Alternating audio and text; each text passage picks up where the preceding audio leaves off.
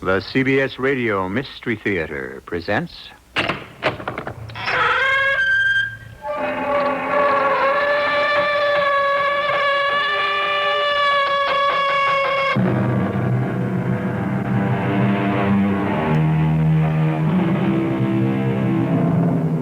in. Welcome. I'm E.G. Marshall.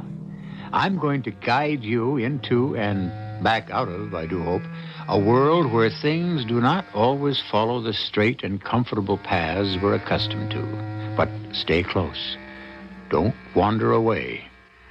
There is violence in this world we're visiting. Violence and other unpredictable things.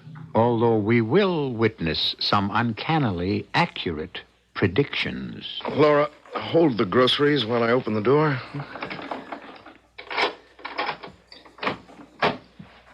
You've got a very dark apartment. I'll turn some lights on as soon as I've locked up.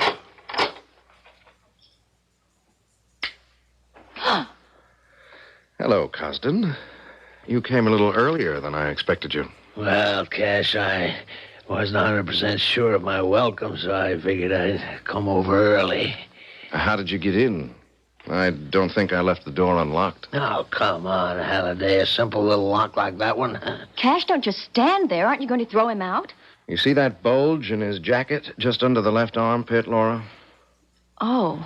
Throwing him out could turn into a pretty bloody affair. And I'm afraid the blood would be our own.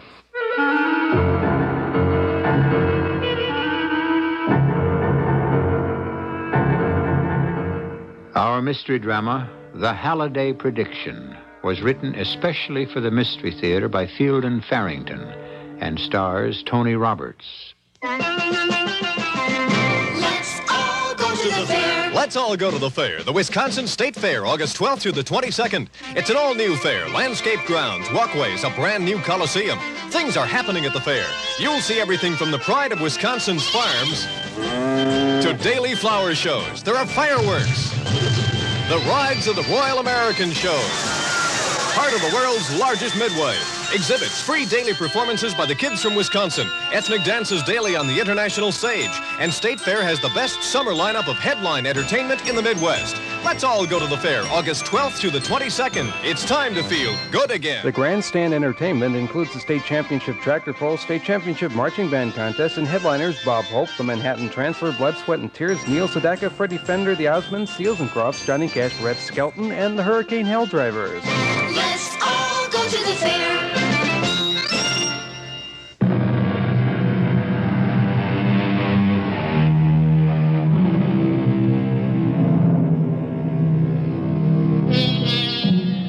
One of the mysteries that has intrigued man ever since he became a thinking creature is the future.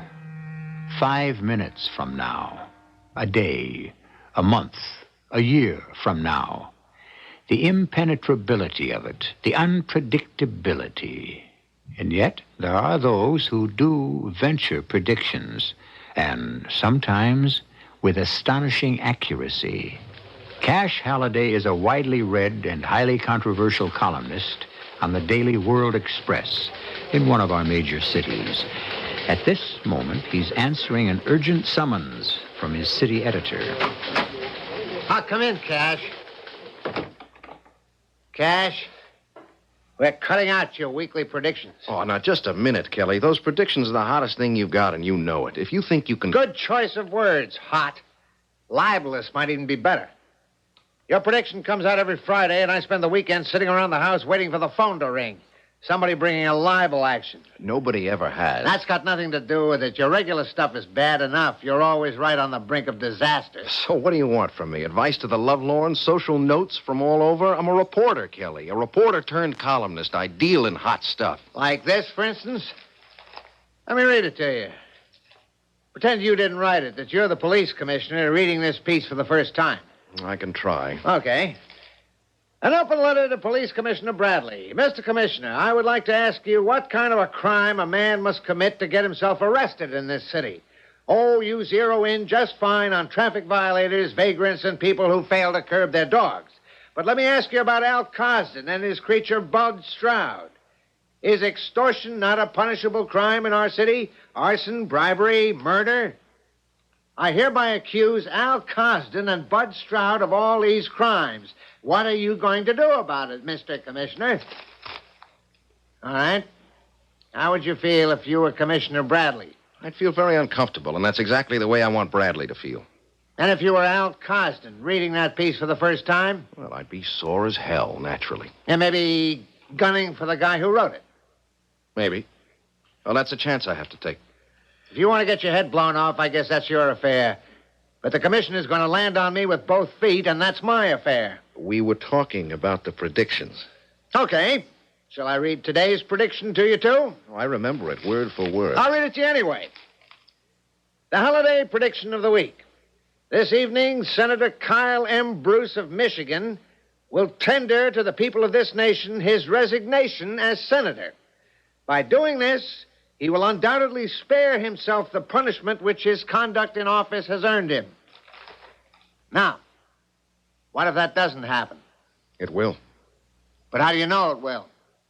Kelly, I have got stringers all over the place. Don't you think I know what's going on in Washington? If he doesn't resign... He will. He's got us for libel, defamation of character, and, well, who knows what else. He's going to resign. So wait until it happens, and then we'll use it. Along with every other sheet in town, not to mention radio and TV. Okay, along with everybody else. News is what has happened, Cash, not what's maybe going to happen. Are you teaching me my business, Kelly? Anyway, those predictions are out from now on. Well, and so am I. The Globe once offered me a front-page box for the predictions. Do you want me to go over there, Kelly? You know damn well I don't. Well, it's either or else. I'm going to use a weekly prediction as long as I write a column. And if you don't want it, the Globe does. I'm sorry. That's the way it's got to be. Huh, my ulcer's giving me fits. I said I'm sorry, Kelly. Get out of here and leave me alone, will you? What was bugging Kelly this time? Or was it too graphic for the ears of girl-type secretaries? He wants to cut out the predictions, Laura. He's out of his mind. Yeah, I think I mentioned that to him, but I must have. Are you going along with it? You're not, are you? No, not likely. I can go over to the Globe with a better byline and more money. I reminded Kelly of that. What are your plans for lunch? I was just waiting for you to ask. Yes? Well, how about that? Any further developments? Okay, thanks for calling. Keep in touch. That was Lundquist on the tie line from Washington. Senator Bruce has scheduled a news conference for 5 o'clock this afternoon, and somebody on his staff leaked that he's going to resign. Well, what do you know? Oh, the senator himself neither confirms nor denies. But I guess you scored again, didn't you? Oh, it was eminently predictable. How do you do it, Cash? I mean, no kidding. How do you keep on doing it? What? The predictions? Yes. I had Lundquist down there in Washington, didn't I? Ask him how he does it. I don't mean just this one case. There have been some where you just couldn't have had a clue. Like? Like how about the time the moonshot had to be scrubbed before blastoff. You couldn't have had any advanced knowledge of that, and yet you predicted it. Okay. Sometimes I get hunches. Everyone plays a hunch once in a while. Do you have any idea what your batting average is? I've been thinking about this for a long time, and I have come to a very spooky conclusion. I think that you make things happen by predicting that they will. I what? It's the least improbable explanation I can think of. It's the only one that makes your percentage of accuracy the least bit possible. You write it, it happens. You're kidding me. You don't really believe a nutty thing like that. Well, it's the only answer I can come up with that fits. Everything you've ever predicted has been, well, you might say hanging in the balance, sitting on the fence. A breath this way or that decides which way it falls. So why couldn't your prediction be that breath? You're really serious, aren't you? I've thought about it a lot. Ridiculous. Where do you want to go for lunch? Oh, I don't know. The 30 Club? They had roast beef yesterday. I predict they'll have overcooked hash today. Cash? It was just a joke, honey. Well, somehow I just don't feel like joking about it. Okay. I'm sorry. How about rubatos? You feel like spaghetti? Or maybe a Caesar salad. Just let me finish this letter.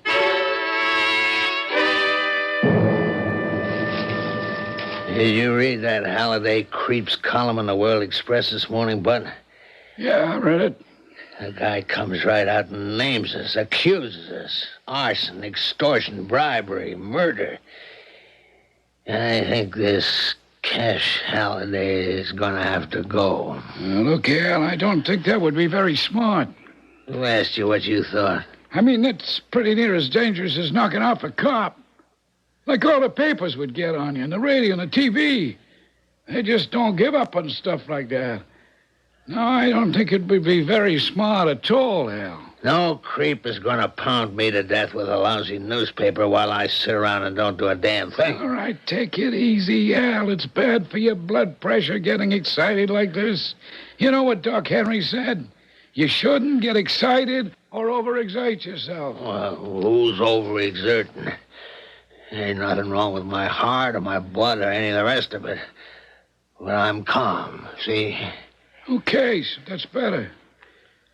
And I still don't think you ought to try to hit a newspaper reporter. Shut up. You hear me? Shut up!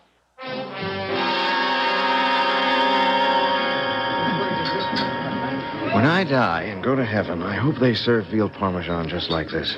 How's your salad? I can make a better one myself. Incidentally, I make a pretty swinging veal parmesan, too, if anyone should ask you. Imagine veal parmesan in the comfort of your own home. Will you marry me? Will you, Laura? Cash, please, let's not start that again. Look, I've told you and told you. I will not marry a newspaper man. Even if you're in love with him? My father was a newspaper editor. Now, you know that, of course, but... Well, you didn't watch what it did to my mother. Dad was never home for meals on time. He was always angry. Not with my mother, but he took it out on her. He had an ulcer the last 11 years of his life. And my mother cried nights. She didn't think I heard her, but I did. Well, that was your mother and father, Laura. This is you and me. I will not marry a newspaper man. What do you want me to do? Resign? Go looking for some other kind of job? No, I don't want you to... Cash, look, are you going to spoil our lunchtime together? You could really have made it a luncheon to remember, you know that? All you'd have to have said was, yes, Cash, I'll marry you, even if you are a lousy, rotten newspaper man. I'll marry you because I love you. And why didn't you say that, Laura? Cash. I know. Stop pounding. No, Cash, 2 men just came in. No, don't turn around. I don't know who the other one is, but the big one is Al Cosden. So? Maybe he likes the veal parmesan, too. They're both scowling at us as if they could kill us. They won't. They're just trying to intimidate us. Well, they're doing just fine with me. Good Lord. The big one, Al Cosden. He's coming over to our table.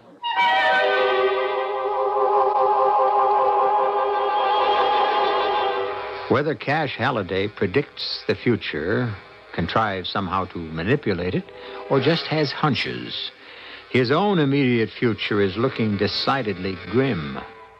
He has made himself a problem to Al Cosden, and Cosden carries the solution to most of his problems in a shoulder holster. We'll follow the rest of the action closely when I return shortly with Act 2. This is a message to some very special people.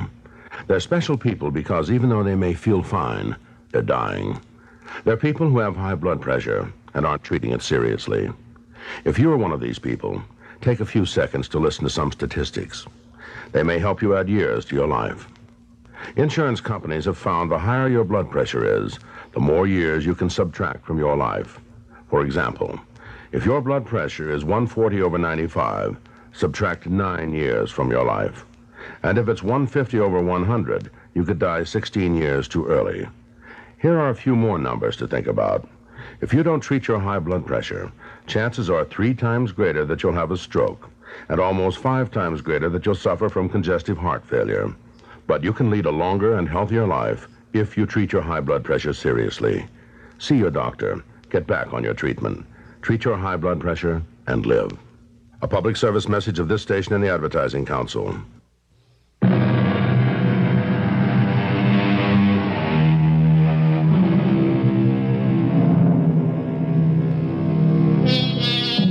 Many tales have been told about men and women who, given the supernatural ability to look into the future, did not like what they saw there. We're not sure yet whether Cash Haliday is one of these, or whether, as his secretary appears to believe, he can actually alter the future with his predictions. If the latter is the case, he would be wise to use his talent now.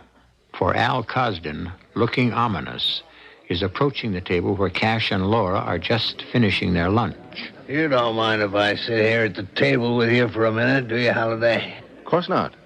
You've met Laura, I believe? Is there something you wanted to talk to me about, Cosden? Like I'm sure you'd never guess what it is, will you? Well, I don't play guessing games. That's funny. Ain't that a funny one, miss? He don't play guessing games. Him and his Haliday predictions, and he don't play guessing games. What makes you think those are guesses, Mr. Cosden? I'm going to make you a prediction, Haliday. And you better believe I'm not guessing. You're going to stop writing stuff about me in your lousy column. I mean, as of right this minute. You're going to stop, or else. Put it straight, Cosden. If you're threatening me, I want to hear it in so many words. I was telling a friend of mine about you this morning, and he said, be a good guy. Give the creep a little warning before you do anything permanent to him. So I took his advice. Looks now like I wasted my time. I should have handled it right then. Handled it? How? I'll let you guess, Haliday. He don't play guessing games, my friend. So, you better guess right, Haliday. Because in case you don't know, I'm the one who don't play games. Why were you in such a hurry to get back to the office, Cash? I have to make a change in tomorrow's column. Cash, you aren't going to put something about Al Cosden in your column, are you? Of course I am. The guy threatened me, didn't he? You think I'm going to let him get away with that? But he meant it. Yes, I guess he did, Laura. But that's all the more reason, don't you see? No, I don't. And I won't let you. Now, I'm not going to let you get yourself killed for nothing. I appreciate your worrying about me, but you know I have to do this. Okay. But don't come to me for sympathy after you're dead. I promise not to. While lunching today, I was approached by that pillar of our city's organized crime structure, Al Cosden. He appeared to have read my column for the day. Al Cosden can read, and he was not flattered. That fact alone is hardly newsworthy, but Cosden proceeded to threaten me, albeit obliquely, with death if I so much as printed his name again in this column. I double dare you, Cosden. Oh, Cash. Insert that right after the campaign story, Laura, and I don't think we need to show it to Kelly. He'd kill it. You know he would. That's why you don't want him to see it. He'd want to kill it, and then there'd be a hassle. Well, I hate hassles. I'm a man of peace, okay? And you wonder why I won't marry you. Instant widowhood. Some deal. Okay, that settles it. He's got to go. Are you talking about the Haliday creep again? Did you read his column, Bud? Yeah, I read it. Well, he's got to go. Look, Hal, it's still like I told you yesterday. You hit a newspaper guy and they'll never let up on you. Not till they see you put away. You want to spend the rest of your life inside. Not me. I'm going to have an alibi. There ain't no way they can bust it. Yeah. You got it worked out. I'm going to be talking with Police Commissioner Bradley and maybe a couple other reliable witnesses at the exact minute when Haliday gets it. How about that? Well, ain't a bad trick if you can do it. Oh, I can do it. You want to tell me how? That's being in two places at the same time. I ain't going to kill Haliday. But you just said that You're going to do it for me. Oh, no, Al. No, not me. Not in a million years. You think you got a choice, Bud? I ain't gonna do it. Now, you listen to me. You got no choice at all. If you decide you don't want to do this little favor for me, Bud, then I guess I'll have to handle it some other way. But I'll take you out first, Bud. You can depend on it. Oh, come on, Al. You're kidding. I mean, you were not really... You think not, Bud? You'll hit Haliday when I tell you. I'll let you know.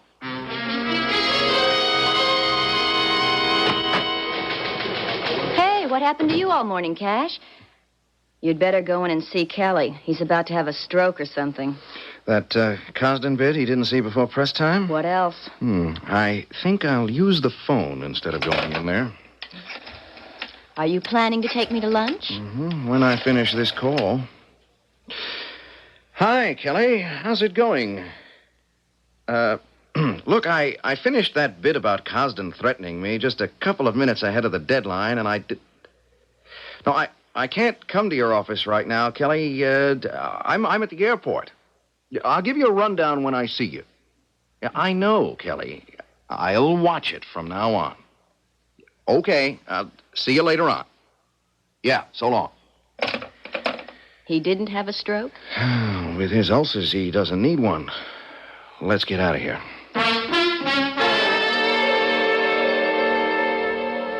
What are you doing here, Cosden? I had to see you, Commissioner. It's important. Walking into the police commissioner's office, you must be out of your mind. You worry too much, Bradley. It's not enough I've got this damn columnist Haliday trying to hook me up with you. You got to walk in here in broad daylight and prove he's right. Nobody saw me come in. Nobody but your secretary out there, and she's on your side, ain't she? I don't know. What do you want? I want us to have a meeting together with a good witness, say around 6 o'clock tonight. With a witness? What's wrong with you, Cosden? I'm setting up an alibi. Oh, no. No way. Forget it, Cosden. Oh, I'm kind of disappointed. I figure you'd be glad to help me out. You should know I won't involve myself. We agreed to that 2 years ago when we first started working together. Well, all you've ever had to do for me was just quiet down a couple of investigations. And you've been stashing away the bread as fast as I could shovel it to you. I never asked you for a personal favor before. Well, if I didn't have this Haliday thing hanging over me, maybe it would be different, but it's come at a bad time. Well, now, what if I was to tell you that if you do me this little favor, you won't have any more trouble with Haliday? Nobody'd have any more trouble with Haliday. Look, I don't want to know about it. Haliday, you say? Yeah, that wouldn't make you too unhappy, would it? Well, that does put things in a somewhat different light, yeah. Now, we wouldn't have to be seen in public, just you and me and maybe a friend you can trust, so I got a good, respectable alibi. Your place. Or my place, if you'd rather. My place, I think. Yes, I could have Jerry Alberts in for cocktails. He's, well, I wouldn't have to worry about him, and he's respectable enough. Good. Can we make it tonight? Must it be tonight? Or tomorrow? I'm afraid not, then. I have to take a plane for Chicago around 5:30 this afternoon. I'll be gone till Friday morning. Well, I guess Friday night'll be okay. 6 o'clock? I'll be there a little ahead of time. Okay? Yes. Yes, Cosden, that should be all right.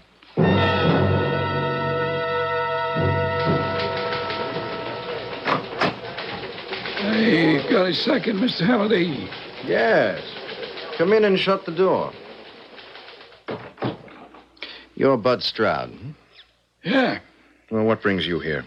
Oh, this is Laura Fields, my secretary. Hi. Hello. Bud Stroud? What can we do for you? Well, it's kind of confidential. If it's fit for me to hear, it's fit for Laura to hear. Well, okay, I guess. So, what can we do for you? It's more like what can we do for each other? I mean, I ain't coming in to you asking for favors. I got a proposition, kind of. Well, let's hear it. Okay, I'll chance it. You see, Hal Cosden is figuring to put out a contract on you. Have him killed? Figuring to? He did come to me with a proposition, only I don't want a part of it. Oh, well, that's very good of you. I don't knock off no cops, and I don't knock off no newspaper reporters. I ain't nuts. If you refuse to do it, though, won't Cosden just go to somebody else? No, I don't think so. He'd do it himself. He won't want to spread the word around too much. He'll get me first, though. And I ain't kidding myself about that. So unless you can figure out some way to stop him before Friday, we're both going to be pushing up daisies. You and me, both. Friday? Yeah, that's when he said it for. Don't ask me why. Friday at 6 p.m. I see. And what do you expect me to do to stop him? Well, I mean, you're a big columnist and everything. You can go to the police, Cash. Forget it. The cops don't worry Cosden. He's got good connections. What connections? How high do they go? Oh, no, I ain't getting into that. I told you what I came here to tell you. What I want to know now is what you aim to do about it. Well, that's a good question. I wish I had an answer. Bud Stroud said it wouldn't do any good to call the police. It can't do any harm. Yes, this is Cash Haliday of the World Express. Let me talk to Commissioner Bradley, please. Oh, all right, then. Let me speak to Captain Horner. I doubt if the commissioner would have done much to help you anyway. Most likely not. It would give him something to think about, though. Captain Horner? This is Cash Haliday, World Express. I just got word that Al Cosden plans to put a contract out on me. It doesn't surprise me much either. That's pretty weird. So what you're saying is that you can't do anything for me until after I'm dead? Is that it? Who's making a joke? All right, Horner, I know it isn't easy for you either. Okay, do whatever you can. Did you ever get the feeling you were about to be thrown to the wolves?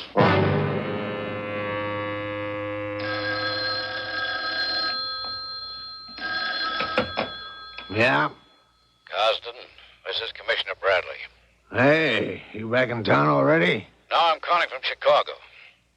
You're going to have to call the Friday evening project off. Call it off? They got word of it somehow at headquarters. I just had a call from Captain Horner. Halliday himself phoned Horner about it. I ain't calling a thing off, Bradley. We go right ahead and do everything just like we planned. Yeah, but what about Horner? He's not, well, let's say he's not one of my best friends. He's your problem, not mine. No, Bradley, everything stays just the way we set it up. Friday night at 6. Cash, what are we going to do? Well, one thing we are not going to do is to get hysterical. Hey, I just had a crazy idea. Do you remember what you said the other day about my predictions? That I actually make things happen just by predicting them. Well, what's that got to do with the Cosden thing? Get your pad, Laura. I want you to take down next Friday's prediction. Short attention span. That's your problem. The Haliday prediction of the week. Before this day has ended, the remarkable criminal career of Al Cosden will also come to an end. At exactly 6 o'clock this evening, his heart will stop beating. There will be dancing in the streets. Cash? You know something, Laura? If you're right about my predictions, I have just killed a man.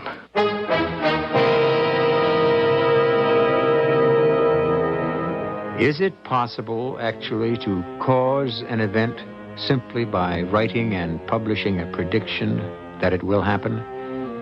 I share your doubt. Such a thing would be totally against nature as we know it. However, as we know it is the key phrase there, and it leaves room for at least a shred of belief against all our skepticism.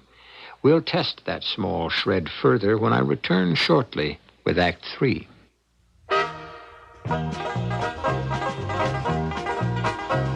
America, 200 years at the same location.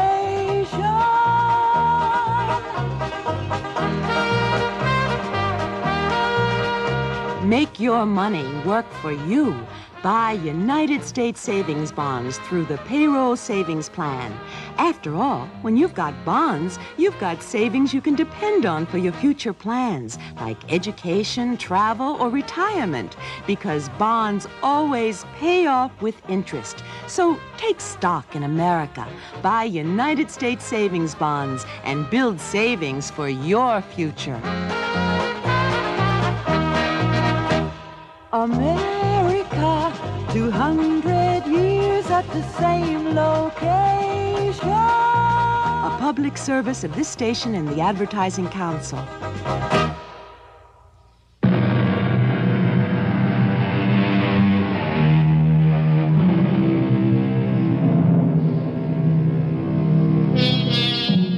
Cash Haliday has been given the exact time and date when he may expect sudden and violent death. Friday evening at 6 o'clock. And he has been told that the police can do nothing for him until after the fact, which, of course, is much too late from his point of view. He takes no comfort whatever from all this pre-knowledge as the fateful Friday morning wears on toward noon. Why don't you, just go away somewhere? Cash, I mean, why don't you just disappear for a while? I'd have to come back eventually, wouldn't I? Well, of course, but not until this whole thing is blown over. But it isn't gonna blow over, Laura. Not as long as Cosden and I are both alive. Eventually, I am going to have to face Al Cosden and get this thing settled one way or another. But you haven't taken any kind of precaution at all, Cash. Well, don't forget today's prediction. At exactly 6 o'clock this evening, Cosden's heart will stop beating. Oh, I wish I'd never said a thing about your making things happen just by predicting them. Well, the thing is, you just might be right. When I look back over some of the predictions that actually turned out to be accurate, I begin to wonder. Mr. Halliday's office. On his way up here? Are you sure? Yeah, okay. Thanks for calling. That was the receptionist down in the lobby. Commissioner Bradley is on his way up here, breathing fire, she said. Probably looking for Kelly. Oh, no. He was particularly asking for you. Well, if he wants a yelling match, I have got some ammunition, too. Haliday, I want to talk to you. Yes, come right in, Commissioner. Don't just stand there waiting for an invitation. And don't you get smart with me. I read that miserable column of yours this morning. Oh, I'm flattered. Don't be. Where did you get your information about Cosden? Cosden? His heart will stop beating at 6 o'clock. Oh, it was just one of my silly predictions. Now, look, if somebody is threatening murder and you know about it, it's your duty to let the police know. Who said anything about murder? I just said his heart would stop beating. He does have a bad heart, you know. Am I to take it, then, that you refuse to tell me what your information is and where you got it? Well, what can I tell you? I have no information. It was just a prediction. All right. But if anything happens to Cosden tonight, you're going to find yourself in very, very deep trouble, Haliday.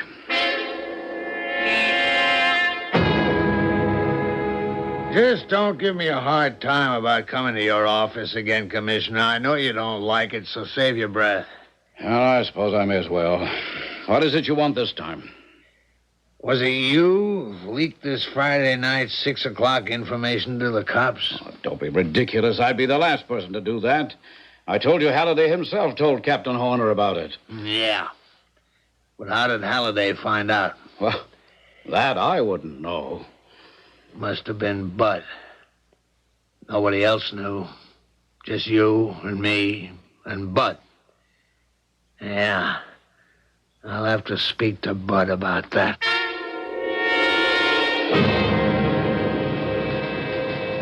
4 o'clock, Laura. I think maybe I'd be smart to get home and lock myself in right now. I'm coming with you, Cash. Oh, no. If Cosden is going to come calling, I want you far away. I'm not going to set you up as a secondary target. I'm going to stay with you. Darling, I love you for the thought, but no. No, absolutely no. What do you have in your refrigerator? Maybe we ought to stop at the supermarket and pick up a few things. We are not going to do anything. Not together. Not tonight. You're going straight home. Better still, pay somebody a visit, but not me. No way. Cash, I want to be with you. Why? I just do, that's all. If there's going to be any trouble, What? No, tell me. Say it. Oh, all right, you big ape. Because I love you. Good. And you'll marry me?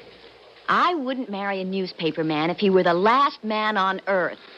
If I were the last man on Earth, I'd have to give up the newspaper racket anyway. Who'd read me? Oh, you know what I mean. Anyway, I'm going with you, and that settles it. I don't know why I want to marry a woman as stubborn as you, but I do. Okay. But if you get killed, don't blame me.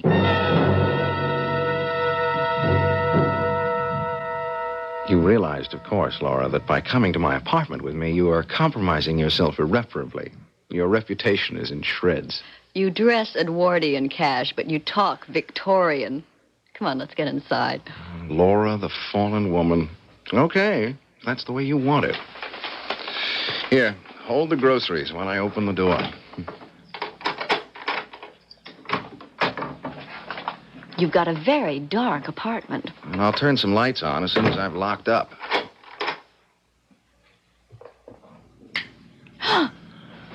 Hello, Haliday. Hello, Costin. You came a little earlier than I expected you. Put the groceries in the kitchen, Laura. Yeah, I think maybe you better just set them down in here somewhere. I thought I'd get here a little early. Yeah. I wasn't sure of my welcome. Haliday, did Bud Stroud tell you this was on for tonight at 6 o'clock?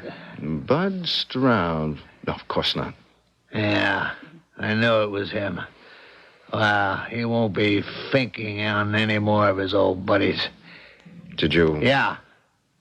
I paid him a visit just before I came over here to see you. Real busy afternoon. Cash, does he mean he killed Bud Stroud? I'm afraid that is what he means, yes. Well, that can't be true. If he had really killed Stroud, well, he wouldn't tell us. What he's thinking, I believe, is that we won't be able to tell anybody else. He means to see to that. Yeah, he's right, miss. He's 100% right. We got some time to waste, though. You got anything in the house to drink? What would you like? Well, a good solid slug of bourbon if you got it. Just a little splash of soda. Okay. It's in the cabinet over there. Well, so go on. Get it. But be real careful, Haliday. If I see anything I don't like, I'll blow your head off. Well, I'll be very careful. Laura, while he's watching me, turn on the tape recorder. Hey, knock it off with a whispering. You want to talk to her, talk loud enough for me to hear. What'd you say to her? Don't get excited, Cosden. I asked her to see if there's some kind of snack in the refrigerator. I'm hungry. Oh, no. The little lady stays right here where I can watch her. Come 6 o'clock, you won't be hungry anymore, Cash. Why 6 o'clock, Costa? I mean, not that I want to rush you, but why wait until 6 o'clock? Well, so why shouldn't I tell you? You ain't about to talk. Here you are, Costa. Oh, thank you very much, I'm sure. After that stupid prediction of yours in this morning's paper, at 6 o'clock his heart will stop beating. I decided to wait until 6 and, just turn it around the other way. Make you dead and wrong both at the same time. Poetic injustice. What? Oh, besides, the main reason is I got an alibi for 6 o'clock. I mean airtight. One of your friends is giving you an alibi? Frankly, I don't think you have any friends whose word would be taken that seriously. No. What would you say to Police Commissioner Bradley? I see. Yeah. I'm sitting with Commissioner Bradley and one of his buddies right this minute. Sipping a cocktail and talking over important things and settling problems and all that. You trust him? You're damn right I trust him. I got enough on him to put him away for the rest of his life. And he knows it.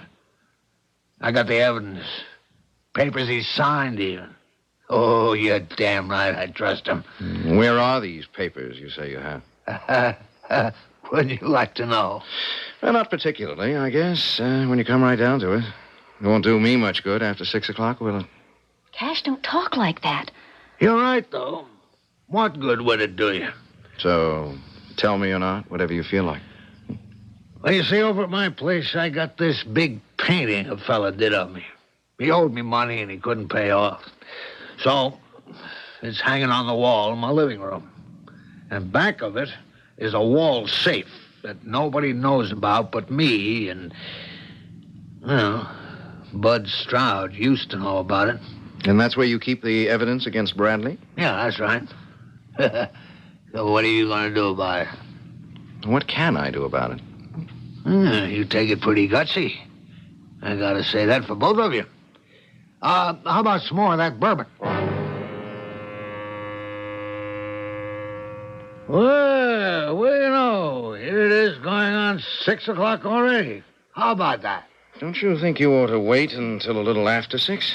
Make sure of your alibi? You think so? I want to take the chick out, too, you know. I ain't about to leave no witnesses around. Laura, is there somebody at the office who knows where I keep my tape recorder? Kelly does, I think. Yes, I'm sure he does. Huh? Well, what's this about a tape recorder? Oh, it's nothing, Cosden. It's just, you know, setting my affairs in order. Okay. Where is it? Go look for it, Cosden. You won't find it in a million years. Damn you, where is it? You can't make me tell you by pointing a gun at me, Cosden. You intend to shoot me anyway. You lousies. Okay, I'll find it myself. You're cold, Cosden. Dead cold. Would I keep a tape recorder in a closet? It's all for nothing. You'll never find it. I'll find the damn thing. Either that or... What's the matter with him, Cash? I can't breathe. It looks like a heart attack to me, Laura. Oh, for God's sake. Help me. I can't. 3 minutes past 6. My prediction was off by 3 minutes.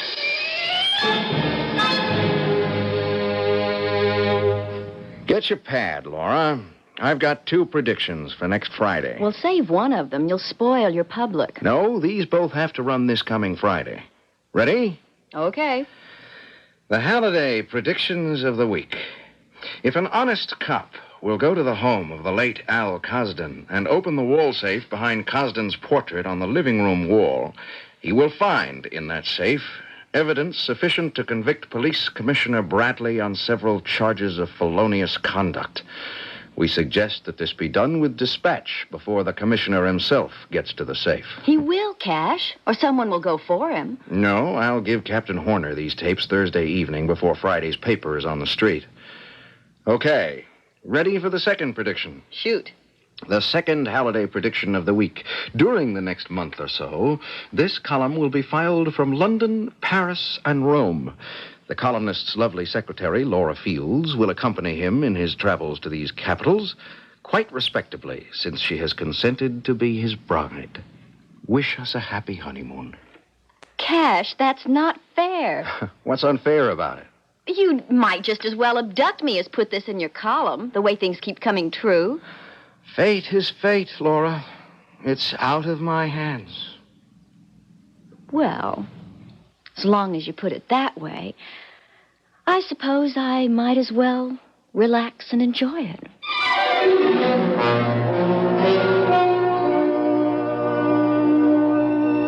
Do we consider the proposition proved that Cash Haliday was able, simply by predicting that a thing would happen, to make it happen?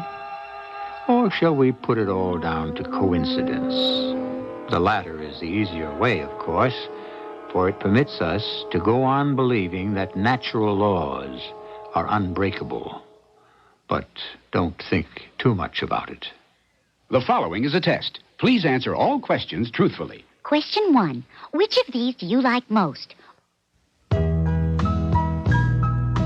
I love forest in the rain, leafy country lanes, sleepy old trees, and bees.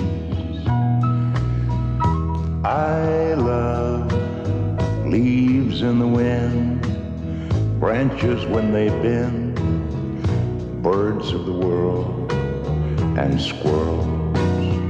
And you should love it too. I love yellow buttercups, flowers pushing up, walking in the woods, and light.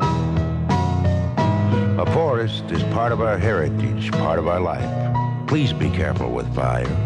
A public service on behalf of your state foresters, the Forest Service, and the Ad Council.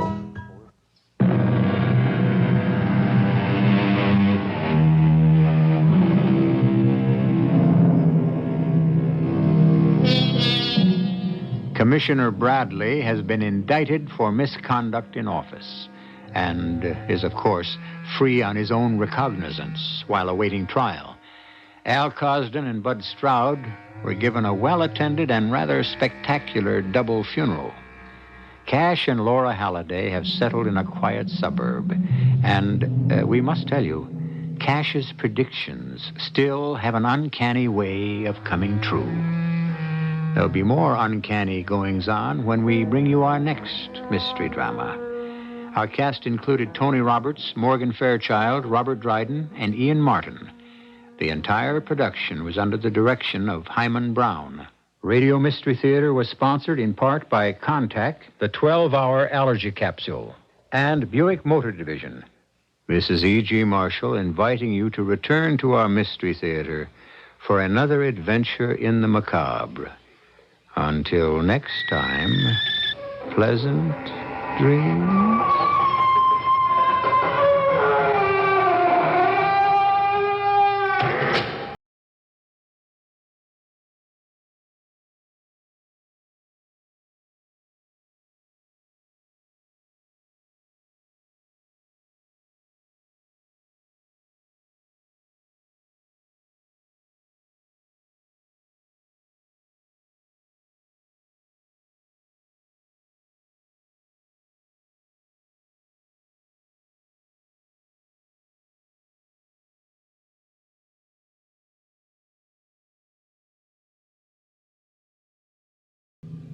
The preceding program was broadcast with the permission of the Columbia Broadcasting System.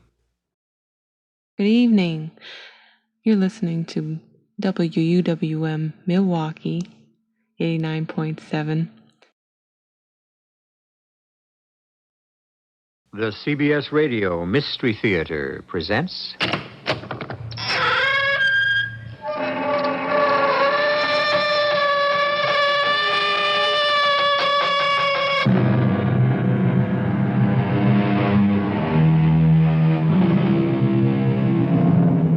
Come in.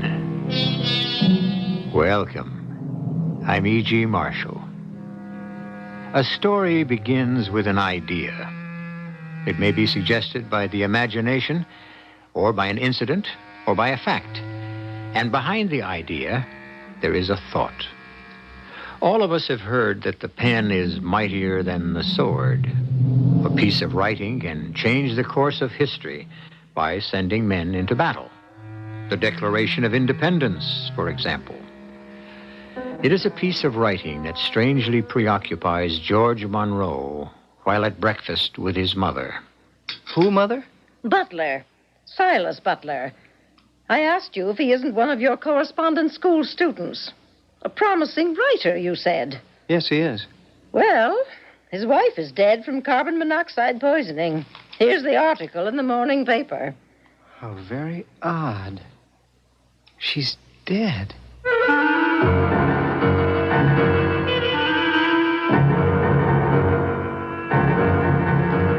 Our Our mystery drama, Your Grade is A, was written especially for the Mystery Theater by Roy Windsor and stars Bob Caliban and Joan Shea.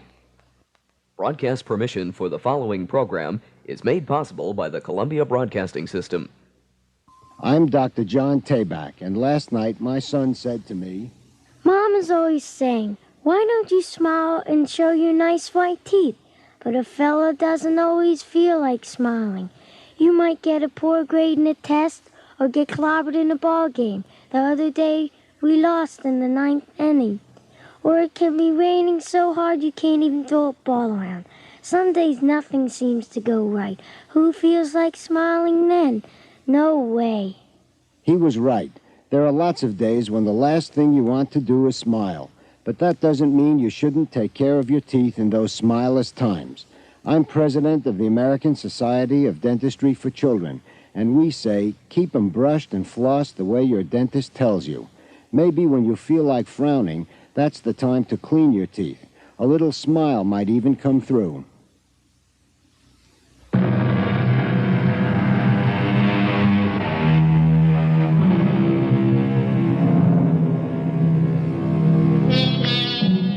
There are many good correspondence schools with conscientious instructors to match. The student completes assignments and mails them in for criticism and encouragement. Silas Butler, who is 48, is one of many students whose writing efforts are carefully scrutinized by a young instructor named George Monroe. He does not know Butler personally, so the news of Mrs. Butler's death is to him only odd. But to her close friend, Judith Palmer, it is tragic and bitter. Well, Kent? Now, don't take that tone, dear. You'll have to pay Silas your respects. He's dazed by her death. Well, he won't be for long. That's unkind. Now, Silas knows how you feel about him. Let bygones be bygones. He's lost his wife. He lost her a long time ago. I refuse to believe she took her own life. Oh, she had reason to wish to be dead, but Molly never would have done a thing like that, locking herself in the garage and starting up the car. All right, if it makes you feel any better, say it was an accident. Now, it's 11 o'clock. I must get to work. What did you and Silas talk about from 8 until now? Not very much. I tried to console him, but, well, there isn't much to say in the face of a death. Oh, poor Molly. Oh, it's so unreal. Believe me, it is to him, too, and to me. If the two of you hadn't been so buried in that chess game... Oh, no. Our game had nothing to do with what happened. Except to leave Molly with an empty evening. Where was she going, Kent? Did she say? No. Silas and I were in the library. From the door, she said she was going for a ride, and she said good night to both of us. When was that? Oh, it's about 8 or so. At 9:30, Silas walked me to the driveway, and he noticed that his garage door was closed. It's a detached garage, as you know, 100 feet down the driveway. He seemed concerned. He asked me to walk with him to the garage. And you found Molly on the cement floor? Yes, after I had shut off the car engine, and we let the carbon monoxide escape. Oh. It was a thick haze. And then we went in and dragged Molly into the fresh air. If you dragged her out right away... It wouldn't have done any good. Carbon monoxide can poison a person in less than 2 minutes. If the person who's trapped can't break a window or open a door, in 6 or 7 minutes, he or she is dead. You know that for a fact? Yes. I checked my medical dictionary late last night. As Silas's attorney, I had to inform myself on the subject. Molly was smart enough to know about carbon monoxide. Why couldn't she have escaped? Oh, because she didn't want to. Oh. You cling to your belief that it was an accident. Go ahead. I have to, darling. I knew Molly. Then why was the garage door shut? Why didn't she open the door? Well, garage doors can stick. Ours does sometimes. That lock that goes into the cement floor often won't budge. Oh, I've scuffed my shoe many times trying to release it. Now, something like that may have happened. Then Molly would have tried to break a window. But they're up high and small. Is there a regular door, a house door on the side of that garage like ours? You know, the one that opens into the storage space for garden supplies? Well, I think there is, but we didn't check. We got Molly out, and Silas ran into the house to telephone their doctor. And after that, it was pretty hectic. The doctor, the police, an ambulance. It was quite awful. Oh. Zach was very kind to Silas. Oh, I'd forgotten Zach was the police officer in charge. What does Zach think? I don't know. It seemed obvious to all of us. Well, It's not to me. Oh, Judith, you can't deny the facts. Yes, I can. Because what happened just wasn't in Molly Butler's character.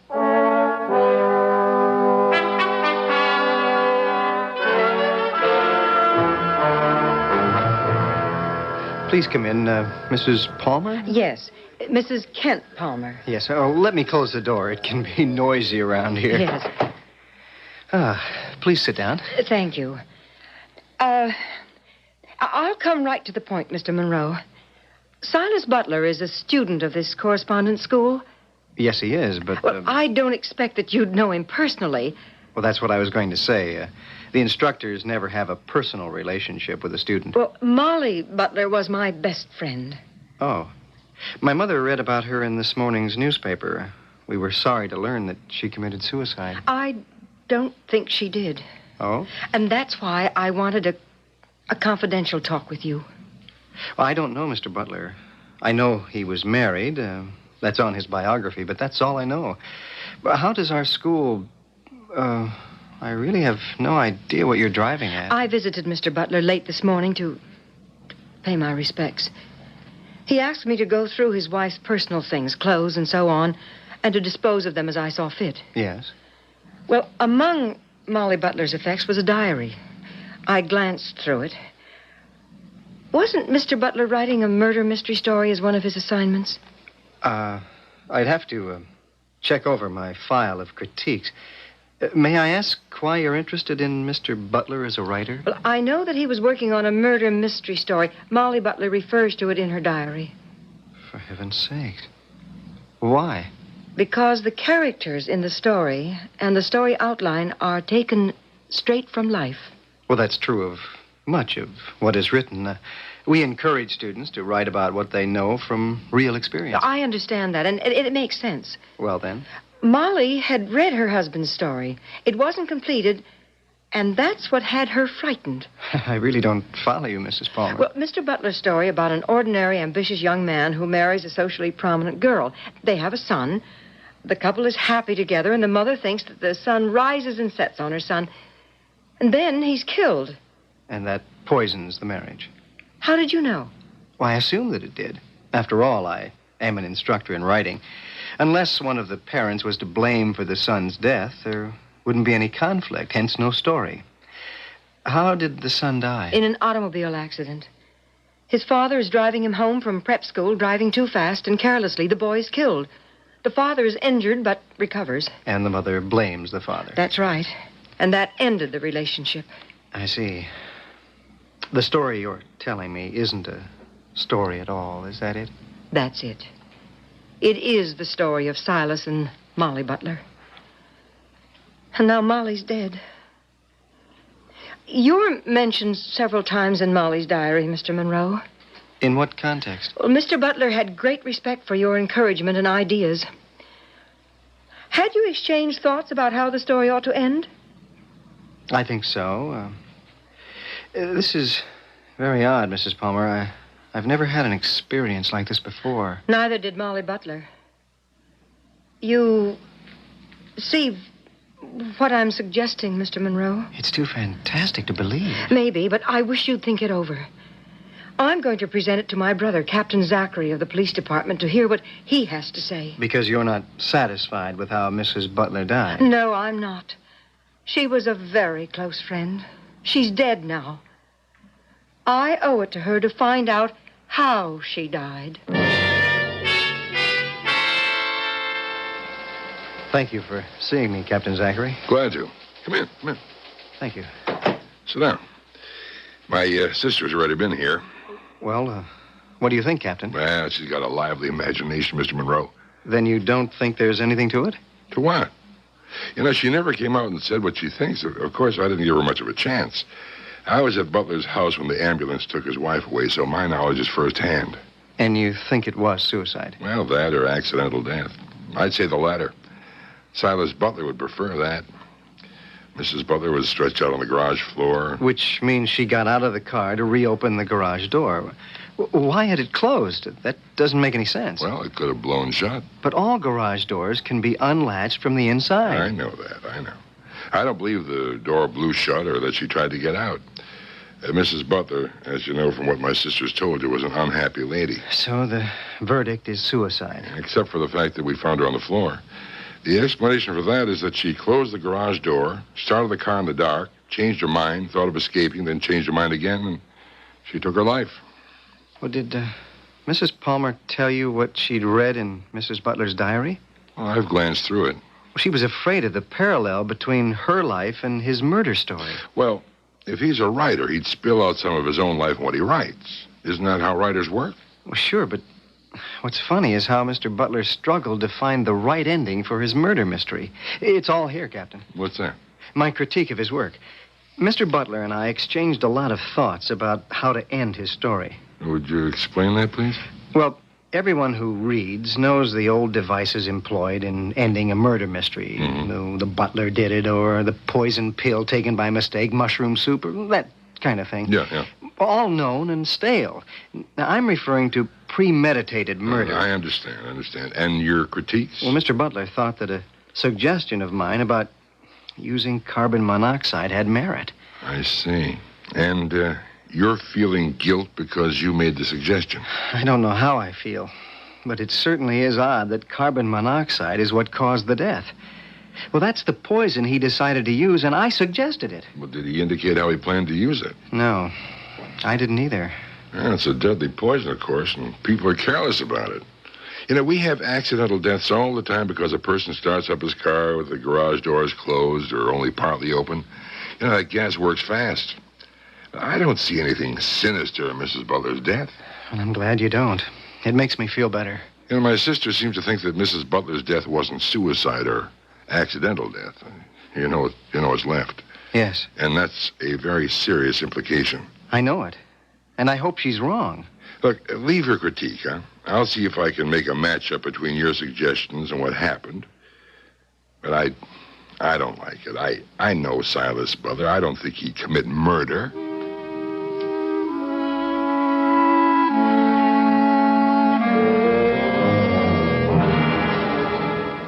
Good heavens, George. You seriously think that Mr. Butler used you to help him plan a murder?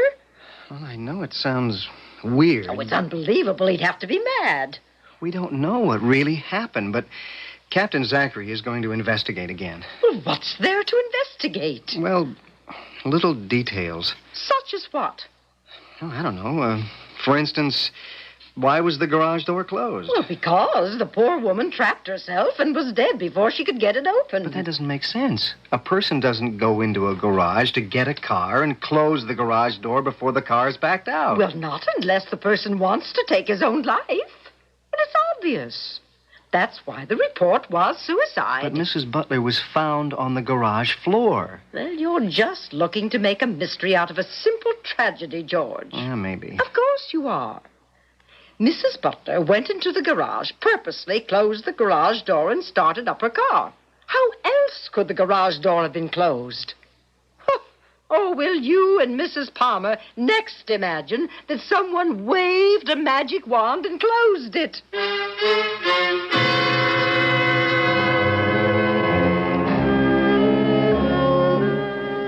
We began with the power of the pen.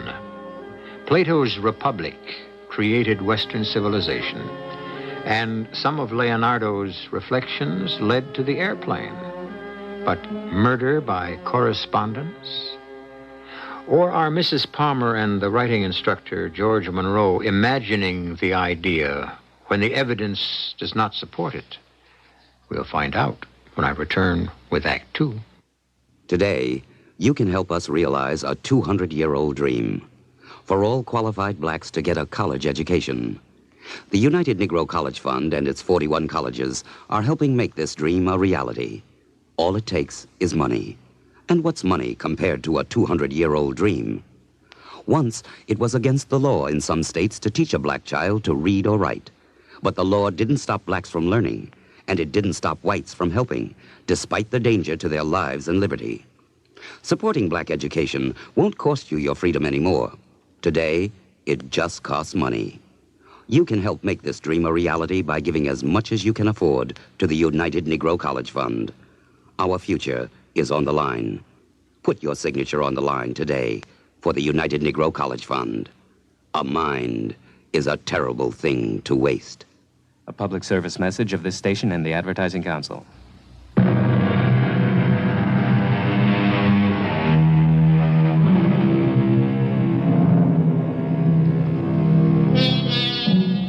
Mr. Longfellow said once that what a writer asks of his reader is not so much to like as to listen. That applies here. Silas Butler wanted his correspondence school instructor, George Monroe, to listen to his ideas for a murder mystery story. George did, and supplied him with a device, the use of carbon monoxide as the poison.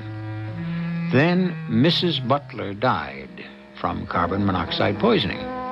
But her best friend, Judith Palmer, is not content with the explanation of suicide or accidental death.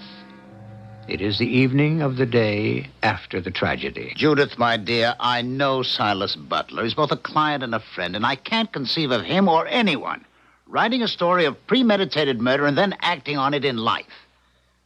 All right, what does the writing instructor say? Well, he's puzzled because it was he who suggested carbon monoxide. I see. Then if he's a writing expert, have him figure out how it was done. I don't think he can, because the police are satisfied that Molly's death was, well, because you prefer it, an accident. Why do you say I prefer it, Kent? You said so before. You can't imagine Molly taking her own life. Well, I can. She hasn't been a happy person since her son was killed. By his father? Oh, Judith, dear, please, don't say such a thing. Silas was speeding, and he and the boy had a serious accident. It does happen, you know. Silas loved his son. And you simply must not say that he killed him. That's unfair. Well, perhaps. But you know what their lives have been like since it happened. He was very depressed when I saw him around noon. Yeah. Well, I told him I'd stop by later this evening to discuss the funeral and other details.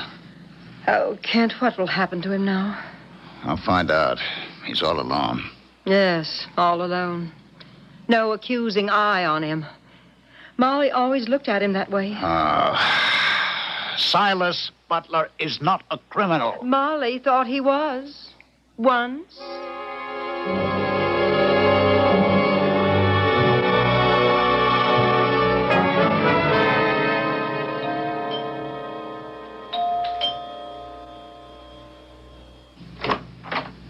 Oh, Kent, come in.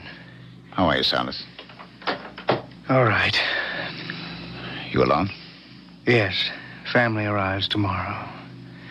Molly's relatives. I've only got my mother. Let's sit down.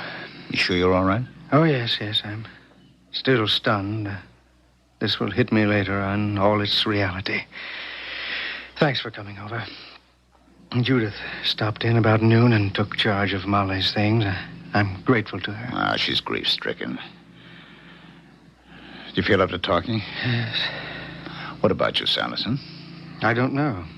Sell the house, of course. I can't go on living here. Ever since that automobile accident, life's held nothing for me. Molly never recovered from the loss of our son. All that sustained her was her loathing for me. I'll always see her accusing eyes. Oh, now, Silas, you'll forget that in time. I hope so. It was an accident. I'm to blame for that, but do you think I wanted to have my son killed? I'd rather have died myself. I wish I had. I know. Why last night? Pardon? Why did Molly choose last night to leave the house and have this accident? I can't answer that. She'd been going into long periods of depression. I don't know why she went out. She often did that at night. Just to escape? Yes. She didn't want to be with me. Well, did she object to our chess game? I don't see why she should have. Playing chess is a better way to spend an evening than most other ways. You thrashed me last night. Moving your knight to Queen Bishop 3 was a mistake, you know. Yes, I guess it was. No, you didn't think so at the time. You got up and walked over to the library window. I did? I'd forgotten. Yes, you did. I wondered at the time why you left the chessboard, and I asked you. Don't you remember what you said? I can't say that I do. Well, you said it was checkmate and that the game was over. Even though I had a rook bearing down on your knight. Still, you moseyed over to the window with an air as if you'd won the game. You do remember that, of course. Sort of, yes. Yeah, and then you looked out the window. Huh. What's that mean, Kent? Well, that was only a minute after Molly left the house. Isn't that right? Yes, I think it is. Why? Well, the library windows command a clear view of the garage at the end of your driveway. Yes. Was the garage door open? I don't think it was. If I thought anything, I'd have figured that Molly had already left. Why? Well, we should have investigated. How could we have anticipated any trouble? I've never given much thought to whether or not the garage door was up or down. Why should I have? Do you? No. Well, you got a point. Mine is that by the time I checkmated you, Molly was in the garage, dead.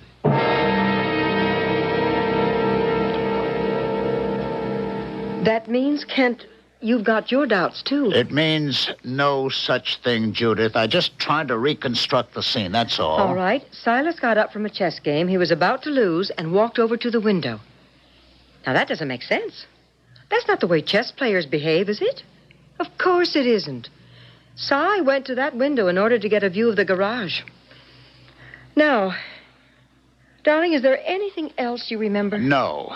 Your imagination is beginning to run away again, Judith.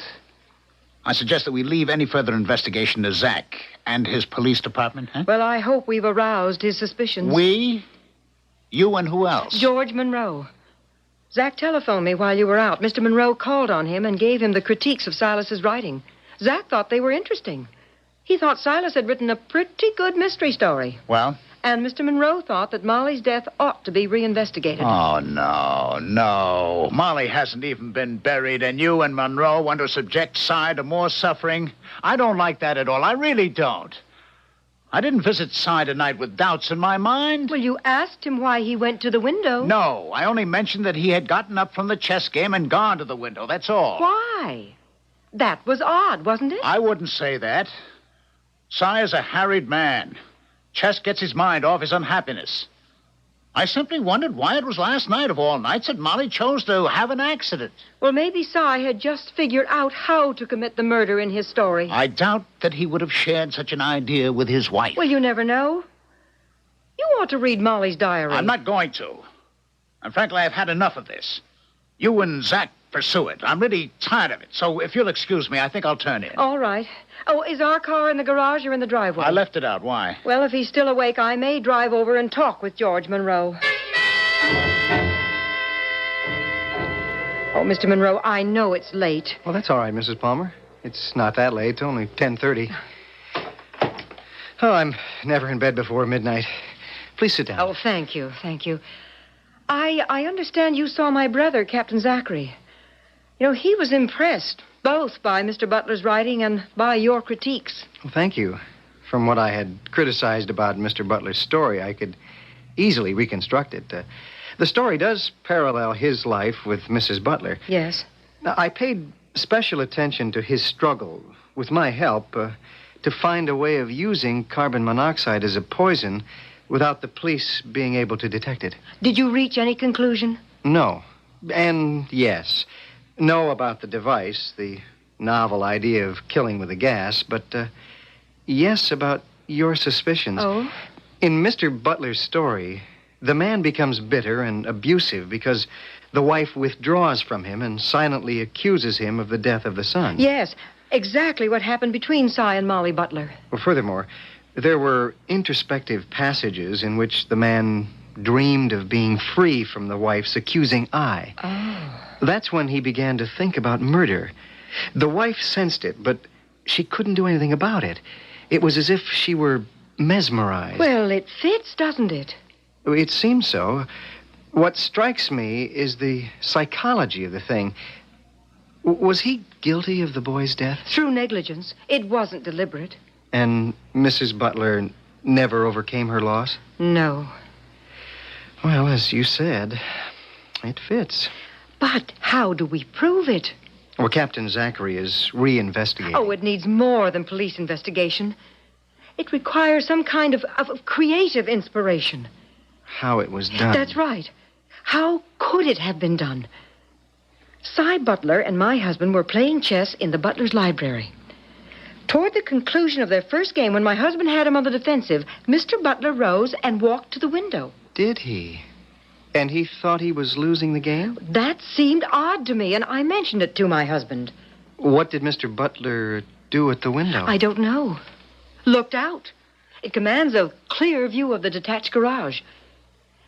But now, what could he have done from the library window that would have had any connection with Molly's death?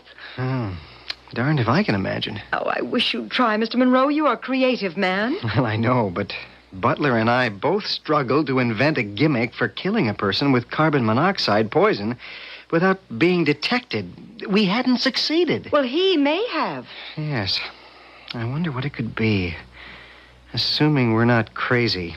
It's a puzzler. Oh. What are you thinking about?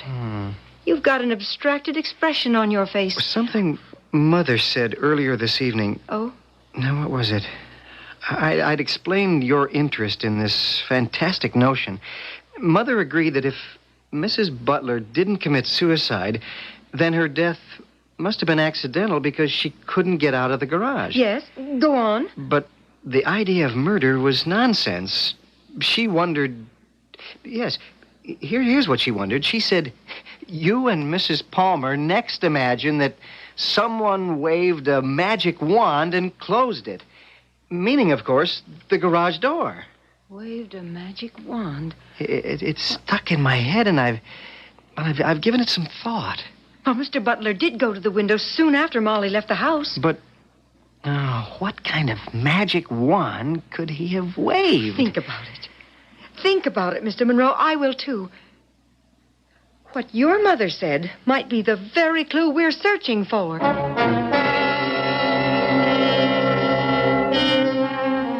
Judith Palmer has known Silas Butler for many years, and she knows him as a rather insolent man. We don't know that. With his friend, Kent Palmer, he seemed to be like any man suffering from a grievous loss. But according to what he has written and from what we have learned from his wife's diary, Mr. Butler might be capable of committing a major crime. How is the question? I'll return shortly with Act 3. What do you want most in the world? Fame? Fortune? Love? Then join the club. I'm David Hartman, and that's what I want, too. But that's because I'm in good shape physically. If I weren't, if I'd been hit by dystrophy or a related disorder, the only thing I'd want would be to have my muscles work again, to be able just to walk like I used to. You see, muscular dystrophy robs you of mobility a step at a time. First, you're a little unsteady on your feet. Then the day comes when you can't walk without braces. Next comes a wheelchair, and then, sooner or later, bed, for good. But steps are being taken to help. The Muscular Dystrophy Association has launched the most concentrated search for a cure in all medical history. And meantime, MDA is expanding its program of patient services to provide practical aid, free, to people with dystrophy in your community and elsewhere across the land. Help MDA do even more. Support your march against dystrophy as generously as you can.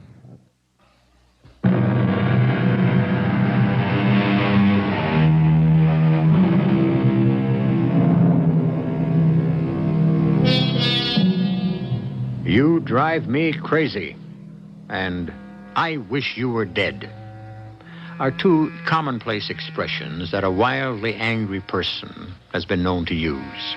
They're not meant to be taken literally. They sum up a condition that is unbearable and a wish to be realized. Apologies usually follow. Both sentences, however, seem to apply to Silas Butler. His wife's silent accusation was driving him mad, and he may have wished her dead. It's the next morning. George Monroe again is seated opposite Captain Zachary of the police department. Good morning, Captain. Good morning. My sister telephoned that she'd seen you again. Yes, were my critiques helpful? Yeah, very. You know, Butler writes well. That's a That's a sad story he tells. You can understand from the character in the story that he would commit murder. Yeah, well, maybe. You know, you never know about a murder. Most murders just occur. Person loses his temper, goes crazy. But a premeditated murder, well, that's pretty rare. Well, I agree. As a writer, it comes down to motive. In his story, Mr. Butler's character does have motive. Yeah. May I make a couple of suggestions? Sure, go ahead. Well, talk to Mr. Kent and to Mr. Butler and ask them to recall everything they can about their chess game. You mean about Butler walking to the library window? My sister mentioned that. Anything else? But take another look at the diary. There may be a clue there. Why? You think she may have anticipated her death? She might have.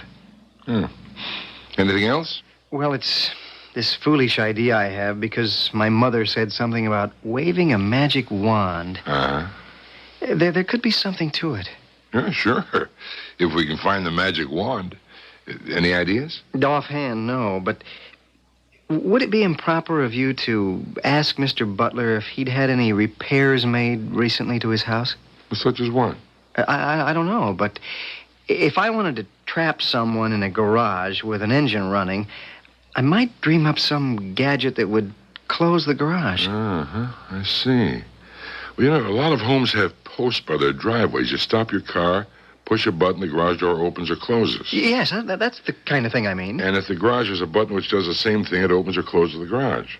Do you know if the Butlers had that kind of device? Yeah, but I'll find out when I examine the garage. That's a good suggestion, Mr. Monroe. That is, if we're going to pursue the murder idea. Well, don't you see any validity to it? It's possible, but don't be disappointed if our original verdict holds. Mrs. Butler killed herself, or she died accidentally.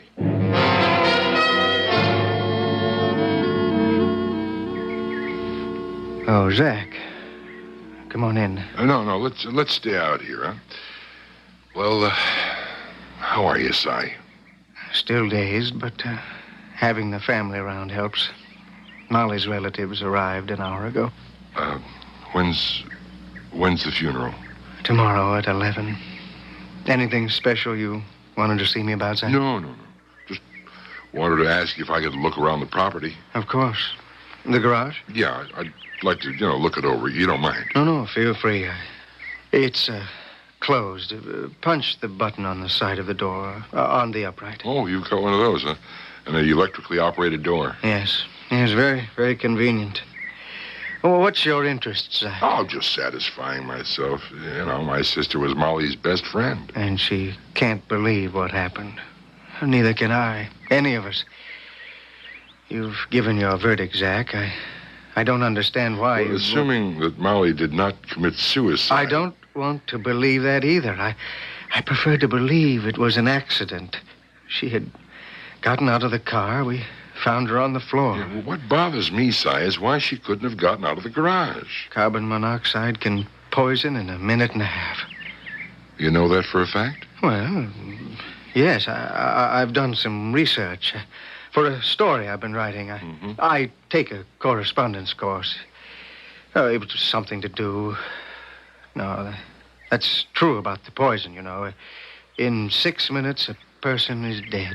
So there's Molly sitting behind the wheel of the car with the engine running and the garage door closed. See, what I can't explain is why she didn't shut off the motor and get out of the garage. Well, neither can I. But what's even more strange is why she was at the wheel and the garage door was closed. Yeah, that is mighty strange. Could the garage door have come down by itself? I don't know. I suppose so. You know these gadgets. Sometimes they work, sometimes they don't. Yeah. Is there a switch inside the garage for raising or lowering the doors? Well, sure, but what if it didn't work? Any other way of getting out of the garage? Well, there's a regular door on the side of the garage toward the back. We kept it locked against prowlers. Okay, I'll look around again. I said the other night how sorry I was about Molly. I'm just as sorry for you.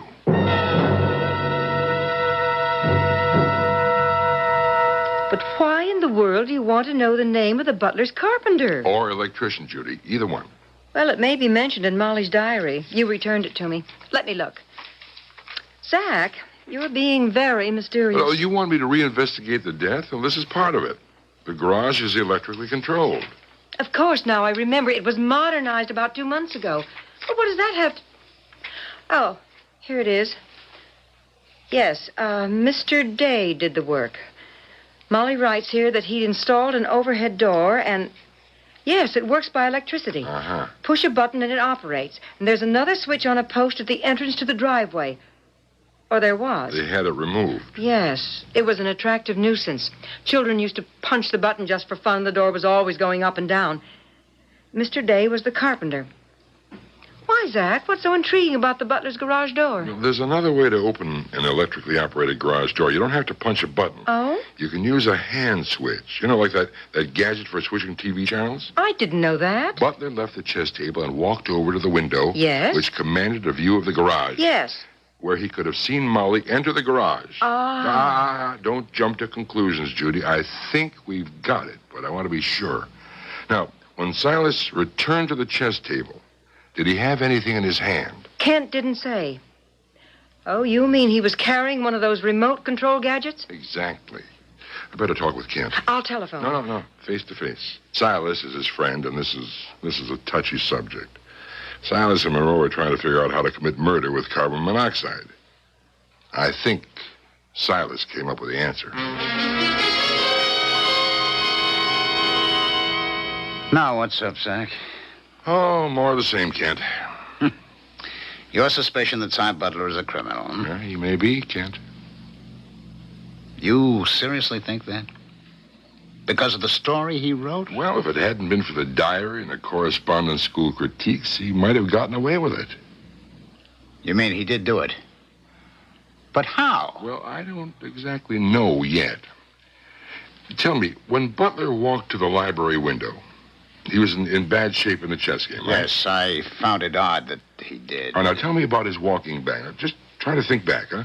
Try to remember exactly what he did. When he got up, he had a pawn in his hand. One of mine. He captured it with his knight. He kind of rolled it around his hand, and I wondered why he had left the table, so I glanced after him. He placed the pawn in his jacket pocket. And when he returned to the table? Well, nothing. Or didn't he place the pawn behind the board? Yes. After he sat down, I heard it. You heard his pawn? Well, I mean, it clinked in his pocket against his cigarette lighter. A wooden pawn against a lighter? No. A metal pawn. I didn't like Cy's chess set because it was made of metal alloy, and the pieces were quite dramatic, but I prefer the traditional wooden ones. Mm-hmm. Oh, what did he do? I told him not to squirrel away the pawn. And he said, he took it out. With the lighter? No. That's funny. When we set up for the next game, he asked me for a light. Oh, then what he had in his pocket wasn't his lighter. Well, come to think of it, no. That is funny. But I remember the clinking sound. I think the carpenter or the electrician can tell me what it was he had in his pocket.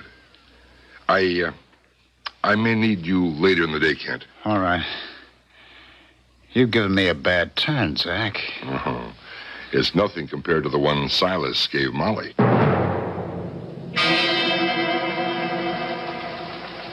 Now, what's this urgent business all about, Zach? Hello, Kent. Judith. Hello, Si. Close the door, would you, Kent? And, who is this? George Monroe, Mr. Butler. I'm very sorry about what happened. Thank you. Well, Zach, now why did you ask me to come down to the police station? Because what I'm about to say is better said here than in a house of mourning. What is it you have to say? You murdered Molly Butler.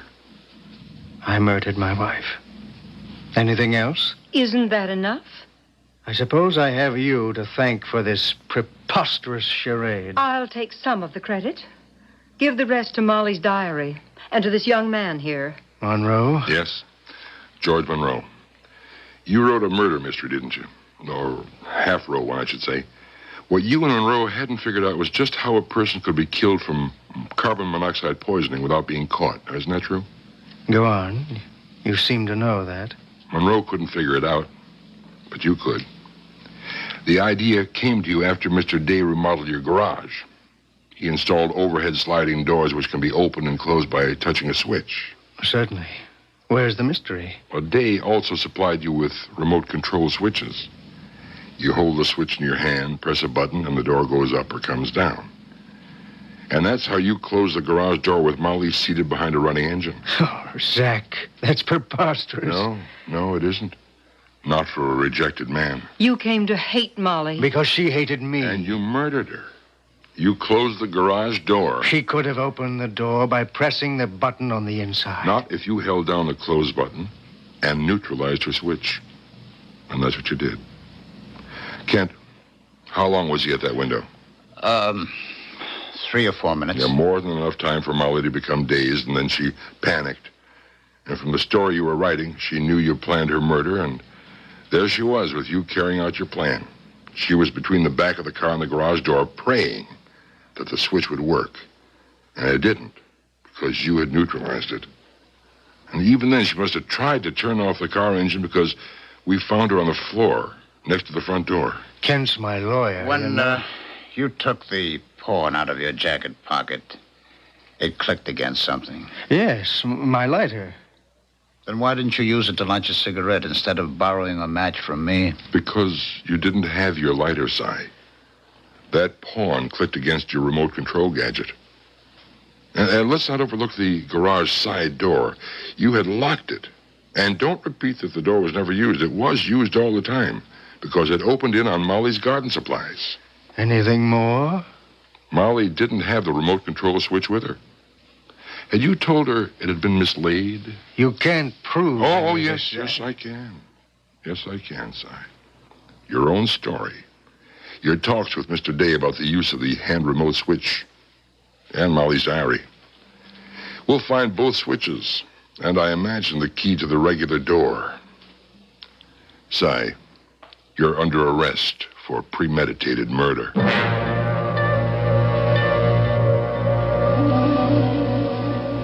Perhaps you guessed just how Silas Butler almost got away with murder. But what a strange way for him to get caught. A piece of writing undid him. That and Mrs. Palmer's evaluation of the characters of Silas and his wife. And although Butler, in his way, was a tragic figure, murder is an intolerable offense. Confronted with the evidence against him, he made a full confession. I shall be back shortly. Let's all go to the fair, the Wisconsin State Fair, August 12th through the 22nd. It's an all-new fair, landscape grounds, walkways, a brand-new coliseum. Things are happening at the fair. You'll see everything from the pride of Wisconsin's farms to daily flower shows. There are fireworks, the rides of the Royal American Show, part of the world's largest midway. Exhibits, free daily performances by the kids from Wisconsin, ethnic dances daily on the international stage, and State Fair has the best summer lineup of headline entertainment in the Midwest. Let's all go to the fair, August 12th through the 22nd. It's time to feel good again. The grandstand entertainment includes the state championship tractor pull, state championship marching band contest, and headliners Bob Hope, the Manhattan Transfer, Blood, Sweat, and Tears, Neil Sedaka, Freddie Fender, the Osmonds, Seals and Crofts, Johnny Cash, Brett Skelton, and the Hurricane Hell Drivers. Let's all go to the fair.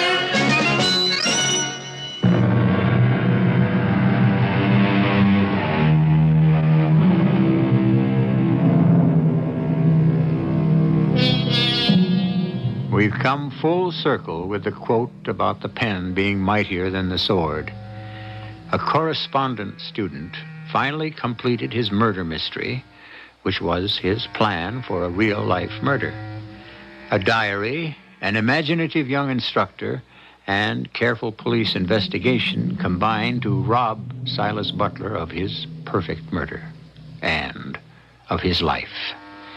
Our cast included Bob Caliban, Ralph Bell, Joan Shea, and Joe Silver. The entire production was under the direction of Hyman Brown. The preceding program was broadcast with the permission of the Columbia Broadcasting System. This is E.G. Marshall inviting you to return to our Mystery Theater for another adventure in the macabre. Until next time, pleasant dreams.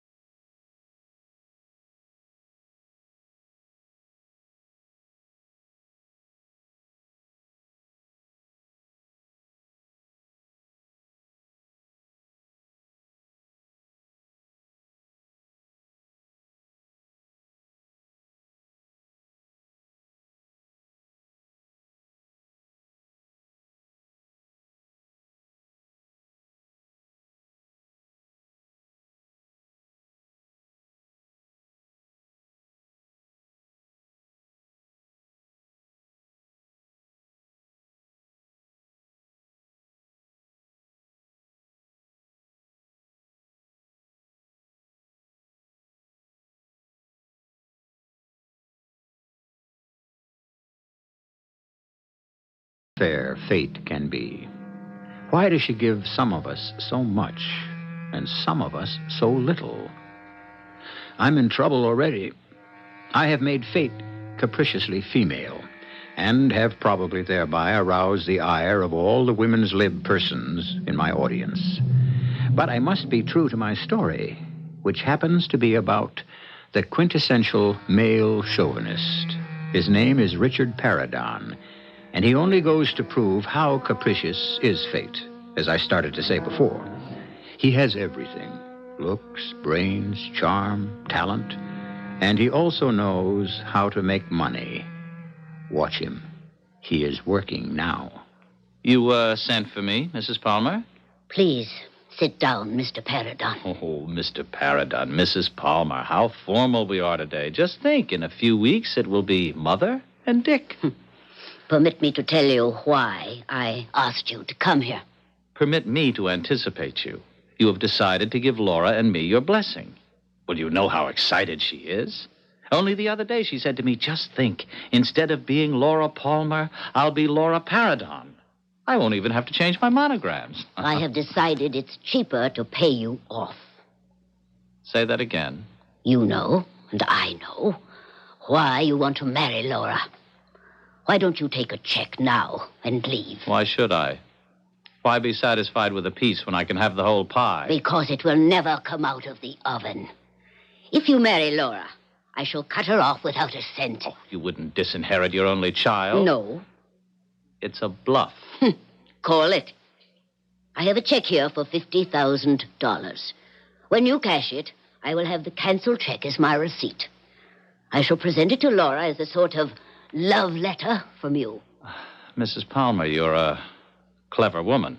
Attached to the check will be a statement signed by you to the effect that for payment received, you have decided to fall out of love with Laura. Well, you certainly are skilled in meeting this sort of situation. I should be. I've had enough practice. I beg your pardon? When a wealthy woman has as her only heir a rather unattractive daughter, she becomes the target for every fortune hunter, hustler, and... Mrs. Palmer, your daughter is not unattractive. Well, I suppose that's true. My daughter is really ugly. Well, now... Mr. Paradon, I have remained wealthy because I accept reality. Then why not accept me? I am reality. I'm willing to marry your daughter. For her money? That's reality. Who would marry her for any other reason? I cannot accept you because you are a scoundrel. Who else but a scoundrel would marry for money? I would be kind to her, good to her. For a while. And then because you have no real staying power, you'd become tired of her, leave her, after going through all her money. And there she'll be, all alone in the world. Actually, she's all alone in the world now, isn't she? Well, I'm alive. At least she'll have money. Hardly a warm comfort on a cold evening. It's all a matter of what you're used to. I have here a pen. Shall you sign the agreement and pick up your check?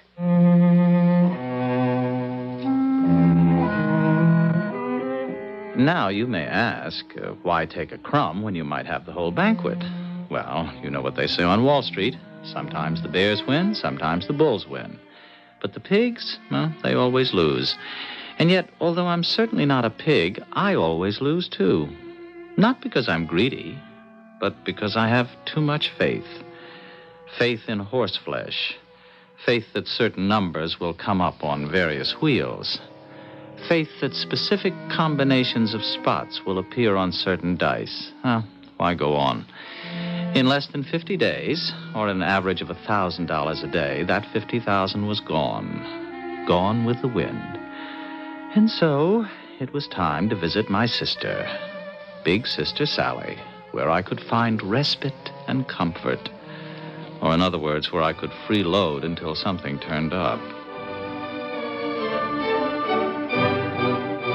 Ah, that hi-fi, it is magnificent. You should know. You bought it for me. Did I? I forgot. You can have it. What are you talking about? Richard, you're broke. Now, what makes you say that? Because you're here. You mean a man can't just come and visit his sister? Oh, look, you could get $300-400 for it, Richard, and you need the money. Do you think I would sink so low? You've sunk lower. Sally. Look, I'm short on cash right now. But, Sally, I don't want it. The tuition went up at the college, and the twins can't earn very much money. And it's all I can do to hold my job at the radio station, much less ask for a raise. Sally, if you think I would deprive you of the one thing that brings you joy in life, your classical music... Look, I just want you to know you can have it any time you need it. Oh, poor Richard. It isn't your fault. What isn't my fault? I'm to blame also. For what? You know how old I was when you were born? Yes, of course I know. 15. And Mom and Papa, they were close to 50. And then suddenly there was this little baby in the house, like a beautiful doll. Everyone made such a fuss over you. Sally, what does all this have to do with my... We petted you, we coddled you. Oh, we worshipped you. You were so handsome. And you knew it. We were clay in your fingers. What are you trying to tell me? No one could say, including me, that you were growing up into a beautiful, self-centered parasite. Now, that isn't fair. Of course not, but it's true. You live completely for your own pleasure. And why not? It pleased us that you should do so. But soon, Richard, soon... Soon what? Soon your ravishing looks will no longer take everyone's breath away. That's because they'll no longer be ravishing. And then what becomes of you? Already your hair shows signs of becoming thin. That isn't true. There are little lines. Where? And you're over 40. You're starting to look it. What are you saying? Richard, please, let me help you. Well, fine help you are talking this way. If I could only convince you to settle down, find a job, a wife, and stop being a bad boy. Well, thank you for that most encouraging and inspiring vote of confidence. If ever I need a boost for my morale, I know just where to go. In the mirror. What she said wasn't true. Or was I lying to myself? Were all the little signs there, and was I afraid to acknowledge them? Suddenly, I realized that even if they weren't there now, it was only a matter of time. I couldn't look young forever. I couldn't remain handsome forever. There are moments which we recognize as decisive, and I knew that one had arrived for me. I knew I'd have to determine the future course of my existence. Oh, Richard, are you all right? What? Oh, yes. Yes, fine. You know what you need is fresh air to clear your head. My head is perfectly clear. Well, why don't you go for a walk? By the stream. No, I'd rather sit in the house. Oh, but it's such a beautiful day. All right, Sally, all right. If it'll make you happy, I'll go for a walk. By the stream. All right. By the stream.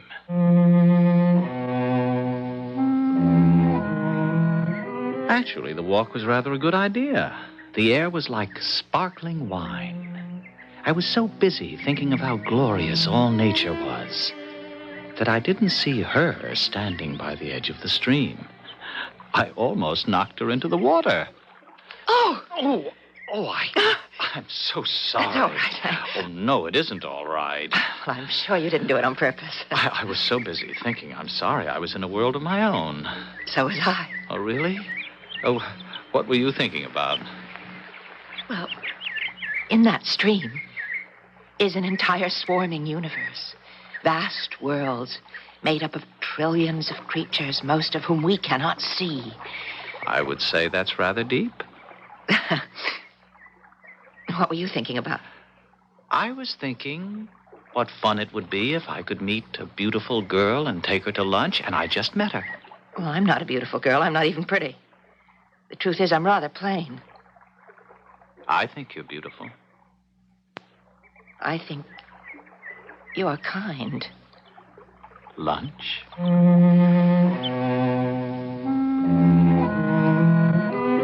Now, why did I do that? It had to be a reflex action. I see a girl and I have to score, even if I don't want her. And who would want Louisa Curran? She was right. She was plain. Her figure, just adequate. Her dress, just this side of dowdy. Oh, you didn't have to be ashamed to be seen in public with her. But that's about all I can say in her favor. Of course, if she had $1 million... But I soon found out. I'm just a school teacher. Oh, that sounds exciting. Why? Oh, the thrill of molding young minds and so forth. No, I find it dull. Oh, well, then why don't you leave it? Why bother? Wherever I'd go, I'd just be an old maid school teacher. Oh, you have such a low opinion of yourself. Perhaps. But it's the only one that can be justified. It's all in the mind. You can be anything you want to be. You can say that. You know why? Because you're one of the golden people. I never knew that. Who are the golden people? Oh, they're born with looks and luck. And everyone's attracted to them. Everything works for them. You ought to meet my sister. Oh, I know Sally. We're old friends. Oh. Then I didn't pick you up. No. Oh, what a blow to my ego. If you think that was a blow, this should knock you out. Sally and I, we We arranged this apparently casual encounter. She was to suggest that you take a walk toward the lake, and I would be there. Oh, I see. Sally was wrong to entertain even the faintest notion that a man like you could even consider a girl like me. I don't know why I call myself a girl. I'm 35. And never been kissed? Well, not often. Not often enough. You know something? You're about to be kissed right now. But what? You can't kiss me in public. Oh, fine. You don't object to being kissed. It's just the time and place. Oh, please, Richard, everyone will see. It's a very wholesome sight. Richard, Shh. Oh. Richard. Oh, Louisa, it's crazy. Oh. How does it happen? But here and now, and suddenly, for the first time in my life, I'm in love. Louisa, I'm in love with you. Oh, Richard. Oh, I'm frightened, Louisa. I'm very frightened.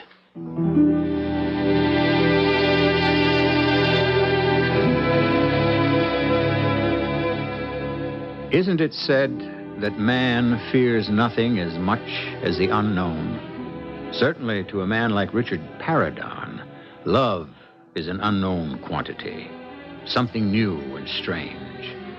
No wonder he's apprehensive. However, I'm aware some of you hard cases in our audience are probably saying, a story about love is all very well in its way, but when is someone going to be killed? Patience, friends. I shall return with Act 2. This is a message to some very special people. They're special people because even though they may feel fine, they're dying. They're people who have high blood pressure and aren't treating it seriously. If you're one of these people, take a few seconds to listen to some statistics. They may help you add years to your life. Insurance companies have found the higher your blood pressure is, the more years you can subtract from your life. For example, if your blood pressure is 140/95, subtract 9 years from your life. And if it's 150/100, you could die 16 years too early. Here are a few more numbers to think about. If you don't treat your high blood pressure, chances are 3 times greater that you'll have a stroke, and almost 5 times greater that you'll suffer from congestive heart failure. But you can lead a longer and healthier life if you treat your high blood pressure seriously. See your doctor. Get back on your treatment. Treat your high blood pressure and live. A public service message of this station and the Advertising Council. I'm Dr. John Tabak, and last night my son said to me, Mom is always saying, why don't you smile and show your nice white teeth? But a fella doesn't always feel like smiling. You might get a poor grade in a test or get clobbered in a ball game. The other day, we lost in the 9th inning. Or it can be raining so hard you can't even throw a ball around. Some days nothing seems to go right. Who feels like smiling then? No way. He was right. There are lots of days when the last thing you want to do is smile. But that doesn't mean you shouldn't take care of your teeth in those smileless times. I'm president of the American Society of Dentistry for Children, and we say keep 'em brushed and flossed the way your dentist tells you. Maybe when you feel like frowning, that's the time to clean your teeth. A little smile might even come through.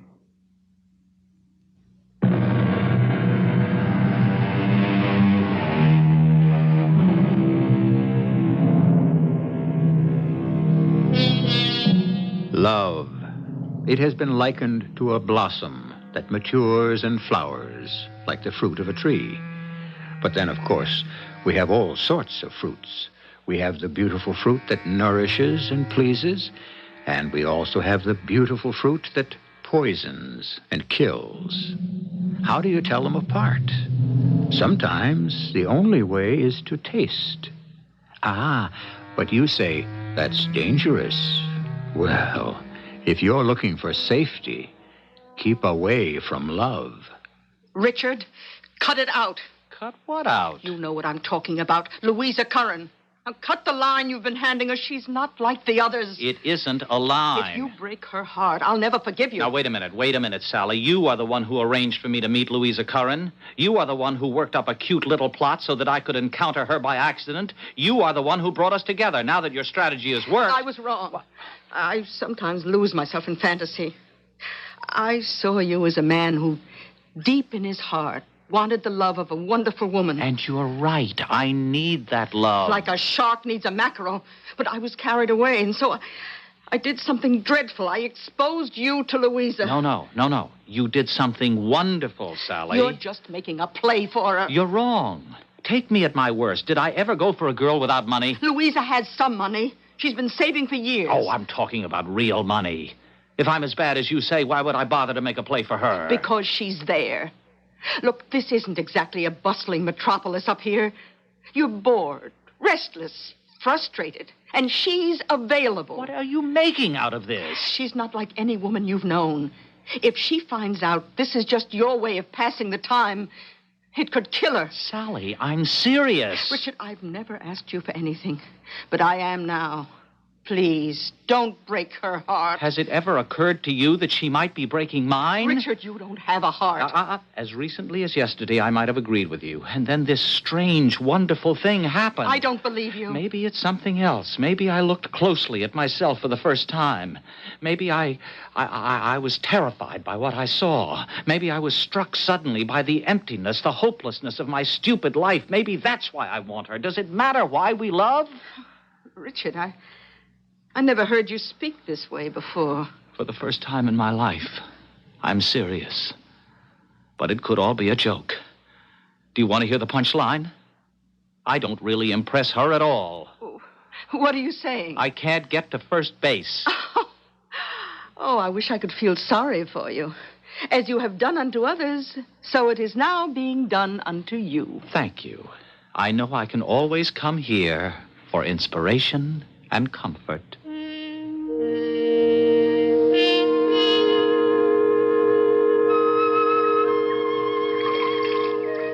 You don't have to paddle. Just let the canoe drift. Louisa. Now, just toss your line over. If you talk, you'll scare away all the fish.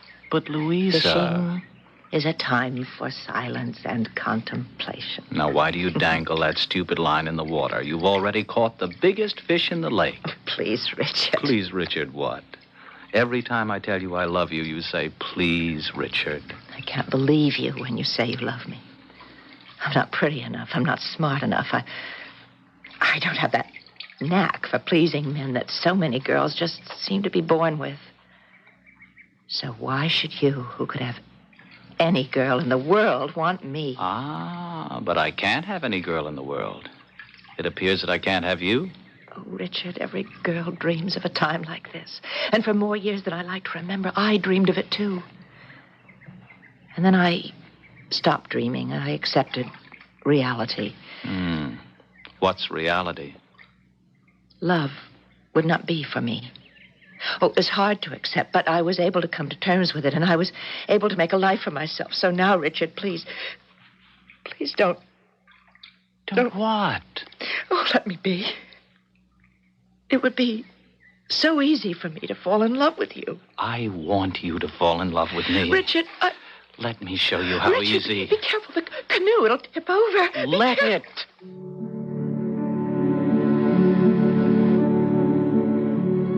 Well, it didn't. I looked into her eyes, and at that moment she was beautiful. Everything about her was beautiful. I was happy. Happier than I'd ever been in my life. The vagabond days were over. Just in time, I'd found a wonderful girl. And a job. Yes, there was one thing I could always do, and that was sell. And so I took a job in a sports car showroom. I would make a fortune, but I didn't need a fortune. Her house was adequate, comfortable, and all paid for. And every night we would sit, listening to music and planning for our wedding. Do you love me, darling? I adore you. And you'll be happy here in Sadler's Corners. Yes? You're wonderful. Do you love me? I adore you. Just think. You've been all over the world and seen everything, done everything. And now you're satisfied to be here. Just with me. Oh, darling, do you love me? Oh, you don't have to keep asking every 30 seconds. It's silly of me. I don't know how to behave. It's being in love and sharing and being so close. It's all so new to me. I'm so afraid I'm going to lose you. You couldn't possibly lose me. That's very pretty music. It's my favorite. It's from Orpheus in Hades. His wife, Eurydice, died, and then he goes down into the underworld to bring her back. Ah, now that's love. Would you do that for me? I don't think I'd ever be able to find the place. I tell you what, you'd know where I was. You come back and get me. Is it a bargain? Oh, it's a bargain. Eurydice will return to Orpheus. Oh, Richard, I love you so much. You've become my whole life. The old drives, the old desires, the old needs were gone, replaced by a feeling of peace. I'd done my share of hunting, and I was glad that it was over. I was so deep in my thoughts that I didn't notice her. Is this a bedroom or a showroom? She was tall. A better word is stately. She was blonde. Her face was perfect. Her figure left absolutely nothing to be desired. And she was smiling. Do you sleep here? No, I dream here. I dream that the most beautiful woman, the most charming woman... The most wealthy woman. That would help, but please, this is my dream. Continue. Will come in here and say, I would like to buy a Rosetta Marchetti 8-cylinder XL Rally Coupe. I would like to buy a Rosetta Marchetti 8-cylinder XL Rally Coupe. Well, step this way, beautiful lady. Behold. I'll take it. Without asking the price? I never ask the price. Never? Of course not. Because whatever it is, you see, I'm always willing to pay it. The car is $18,500. Stripped. That sounds almost obscene. How much more would it cost to make her decent? Oh, another 6 or 7. Attend to that little detail for me, please. Will you take a check? Oh, of course. Oh, and there is some clerical work. The bill of sale has to be drawn up. Oh, I'm sure it must. Can someone here do it while you take me to lunch? What hit me? I couldn't tell you. I was in a daze. I was a man in a dream. I took her check and the papers into the sales manager's office. No one buys a car that way. But even if it was a hoax, she was so beautiful. She took your breath away.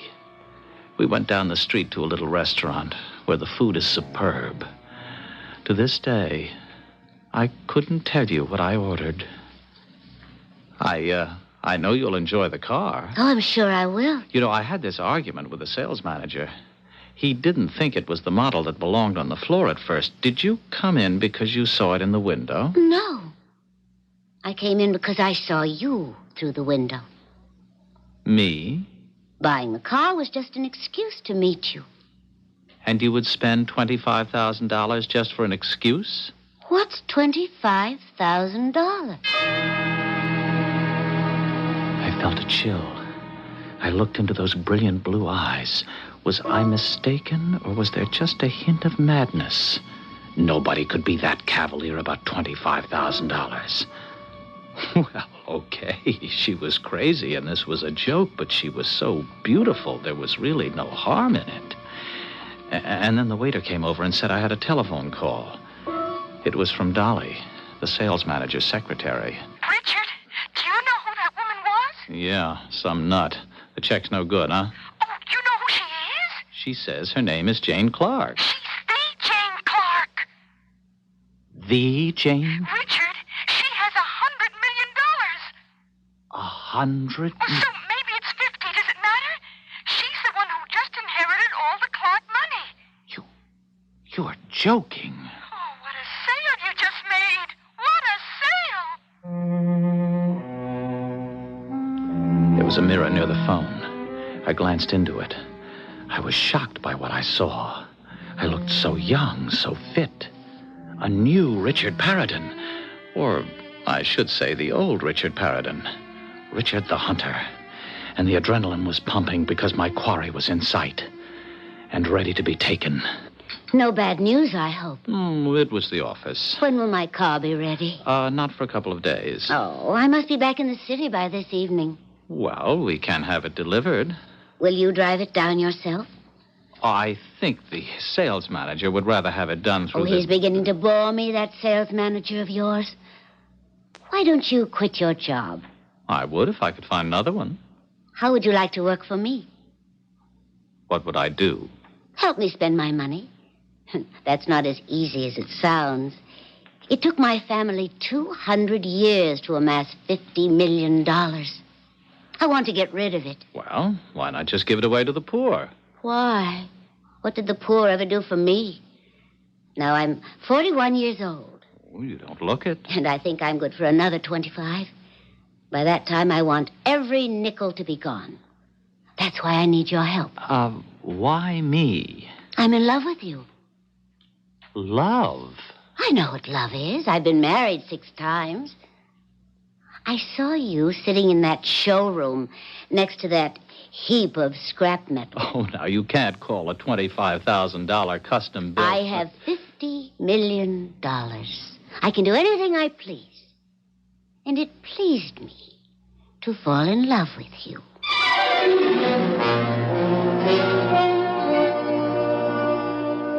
You mean these things don't happen? You mean the knight in shining armor never shows up for the girl? The golden princess never arrives? You mean people don't fall in love at first sight? Yes, the cards have been dealt very quickly. But hasn't someone been lost in the shuffle?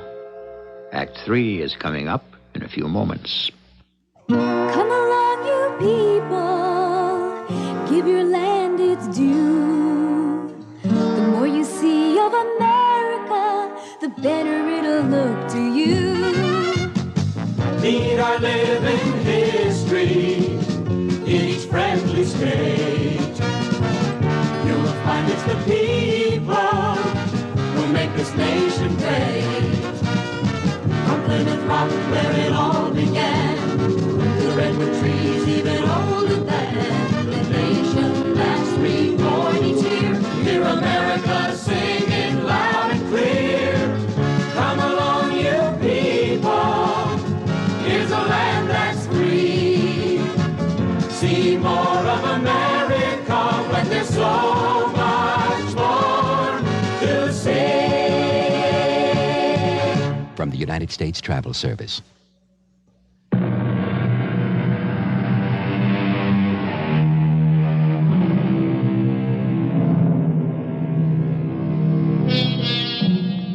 What we have here is a love story. And as we review it, we see that it seems very short on sweetness and truth. Well, what can we do? We have to report the facts as they exist. They say love is blind. That's why we have all the problems. If love could only see. As our story unfolds, we're listening to an argument. Richard Paradon is arguing with $50 million. How long do you think such an argument can last? And who do you think is going to win? I can do anything I like, Richard. I suppose you can. I can have anything I want. And I want you. But what? But what indeed? What was I arguing about? This is what I had dreamed about all my life. To marry a fabulously wealthy and beautiful woman. This is what I had trained myself for. And now it was about to come true.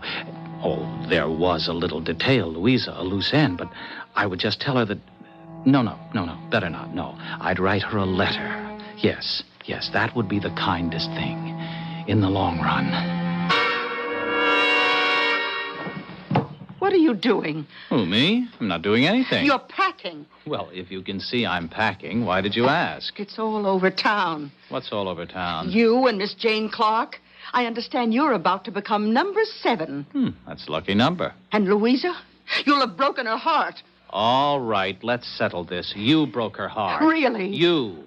Look, I'm not good, but you wouldn't let me alone. You had to reform me. I told you not to break Louisa's heart. I'm sorry. I'm what I am, Sally. I'm self-centered, pleasure-loving, and if I did have a weak moment... She'll kill herself. That's blackmail. Oh, Richard, please, have pity. Oh, look out for pity. Too often it's a disguise for weakness. Oh, you have all the answers. Do you want me to stay with her for the rest of her life because I have pity for her? I heard Richard. Louisa. The door was open.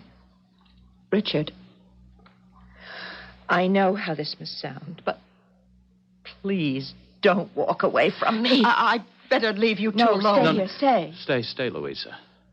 You told me you loved me. Was it true? Yes. At that time, and in that place, it was true. Then... Love is a living thing. And like many living things, it can wither and die. Why couldn't you have left me alone? I wasn't bothering you. I was happy.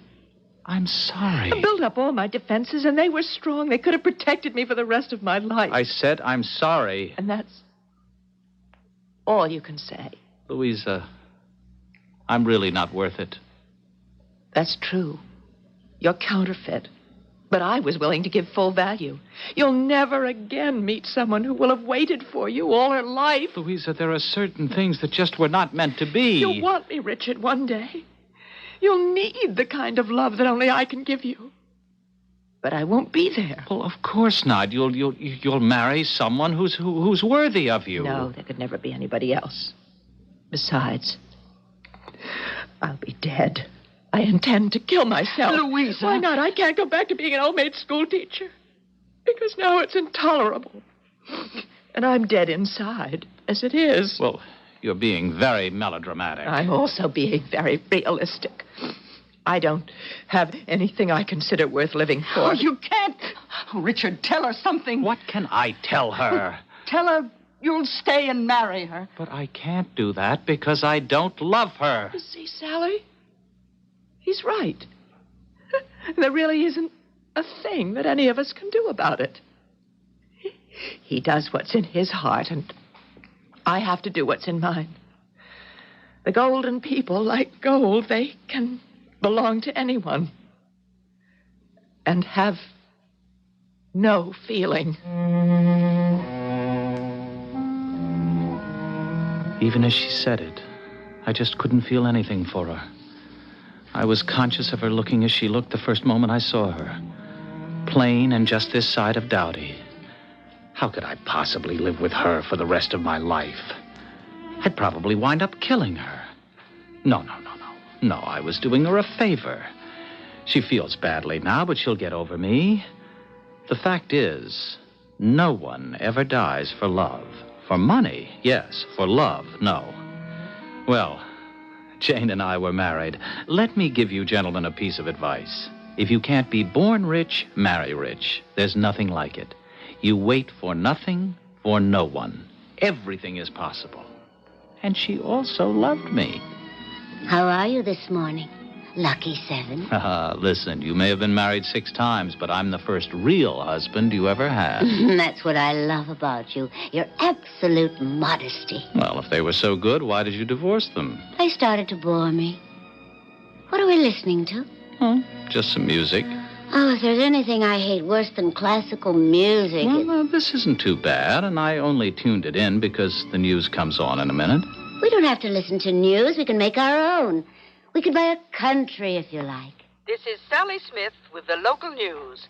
Brought to you at this time by Plessy's Pharmacy. What is this? Where is this coming from? Sadler's Corners. My sister's the announcer. Why don't we buy her a decent radio station?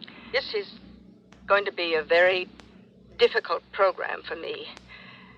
My lead story is about my best friend. Her name was Louisa Curran, who taught school here for 15 years. She sounds great. When Louisa didn't show up for her classes this morning, I was asked to see if she was all right. And she wasn't at home, but I found a note. She said she had had enough of life, not to try to find her, because she was just quietly going to put an end to her life. It was very much like Louisa. She intended to die as she had lived, without being a bother to anyone. Well, before I came on, I asked our engineer to play her favorite melody. And as a tribute to Louisa, I would like for him to play some more of it. Wow. Isn't that touching? Did you know her? Who? This poor spinster school teacher. No. That isn't true. You were engaged to her. Oh, darling, the past is the past. No, it's always present. For instance, when you lie, you remind me of my second husband. Why? Because he could lie better than you can. Oh, really? Why did you break your engagement? Because I fell in love with you. Oh, don't compete with my second husband. You can't win. I married you for your money. Now you remind me of my fourth husband. He believed in being brutally frank. Well, how do I compare with him? You're just as frank, but not as brutal. Does everything I do remind you of one of your ex-husbands? 6 husbands cover practically all the ground there is. Let's do something today. All right. Tennis. Oh, we did that all day yesterday. Sailing? I'm bored with sailing, tennis, golf. Let's hop on a jet and go to Europe. Oh, Europe bores me. I looked into those eyes, those brilliant blue eyes. When I saw them for the first time in the showroom, I thought they had a touch of madness. But now I could see a kind of icy sparkle, and a shiver went through my body. I could see myself reflected in those eyes. My hair was thinner than I had ever remembered. I had lines in my forehead at the corners of my mouth. I was getting just the slightest sag under my chin. Was this how I was beginning to look to her? Jane, turn that music off. What are we doing with the record player in the bedroom? Jane! Richard? Who are you? You know who I am? No. Oh, I know there have been so many women in your life, but you must remember me. No. You do, Richard, you do. You're dead, Louisa. Dead. I just heard it on the news this morning. That's true, I'm dead. No, this is a dream. If only I could wake up from this awful dream. It isn't a dream. I'm here. You can't be. I'm here to keep my promise. What promise? It was our bargain. Whichever one of us died first would come back for the other. Eurydice has come back for Orpheus. Oh, Richard, I told you, even when I'm dead, I can't live without you. Go away, please. Look at her, Richard. Fast asleep next to you. What is she dreaming of? You can't tell. But I can. She's dreaming of her other husbands and of all the things they could do better than you. It's compassion time, isn't it? That isn't true. She's starting to become bored. No. She always married a man for a reason. Why did she marry you? Because she thought you were inventive. Why can't I wake up? You're up now. I'm not. Richard, look in the mirror. Look at the golden boy. The gold is becoming tarnished. You're getting older every day. She's already noticed. Oh, Richard, come with me. I'll love you no matter what you look like. I'll never compare you to anyone because I never had anyone else. Come with me, Richard. Louisa, can you forgive me? Oh, my darling. Oh. I suddenly feel old and tired and frightened. I love you. I need you. Oh, how I need you, Louisa. I never said that to any woman. I love you more than ever. Then come with me. Yes. Yes!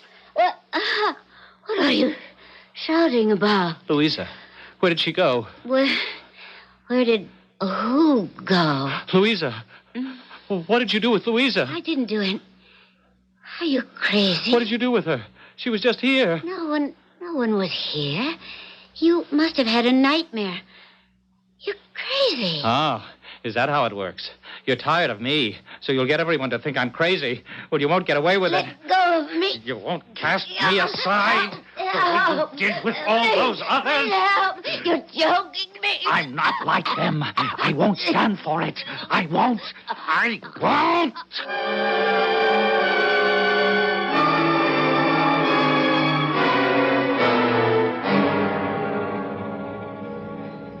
Is everything all right, Richard? Yes. Oh, I hope you feel more calm this morning. Oh, yes. Jane feels better, too. Jane? I spoke with her, and we felt it would help you to know that she forgives you. Who's Jane? Of course, you'll have to stay here. Oh, no. No, I'll be leaving soon. And Jane says she'll see that you're provided for the rest of your life. Oh, yes, I'll be going. Louisa's coming for me. Louisa? But... Oh, Richard, dear. You have to face the fact that Louisa is dead. Yes, I know that. And that's why she's coming back for me. I don't want her to be there alone. Richard. She'll come for me. You'll see.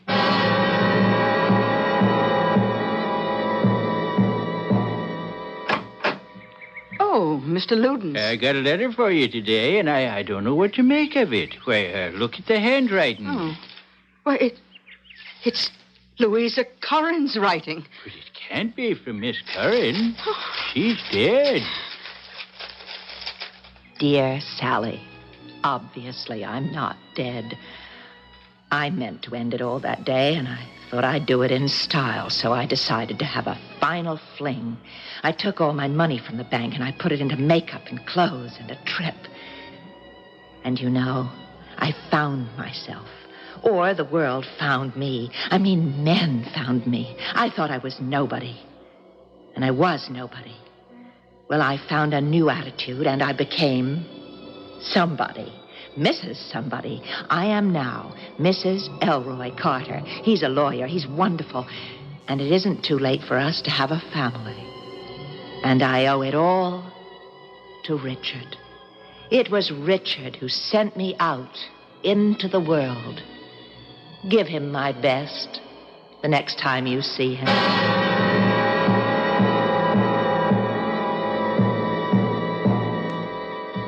So you see, in all of us, there is the potential to do good, to help our fellow man and woman.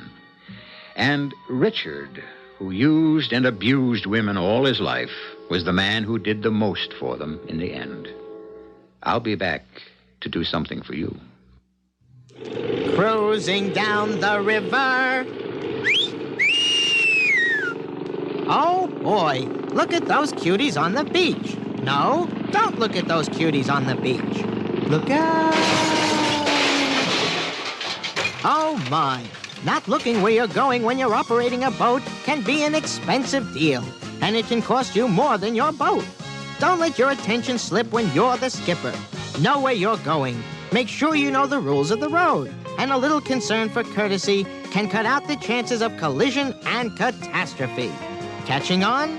The U.S. Coast Guard says that collisions are one of the major causes of boating accidents. As you skipper down the big wet highways of life, keep your mind on your driving. We'll teach you how in a Coast Guard auxiliary boating course. You can be a better boater.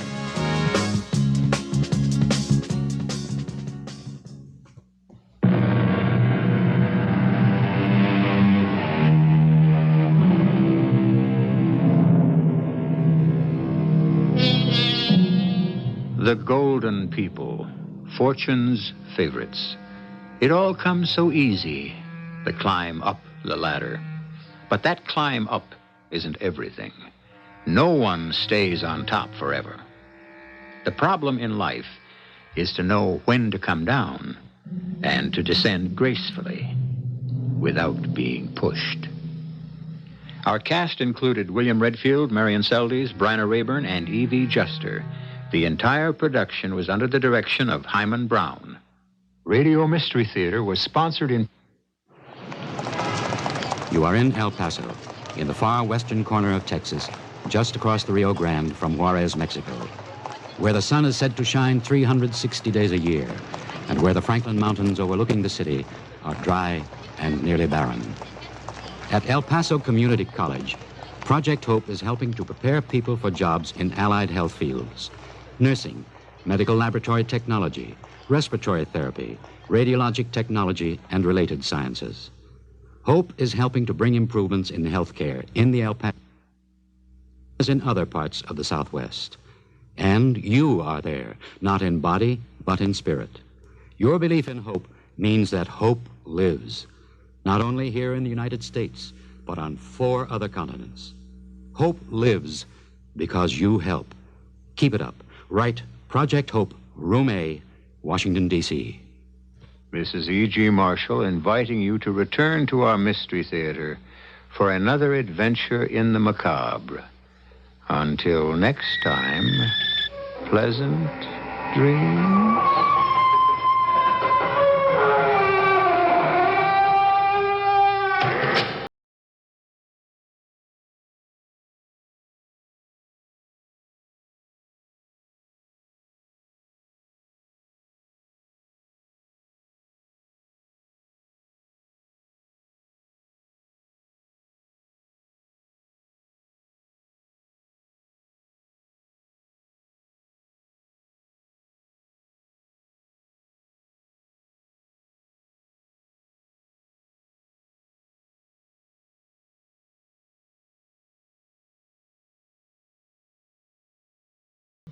The preceding program was broadcast with the permission of the Columbia Broadcasting System. News, views, and more on WUWM Milwaukee.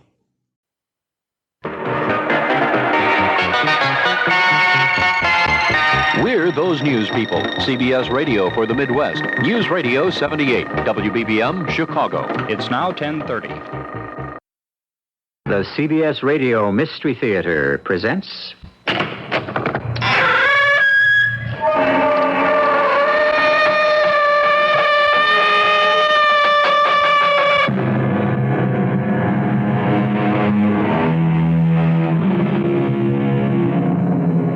Come in.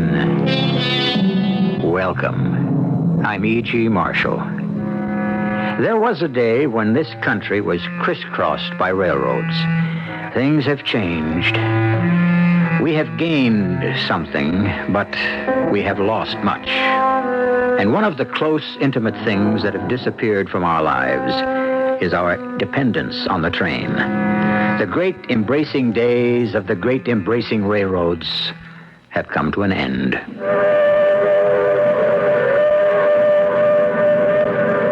What you doing here, Mary? Waiting for the train. What for? You know it doesn't stop here anymore. It used to. Oh, that was a long time ago. Maybe it will again. No, Mary, no. Not ever. You can't be sure of that. Oh, yes, I can. Nobody can be sure. Nobody.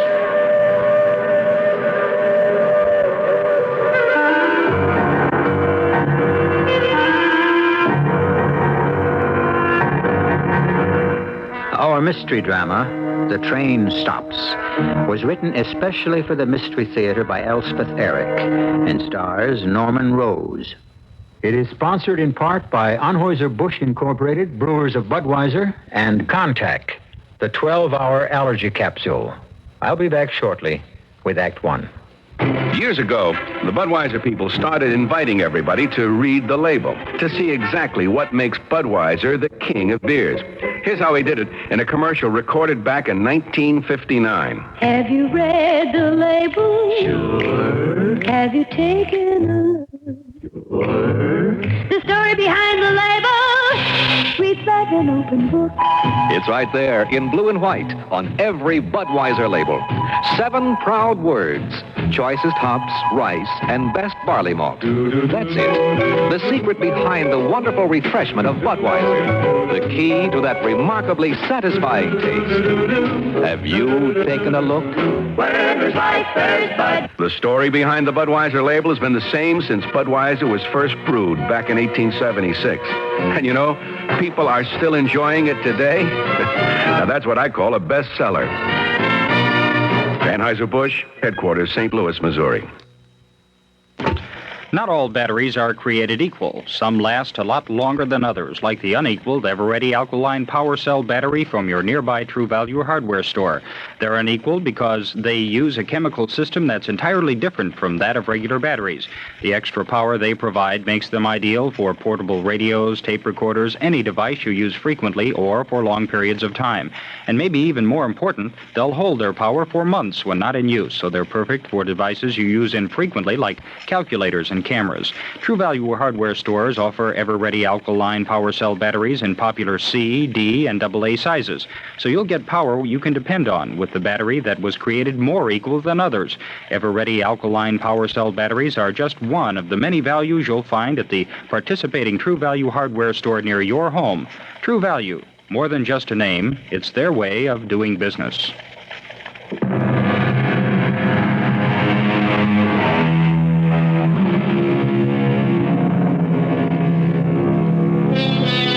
The 20th Century Limited, the Chief, the Commodore. These were some of the great trains on which it was an experience to travel. It was not just a question of speed. It was the amenities they offered. The grave and solicitous porters and waiters, the carefully prepared food, carefully served, the panel drawing rooms in compartments, and the berths, upper and lower, behind dark green curtains. Today, the trains are only pathetic victims of indifference and neglect and decay.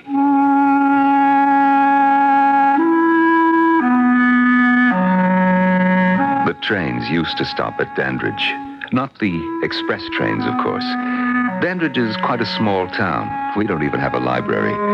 Still, the local trains stopped at Dandridge until the railroad started to decline. And then, little by little, they started taking us off their schedule. Till finally we weren't listed at all. Old Ben Harper, who'd been station master since Lord knows when, was out of a job. What are you going to do now, Ben? Oh, got a little pension. Yes, but what'll you do? Yeah, I got myself a room up over the ice cream parlor across from where the railroad station used to be. Never thought I'd live to see the station house torn down. Yeah, weeds have already grown up where it used to be. But, Ben, what are you going to do with yourself? Well, there's always a chance somebody might want me to flag down a train. Not likely. Not many trains. Well, 2 in the morning, 3 in the afternoon. Nothing after 9 o'clock, and that's when I go to bed. That's all you do? Watch the trains go past? Oh, I read the papers, try to keep up, and I spend time with the old railway guide that has all the schedules all over the country, arrivals, departures, and makes good reading. About wore out my old copy. My son sent me an airplane guide. You can imagine what I did with that. Well, maybe someday the train will come back. Oh, we really need him, Dr. Barnes. Yeah. Well, take care of yourself, Ben. I'll see you around. Oh, Dr. Barnes, how's Mary? Oh, Mary's all right. Your girl sure loves the old trains. See her down there every day. She stands and watches the 516 go through. She really loves trains. Yeah. Only one train, Ben. The 516.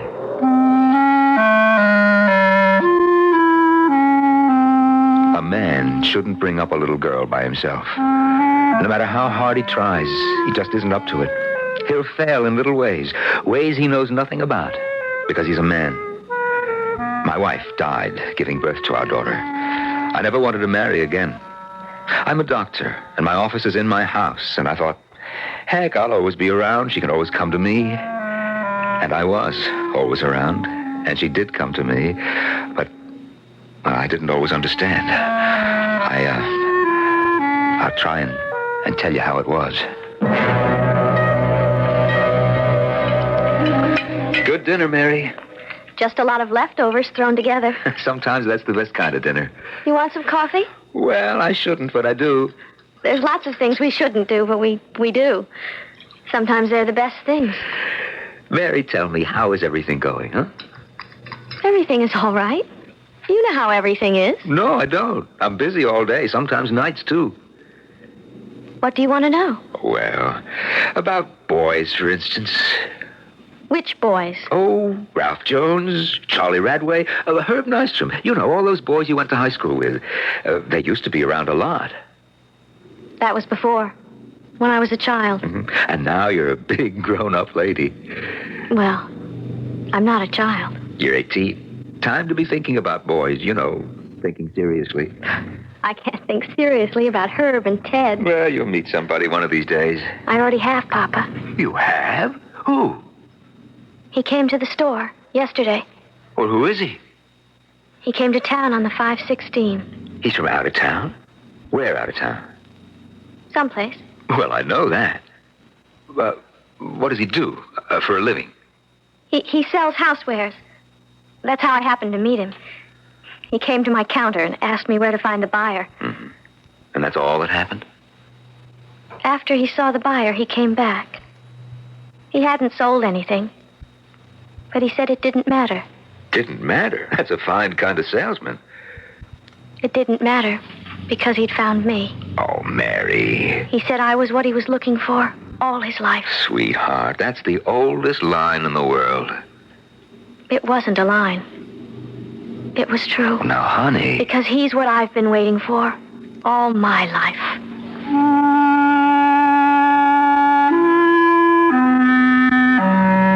See what I mean? A woman would have known what to do, what to say. A woman would have known how to deal with something like that. But my daughter was so certain, so dignified, so removed from me. A father loves his daughter, loves her dearly. To him, she's a little princess. Well, now my little princess had become a queen, and she was scarcely mine anymore. She was in command. Whatever she wanted to do, she had a sovereign right to do, and I didn't feel I had a right to interfere. For lack of anything better to do, I went to see Ben Harper, the station master, my old friend. Ben, there's something that I want to ask you. Sure, anything at all, Dr. Barnes. Ben, I need your help. Yeah, not many people need my help anymore. They keep taking off the trains. Nobody will need it. They'll be retired for good. I want to ask you about the 516. Oh, yeah, good train. Not what she used to be when she had a club car and all, but a good train. Good commuter's train. Ben, who rides it? Oh, just the regulars that work in the city. Engineer's a friend of mine. Known him for 30 years. Mm-hmm. You watched it come in yesterday? Of course I did. Always go out and exchange a few words with my friend. Yeah. Who got off? Oh, the regulars. Bob Bradway, his son, Charlie. You know them all. Nobody else? Nobody new? Nope. Ben, my daughter Mary says a man came to the store yesterday. She met him. She says he got off the 516. If he did, he must have been pretty spry about it. Must have hopped off while I was conversing with the engineer. And there she is now, coming around the bend. Well, I've got to get out and say hello to my friend. Oh, 516 is long for this world. They're taking us off a schedule any day now.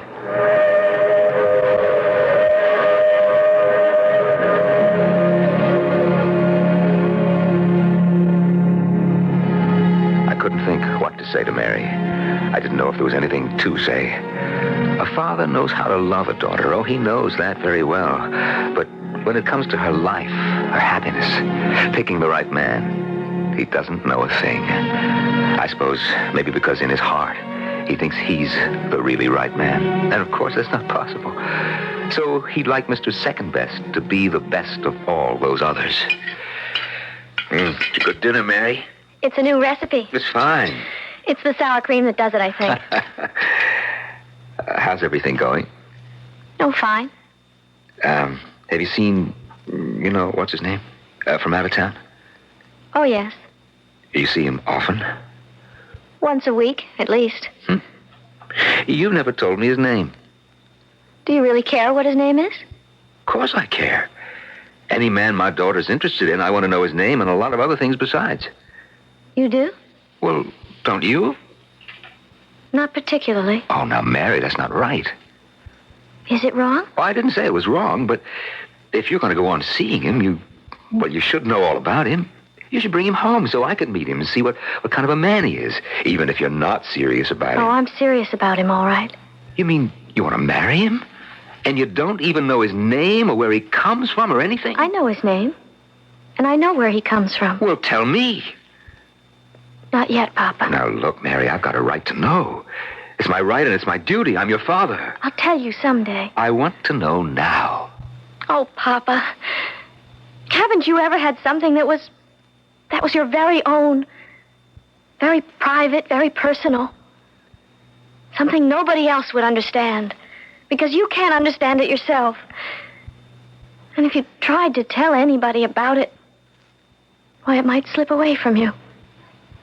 Right while you were telling about it, you might lose it. Oh, can't you understand that, Papa? I can try. That's all I can do. Just try.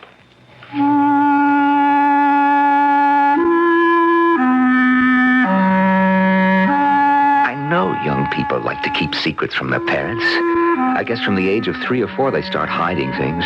Maybe before that, for all I know. I think they're scared of those big giants, their parents. Those giants who have the last word about everything, who say yes or no to each last little thing. I'd been poking and prying into my daughter's life since the day she was born. Now she was 18 and she'd met up with something that was none of my business. So she thought. She wasn't going to permit me a yes or a no or a maybe. Oh, if only her mother had lived. But no use going into that.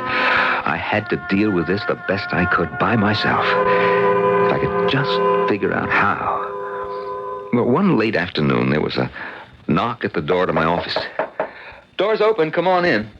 Well, come in. The door's not locked. Oh, for the love... I'm coming. Didn't you... Dr. Barnes. Didn't you see the sign? Knock and enter. It says, well, come on in. Have a seat. I won't be staying. Well, you can't just rush off. Now, what seems to be the trouble? Oh, you think I'm ill. Well, that's generally why people turn up at a doctor's office. It's not about myself I wanted to see you. It's about your daughter. What do you know about my daughter? She's in love. Isn't she? Do you know my daughter? Please answer my question. Well, there's a man, and she seems interested. I don't know that anything's going to come of it. Nothing will come of it. You must tell her. Nothing will come of it. Well, I don't know why you say that. Because the man is mine.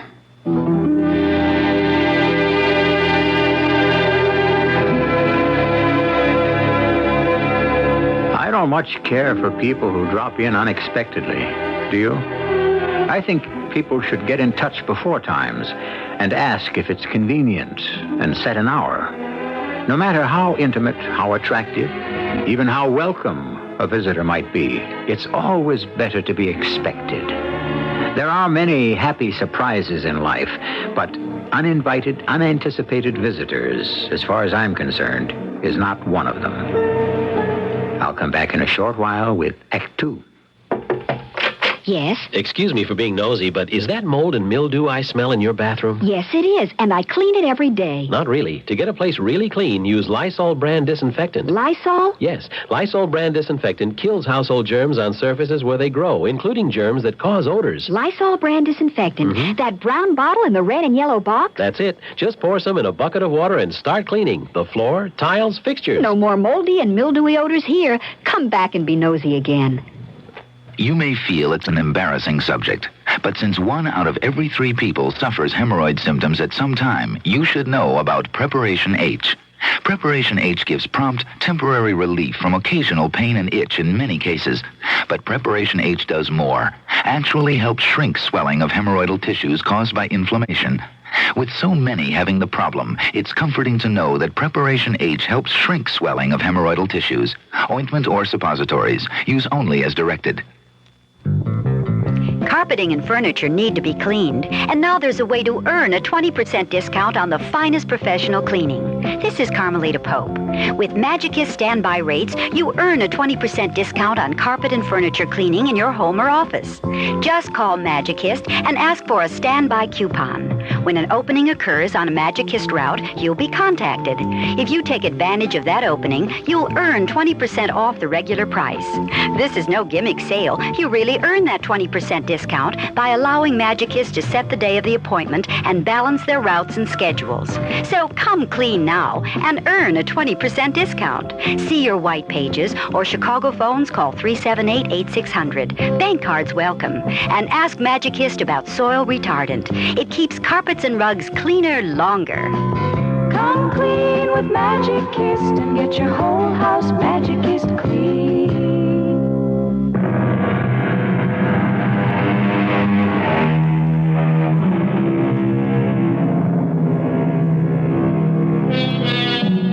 Dr. Barnes' daughter, Mary, is in love with or enthralled by a man her father has never met.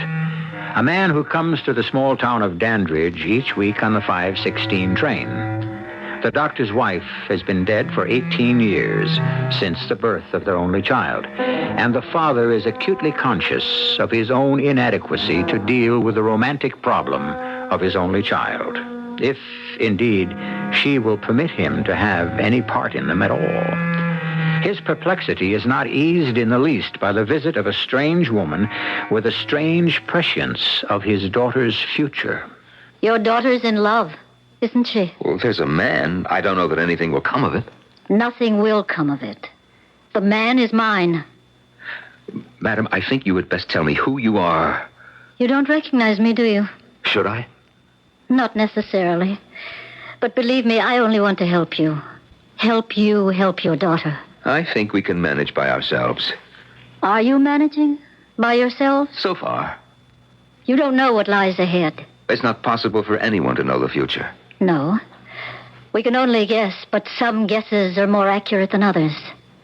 Mine, for instance. I think you had better tell me who you are. Not yet. Not now. But I'll be back, Dr. Barnes. Till then, watch out for your daughter. Take care of her. There's danger ahead. And with that, she was gone. Simply slipped out the door before I could stop her. I was left standing in the middle of my office, open-mouthed and staring. Was this some demented woman from off the streets of Dandridge? But in a town like ours, everybody knew everybody else. Was she a newcomer? Well, then, where had she come from? And how? Was she another traveler on our dying railroad? Had she, too, arrived on the 5:16? Sit down, Papa. Everything's on the table. Mary, child, there's something that I have to tell you. Help yourself to potatoes. A woman came to see me today. New patient? No. She wanted to talk to me about you. What is she, some snoop? Really, Papa? Well, she seems to know that you're interested in some man. That's nobody's business but my own. I hope you told her. Honey, she said to tell you that you can never have this man. Papa, I already... She says that the man is hers. Maybe he was once. Not now. Mary, it doesn't bother you that some other woman has a claim on him? She thinks she has. Or even thinks she has. That doesn't bother you? Well, I imagine there are a lot of women who've been in love with him. He's a beautiful man. Very wise, very knowing. I look in his eyes and I can see everything. Clear to the end of the world. I know it all. Oh, honey, you've got to let me meet him. You've got to tell me his name. I've got to get to know him. I want to protect you, to take care of you. I'm your father. I'm grown up now, Papa. I still love you, but I'm not your little girl anymore. I'm a grown-up woman. Is there any feeling more helpless than loving that is futile? When you offer your heart to someone who hands it back to you? When you're given to understand that you are superfluous, extraneous, and really unwanted? That your love is really a nuisance? Well, that's how I felt that night. And before office hours, I hurried down to see Ben Harper in his room across from the railroad tracks. Come on in, Dr. Barnes. What brings you here, huh? Sit down, sit down. No, I have to get back. Some coffee. Ben, did you see the 516 pull in yesterday? Why, sure. Did a woman get off? Just the usual commuters, a regular 5. No woman? Didn't see any. Ben, a woman came to my office. Nobody from around here. Well, I suppose she could have come on an earlier train. Nope, wasn't a woman coming yesterday on any train. I'd have noticed. I'd have remembered. Not many trains left, and soon there won't be any 516. Oh? They're taking Dandridge off the schedule.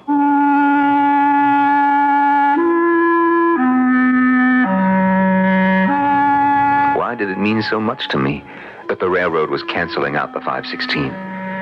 If this unknown man had designs on my little girl, for father-like, I could not believe he meant her any good. He could come to town by some other train. We still had one that went to the city in the morning and one that came back in the early evening, sufficient for our 5 commuters. For that matter, he might have an automobile, a motorcycle. There were other ways he could come to Dandridge than by the rickety old 516. They're taking off the 516. Oh, have some butter. I didn't put any on the beans. That's the train your young man comes to town on, isn't it? He's not so young. Oh, no? How old is he? I really don't know.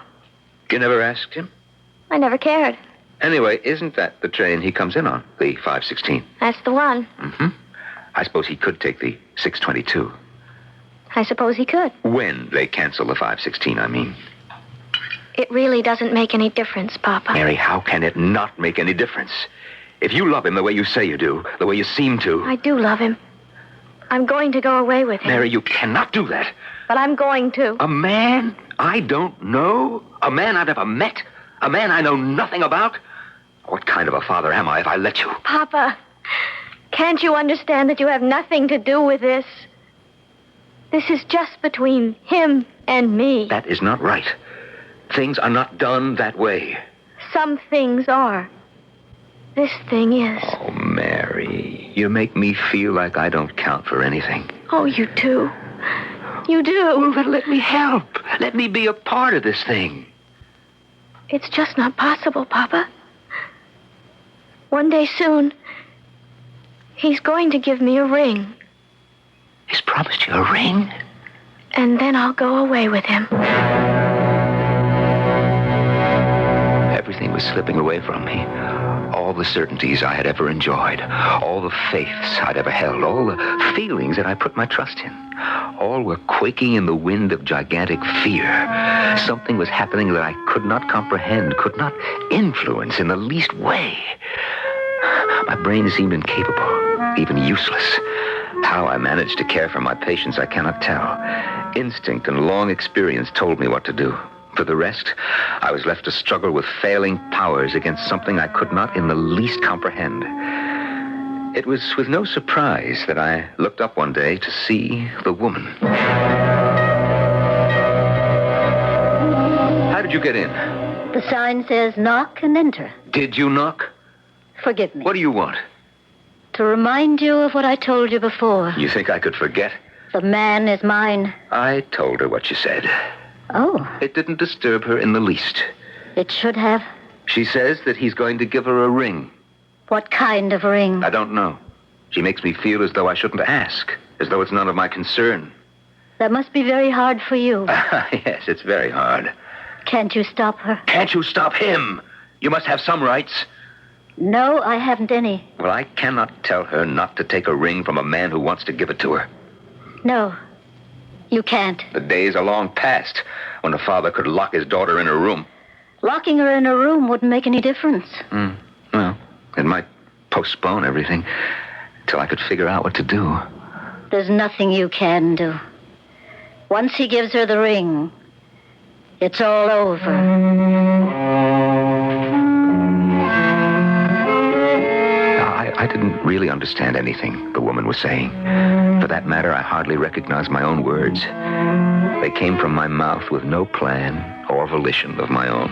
I didn't even know who the woman was or why I was standing there talking to her. talking, as though we were old friends, as though we shared a common problem, a mutual concern.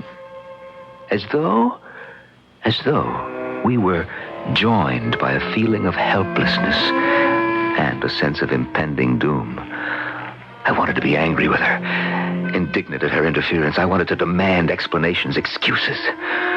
But I couldn't. I simply accepted her presence, answered her questions the best way I could. And I felt grateful that she pitied me. Who is it? It's Dr. Barnes, Ben. Well, come in, Dr. Barnes. Thank you. Something I can do for you, Doctor. Well, Ben, I don't know if anybody can do anything. Well, sit down. Let me get you something. A drink, maybe. No. A cup of tea. Ben, that woman came to see me again. The one I told you about? I thought you might have seen her get off the 516. Oh, I didn't see any woman get off. Well, perhaps she came some other time, some other way. I don't know. She simply showed up in my office the way she did before. Well, she won't come by the 516 anymore. They took it off today. If they took it off, then maybe I'll miss that old train. Just maybe. Now the old 516 will just race on past. I'll go out and salute the engineer. No more talking with him. Isn't that the train whistle? Yep, that's it. Come on with me. Let's go down there. I can see it coming around the bend. Let's go. Ben, there's Mary. I can see her. That's her red coat. Oh, come on, let's get down there. But she's standing in the middle of the track. Let's go. That old train's not going to stop. What does she think she's doing? They'd have had to slow down a little round in the bend. Where'll they see her, Ben? Well, the red coat will help some. Oh, there she is. She's just standing there. Is she trying to get herself killed? Mary! Get off the track, girl! She doesn't even hear us. Just stand there. Mary! Get off! Get off!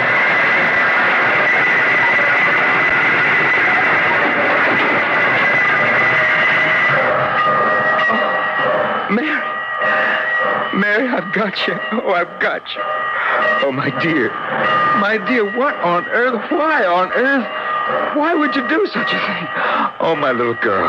She all right, Doctor? Huh? Yes, she's all right. She's awfully pale. Yeah, but she's safe. She's all right. Well, I'm going to speak to the engineer and tell him she's okay. Oh, Ben, listen, will you thank him for me? Yeah, he did a good job breaking like that.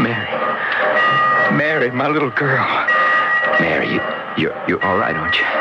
I'm going to take you home, honey. I'm going to put you to bed, and you're going to have a good rest, and then when you're feeling all right, we'll just have a good long talk.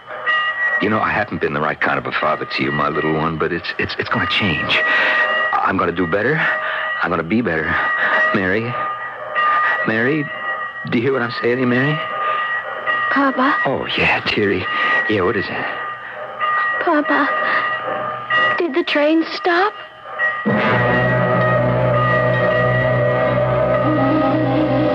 That's all she wanted to know. Did the train stop? Nothing about herself. Nothing about me. Nothing about the two of us. And everything I'd been trying to tell her about, how things would be different now and better now. No. All she wanted to know was, did the train stop?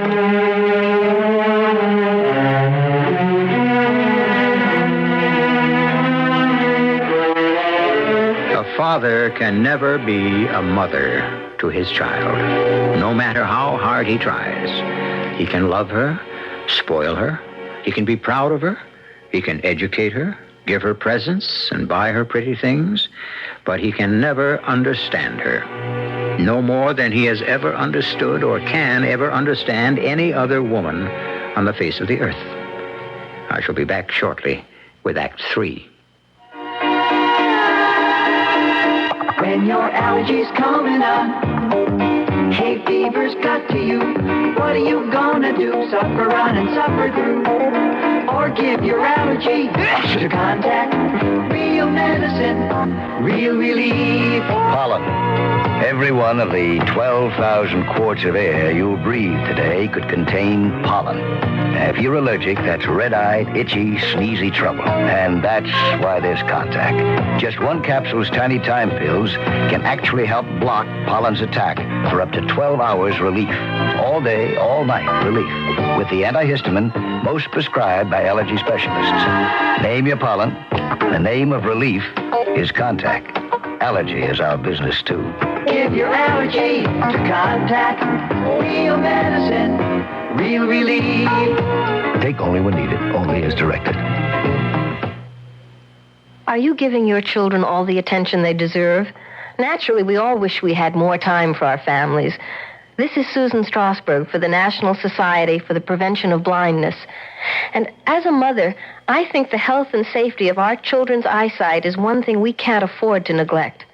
Potentially dangerous toys shouldn't find their way into children's unsupervised playtime, and hazardous household items should be kept well out of reach. 90% of all eye accidents that occur to children are preventable. 2/3 of these accidents occur during play or sport, and most of these children are unsupervised.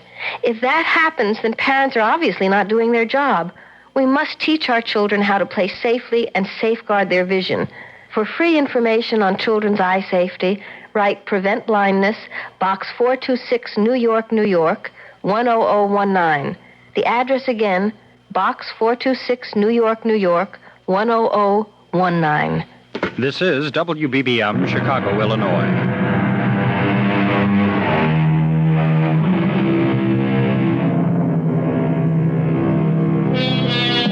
Our last act ended when Mary Barnes tried to stop the 5:16 train by standing in the middle of the tracks. She was saved by her father and the now retired station master, Ben Harper. As her father held her in his arms and attempted to reassure her that the future would be brighter, better, her only response was, "Did the train stop?"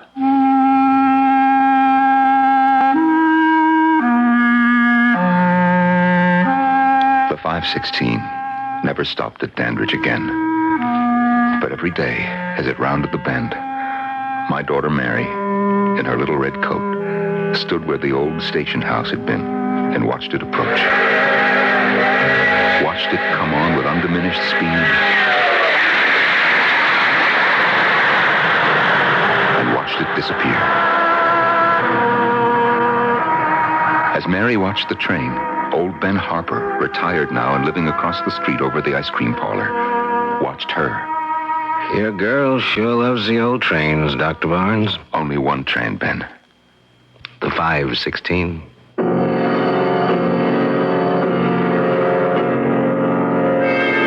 It had been going on that way for almost a year. People in town thought that Mary just dropped off at the tracks on her way home from the store. But I knew better. So did Ben, though neither one of us knew for a certainty or in any detail why she did it. But one day, Ben called me. Dr. Barnes? This is Ben Harper, Doctor. I got something to tell you.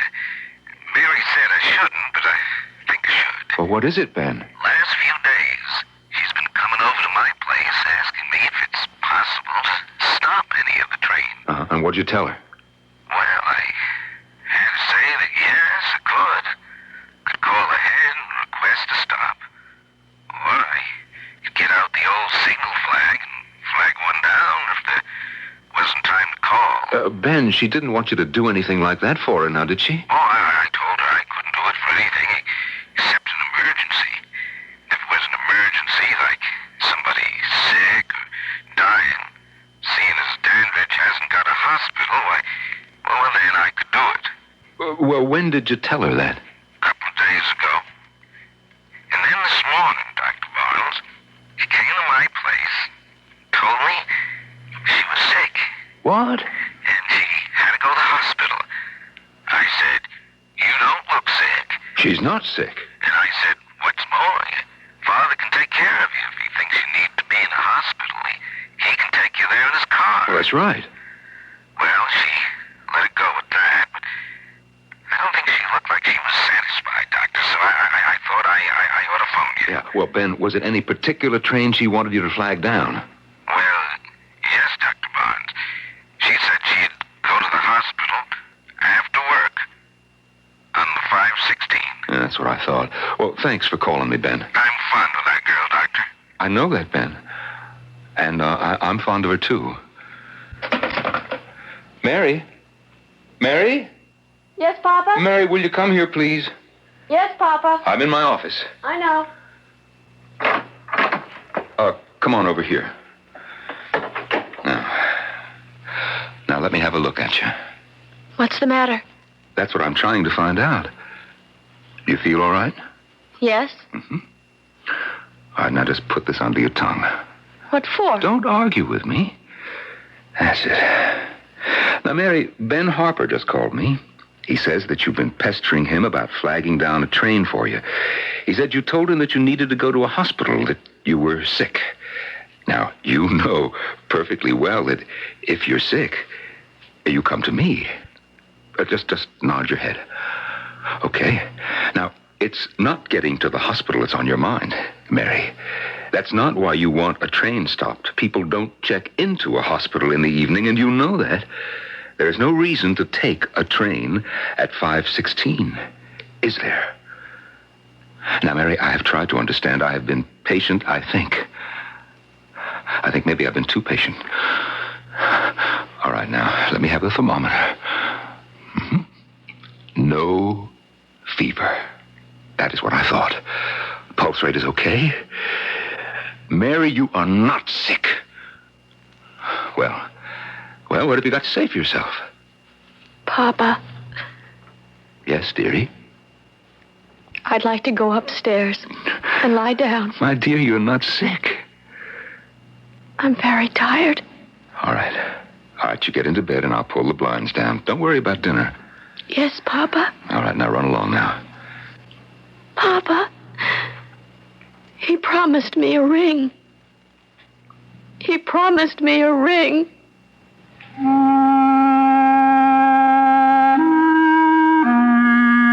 Somehow, the day passed. I checked on the food in the icebox. I saw some patients. Oh, I ate a sandwich for lunch. I answered the phone. I tried to keep busy. I guess I succeeded. But no matter where I was or what I was doing, my mind was centered on the young figure lying in her bed upstairs. So troubled, so haunted, so in love, as only a young girl can be in love, with a man I did not know, had not even met. Why, he could be anyone at all.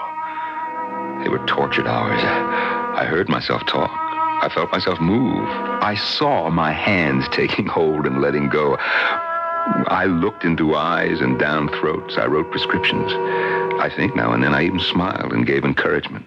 But all of it was unreal. All done by a self I no longer recognized. So it was natural. The only natural thing of the whole unnatural day, when I turned and saw the woman. Dr. Barnes. Oh, it's you. I had to see you. You're not looking well. I have something to tell you. About the man? Yes. Do you know that man is ruining my daughter's life? Do you know that after they took the train off, she started haunting the tracks? That she is obsessed with the thought of stopping it? That she has gone to our old station master to get him to flag it down? Gone to him with lies about being ill, having to get to a hospital? I know all that. He is killing my daughter, and I don't even know who he is. Dr. Barnes, the man is dying. What? Dying? You say that he's dying? He won't last out the night. Well, if you love him, I'd like to say that I'm sorry, but I can't. All I can do is wonder if I should tell my daughter. I wonder how to tell her. You won't need to tell her, Doctor. She'll know. I don't remember her leaving, but when I looked up, she'd gone. And after a while, I roused myself. I climbed the stairs to my daughter's room. I opened the door. She was sleeping so peacefully, her young breast rising and falling evenly, a little smile on her lips. Well, whatever I had to tell her could wait. I closed the door, went back downstairs. In my office sat Ben Harper.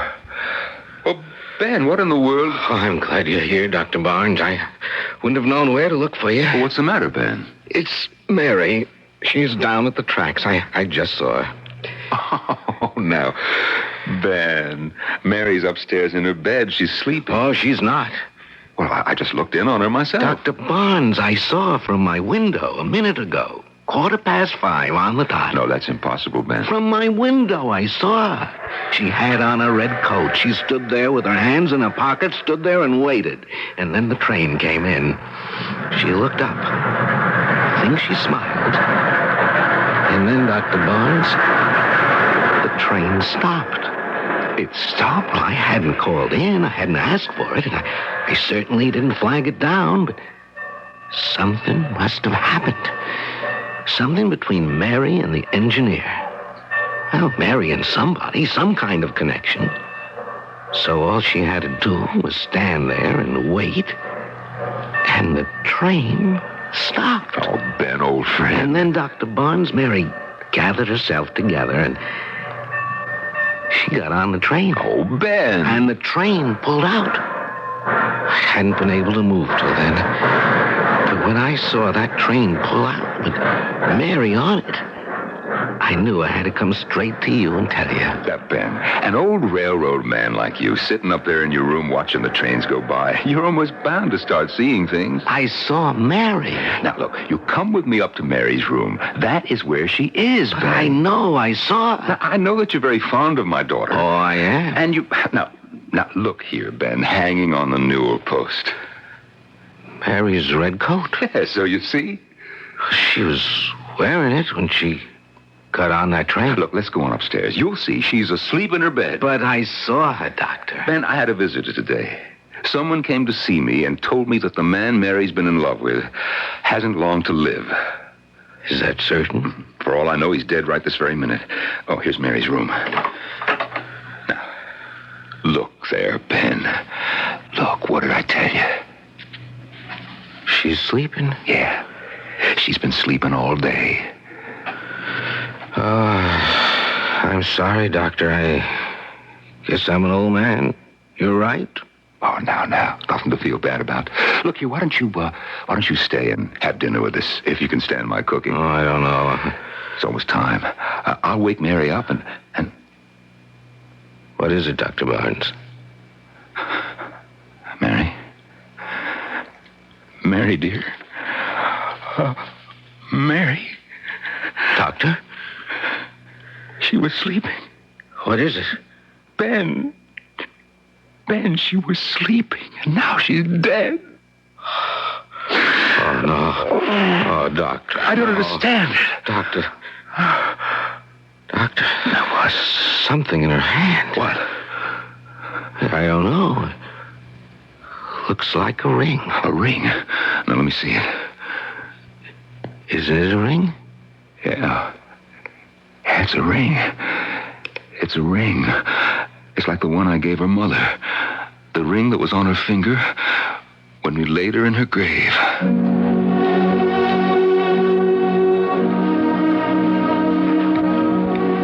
It wasn't the same ring, of course, though it was very like.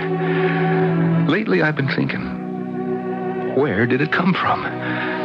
Ben said perhaps she bought it for herself in town. But our stores don't carry anything like that. Even so, how would she know the design of her mother's ring when she had never seen it? Did the man she loved actually give it to her? And if he did, when did it pass from his hand to hers? Oh, my mind grows weary. Mary, she's lost to me forever now. Buried like her mother with a ring on the third finger of her left hand. Well, the time for speculation is past. And yet, one last thought knocks at my brain. Who was the woman who came 3 times to see me? Who tried to save my daughter from the man who rode the train? Who cared enough about the two of us to do that? Only one. Only one. My Mary's mother. My own wife. Oh, it's all fanciful imagining, I know, but somehow the thought consoles me and I'm able to go on. I'm a very old man now. Older than my years. Every day I close my office at 5 o'clock and go down to the tracks and watch the 516 go by.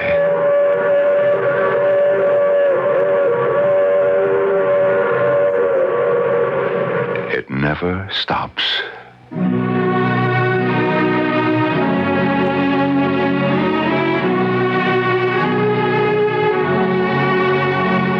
There really are people who die of love. Let nobody tell you there are not. It is not a subject for jest or flippancy. Sometimes they die because the beloved is untrue or fails them in little or large ways. Sometimes they die because the loved one dies. And sometimes they die because they are in love with death. More often than not, I suspect. I'll be back shortly. Tired of deodorant sprays that seem to miss their mark? Want something powerful you can put on in the dark? Shift to the English leather stick. The stick shift is on. English leather's got the stick that'll always protect you. With the English leather scent, they'll never forget you. Shift to the English leather stick. The stick shift is on. There are 3 good reasons to shift from an expensive deodorant spray to English leather deodorant stick. 1. English leather goes right where you want it, so there's no waste. 2. It's concentrated to give powerful protection. But the best reason of all is right under your nose. The famous fresh, clean scent of English leather. English leather's got the stick that'll always protect you. With the English leather scent, they'll never forget you. Shift to the English leather stick. The stick shift is on. Look for the English leather deodorant stick at your favorite toiletries counter. To the man who bought the Skyhawk, to the girl in the Century, we're glad you like your Buicks, glad you set your spirit free. And to the family from Ohio, to the folks up in St. Paul, nice to see you join us, nice to see you all. Do you know that over 550,000 people have already bought 1976 Buicks? No, we didn't know that. You like your Buick, don't you? Oh, yeah, sure. A lot? A lot, yeah. Yeah. There's probably nothing you don't like about your Buick, right? I can't think of a thing. Well, we could probably even say you love your Buick, right? Yeah. We could say that I love my Buick. That's right. In fact, I'll bet you wouldn't trade that Buick for $1 million. Oh, I wouldn't bet that. Oh, he bet it, didn't he? Okay, it's a bet. Here's the Buick. Where is the cashola? Let me see it. I don't think he's coming across. It's nice to see you join us. We're glad it came to be. Nice to see you join us.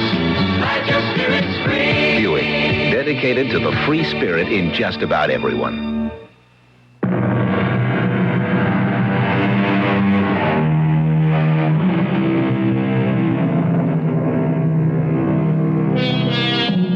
Don't weep for our young heroine. Don't cry for her father. Both struggled with feelings they did not comprehend, neither their own nor those of the other. But they struggled. They tried. They loved. They gave what they had to give, each to the other. No more should be asked of anyone. Our cast included Norman Rose, Jada Rowland, Ann Shepard, and Jean Francis. The entire production was under the direction of Hyman Brown. Radio Mystery Theater was sponsored in part by Buick Motor Division. This is E.G. Marshall inviting you to return to our Mystery Theater for another adventure in the macabre. Until next time, pleasant dreams.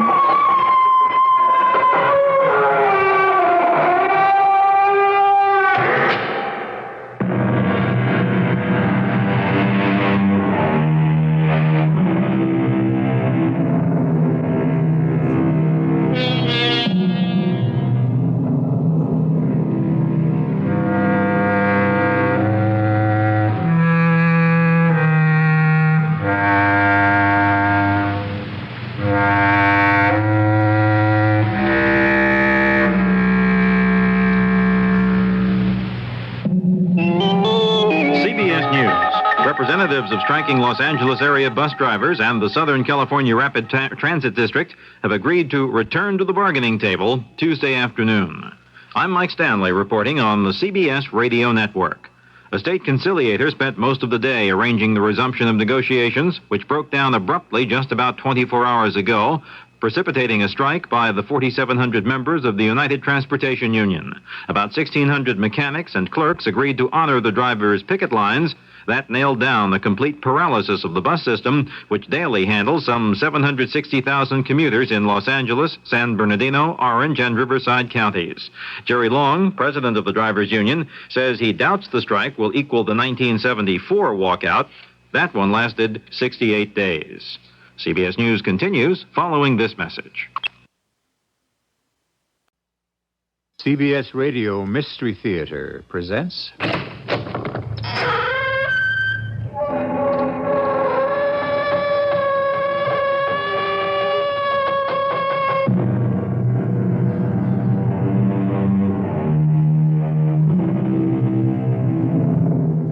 Come in. Welcome. I'm E.G. Marshall. A trip to the dictionary will reveal the fact that the word miracle comes from a Latin word meaning something wonderful. A miracle, as we all know, is a departure from the usual course of nature. Something happens that in our customary day-to-day living couldn't possibly happen. Yet, in some strange way that most of us can't explain, it does happen. And when it does, it is indeed something to wonder at. George, what have you done? I don't know, but I can't keep it up much longer. That oil lamp is hanging up in the air, upside down. Without spilling its oil, without breaking, burning just as bright as it did before. Yeah, it's just hanging there, not attached to anything. What's making it do that? I don't know, Charlie. Unless what? Unless I've just worked some kind of a miracle.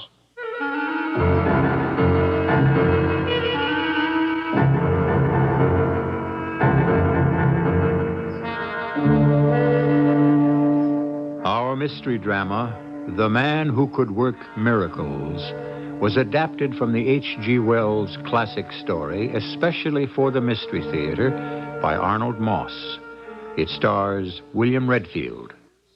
I'm Dr. John Tabak, and last night my son said to me, Mom is always saying, why don't you smile and show your nice white teeth? But a fella doesn't always feel like smiling. You might get a poor grade in a test or get clobbered in a ball game. The other day, we lost in the 9th inning. Or it can be raining so hard you can't even throw a ball around. Some days nothing seems to go right. Who feels like smiling then? No way. He was right. There are lots of days when the last thing you want to do is smile. But that doesn't mean you shouldn't take care of your teeth in those smileless times. I'm president of the American Society of Dentistry for Children, and we say keep 'em brushed and flossed the way your dentist tells you. Maybe when you feel like frowning, that's the time to clean your teeth. A little smile might even come through.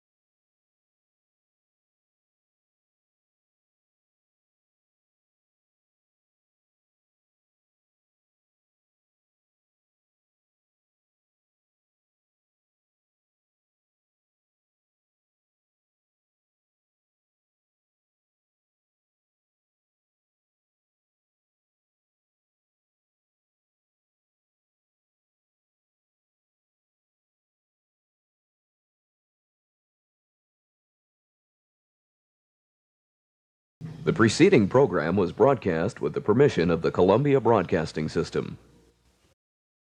WUWM, Milwaukee.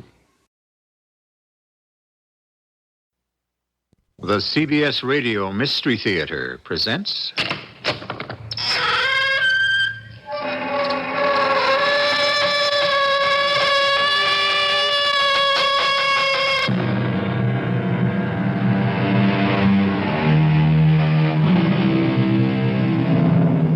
Come in. Welcome. I'm E.G. Marshall. You turn a switch, you pump a pedal, an electric spark encounters acid. A flash, an explosion, a burst of energy, a thing that stood still now leaps forward. In a real sense, it lives, nourished by fluids, fed to the right places, at the exact split second. An inanimate object, an automobile. But how different, in theory, is an animate object, say, a human being? We are also sustained by fluids, miraculously timed by the interaction of electricity and acid. Car and driver, you both live. Mr. O'Brien, I want to help you. I'm telling you the truth, Doctor. You want to keep working, don't you? I have to. Well, then, you have to... you can't go around saying that the bus you drive actually has feelings, emotions, in fact, has life as we know it. But, Doctor, it's true. Whether or not it's true, do you have to say so? But, Doctor... I'm offering you a way out. What's that? Just keep your mouth shut.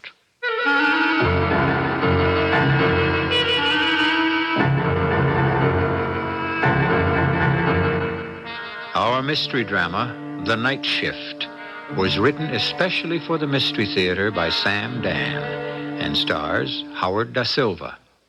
The preceding program was broadcast with the permission of the Columbia Broadcasting System. A good job these days is hard to find, but if you're a high school senior, you can reserve that good job right now. One that gives you almost $350 a month in spending money to start, takes care of all your basic expenses, and teaches you a valuable technical skill. In addition, you'll be helping to save lives and preserve natural resources. It's a job in the Coast Guard, and it's yours now if you reserve it under the Delayed Enlistment Program for high school seniors. Sign up today and wait up to 12 months to begin active duty. You'll know that a good job is waiting for you, and you're actually accumulating seniority that counts toward your pay and promotion even while still in school.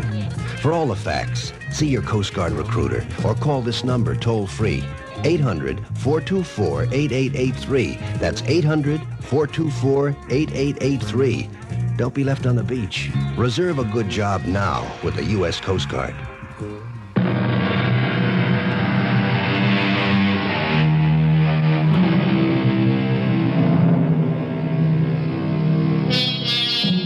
You walk quickly into the office, but there's no hiding it.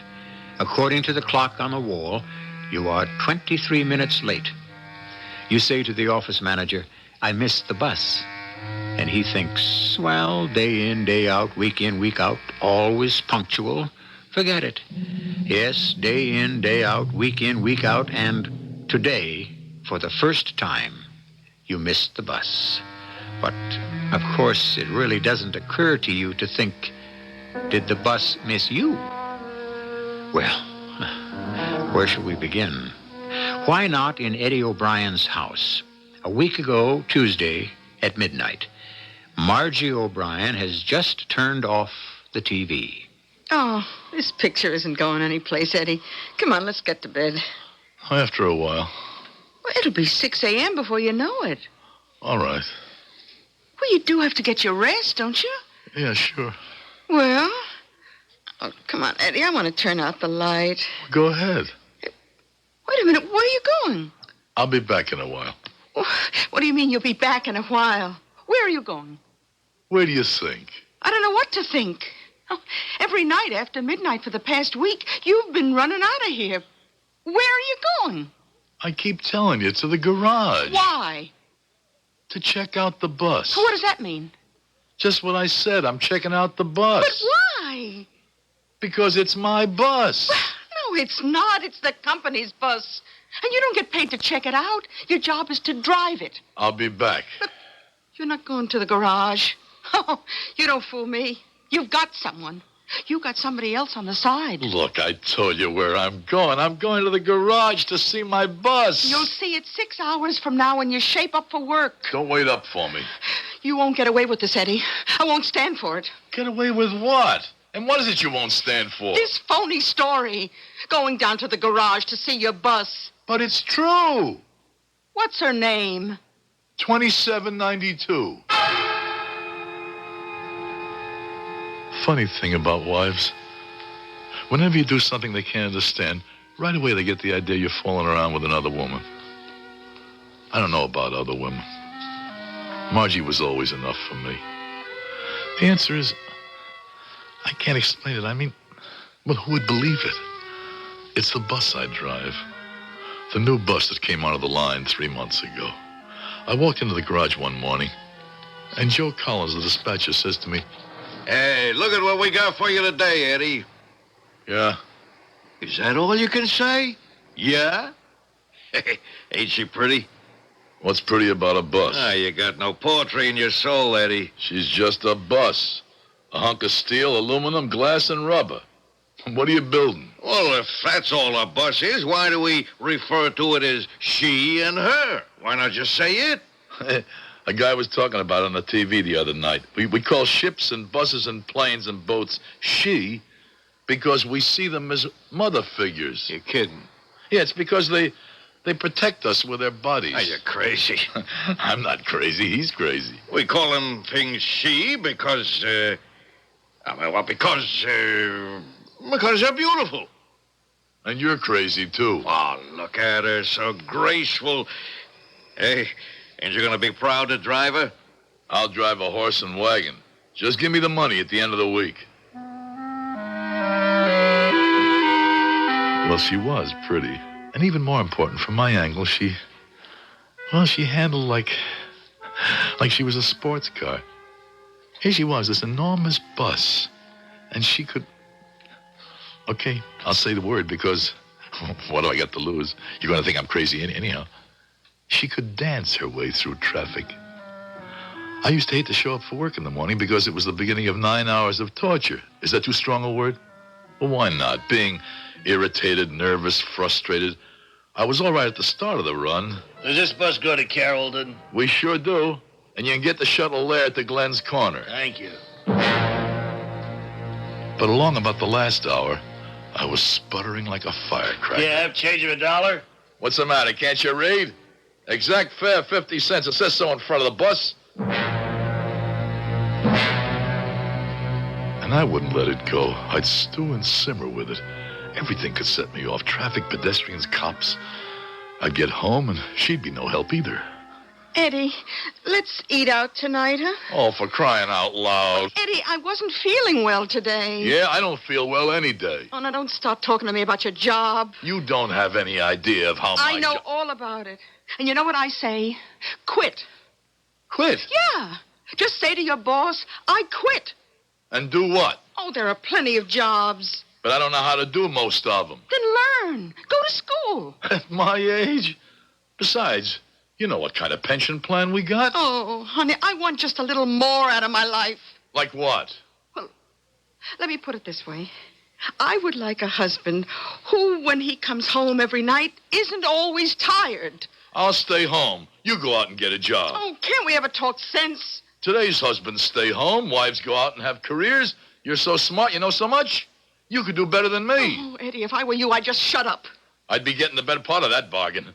An hour to clean the house, an hour to do the shopping. Eddie, I'm telling you right now. An hour to cook supper. I'm warning you. After all, it isn't as if we have kids. You're going to be sorry, Eddie. Yeah? Why am I going to be sorry? How am I going to be sorry? I don't know yet, Eddie. But I'll find a way.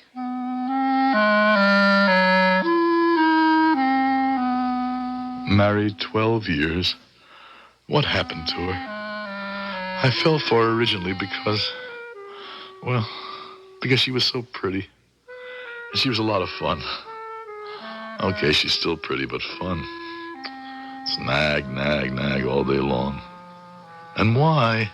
I face it with it. I say to her, what do you want? Look around you. See what other women have to live with you. You got a husband who doesn't drink, doesn't chase, doesn't gamble, doesn't smack you around. Oh, yeah. I married an angel. I don't hold on to my money. Everything we got is in a joint account. What do you want? No, nothing.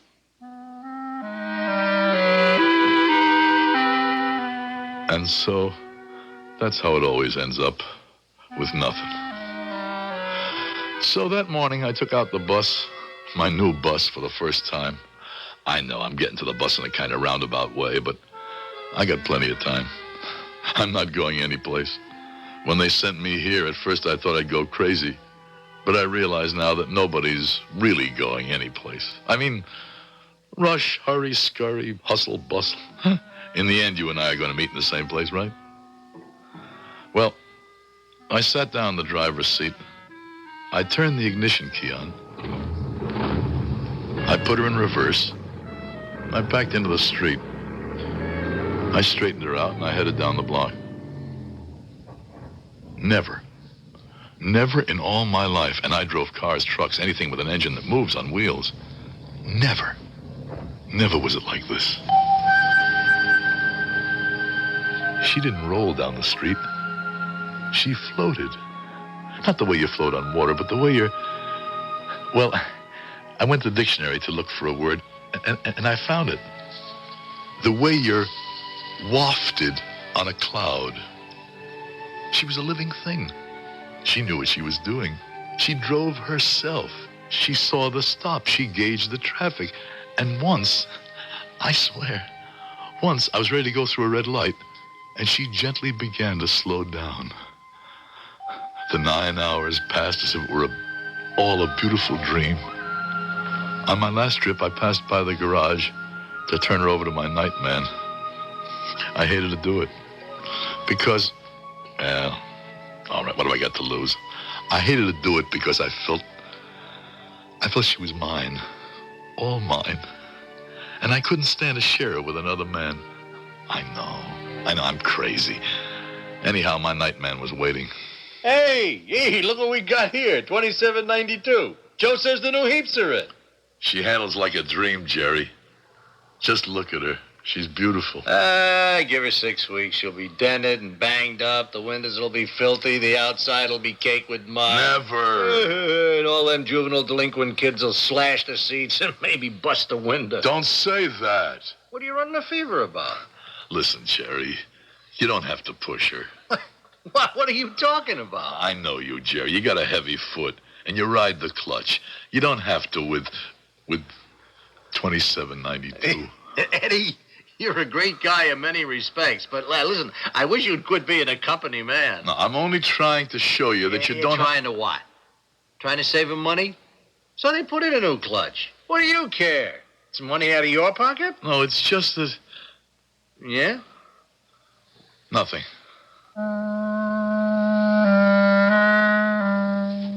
Nothing. The nothing people say when they mean everything. Except I didn't know just yet what I meant. Well, the next morning I showed up for work, and it rained the night before, and there was mud all over her. So I said to the dispatcher, "Hey, Joe, this bus has to be washed." Yeah, I know. Well, so if you know, why don't you do it? What are you talking about, Eddie? You know we can only have the buses washed twice a week. Yeah, but this one's filthy. She ain't that bad. I'm not taking her out like this. What? Let me get the hose. I'll wash her down myself. Hey, you can't do that. Who says so? Well, in the first place, you ain't maintenance. You're a driver. And second, you're due on LaSalle Street in 2 minutes. Now, you just saddle and ride. And that's when it started. The going out at midnight. Do you understand? My bus. She needed to be taken care of, and... well, at midnight, the garage would be deserted. Nobody would be around to interfere with me as I tended to my bus. I would wash her carefully, and soon she'd be shining and spotless. But after the first week, I saw that she was also hurt. How'd you get that dent in the left rear panel, Jerry? Oh, come on, Eddie. You can't even see it. How did it happen? It's nothing. You don't hear Joe Collins complain, do you? How did it happen? What are you getting so excited about? Talk to me, Jerry, or I'll knock you into the middle of next week. Hey. You're all ready to put up your hands. What for, Eddie? Why?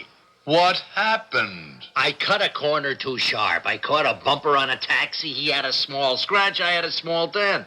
Both of us figured it would be better to keep it quiet.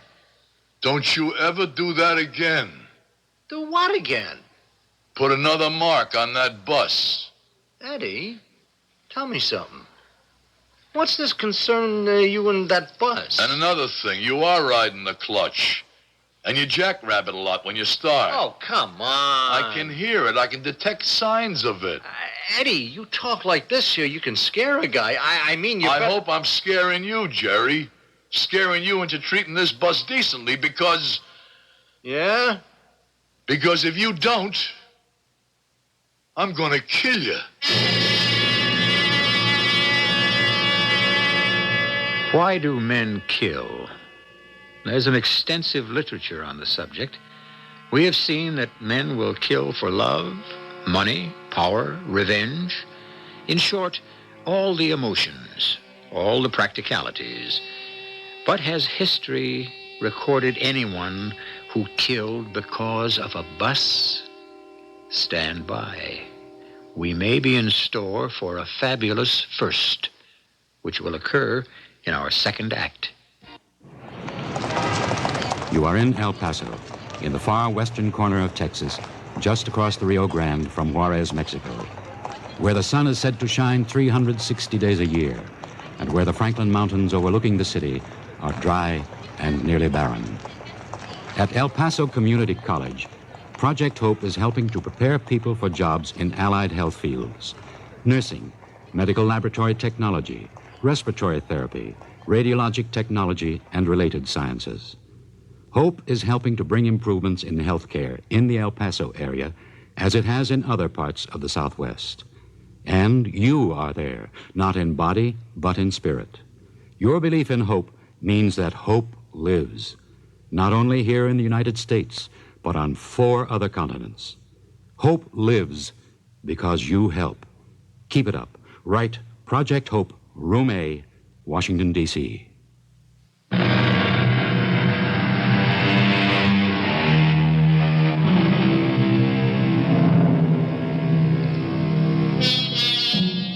All right.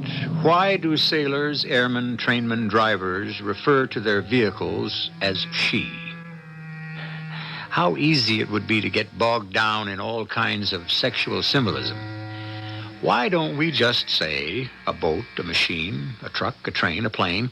All these things are she because the truth is, I don't know either. We could arrive at the answer in the second act, which is about to unfold. Well, Eddie? Well, what? Well, it's midnight. You're still dressed. No signs of getting ready for bed, so I guess you're going out again tonight. That's right. To the garage, no doubt. That's where I go? To wash down the bus. Yes. Funny thing, I never thought it would happen to me. Now, Margie, don't get started with that. It happens to other women. Some of them get a divorce. Some of them keep their mouths shut and pretend everything's okay. Margie. And then there are some women who decide to get even. Do you know what I mean? Oh, for crying out loud, Margie. What's sauce for the goose? Will you listen to me? An eye for an eye. I'm going to the garage. That's all I'm doing is I'm going to the garage. Well, I really don't know what I want to do yet, Eddie. I haven't decided how I'm going to handle it. I'll be right back. Oh, no rush, Eddie. As long as you're having fun, take your time. Enjoy it. Margie, you're crazy. Don't keep her waiting. Margie, I'm going to the garage to fix up my bus. Okay. Okay, Eddie, I'll play along. Don't keep it waiting. Some kids had slashed a seat. There were chewing gum patches on the floor and papers and dust. I spent more than an hour working on her. And at the end, well, at least she was respectable looking again. I left the garage. and I noticed a woman walking toward the corner. She was about my age, give or take somewhere around 40. Kind of slender, not at all bad looking. And I remembered seeing her practically every night. I wondered what she was doing alone on the street at this hour in this neighborhood. I mean, I wasn't trying to start anything, but I said, "Good evening." Oh, actually, it's good morning. That's right. You live around here? The house on the corner. Kind of dangerous for a woman to be out alone at this time of the night, don't you think? Oh, there's no question about it, but I'm restless. I was hoping to talk to you. I've been wanting to for weeks. Well, you could have done that any time. Perhaps, but I've been brought up where the gentleman must talk first. Well, what is it you wanted to talk to me about? I wanted to thank you. For what? For making my little midnight walks possible. What have I got to do with it? As you say, it's not a good neighborhood for a woman to be alone on the street at this hour, and so I would sit by my window. And then, some time ago, I noticed that you would go to the bus garage just down the block, stay for an hour or so. And just knowing there was someone respectable within call. How do you know I'm respected? Oh, you must be. You work for a living. You evidently go to the garage to fix the buses. You're a mechanic, aren't you? No, I'm a driver. Anyhow, I'm not really alone, so I felt it was safe to take a walk. And it has been. I'm glad I could be of help. Would you care for a cup of coffee? Oh, well, you see, I'm married. Why did I say that? It's really insulting. It means that I thought that you were making a play. Oh, it's not important. We're all very complicated. We like to think we're so logical. Actually, inside, it's really anarchy that we somehow manage to keep under control. Well, let me tell you why I said that. It isn't important. Yes, it is. It really is. I must explain it. Why not explain it over a cup of coffee? You see, my wife is convinced that I've got a woman, another woman. Have you? No, but she doesn't believe me. When I tell her about the bus, she really flies off the handle. Why? Well, I told you how I feel about that bus. Doesn't it sound crazy? No. No? What you're saying is that bus is a living creature. Why not? Who can define what life is? That's it. That's it. You understand. Just like no two human beings are alike. The same goes with no two machines. It's the way they're put together. They have a life. I hope you won't laugh. To laugh at someone's sincerely held belief is not only unkind, but stupid. Then you really do understand about my bus? I think you're an exceptional human being. Her name was Martha Wilson. And she was sweet, soft, sincere, easy to be with. So unlike Margie. So I'd meet her at the corner every night, and we'd go up to her place for coffee. And I had no other ideas. Well, not at first, anyhow. I would have been happy if things stayed the way they were.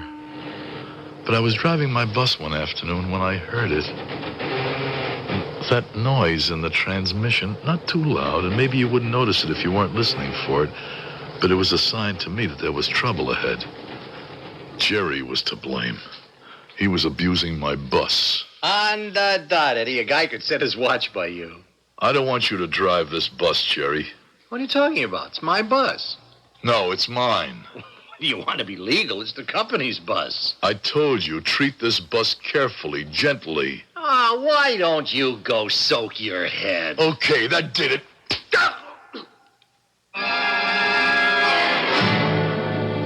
I don't care who started it, Eddie. I won't have any fights on the job. Listen, Joe. No, Eddie. I'm overlooking too much already. Yeah? What? Look, you want to sneak in at night, and for no pay you want to work in your bus, okay. But it's got to be under your hat, and there can't be any fights. I don't want Jerry driving my bus. Now, just a second. In the first place, it ain't your bus. And in the second place, we have to get 17 and a half hours worth of service out of her every day. I don't want anybody else driving her second shift. Eddie, what's come over you? I'll be the night shift myself. You mean pull 2 shifts? That's exactly what I mean. Forget it. Why? What are you, kid, Eddie? We got a contract. No one's allowed to work 2 shifts.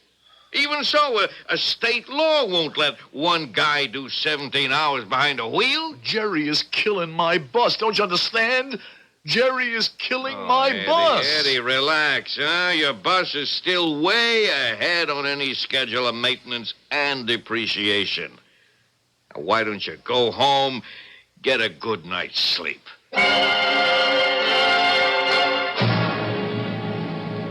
Well, here it is, 13 minutes to 12, and our devoted Eddie O'Brien is off on his mission. Eddie O'Brien, that dedicated driver of the bus. Good night. And give my regards to Martha. Martha? It's funny how you always went for girls whose names begin with M. I'm Margie. Before me, you were going with that girl Marion. Now, after me, you've got a Martha. What are you saying? I notice you don't deny it.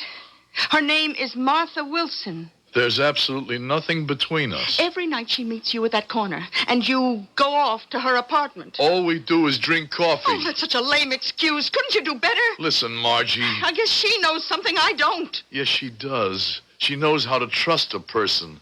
If I said to her I'm going to the garage to work on my bus, she'd never sneak out and follow me. I never even left the house. Then how do you know about You have a very good friend. Who told you? He told me for your good.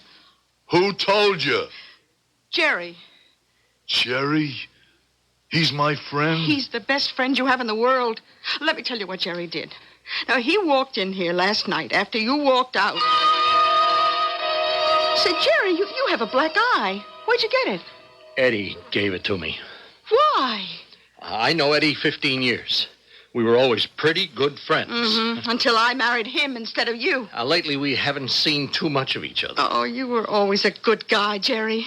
All you said to me was, one day you'll be sorry. Yeah. I mean, he's on days and I'm on nights, and I don't have a chance to socialize much. Well, it's quite possible you were right, Jerry. Now, believe me, I never really resented Eddie. I felt the better man won. It may be possible that I am sorry. What's wrong between you and Eddie? Would you believe a 3-letter word? Bus. Yeah, that bus. Tell me, what's with that bus? Search me. But you drive it, too. What kind of magic has it got? Magic? The bus is just a cover. For what? You should ask for who. Oh, I see. He doesn't have the right to cheat on you, Margie. You're the most wonderful girl I know. Oh, please, Jerry, not now. I don't mind giving you up. If it was to a guy who could make you happier than I could. Who is she? I want you to be happy. Who is she? I've always loved you. I've loved you enough to be happy when you threw me over for Eddie. Will you tell me who? It was because I wanted you to be happy, but you're not happy now. You can't be happy now. Oh, Jerry, if you don't tell me who she is. Just tell me this.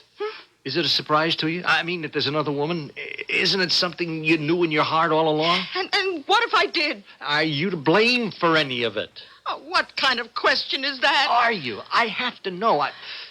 I love you, and I have to know if you can still make it right between you and Eddie, because if you can't, and it is over, I hope we're back where we started. Who is she, Jerry?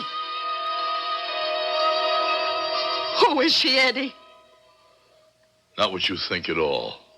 She's just a kind, sweet, sympathetic lady. Everything I'm not. Margie, I swear to you, Martha Wilson and I, we have never so much... That's even worse. Oh, Eddie. Eddie, what have I done to you? You haven't done anything. Oh, please tell me, because I love you. I know, and I love you, too. And I want you to meet Martha. Oh, no. Are you crazy? She can teach you something. Oh, let me hear this. How to understand those things we cannot see, those forces we cannot feel. Eddie, don't, please. You don't understand that an object can be a living entity. Eddie, where did you get all this from? My bus is not a number, not just 2792. but a being. A being that can feel, that can respond. Eddie! Jerry drives her, too. He complains about her transmission, her steering. It's because she doesn't respond to him. Oh, don't say any more. Let me call She resists him, but she knows I respect her, that I care for her. Darling. And so she responds to me. Oh, Eddie. You need help. Margie, doesn't it occur to you that maybe you need help?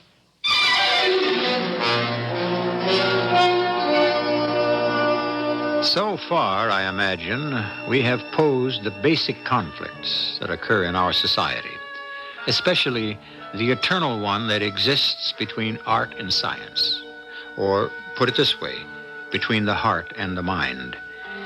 Common sense insists that Eddie O'Brien is, to put it gently, a nut.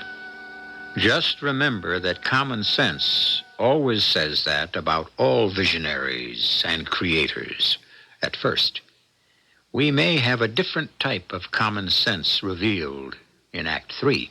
Do you have...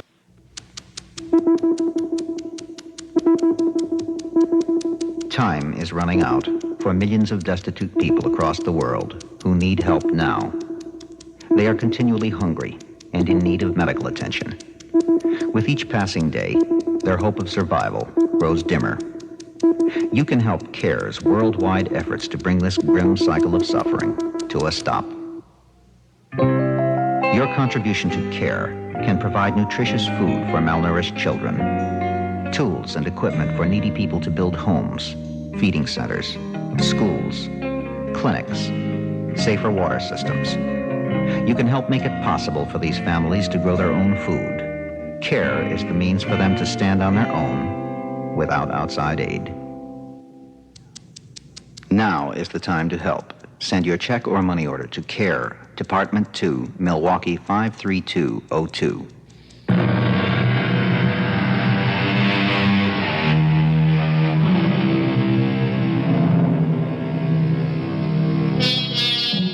Scientists will tell you that the dividing line between what is animal and what is vegetable cannot really be clearly defined. So, if you go lower down the scale, the dividing line between what is animate and what is inanimate is also somewhat blurred.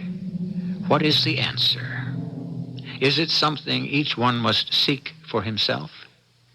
In seeking for his particular answer, Eddie O'Brien is prepared to believe that even a bus is a living creature. Eddie, you talk to buses. Why is it that Martha Wilson can understand? Oh, darling, I'm willing to forget Martha Wilson. But you have to help me. You have to forget her, too. Why should I? She's a lovely person. Okay, Eddie. I won't say another word.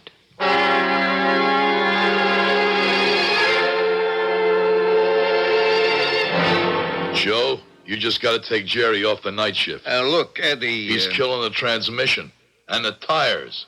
Look at the tread on the right front. Eddie... The wheel's out of alignment. Yeah, I know.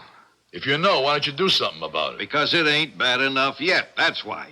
You can't let guys drive her who don't know how to handle her. I want to talk to you. You're going to have to see a shrink. Who says so? Well, the contract says so. Section 18, paragraph 2. The physical and mental health of the driver being vital to the safe operation of the vehicle. Okay, I know. Well, we have the right to insist on a visit to a psychiatrist. Why? Eddie, don't make this tougher on both of us. You claim your bus has human characteristics, Mr. O'Brien? No, Doctor. Then what is your problem? I don't have a problem. It's the people around me who have a problem. I say that bus 2792 lives. Lives? Ah, how? The way living things live. I mean, she? Look, why is it crazy? She has a motor, we have a heart. She circulates oil, we circulate blood. We burn food, she burns gas. And doesn't the same name hold true in both cases? Fuel? Oh, these are very apt generalities, Mr. O'Brien. Well, let me tell you how I can prove all this. Prove what? Prove that she lives, that she responds, that she understands. Ride with Jerry when he drives her, and then ride with me. You're the better driver. Actually, I've been told you're the best driver in the garage, but all this is beside the point. You have a problem. Can't I convince you I don't have a problem? Mr. O'Brien, you're a hard-working man, a good man. I find nothing physically wrong with you. Doctor, don't you understand? She's a living thing. Even if that's true, why should we be concerned with it? You're a kind person, Doctor, an intelligent person. What are you saying? I'm only saying that everything has a useful life, and when it's over... Useful life? You use the word life? You agree with me about 2792 being alive. So how can I be crazy? Well, I didn't say you were crazy. For all I know, your bus is just as alive as you are. But being alive doesn't mean it's entitled to live. Well, what are you going to write down on your report? Well, that depends on you. You can't say I'm crazy. Mr. O'Brien, don't rock the boat. Unless, of course, you're prepared to jump overboard. That was my first experience with a head doctor. I've had lots more since, and I shall certainly have many more in my time to come. Let me check out the details of what happened immediately after. I took the bus out again, and I wanted to cry, because she was no longer the beautiful thing I had seen that first morning. She was dirty and dented, grimy, dingy. The tile on the floor was cracked in places. There were dirty spots that could no longer be removed. And even her heart, her great beating heart, no longer pumped smoothly. She stuttered, labored. She was in agony. And when I turned her over to Jerry, please, Jerry, be very good to her. Eddie, I want to tell you something, and you better listen. That tramp you've been running around with at night. One more word, Jerry, and I tell you... what? You won't catch me with that lucky sneak punch like the last time. Eddie, Margie loves you. You keep out of this. I can't. I love her. You always hated me because I'm the one she married. She's mad. You can't blame her. She wants to pay you back. She's willing to go away with me. But you can put a stop to it if you really love her. Oh, don't be so noble and self-sacrificing. She chose me 15 years ago. Now, if she wants to choose you, I won't stop her. And it's true. It's true about you and this Martha Wilson. It has nothing to do with another woman. Why do people tie everything up with sex? It has to do with understanding what's in somebody's heart. Jerry, the clutch is gone. The clutch is okay. Treat that bus gently, shift easily. Promise me, Jerry, promise. Oh, you're crazy. I can see that now. Look, I am not going to let you ruin the rest of Margie's life. Easily, Jerry. She responds so beautifully when you treat her gently. Let go of my arm, you nut. He climbed into the driver's seat, and as if to spite me, it was as if he was trying to tear her heart out. I couldn't go home. I couldn't face Margie. I couldn't face the arguments, the complaints, the lack of understanding. How does it happen? How do two people who were so in love, suddenly, it's because we change. We don't know it, but we change. Or maybe what we were is no longer what we are. And so I went where I could always find somebody who was what I needed now. What did the doctor say? In a nutshell, don't rock the boat. He's a good doctor. He knows his limits. I wish I knew mine. How is she? She, Margie? No. 2792. She's getting old. I saw this thing on TV one time. There are tribes where when a person gets old, they take him somewhere to die. I know. And that's what'll happen to her. If it's a rule of life, my dear, we must accept it. Oh, I can accept it, but what bothers me is she'll be considered just a hunk of scrap metal. Nobody will ever know that she lived, that she was a living creature. You'll know. I'll know. Martha, I was right, wasn't I, about her? I'm right, huh? Of course. When you rode with me, you could tell, couldn't you? Yes. You're not just saying this to make me feel better. I'm saying it because it's true. She was a wonderful person, Martha. And she looked something like Margie. And maybe I fell in love with her. Because I thought this was how I'd wanted Margie to look when she reached 40. How Margie would be when she reached 40. Quiet, sympathetic. That was the first night I didn't go home. I stayed with Martha. And early the following morning, I reported to the garage for work. Where's my bus, Joe? You'll have to take out 2780 this morning, Eddie. You mean you're finally giving me a new transmission? Oh, it means you weren't here last night to do your daily dozen. What? 2792 has had it. What? There she is, against the back wall, what's left of her. What happened? Well, Jerry had an accident last night. It wasn't his fault. What happened? Well, these kids, they must have been drunk, doped, who knows. They come right at him. So to avoid a head-on, he pulled over and piled up against the building. He crashed her. It couldn't be helped. Lucky he's got witnesses. Look at 2792, Joe. She's dead. Yeah, I guess you could put it that way. She's dead. And what happens to her now? She'll be stripped? I saw this thing on TV once. An animal, a big, beautiful animal. I forget what it was. Anyhow, it died in the jungle. And the vultures and the hyenas. Oh, you really got yourself an imagination. He killed her. Jerry killed her. Oh, come on, Eddie. Hey, where you going? You're due on the street in 3 minutes. Eddie! He killed her. He planned it with Margie. That was how Margie would get back at me. Well, 2792 was dead. I knew that. And I would give 2792 a burial, a decent departure from this world. But first she had to be avenged. Walking into a store saying, I want to buy that revolver, and then to go to Jerry's apartment. He wasn't home, but I should have thought of that. Of course, he'd be at my house. Eddie! Look, Eddie, you...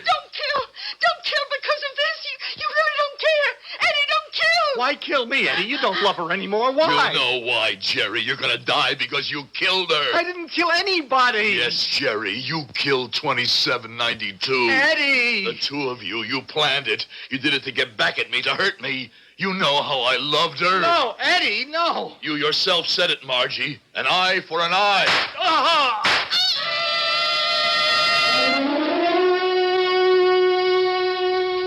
Hello, Joe. Eddie, I heard something on the radio. Somebody heard shooting in your house. The cops found... I know what they found. It can't be true. Now I have avenged her. I'm going to give her a decent burial. Hey, let me get you something to drink. Hey, where you going with that can of gasoline? Out of my way. Well, you're crazy. I can't let you do that. You can't stop me. No one can stop me. I heard the cops coming. They probably figured I'd be at the garage, but they were too late to stop me. I poured the gasoline all over her, all over my beautiful 2792, and I lit a match.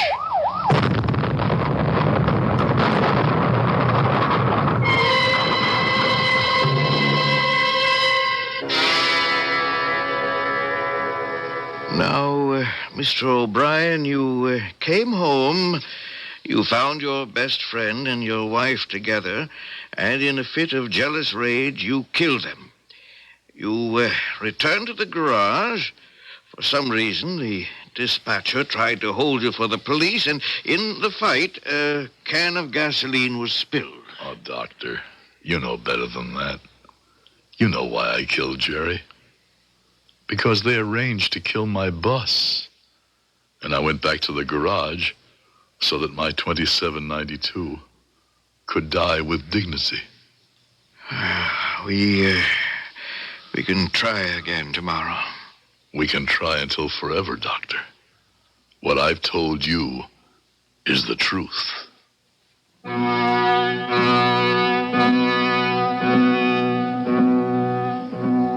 There you have Either way you like it. We try to please everyone. Some stories have two endings. Ours has two storylines. Was he in love with the bus, and did he kill for that reason? Or did he realize that he was about to be betrayed by his wife and his best friend, and was that his motive? My motive is to have you wait here till I return. The U.S. Department of Transportation, the Advertising Council, and this station remind you to double up, share a ride with a friend. Today we're talking to a carpooling expert. That's right. I'm an expert in this. I've studied carpooling forever. Who actually invented carpooling? Way back, a Neanderthal man did it, where he sat on a rock, and he asked another person to sit on the rock. Unfortunately, the rock did not move, but he was not aware of it. That was kind of the very fundamental beginnings of carpooling. Right. Well, tell us, why is it important today to carpool? Because why take two cars? Why use energy with gasoline when you can go together, get to know each other? Double up. Yeah. That's right. You can share a ride with a friend, somebody that works with you. You can talk, and you'll get there in no time. You get relaxed. That's right. You won't be lonely. It's no fun being lonely. I was lonely last year. I went in the closet and played with my shoes. Do you have a specific friend that you carpool with? Excellent friend, yes. How do we get the term carpool? Where does that come from? Named after Mr. Henry Carpool. Oh, there was actually a person named Carpool. Carpool, yes, the New Hampshire Carpools.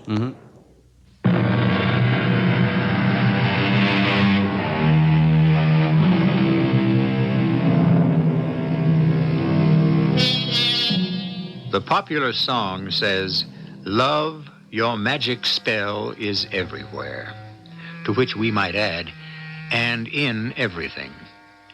There is an entire literature dealing with the love men have for the so-called inanimate artifacts in their lives. We have people who bestow more love and care upon guns than they could ever give to human beings. Captains who love their ships so dearly, they die with them. Who is to say? Our cast included Howard Da Silva, Bryna Rayburn, William Griffiths, and Earl Hammond. The entire production was under the direction of Hyman Brown. And now, a preview of our next tale. What about the police? Yeah, the police. They said they didn't know what I was talking about. Well? Frank, that's what's funny. I'm not allowed to talk to the cashier, and nobody else in the bank, including the security guard, would even speak to me.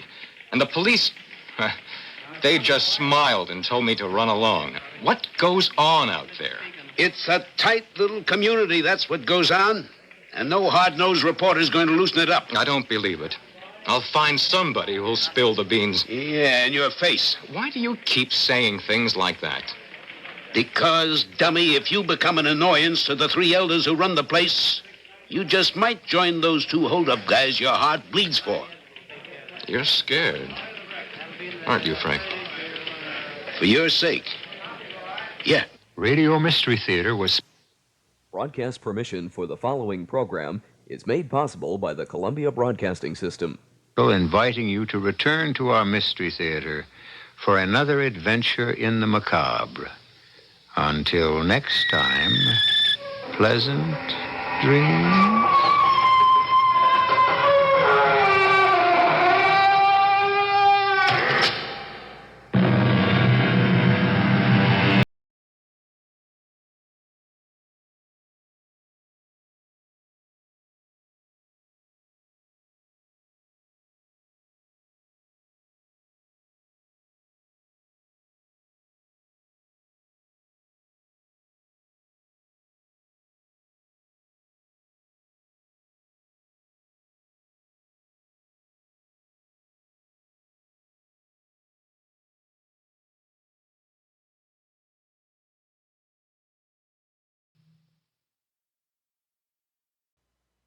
The CBS Radio Mystery Theater presents...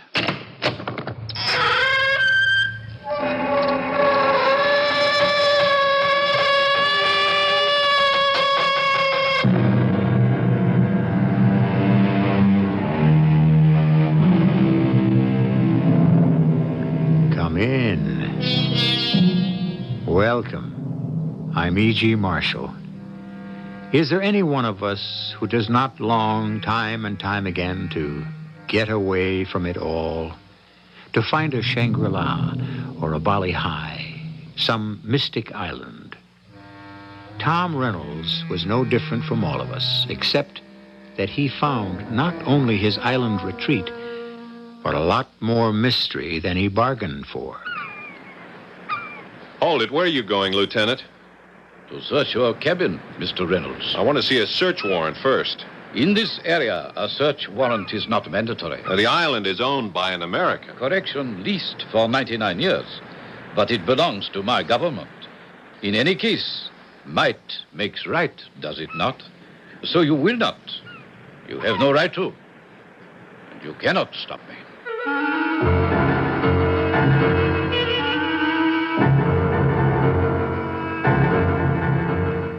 Our mystery drama, The Magic Key, was written especially for the Mystery Theater by Ian Martin and stars Paul Hecht.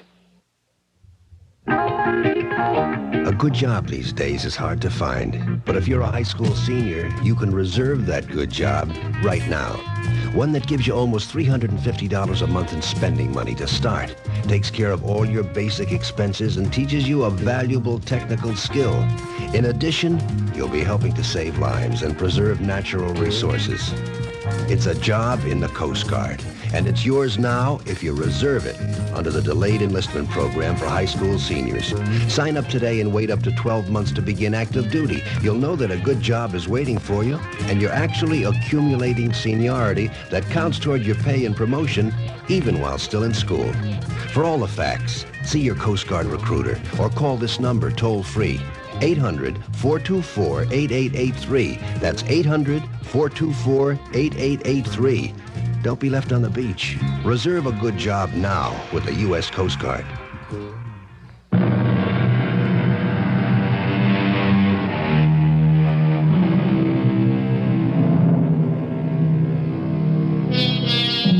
Tom Reynolds is a man paying the price for achieving the American dream.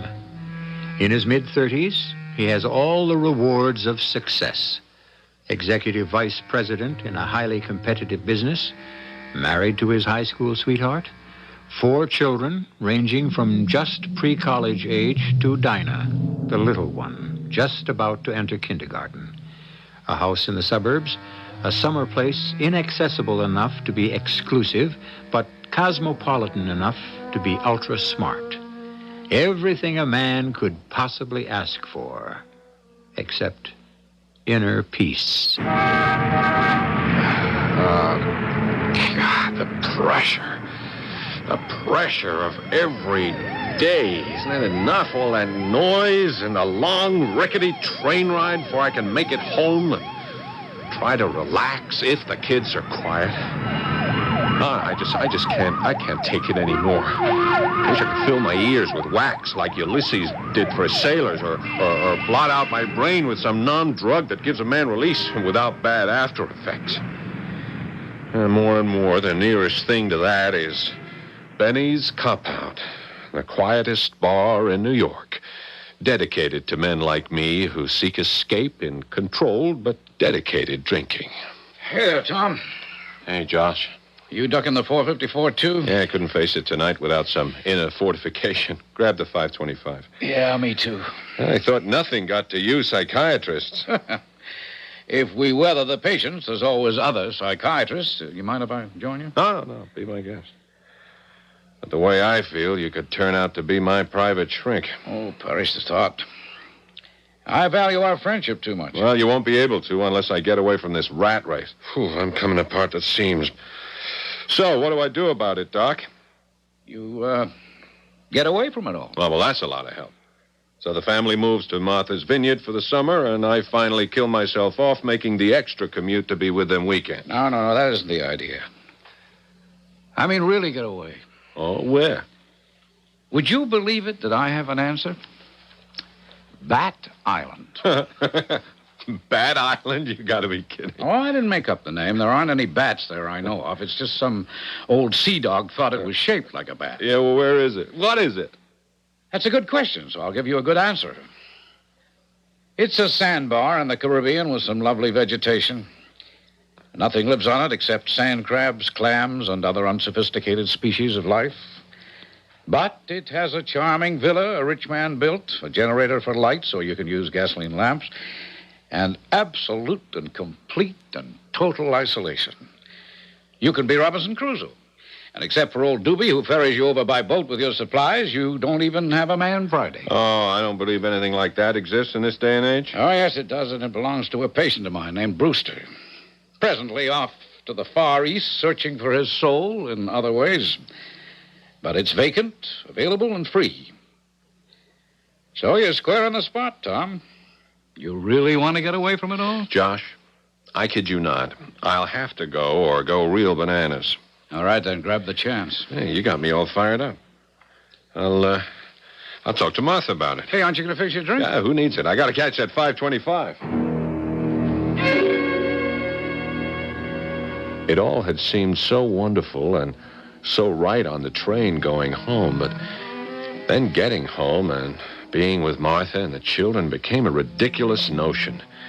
I decided I would drop the whole idea, and then, of all people, Martha revived it. We were on the way back from dinner with the Coltons.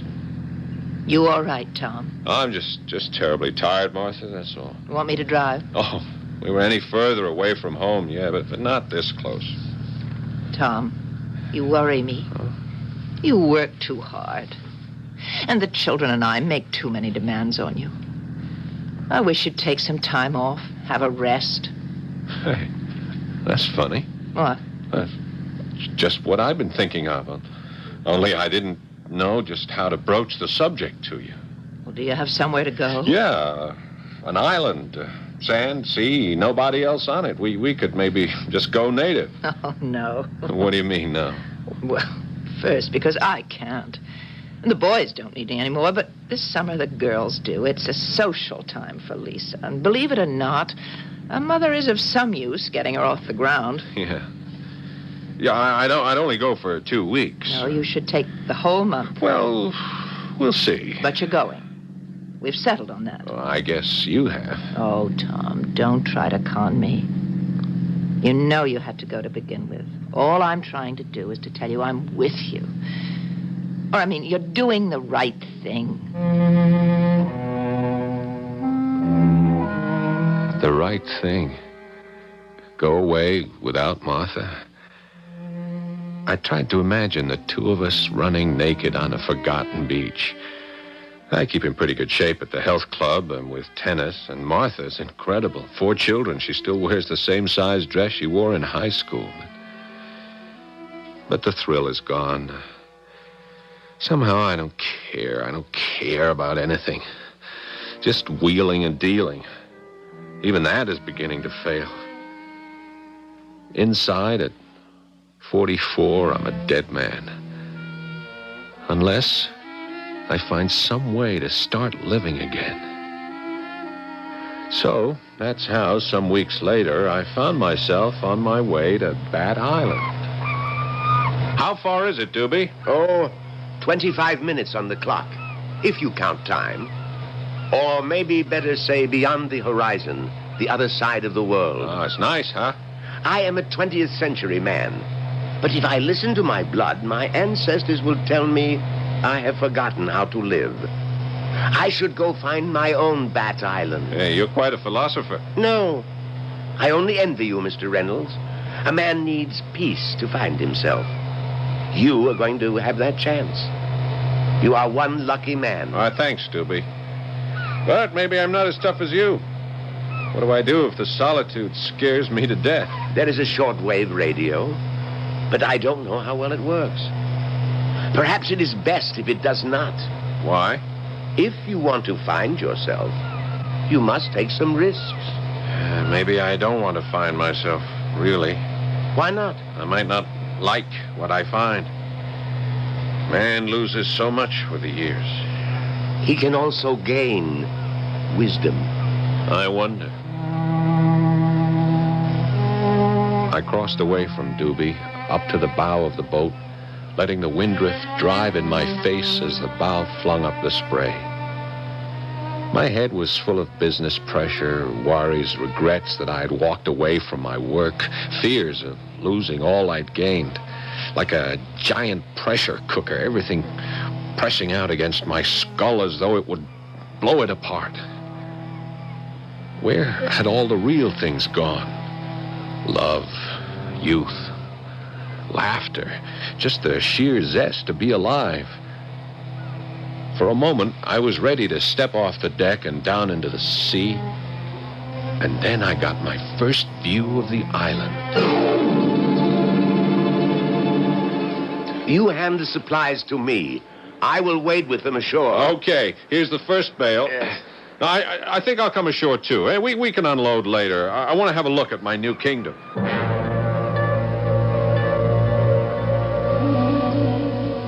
The house was small.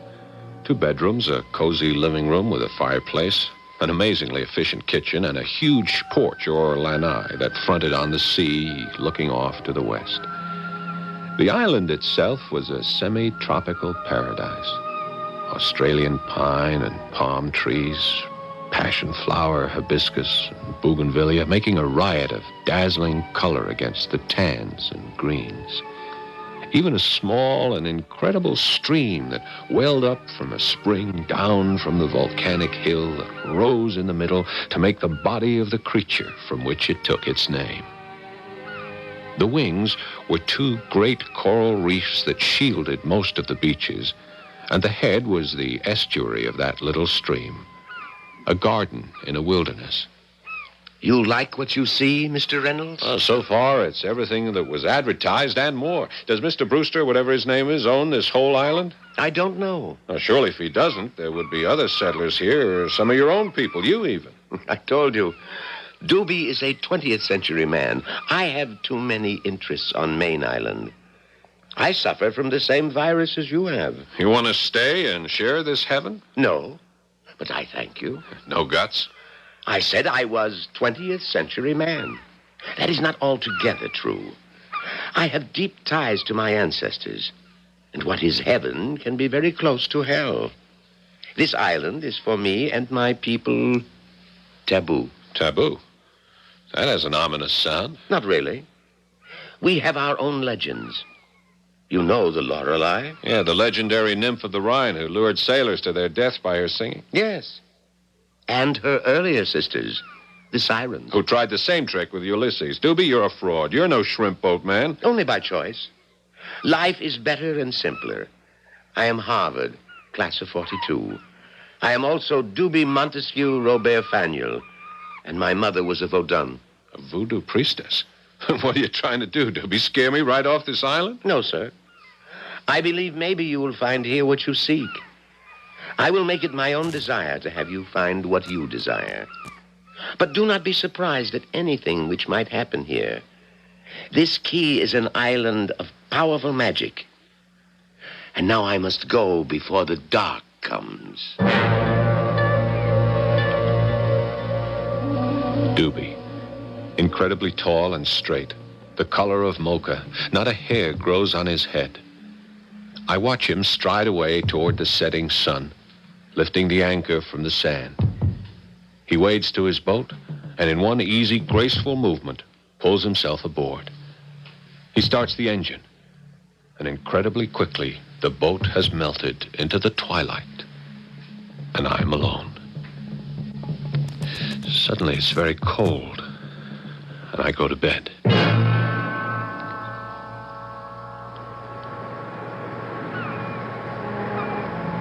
I have been on the island for 3 days now, and I am the only living creature, except for sea things. I'm not happy. I've learned too many things about myself. I'm jaded, burned out. Love is dead in me. I'm guilt-ridden as I face the fact that all the glowing, wonderful love I once had for Martha, the girl I married, is dead. All love is. The worst thing is the terrible coldness of being alone. Alone, alone. I walk the crescent of the beach. The only footprints Her mind. Alone. And then I see her. For the first time, half in and half out of the water, the waves breaking over that exquisite body, swaying her hair like seaweed, motionless and incredibly beautiful. Is she real? Or is she illusion? I run toward her.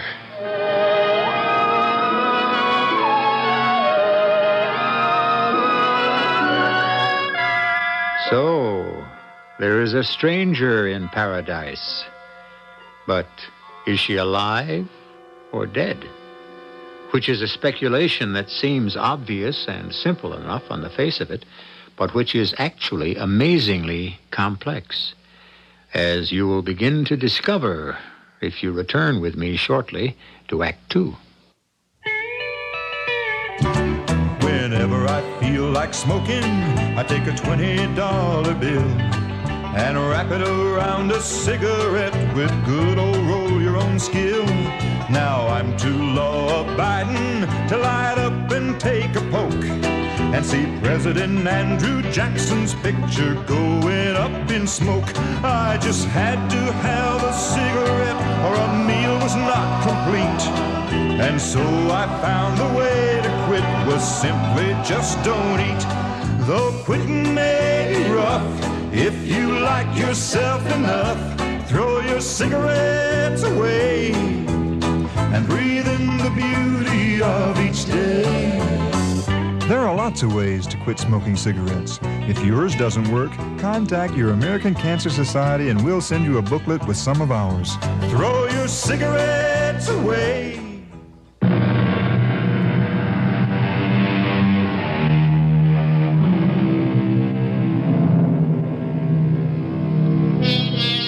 The air is balmy and the water gently warm, but the castaway lady from the sea, for all her beauty, is cold to the touch.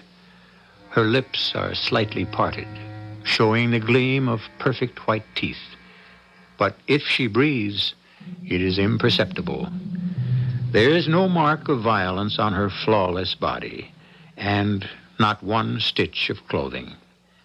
Tom tries to revive her with artificial respiration, then mouth-to-mouth resuscitation, then finally picks her up and carries her to the cabin, wrapping her warmly in blankets and trying to make use of the shortwave radio.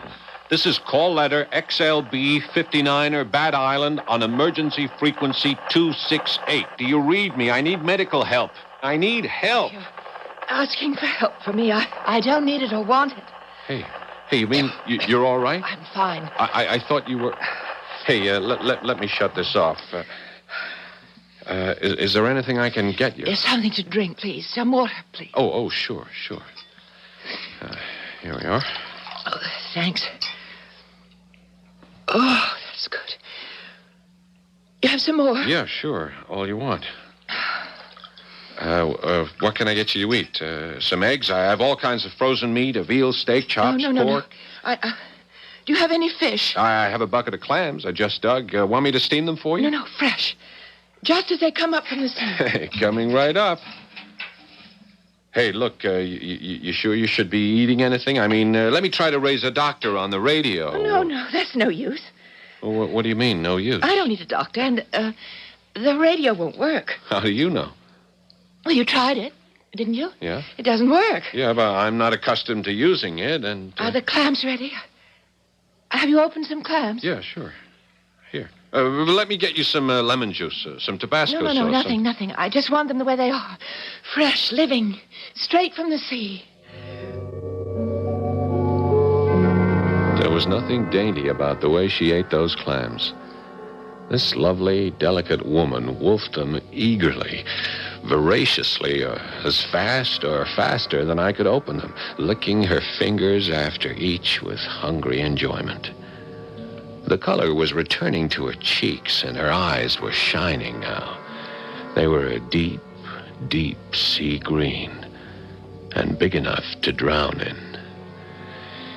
Well, that's the last clam in the batch, lady. You want some more? No, thanks. But you saved my life. I was ravenous.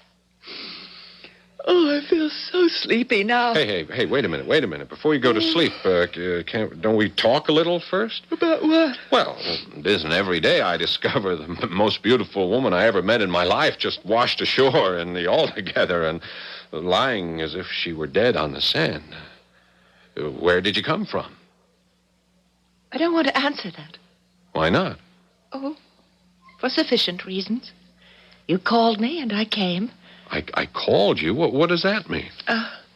It isn't time to explain yet. Yeah, but what am I supposed to do with you?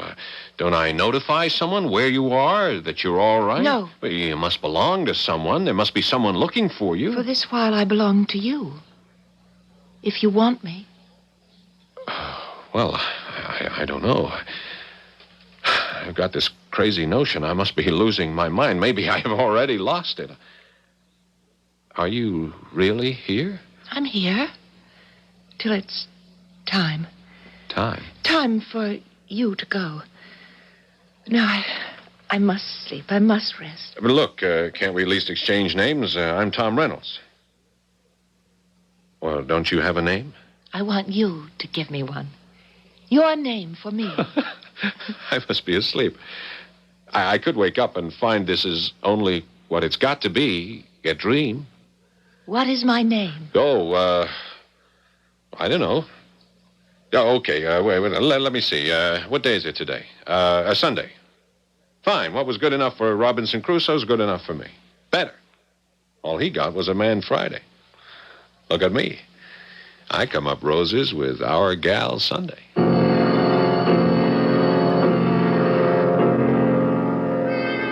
She was asleep before I remembered faintly that somewhere, once, there was a radio program called Our Gal Sunday. I'd have taken the name back, but it was too late. So, Sunday she became. And like the day itself, the Sabbath, it became a sort of gateway to heaven. The next few days, how many? Gee, I don't remember, were peace and joy, and I was in the Garden of Eden. As long as I didn't ask questions. We'd walk and wade and swim, and she'd tell me things about sea creatures. Her knowledge was encyclopedic. This time of year, the tides are particularly low and high because the moon and the sun are directly in line with the earth. So at low tide like this, you can see a lot extra. What's that seaweed on the rocks? Well, this is rockweed, Uh-huh. but this is sea moss, and the long, lovely flowing green is sea lettuce. Could you eat it? Of course. Everything under the sea can be eaten, but some things only if you know how. Oh, come on. Let's swim. Then we'll lie on the beach. She swam like a fish. I never could keep up with her. And it seemed at least half the time she was under the water. When we lay on the beach, the sun and the wind dried me in moments. But I would glance over at Sunday, and that glorious body never seemed to lose the sparkling sheen of the water, almost as though she had some quality in her skin which preserved the droplets, so that she wore them as an opalescent dress. And then the inevitable interloper came to our paradise. We had been swimming together that morning far out towards the reef. Look, Tom. Where? Out, beyond the reef. Dolphins. Yeah, crazy. Whole school of them. How would you like to ride one? What? Sunday? Who are you? Who are you, really? What are you? Why must you keep asking? Because you can't be real. Jeez, how would I like to ride a dolphin's back? You could do that, couldn't you? Well, anyone can, you know. Under the right circumstances. What circumstances? Seaplane. Where? Can't see it yet, but it's coming. Oh, don't let them know I'm here. Not yet. Sunday! Sunday! I went down into the green depths after her, but clear as the water was, I could see her nowhere. I couldn't stay down long. I wasn't in that good condition. I kept surfacing and gasping a breath and then diving again and again and again. Nothing. By the time I was so completely winded that I knew I couldn't dive anymore. So I surfaced for the last time, and the seaplane was veering away from the island. I lost it in the sun. Not that I cared about it or anything at that moment. And then I looked at the shore, blinked the sun dazzle out of my eyes. Climbing out at the beach was Sunday. And heading for the cabin, I started to swim the shore as fast as I could.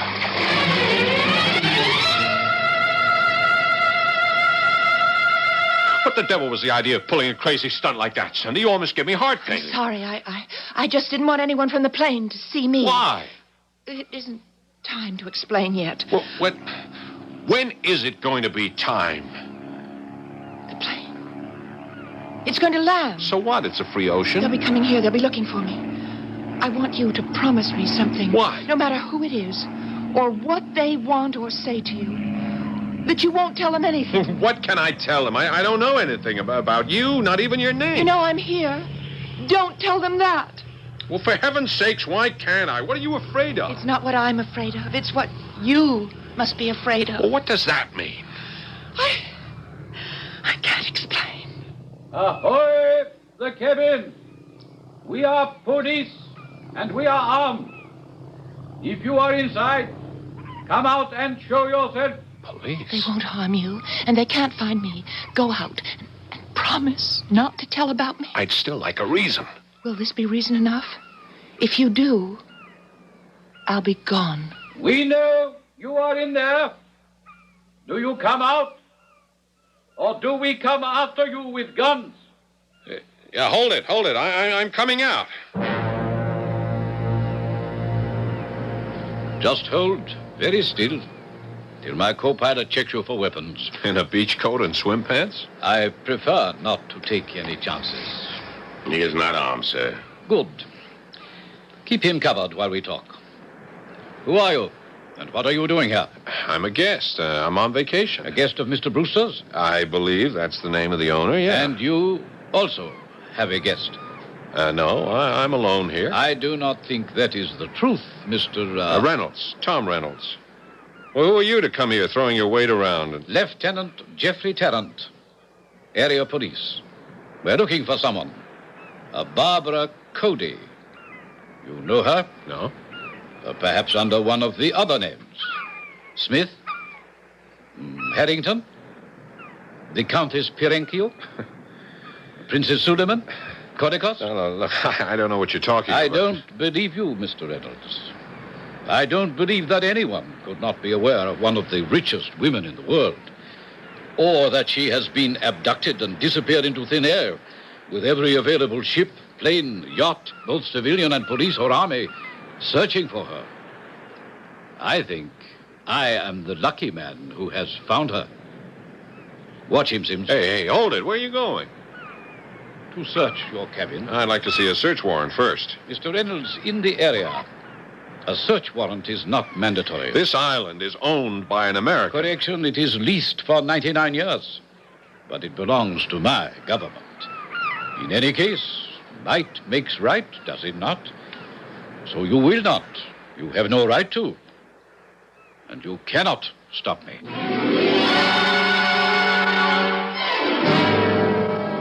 Under the circumstances, Tom Reynolds is powerless to interfere. And all the warm glow of happiness and freedom and peace that has been banishing his shattered nerves, and the feeling that he had died inside, turns cold with fear. One way or another, it looks as if he is to lose this woman who has become all his life. This woman who either has no name or far too many. I shall return shortly with Act 3. I'm Dr. John Tabak, and last night my son said to me, Mom is always saying, why don't you smile and show your nice white teeth? But a fella doesn't always feel like smiling.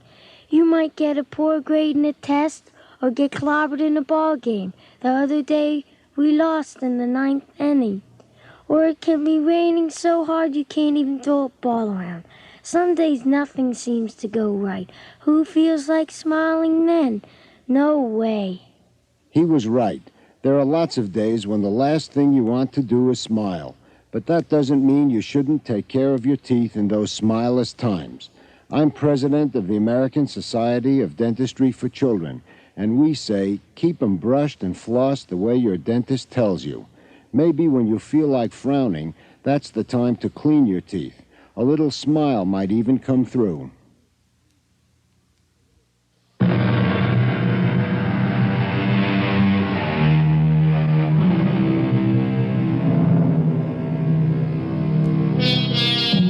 Time seems endless as Tom Reynolds, the unwavering gun of the co-pilot covering him, listens to the opening and closing of doors from inside the cabin. Any moment, Sunday will be discovered, and some instinct deep inside him spells a warning that when she is, he will have lost his battle and will to live. Then suddenly, as the lieutenant returns, he can feel his heart lift with a wild hope. Sir, she is not in there. Where is she, Mr. Reynolds? I don't know who you're talking about. It is quite useless. We know you are not alone. How? When you were swimming a short while ago, from the air, my co-pilot saw another head beside you in the water. Right, Sims? You are right, Lieutenant Tarrant. I would swear I did. You're not sure. Yeah, you know you're not. Hell, you came and buzzed me, didn't you? I wonder if we could have been mistaken. We will search the island, of course, but... But what? You can't put your gun away, Sims. Mr. Reynolds, you said you did not know the woman we are looking for. Yeah, well, when you asked me, I honestly didn't, nor did I want to. All those aliases, I figured she must be FemLib's latest and greatest triumph, a dame heading the 10 most wanted list. But then that first name you gave me, Barbara Cody, isn't she the heir to the Cody tobacco interest? That is correct. And some feel, after at least the last 3 of her husbands, almost certainly the richest woman in the world. Yeah. She's about what now, 26? She's gone through 5 husbands? She doesn't seem to have much luck with her men. There are many who say they are the ones without the luck. Your American press have given her a name taken from her natal one, Barbara Cody. The beautiful Barracuda. Yeah. That's probably because she doesn't like photographers. Isn't she always smashing cameras and suing the men behind them? Yes, correct. That's why when she was abducted, many people were not surprised that no ransom note followed her disappearance. Then why would she be abducted? It is thought one of her enemies might have decided to exact his or her own revenge. How? She was in Nassau. She is an accomplished pilot. She took off in her own private plane or was taken and never returned. Well, then she could have just crashed. It is possible, but the weather was flawless, and we have seen no signs of wreckage. And even if she had to ditch and was alone, she was a strong swimmer. How about sharks? Anything is possible. Even that you still have her hidden on this island. Yes, we shall have to search. I spent the rest of the day chewing my thumbs, and whenever I was out of sight of the police, doing my own searching. We both came up empty-handed. And finally, with many apologies, the lieutenant was gone. I was alone again in paradise, which, all of a sudden, was a tomb in which a dead man lived, the promise of joy snatched away from him by unlucky coincidence. Or was it coincidence? The sun was settling lower and lower as disconsolately but compulsively I roamed the curve of the beaches, calling her name, and answered only by the mocking seabirds. And then, suddenly and incredibly, walking out of the sun, and as if on top of the surf itself, was Sunday. Sunday! Sunday! Mom! I thought I'd lost you. I don't know what I thought, that you'd carried out your threat. My threat?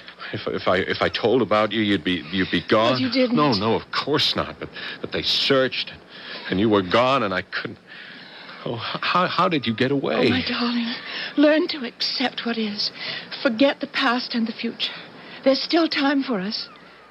Do not do anything to lose a minute of it. For the moment, having found her again, I could promise anything. But with morning, lying together in each other's arms, the sun drenching the world with light, the questions came back. I told Sunday all about the lieutenant's visit, what he had told me, and I tried to face her with the need to end all the secrecy. Do you really see me as a spoiled heiress, gobbling up men like small fish, slashing and wounding with my teeth like your Lady Barbara? The barracuda. No, but come on, face it. It is quite a coincidence. You think that I plummeted into the sea, either pushed out of a plane or because I decided to end it all, and by chance got washed up on your island? Well, where else did you come from? Maybe from sea chambers, buried in the ocean's depths. My hair spun from glittering rock spume where the waves break. My sisters, Sylvans and Sylphs. And perhaps I am the one called Undine. Did you check me very carefully to make sure that, like the sailor's mermaid, I was not half fish? Well, I know that isn't true. But how can you be sure that I'm not Undine? Wouldn't it be really terrifying?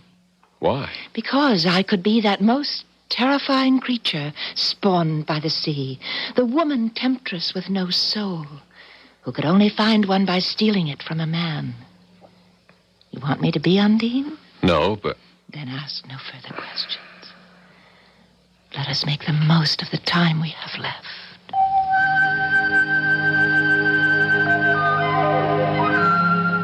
So the last 2 weeks of my vacation were spent in a kind of dream, a state of suspension during which I could imagine the ridiculous notion that some things were growing inside me, the way perhaps a woman carrying a growing child might feel. The shaking hands, the need for alcohol, the tunnel view of life, the blinding pressure, headaches, the death wish were all gone and forgotten. And then came that strange, wonderful, awful, inexplicable day. Tom. Yeah? I have to go away, Tom. You know that. No, Shh. Don't open your eyes. Drink in the sun. That's your medicine.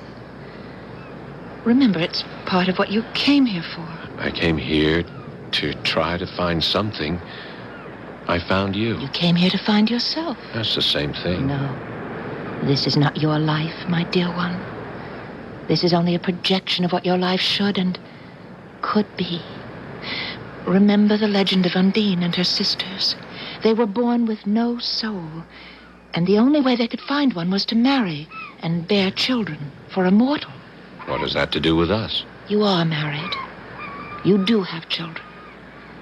And no matter what there's been between us, I couldn't touch your soul. I told you long ago that I would be here until it was time for you to go. The time is now. No. I stole as much of you as I dared, but I couldn't steal your soul. When you came here, you were like me, empty and lost inside, and all I could bring you from the sea was enough to fill up that emptiness, to give you back your soul and your hope for the future.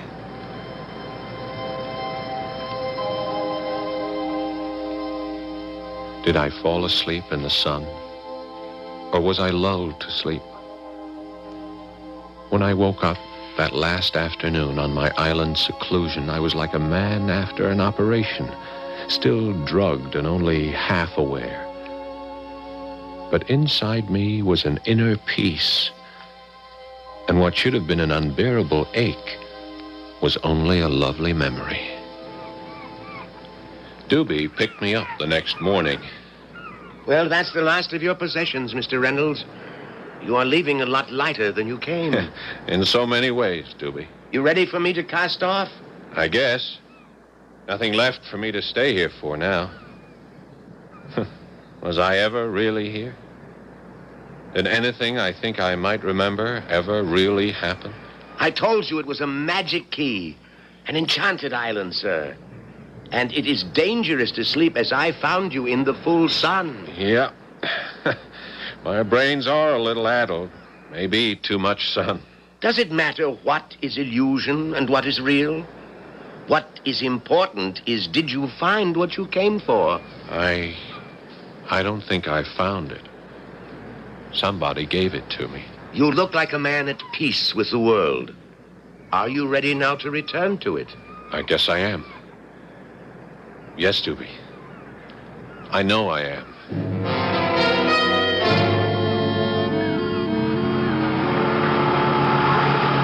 Here we are at Main Island, sir.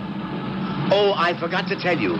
Lieutenant Tarrant wishes a word with you. Yeah, I see him waiting for me. Yeah, we're docked. You can talk to Lieutenant while I unload your gear. Oh, thank you, Doobie.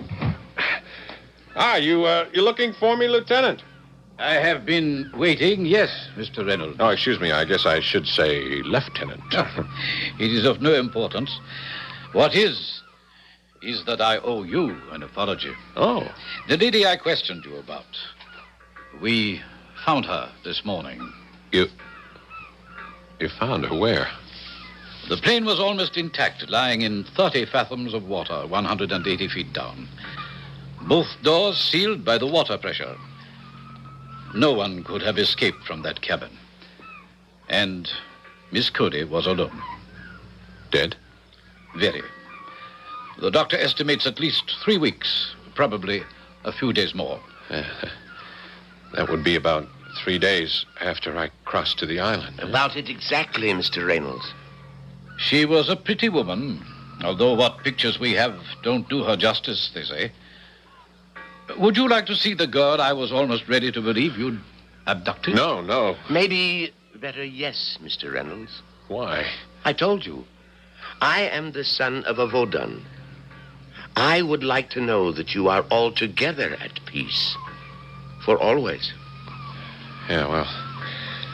Okay, let me see the picture.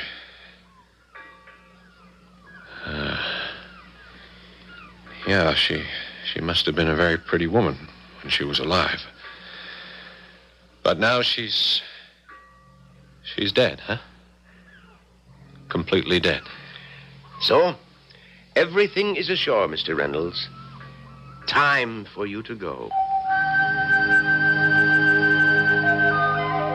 So it was all over. The picture. Perhaps. Perhaps not.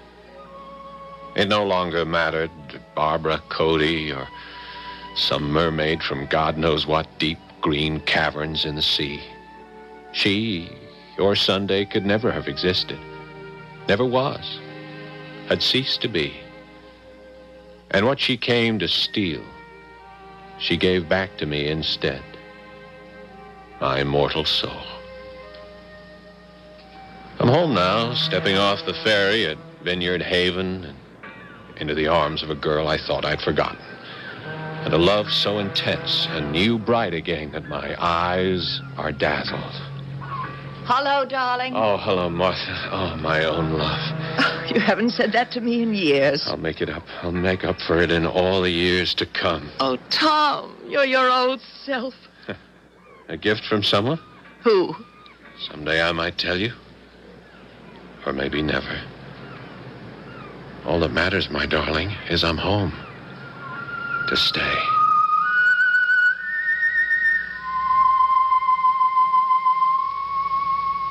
A strange, complex, tender story with no answers except the last.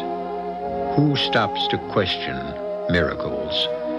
And who really wants to know how an illusion is achieved? Once you know the mechanics, the magic is gone. I'll be back shortly. Come along, you people, give your land its due. The more you see of America, the better it'll look to you. Meet our living history in each friendly state. You'll find it's the people who make this nation great. From Plymouth Rock, where it all began, to the redwood trees even older than the nation that's reborn each year. Hear America singing loud and clear. Come along, you people. Here's a land that's free. See more of America when there's so much more to see. From the United States Travel Service.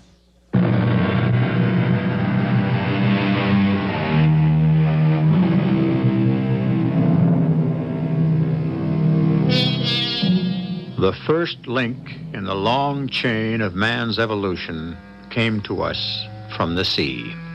The richest and most nutritious foods we eat come from the oceans or are waiting to be harvested.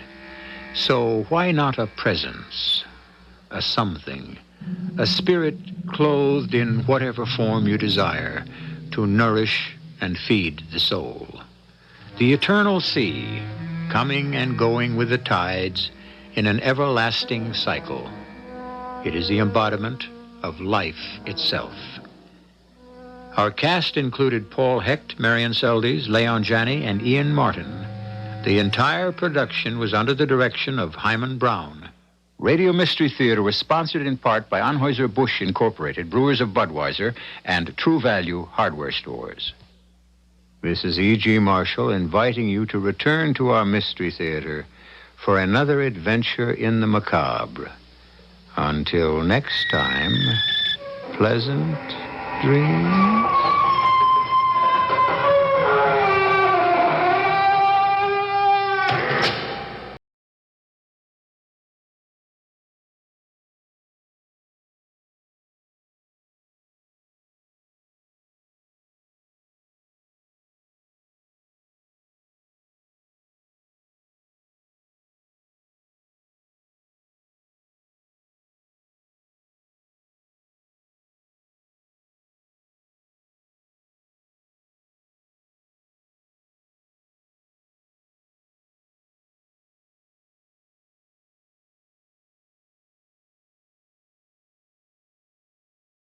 With the permission of the Columbia Broadcasting System.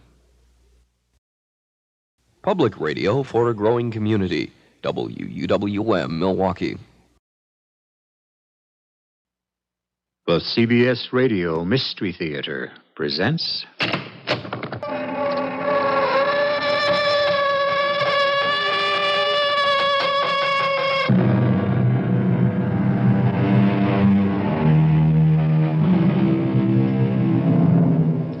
Come in.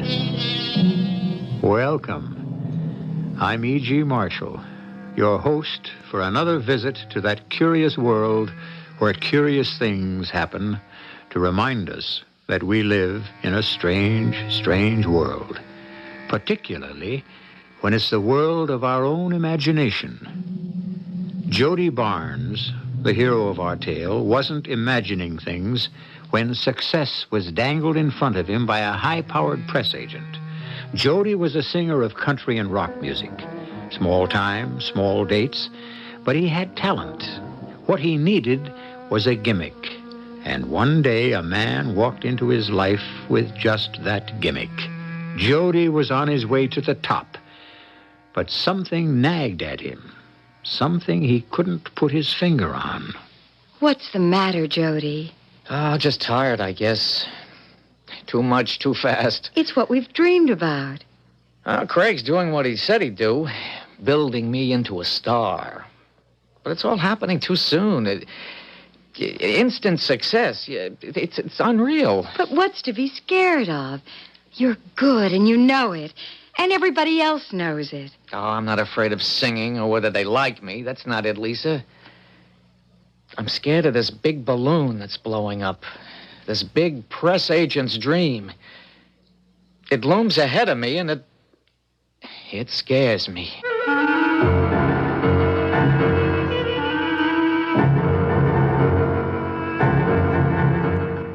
Our mystery drama, Graven Image, was written especially for the Mystery Theater by Bob Jurin and stars Jack Grimes.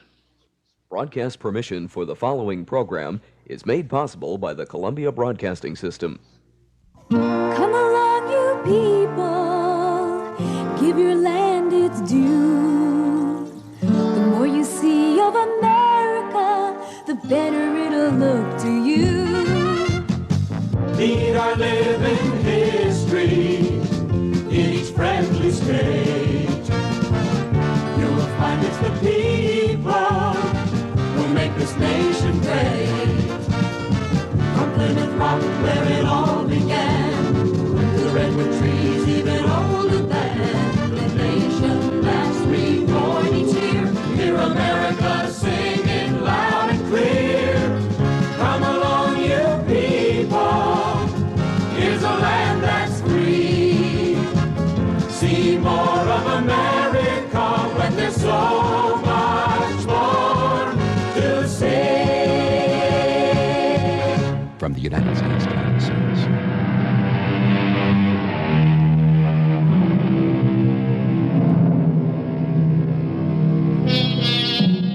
Somewhere deep down inside us all is a little spark of hope that one day we'll be famous and rich. In some, the spark slowly dies as the years pass. But in others, the spark flares up, fanned by help from an unexpected source, and sudden fame and fortune are theirs. Such was the case with Jody Barnes, who in less than a year rose from an unknown country rock singer to the top of the charts. In fact, in just a few short hours, his loyal fans will fill New York City's Madison Square Garden for a sold-out concert. But at this moment, Jody's wife, Lisa, and his manager, Craig Herbert, are desperately trying to find him. Sergeant, everybody knows what Jody Barnes looks like. Can't you put out an all points or whatever you do? But I got $1 million riding on this concert. Yeah, thanks. I'm in this dressing room at the Garden. You can reach me here. I was afraid something like this had happened. So was I. I told you this concert was too soon after his big... Breakdown. Yeah, I know. But he's got to stay in the spotlight. He's had a long enough rest. He's number one, and he's going to stay there. I'm not so sure anymore. Well, I am. 3 hours left. Damn. Get on the phone and call anywhere he's likely to go. I'll get a cab and take to the streets. Someone's bound to spot him. I'll keep calling the apartment, too, in case he might have gotten past the doorman. Okay, let's move. In 3 hours, we're going to have a screaming, stamping mob out there, and if Jody doesn't show, I don't want to be the one to tell him. I know they're looking for me. I was supposed to do a concert tonight, but that's out of the question now. I'm sitting right here in our apartment, but they won't find me. The phone seems so far away. I couldn't reach it if I wanted to, and I don't want to. I'm not going to do that concert tonight, or any more concerts or records. There isn't any Jody Barnes anymore. That's why they can't find me. I'm just not anymore. There isn't any me. No real Jody Barnes. There was once, though. I came out of San Jose, California, a little more than a year ago with a guitar on one arm and Lisa on the other. I played and sang wherever I could. Street corners, gin mills. I never made much money or much of a mark, but Lisa and I were happy. Until it all began at the county fair. Hiya, kid. Huh? Hey, got a minute? But what do you want? Oh, a little talk. Huh? I like your style. Here's my card. Craig Herbert, Artist Management. I'm from New York. I travel around to shows like these. I like to pick up a young budding talent when I see it and do something with it. Well, I'm doing okay now, thanks. I don't Now, need wait it. a minute, Jody. Let's talk. How long you been playing these back roads? 2 years. And 4 months. Well, don't you want to move up? I'm happy. Ever been to Las Vegas? Pass through. You could be playing any hotel there that you wanted. Chicago, New York, records. Mr. Herbert. Craig, honey. Call me Craig. You mean you want to manage Jody? Get him bookings in places like that? More than that, much more. I could put Jody Barnes on the top of the charts in 1 year. Look, I may be young, but I'm dry behind the ears. What's your angle? You mean, why do I come into a two-bit fair and offer an unknown string plucker a chance at something big? Yeah. Because I want someone fresh, totally unknown, to prove my theory that I can make him a star. And you got the stuff. You play and sing as good as any of them. What you need is a manager and a gimmick. Now, look, this is no place to talk business. Can I meet you tonight after your last show, when you can relax? Well, we can talk, I guess.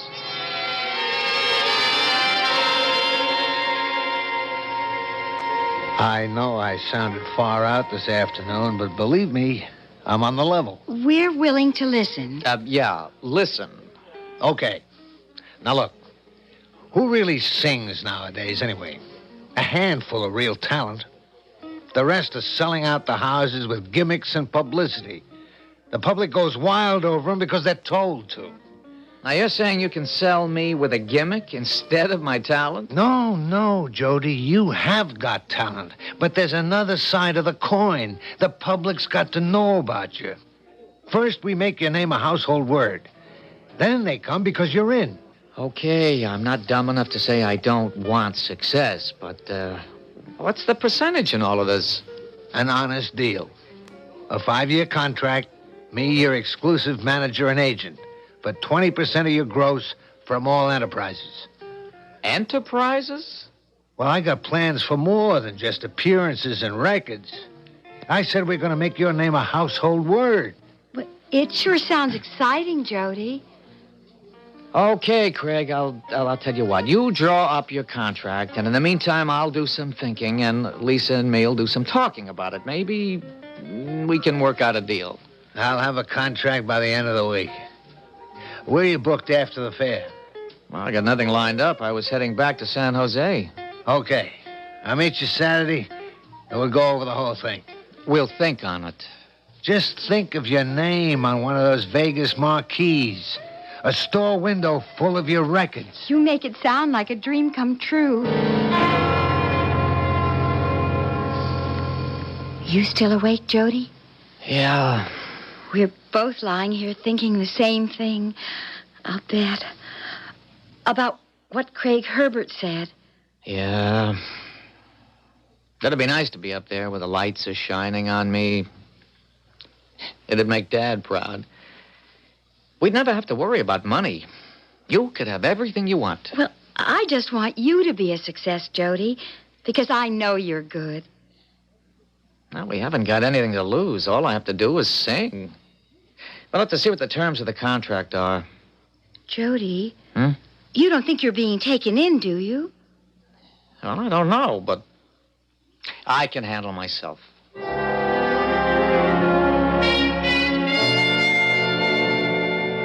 I'm glad you wanted to go over the contract carefully, Jody. You can see I'm on the level. Okay, I think we got a deal. If you can put me on the top of the charts in a year, you'll earn your 20%. All right, here's what I want you to do. Go back home, write a couple of new songs. Your act's too short. Work up an hour and a half. First thing we got to do is cut an album. Well, we'll go to my dad's farm in San Jose. We were planning to go there after this job anyway. Good. And rest up. Because when I come back for you, you're going to be one busy kid.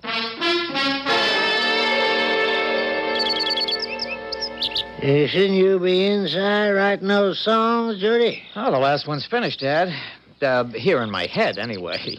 You really think that fella's going to call you? It's been 3 weeks. Nah, I know he will.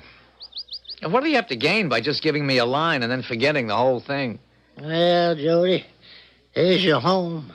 Always will be to stay on or come back to. I know that, Dad. You know, I'm fired up over this now. I wasn't at first, I'll admit. I was skeptical. But that agent's got me thinking straight. Why can't I be as big as the rest of them? Is that what you really want? To be as big as the rest of them? Well, every guy wants to be the best he can. I won't argue that's good thinking.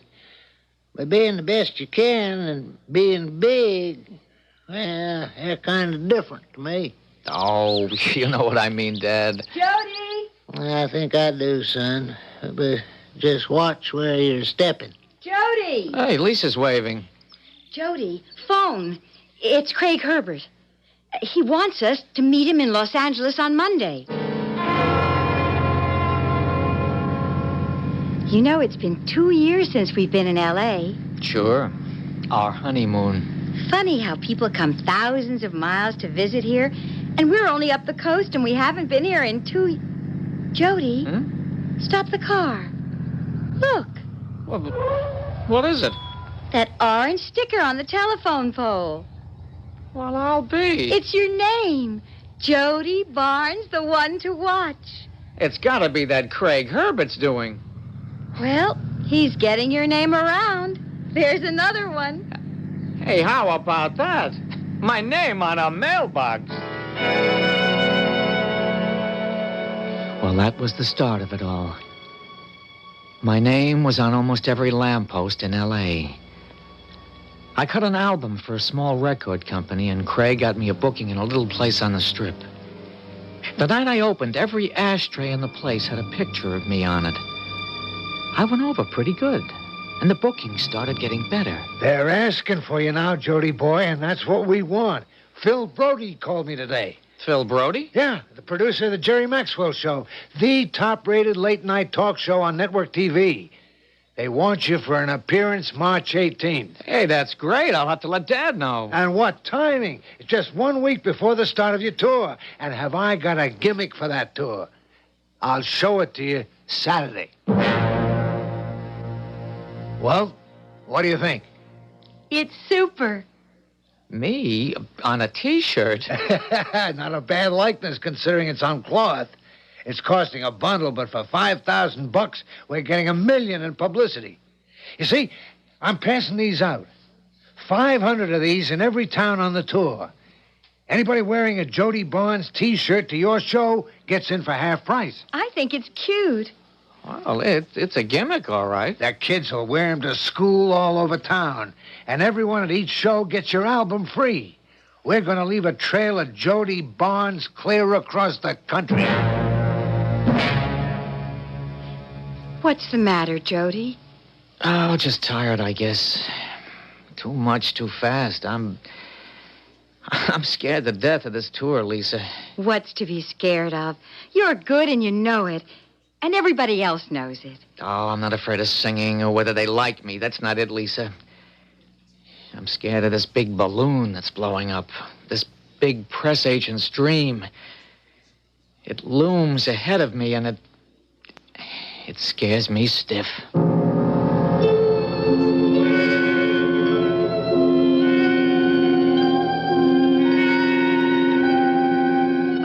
Jody Barnes seems a bit perturbed by the exciting career. Curious that a healthy young man with nothing but success should be afraid of it. But maybe, as Jody said, it's too much too fast. Some things take getting used to. But that balloon looming ahead is going to get bigger and bigger. Things move faster and faster for Jody Barnes, as you'll see when I return with Act 2. Hi, I'm Woodsy Owl, and I want to thank you for doing a great job in trying to stop pollution, but we need more help. We can't do it all, so help Woodsy spread the word. Never be a dirty bird. No matter where you go, come on, you can let some people know. Give a hoot, don't pollute. Never be a dirty bird. in the snow or on the sand. Help keep America looking grand. Oh, help Woodsy spread the word. Never be a dirty bird. No matter where you go, you can let some people know. Give a hoot, don't pollute. Never be a dirty bird. In the city or in the woods, help keep America looking good. A public service message on behalf of the U.S. Forest Service and this station.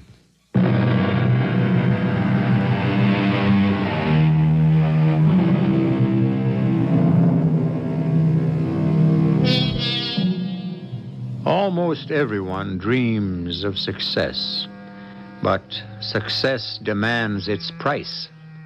Hard work, little private life.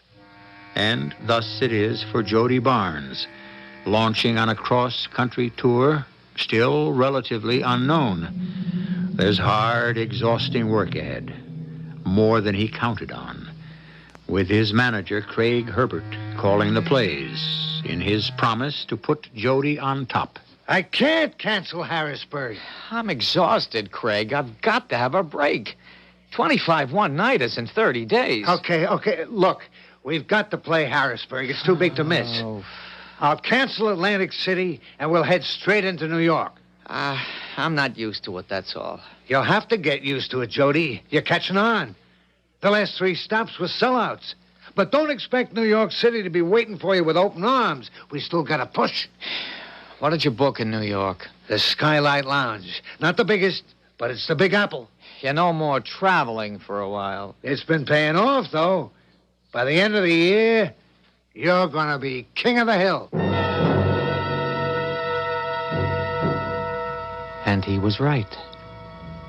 I cut a new album with orchestral arrangements, and it sold 1 million in 2 months. We picked up another guitar, bass, and drums for the live act, and the crowd couldn't seem to get enough of me. And for a while, I began to relax. I'd made it. And that's when Craig decided to branch out. Jody Barnes Enterprises. I got it all drawn up legal. You're a corporation. I don't want to get involved in all that stuff, Craig. I just want to sing. Oh, don't worry. I'll handle this end. But there's lots of advantages, tax-wise, for one. And I got a gimmick that'll make us a fortune. We're making that now. Nothing to what we'll make with the toy company. A toy company? Yeah, Miller Toys wants to bring out a Jody Barnes board game. You know, like all the TV shows have. They're working on it now. Oh, come on, Craig. What is all this? This is business, Jody boy. Your name's hot stuff. The kids will be taking their lunch to school in Jody Barnes lunch boxes. We'll come out with the Jody Barnes hair dryer. And I have got the idea that tops them all. It's inspired. The kids will buy them faster than your records. What, for heaven's sake? The Jody Barnes talking doll. Doll? I can get Miller to manufacture them. An exact likeness of you, only about 10 inches high, with your voice on tape. You know what I mean? Those dolls that talk on tape when you pull the string. Only this one will be battery-operated. You push a button, and there's Jody Barnes talking and singing to you. Great, huh? Great? Sounds sick to me. Who'd want one of those things? Everybody. I'm talking to Miller this week about the design, and then you'll have to tape the lines. I don't know what yet, but stuff like, hi, I'm Jody Barnes. Have you got my new record? Stuff like that. It's too silly, Craig. I don't want to do it. Listen, I'm handling the business end, right? You just go along with my ideas and stick to your singing. We'll both be able to retire in 2 years. I think the doll's a great idea. And so will every teenage girl in the country. Now, just leave it to me, Jody boy. Leave it all to me.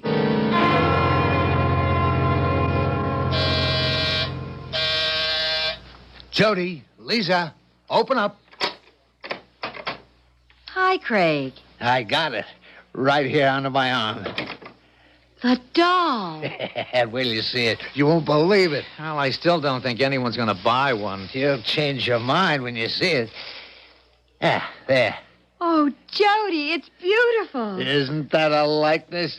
They got your face perfect. The slant of your nose, the eyes. It's so real. Now, watch. Hello? I'm Jody Barnes. I'm singing just for you. Oh, Craig, that's wonderful. Isn't that something? I hate it. Jody? It's grotesque, silly. All right. Now, calm down, Jody boy. Miller's got 500,000 of them on the way. We can't stop now. Craig, I can't tell you how I feel. I hate it. Oh, Jody, let Craig go ahead with it. I think it's fantastic. Yeah, but it's so cheap. All of a sudden, I'm turning into nothing but a gimmick. A board game, a lunchbox, a doll. It's business, Jody, and the fans love it. Otherwise, they wouldn't buy the stuff. I think Craig's right. I want what you want, but these things can't hurt you or your image. Oh, go ahead. What's the difference? I'm going for a walk. Oh, come on, Jody. What's the matter? We never had words like this before. What's eating them, Lisa? I don't know. It's hard for us to understand. It isn't our face on the lunchboxes and T-shirts or this doll. It's Jody's. It's a lot more personal for him. Well, he's right. I don't understand. I thought he'd want all the extra publicity and money these kinds of things bring.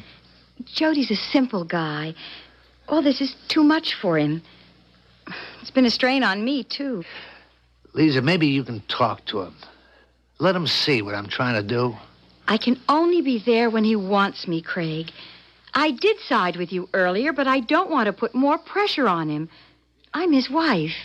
Yeah, you're right. He'll be okay. When he sees how popular these things are going to be, he'll change his attitude. Won't you, Jody? Hello? I'm Jody Barnes. I'm singing just for you.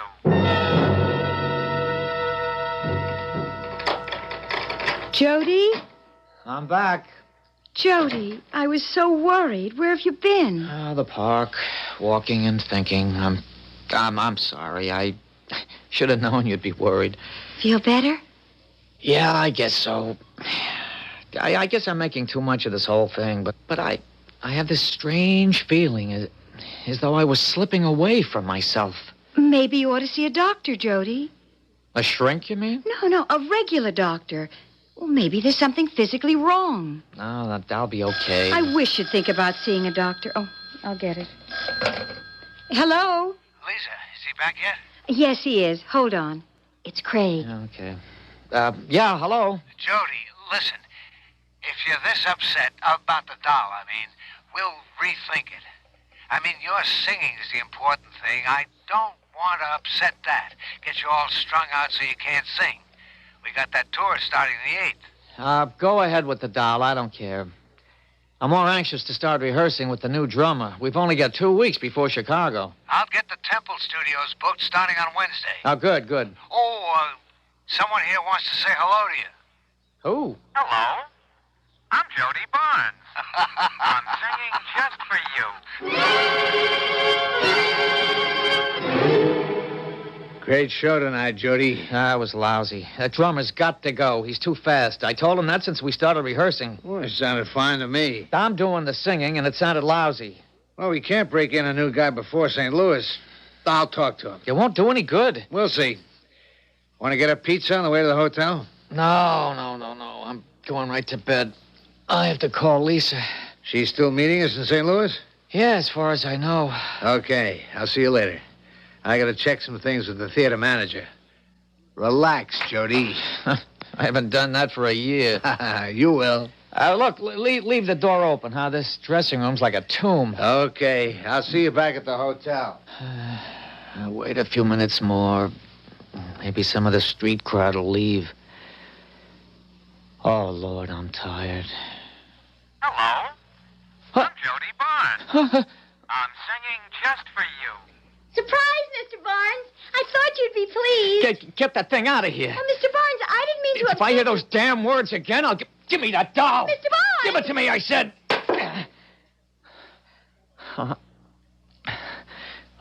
Look, I'm sorry. I'll pay you for it. I'm really sorry. I'm sorry. I waited till the crowd left. I wanted to surprise you. Thanks. I'm Annette. I didn't know you didn't like the doll. Can't stand the things, but tell me, Do you like the doll? Oh, sure. Why? Doesn't it seem... Isn't it grotesque to have that painted, lifeless thing talking and singing? Oh, we all think it's way out. And I've got an ashtray with your picture on it, a T-shirt, my brother has a Jody Barnes lunchbox, my sister has a hairdryer, and everybody has the game. Then you and your friends like all these gimmicks. You don't think less of me. These things are you, Mr. Barnes. I never really thought of you as a person. Jody, do you think you ought to go on tonight? Sure. Why not? I'm going to tear the place apart. Oh, what a house, Jody. St. Louis is yours. I got to tell Frank to keep up the tempo. Got to keep them off their seats. Well, we're going to kill them tonight. It's a sea of T-shirts you're singing to, Jody. Look, I got to get up on the stage. I'll see you later, huh? Kill them tonight. Craig, I'm scared to death. What's the matter with Jody? Nothing. Oh, come on, Craig. He's a different man. What's happened to him on this tour? Well, he's getting with it. He's lost his hang-ups. He's losing his mind. He doesn't belong out there tonight. Lay off it, will you, Lisa? He's okay. Now, come on. We'll watch him from the wings.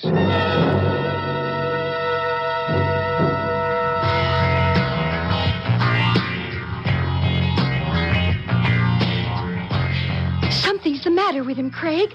Look at him. No, he's okay. Why isn't he singing? He's just staring at the audience. He's got him in the palm of his hand. He's teasing. No, he's never done this before. He's always... Craig, he's staggering. Yeah, you're right. Something is wrong. Oh, he's collapsed. Craig, get him. Curtain! Get that curtain down! Saw it. Saw me. Hush, Saw Jody. it. Saw me. Doctor's on his way, Jody. I just saw it. He's soaking wet. It was there, and I was there. Easy, Jody. Don't talk.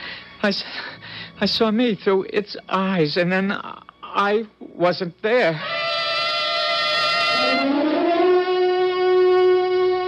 Where am I? In the hospital. Hospital? Why? You collapsed. Oh, I remember. Something happened. What happened, Jody? I was singing out there, and then I saw it. In the front row, a kid had one of those dolls. Oh, lots of them, probably. And all of a sudden, I was seeing the stage from the house. All of a sudden, I was sitting in this kid's lap, watching the stage. Jody. I was, Lisa. I was looking at the stage from the front row. And on the stage, I wasn't there.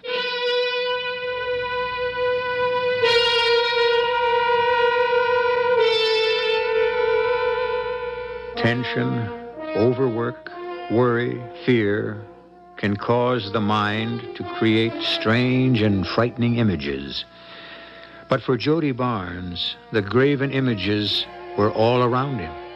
Everywhere he looked, he saw an image of himself on T-shirts, lunchboxes, and the dolls. Yes, the dolls. They began to look back at him, and with curious results, as we'll see when I return shortly with Act 3. Do you have young children in your home? Toddlers who are into everything before you can say Jack Robinson? Then you're the parent who needs to be especially careful about household chemicals and medicines. This is Robert Fuller for the Food and Drug Administration. Every year, thousands of children are accidentally poisoned in their homes. Many are injured, and some die from ingesting medicines, drain cleaners, bleaches, and other household products. It takes such a few seconds to open a bottle, to swallow the capsule. Yet a few seconds of your time could prevent it. To keep your child safe, keep household products and medicines out of reach. Read the label on all products and heed warnings and cautions. If you are using a product when called to the phone or door, take it with you. Don't leave it for the child to get into. And keep the number of your poison control center where you can get it quickly in an emergency. Remember, children act fast. So do poisons.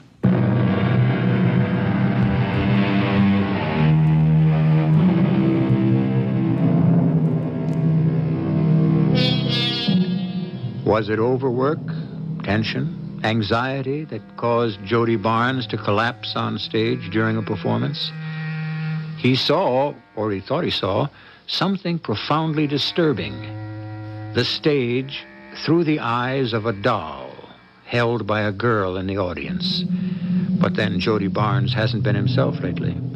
Probably because he's becoming more and more confused about who his real self is. But his sudden collapse on stage caused quite a stir among his fans and the news media. They're just not buying our story about overwork.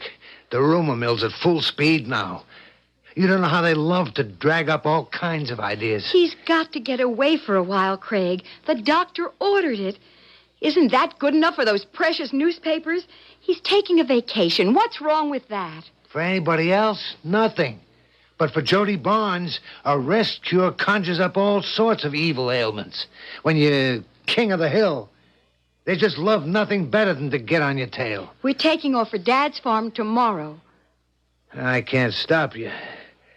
I can just try to cover the tracks. He's got to get away from radio, records, the dolls, the publicity, everything. Okay, Lisa. Okay, I understand. Keep in touch.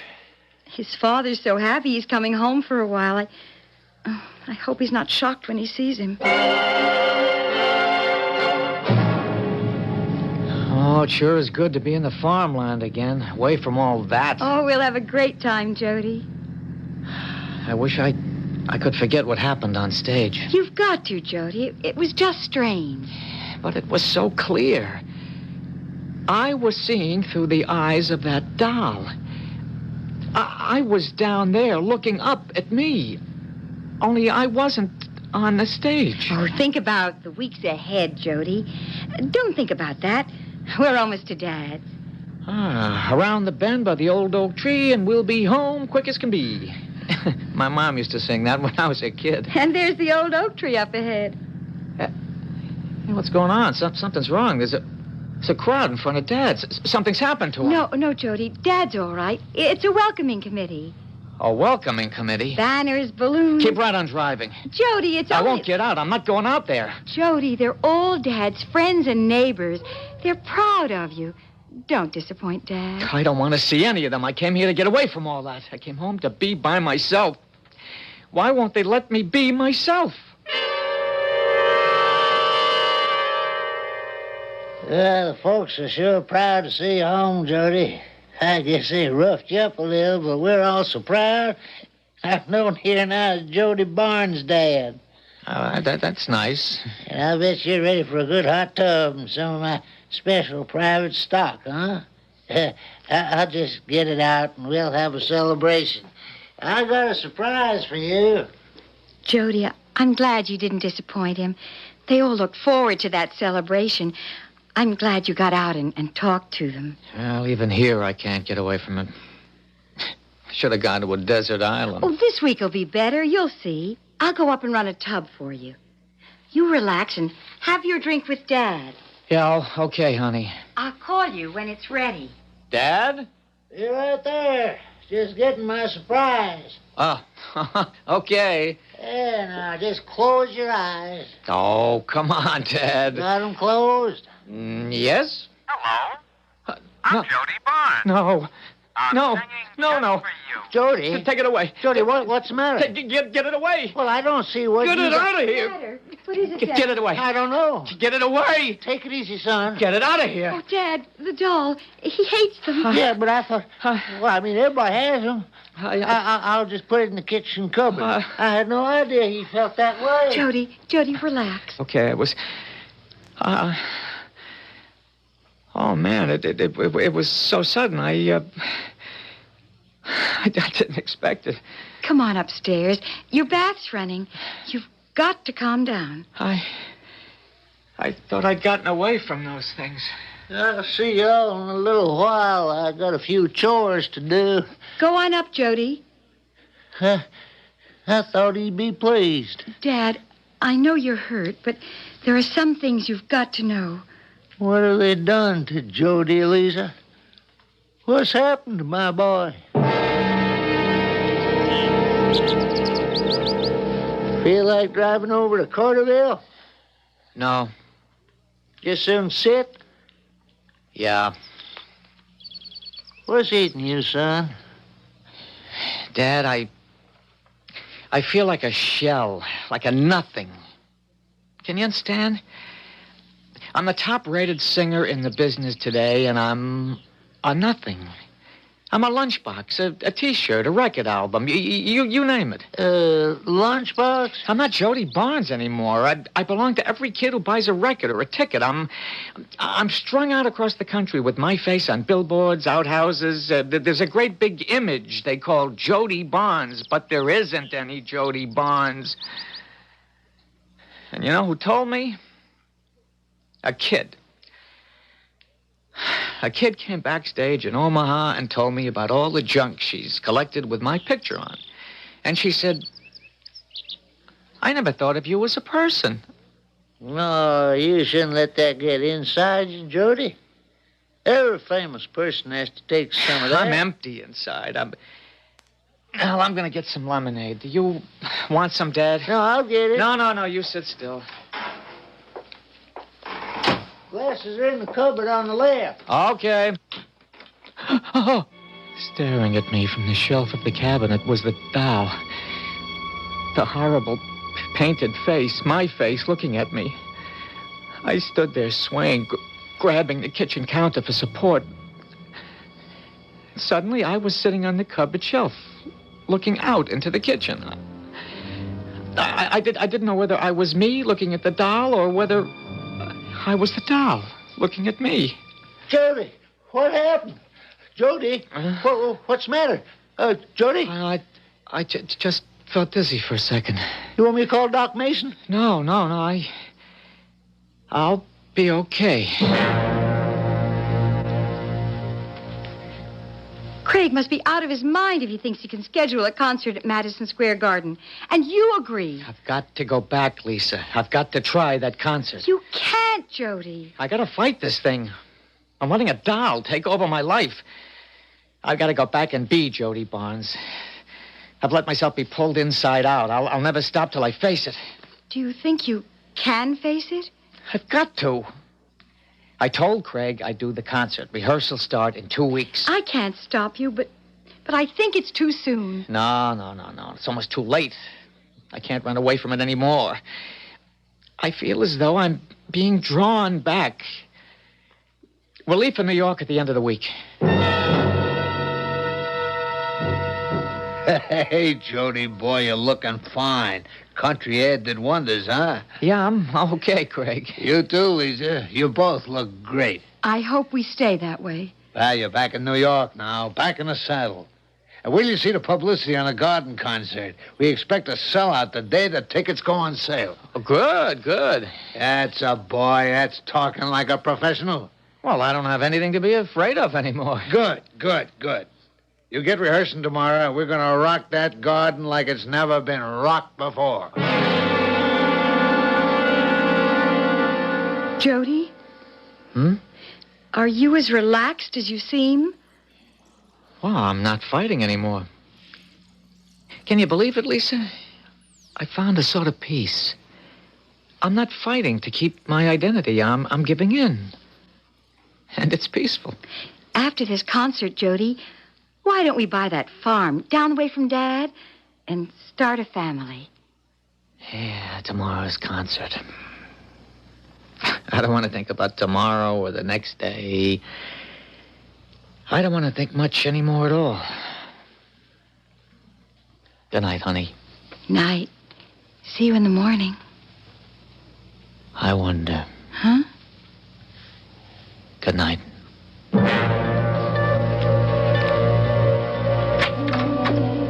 Lisa, any luck? I've been on the phone since you left. No one's seen him. An hour and a half. They're starting to fill the house. Where the hell can he have gotten to? Something's happened to him. I know it. An accident. No. If he'd been in an accident, he'd be recognized and we'd have known. No, I think he might have gone off his rocker again. He didn't go off his rocker. Try the apartment once more. He's not there. What's the use? All right, I'll do it. There's always a chance.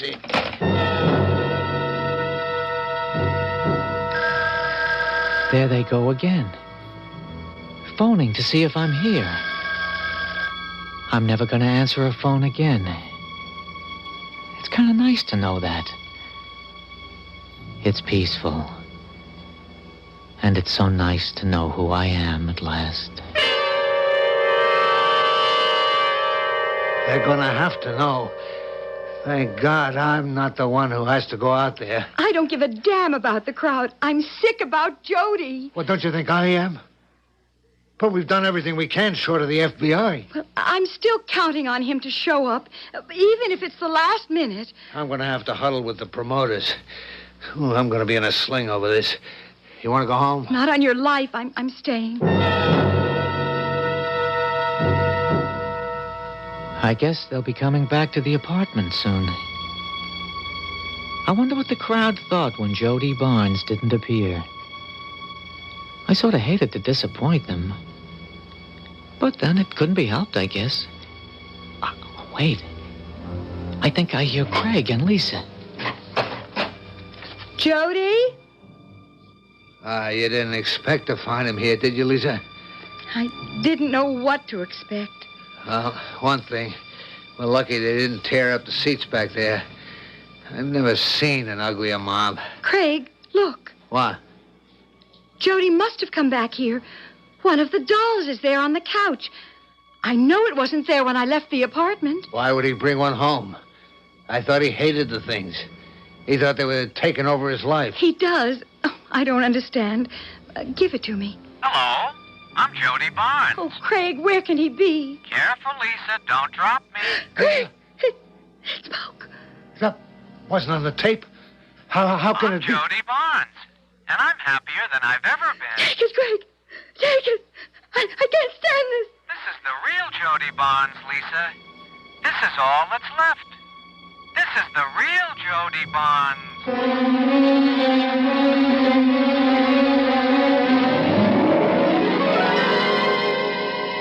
Jody Barnes found the peace he was drawn to. He gave up trying to fight his image, and he took the easy way out. He surrendered himself to the image of himself, one that was created for him by a well-meaning but over-enthusiastic press agent. The next time you see a T-shirt or a lunchbox, a poster, or, heaven forbid, a doll, with the likeness of some popular personality, stop and think. Is there really such a person? Or is it just an image? Think it over. And we'll compare notes when I return shortly. Today, you can help us realize a 200-year-old dream. For all qualified blacks to get a college education. The United Negro College Fund and its 41 colleges are helping make this dream a reality.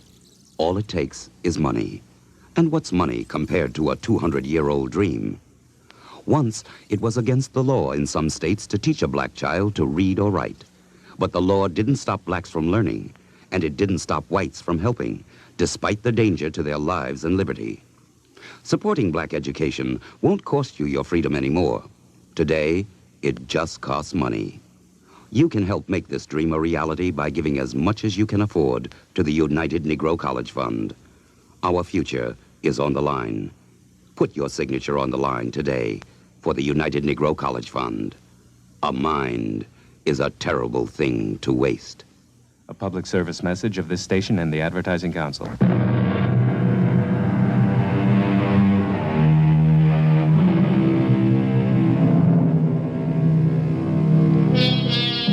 Well, what do you think?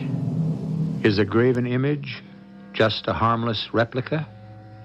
Or can it be a power that draws the real self to it, thus leaving emptiness where the self had been? Ponderous thoughts, indeed. In any event, image is the first part of imagination, and that's what concerns us most. I hope we've teased yours with our story just concluded. Our cast included Jack Grimes, Robert Dryden, and Hetty Galen. The entire production was under the direction of Hyman Brown. The preceding program was broadcast with the permission of the Columbia Broadcasting System. This is E.G. Marshall inviting you to return to our Mystery Theater for another adventure in the macabre. Until next time, pleasant dreams.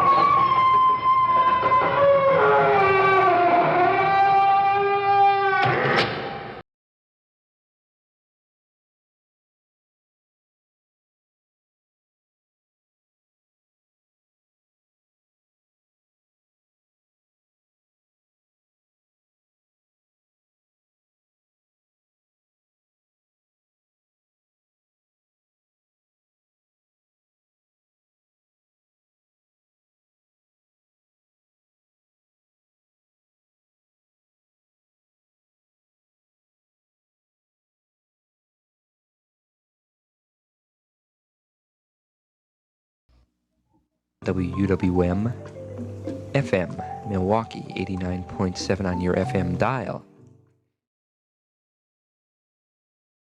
The CBS Radio Mystery Theater presents...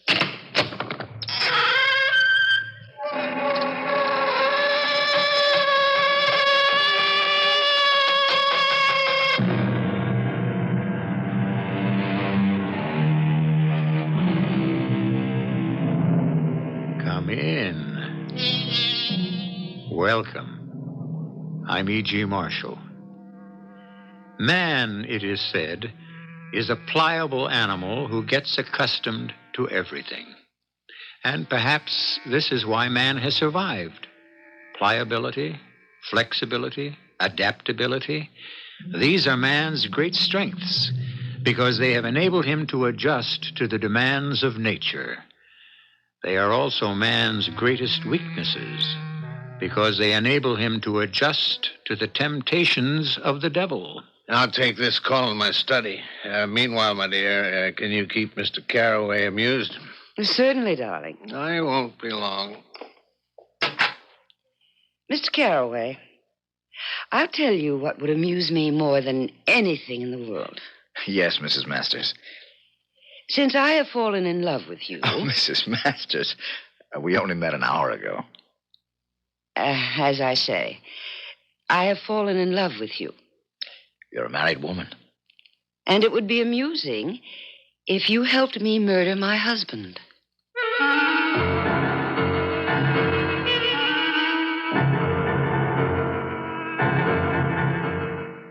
Our mystery drama, Killer's Helper, was written especially for the Mystery Theater by Sam Dan and stars Michael Wager. I'll be back shortly with Act One. Bye, Nancy. See you tomorrow in homeroom. So long, Tommy. Tommy, look out! When Tommy stepped into that crosswalk in West Covina, California, he had both legs broken. In a matter of months, students had been involved in 4 traffic accidents near West Covina High. So a group there did something about it. They proposed a new traffic plan to the city engineer. It took work and time, but it paid off. A traffic light was erected. A left turn lane was installed, and luminous lines now border that dangerous crosswalk. What is this group? One small part of a national organization that does something about problems children have in your own community. Whether it's safety, juvenile delinquency, hunger, health, whatever. The Today PTA. Call your school and join them.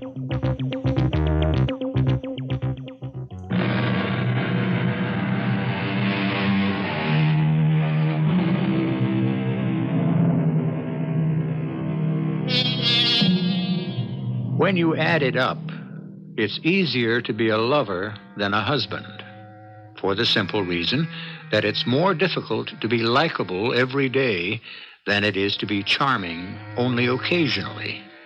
Someone said that if women had to spend as much time with their lovers as they do with their husbands, that's an interesting speculation. However, we have a story to tell, and our play begins, coincidentally, with a scene between a wife and her husband at breakfast. I believe I'll set out some tulip bulbs this afternoon. Firemark is now at 37. Priscilla brought these from Rotterdam. Didn't we buy Firemark at 16? Priscilla went there on her honeymoon in September. The International Silver Screen is holding its gains nicely, too. It was her second honeymoon. Caraway manages that investment group. She also went there on her first honeymoon. That young fellow's made one right decision after another. With her first husband. Now, what was his name? He hasn't missed one yet. Albert. No, Alfred. He isn't merely lucky. He was really quite nondescript. Caraway does solid research. I've decided to concentrate on tulips this year. More than just facts and When figures. you consider I've won with roses and dahlias and carnations. He has an instinct. Now, if I win best of show with tulips... A feel for the ebb and flow of the market. I'll have no more worlds to conquer. Caraway. He's the man. It's a tough decision. The future of the company's riding on it. Unlike roses, tulips don't reward you. I have to face it. The company's too big, too complex for one man. Oh, shall you answer that, Margaret, my dear? My darling, it's exactly 10 minutes after 8. You know perfectly well who it is. Life is filled with surprises. Not everyone's life, John. Yes? Thank you. That was Raphael. He's waiting with the car. Good and faithful Raphael.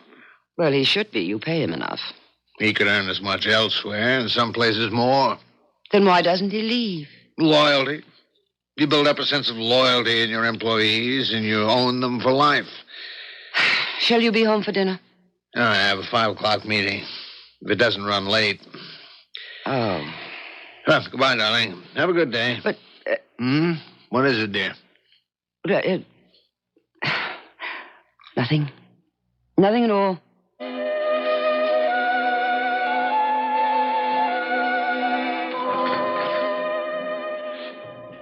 Coffee? Marty? Darling, coffee. Oh, yeah, I suppose. Now, what are you thinking about? Oh, nothing, Doreen. But you have such a thoughtful look on your face. That's how I fool the people. Marty, it's going to happen to you today. What is? The thing. The thing? This is going to be the day he announces it. Oh, come on, Doreen. No. This is the day that Big John, Honest John, John the Great, John our Lord Master, shall anoint you with his holy oil. Banana oil is more like it. Well, call it what you will. You become heir apparent to the empire. Oh, you are in a classical mood this morning. Oh, you forget. I am privileged to all the conversations. Oh, now, Doreen, it's the most far-fetched thing I ever heard. Miss Doreen Spellman, prim and proper. Prim you're not, and proper you never were. Private secretary to the Wolf of Wall Street. The ferocious John Jacob, call me J.J. Masters, himself.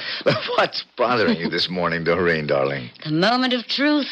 I wish I knew the reason for this absolutely weird mood you're in. Did you make a play for me because of my looks, which are about, average? My charm, which has never really registered shockwaves. Is this Doreen? Or is it all because I am the handmaiden to the high priest himself and can keep you informed concerning all the rituals? Wow. And this morning, you will be crowned. You will be named heir apparent. That's the craziest thing I ever heard. Why would J.J. raise me to the rank of top management? He's convinced you're a genius. On the basis of what? What do I know about finance? Well, you know when to buy stocks that are going up, when to sell stocks that are going down. What else do you have to know? What else is this business all about anyway? What makes you think J.J. would choose me? Well, you're the fair-haired boy. You have a phenomenal record. But it's all guesswork. Of course. And the trick is to guess right. Marty, what'll happen to you and me? What do you mean? What'll happen? Well, as long as you're just one of the junior execs and I'm somebody's secretary, it's okay for us to have our little affair, as long as we're discreet about it. But from now on, socially, you'll be in the penthouse, whereas I'll still be in the basement. So, what's going to happen to us? Look, whatever happens to me, I mean, promotion or not, you and I'll go the same as ever. The same? Absolutely. Well, that means we won't be getting married. If it means that much to you, we could Get married if you like. If I like. Doreen, I must say you are certainly having a very peculiar morning. I better hurry. I'll be late. Why can't we take the same bus downtown? You know we shouldn't be seen together. Don't forget to switch off the coffee. Goodbye, Marty. Wait, I don't like the way that sounded, that goodbye. I don't think we're going to see each other anymore. Oh, Doreen. I mean, I took this job as a joke only to prove to myself I could make a go of something stuffy and respectable, and now it's got you all on edge. Look, I am going in there this morning and tell old JJ I quit. Sure.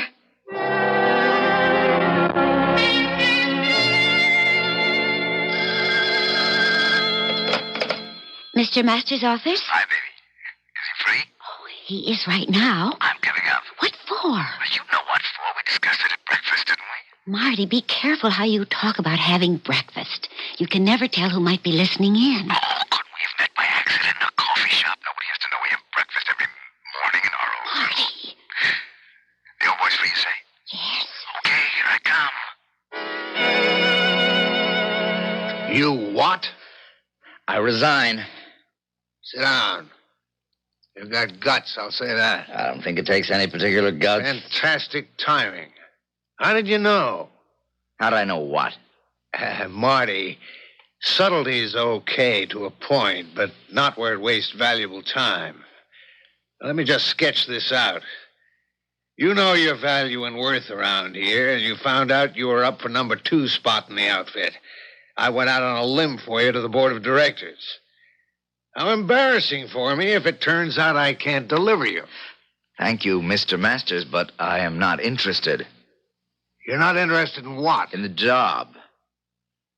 Now, look, you mustn't do this to me, Martin Edward Carroway. It's a fantastic pose, but I'm wise to it. To many of our customers, it's worth its weight in gold. I don't know what you're talking about. This cool, calm, almost, but not quite, supercilious, amused manner of yours. But don't pull it on me. I don't know why you insist on... Don't try to be the Renaissance man with me. Don't palm off this I don't care about money routine in my presence. You'd sell your soul for a buck. Now, look, you have no right to... Shut up. If it's any consolation, I'd sell mine for 50 cents. One thing about us soul sellers, it takes one to know one. And I spotted you the minute you went to work here. Starting today, your salary is $52,000 a year. $1,000 for each week in the year. Now close your mouth. You'll catch every fly on Wall Street. But That's just window dressing so you can pay some income taxes. You have an unlimited, unquestioned expense account. And the lawyers and accountants are figuring out the best way to set up bonus, stock, and profit-sharing plans. Well, within 3 years, you'll have a net worth of $5 million. All right, now turn me down. Now say no. Now say you don't want the job. I thought so. It's all right, I don't know what to say. No gratitude, no humility.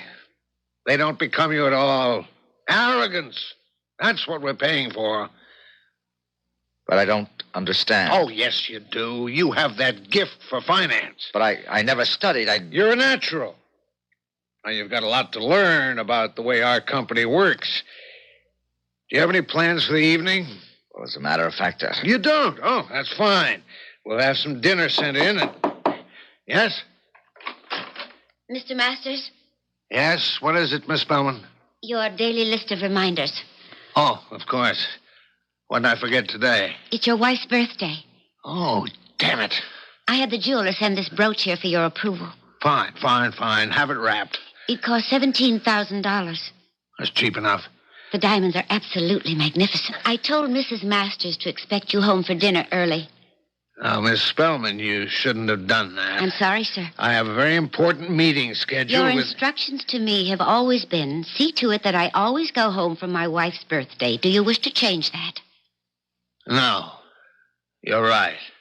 You're always right. Anything else? No, sir. Oh, by the way, place Mr. Carroway's name on the confidential distribution list. He's been promoted. Congratulations, Mr. Carroway. Thank you, Miss Spellman. Well, that'll be all, Miss Spellman. That's the kind of secretary to have. An iceberg. Keeps a man's mind on his work. Yes, sir. You imagine trying to make love to that? Yes, sir. Yeah, that's part of your style. Nothing's too far-fetched for you. Saved my life. How? Come home to dinner with me tonight. Mr. Masters, it's your wife's birthday. Wouldn't you want to be with her alone? Oh, no. No, never. She's even colder than the glacial Miss Spellman. We have a fantastic cook, and we can sit around comfortably, and I can score points for being a dutiful husband. Now, be a good fellow, Marty. Help me out.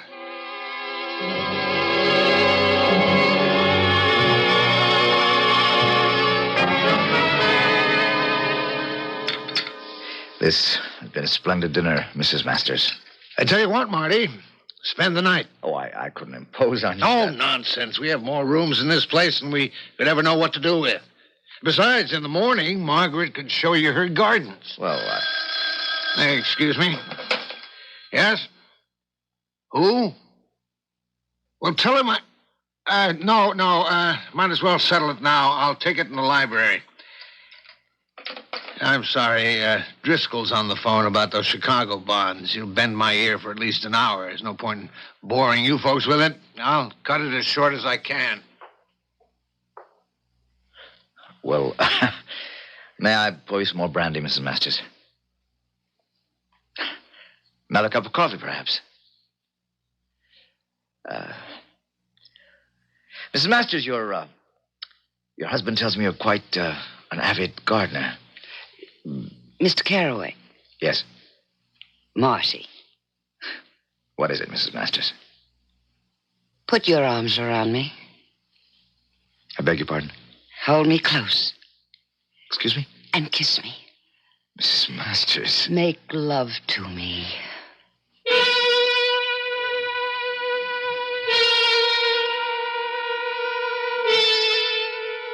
Dinner is over at the master's home. And what is this? The dessert? What can it be? Could it be a trap? Could that phone call have been a device to get Mr. Masters out of the room so that what?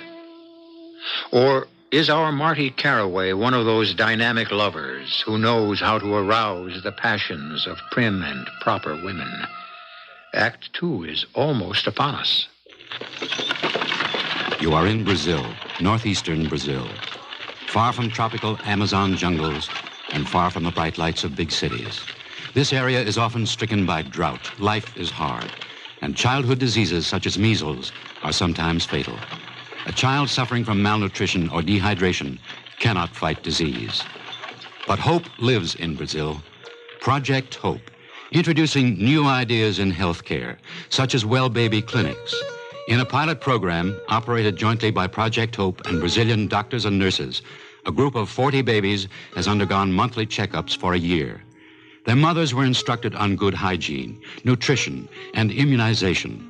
All of these babies lived, while typically 5 of the 40 would have died during the first year. Hope lives because you help. Keep it up. Write Project Hope, Room A, Washington, D.C.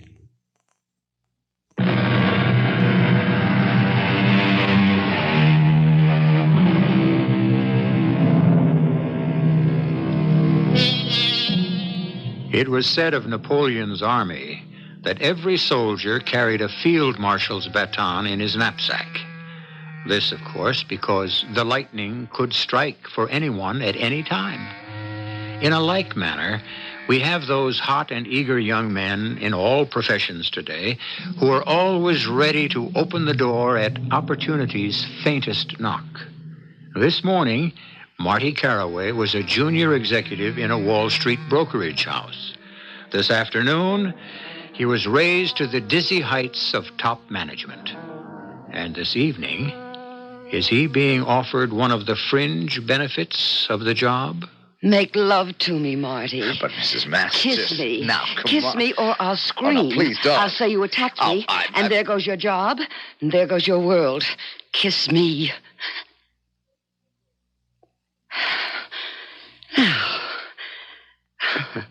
Is that so bad? Am I so hard to take? I'm 10 years younger than John Masters and only 5 years older than you. Kiss me again. But, Mrs. Masters... Oh, you can't call me Mrs. Masters anymore. My name is Margaret. Margaret? No, don't call me Margaret either. I hate it. It's so formal. Old maid school teachers, spinster librarians, lonely, unloved, defeated women are always called Margaret. I wouldn't say that. Peggy. No one has ever called me Peggy. Call me Peggy. But first kiss me. But your husband might walk in at any minute. Oh, no. He's talking to Driscoll. He's good for hours. Mrs. Masters, Peggy, what do you want?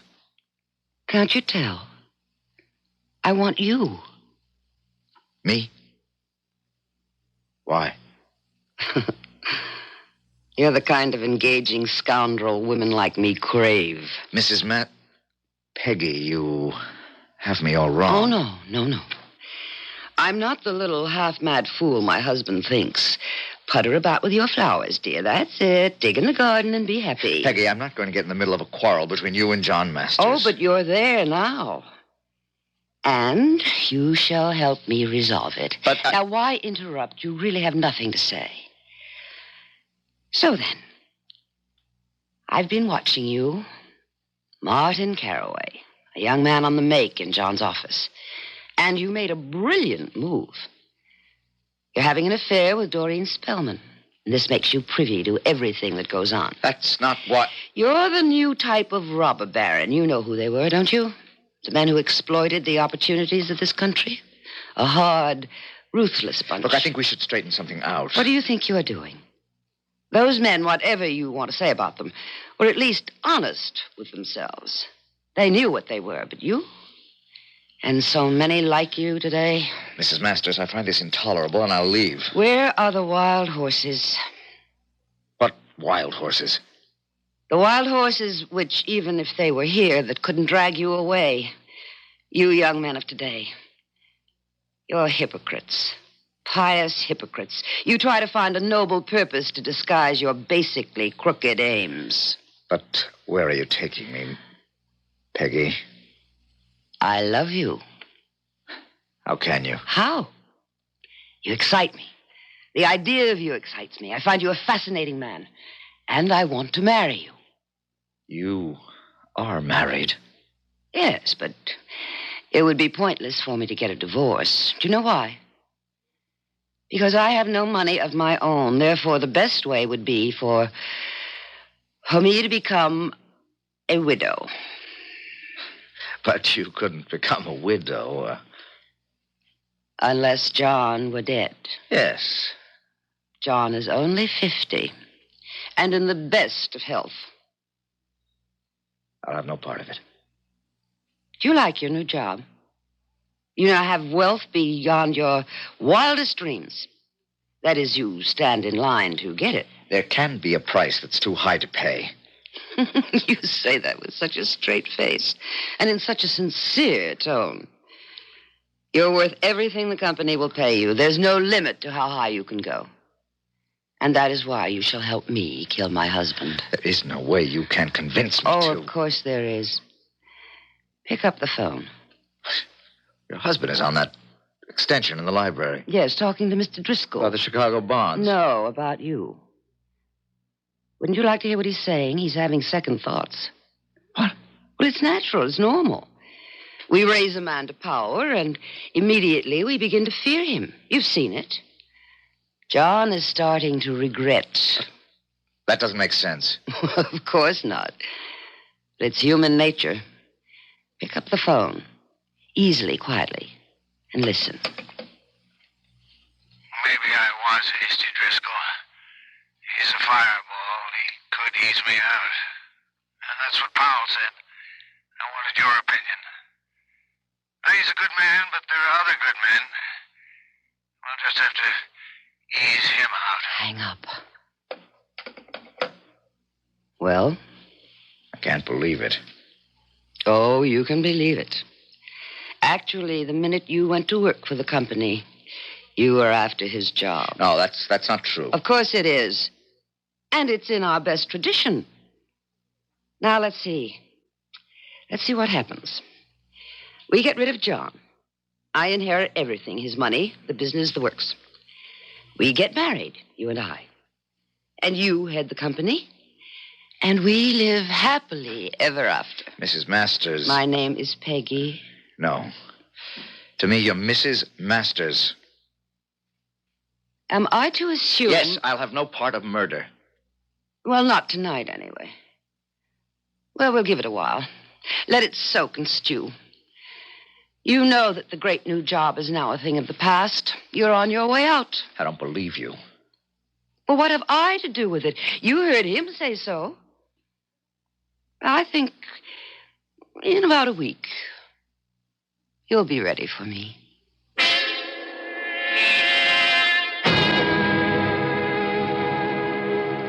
And therefore, the company will hold the securities in escrow. For further instructions, call me personally. That's right, Miss Bellman. Sign my name to it. Copies to Driscoll, Powell, Harding, Schechter, and Murphy. And Carraway. Carraway? Why Carraway? Well, just the other day, you told me to place his name on the list for confidential distribution. Did I? Oh, well, I don't know what I could have been thinking of. If you do have his name on the list, remove it.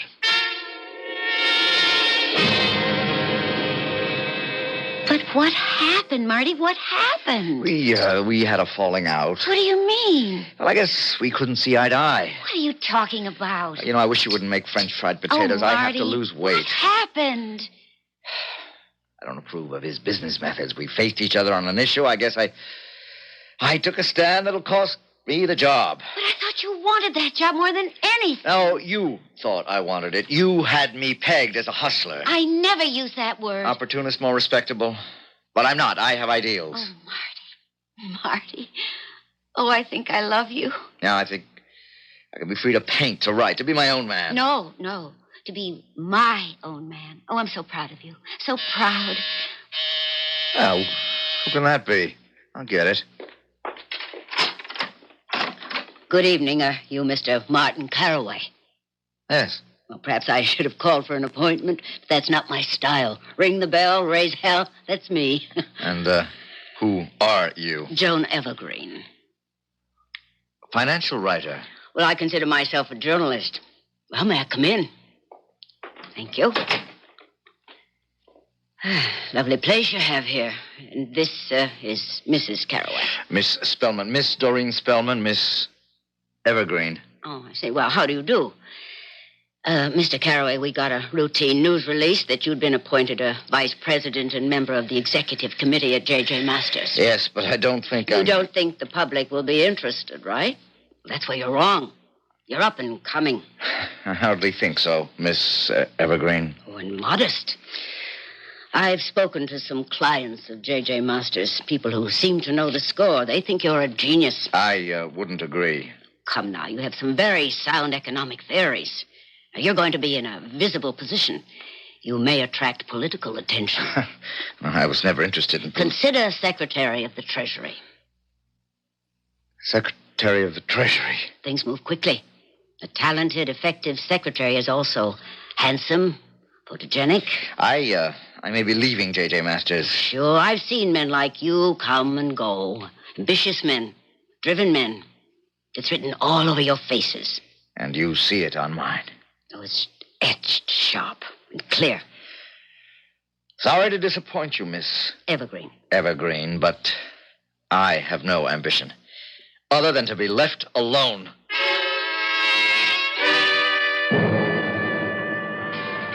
Mind if I join you? What are you doing here, Mrs. Masters?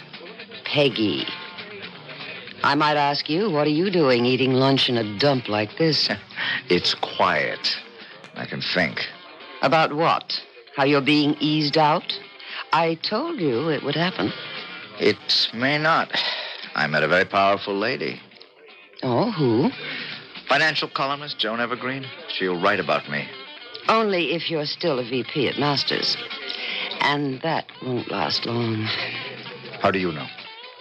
I spoke to her. I tipped her off about you. And you know what she said after she'd seen you? You're a man to watch. As long as you're visible. You know Joan Evergreen? Oh, I know a great many people. I sent her to see you. Why? To remind you of the future you could have with me.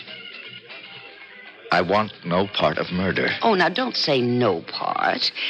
Say a small part. Oh, how can there be a small part? I shall ask John to bring you home tonight for dinner. He'll do it to please me.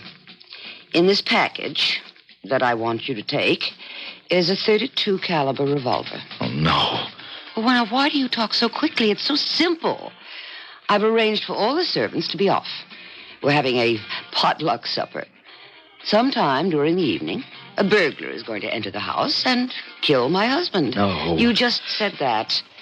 He will struggle with my husband and kill him. No. You're really quite monotonous. Now, look, no devious, complex plans where things can go wrong. Just bang, bang, bury the gun. It was a burglar, and the deed is done. I won't do it. I've already spoken to John. He's driving you home. We'll be at the table. When I say, now, you shoot him.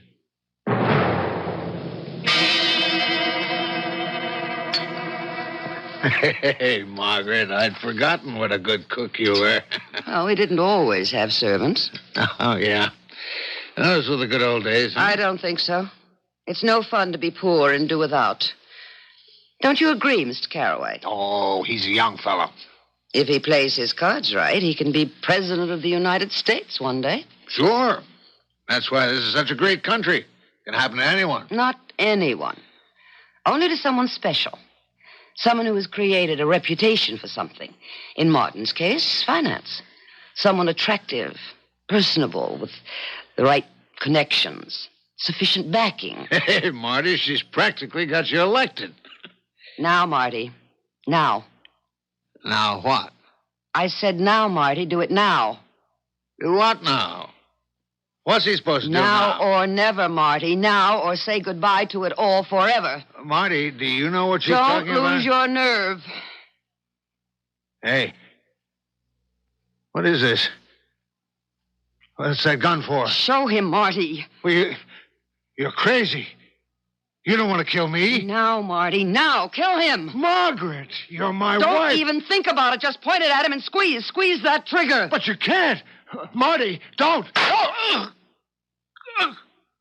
Marty. Again, Marty. Shoot him again.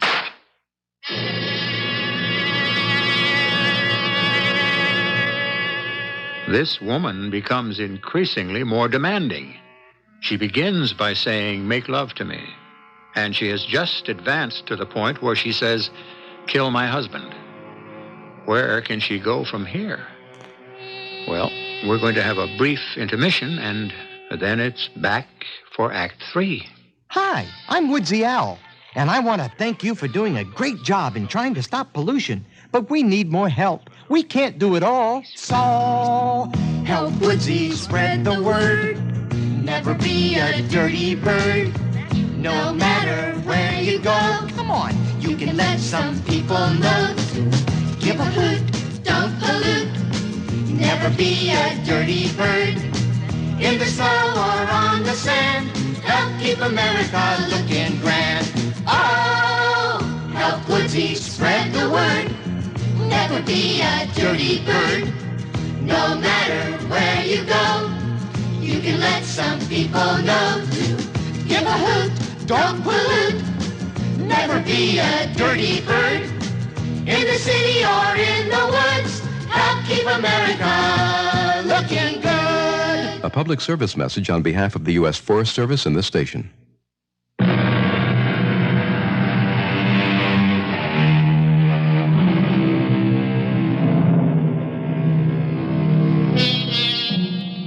We're in the palatial home of John J. Masters, head of the internationally famous brokerage house. We're in the living room, and we're looking at the following tableau. On the floor, dead, with 2 bullets in him, is John J. Masters himself. Standing over his body with a revolver in his trembling hand and a greenish tinge to his face is Martin Carraway. Standing next to Martin Carraway is the very recently created widow, Mrs. Margaret Masters. Very good. Very good. Oh, you did very well. It's splendid. Perfect. He's dead. Dead. Well, of course. That was the idea of the whole thing, right? Now, give me the revolver, and I'll say that it's never found. What are we going to do? We're going to call the police. Will they believe us? Why shouldn't they believe us? Burglars do break into houses and kill people, don't they? Now, pick up the telephone and remember your story. Dial the operator. Ask for the police. There's really nothing to it. You're calling from Mr. Masters' home.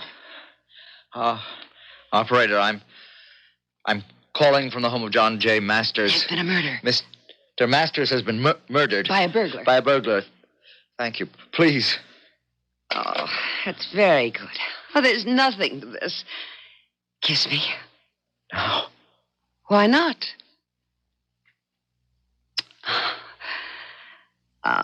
Well, we can't get married for a while. You understand why, but we must see each other.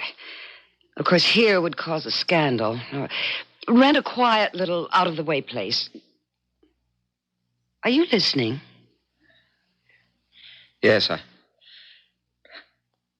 I killed him. Now, you don't have to go through all that for me. What are we going to do now? We tell the simple story. We were at the table. A burglar broke in. John grappled with him. The burglar killed him and escaped. That's it. Nothing fancy, nothing to get tripped up in. Sweet and simple. Now, about us. You rent a nice little place and live there. Oh, and get rid of Miss Spellman. But she... She what? She's a good secretary. She was John's secretary. You must choose your own. Be generous, though. Give her a year's pay. 2 years. And just don't get rid of her in the office. The other thing, too. What other thing? I don't intend to share you with anyone. Do it, and at once. As soon as we finish with the police.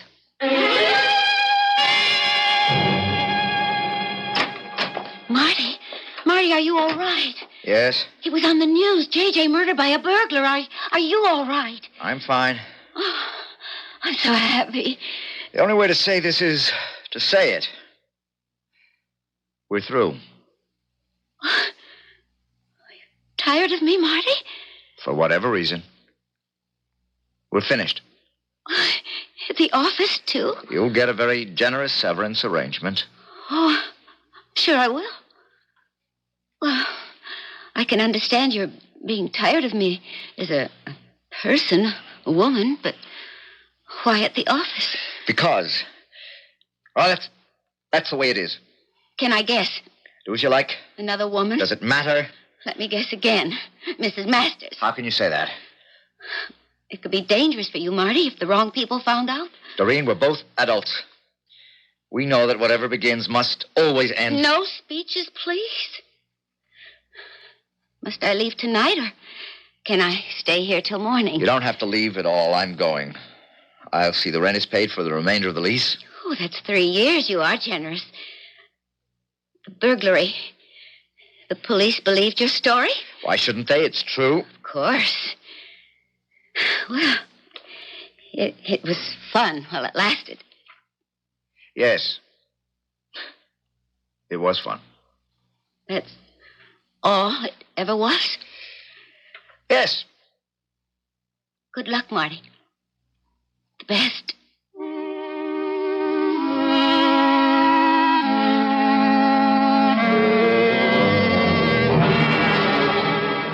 What is it, Bellows? Mr. Carraway, Mrs. Masters wants to have a conference with you on her stock options. She on the phone now? Yes, sir.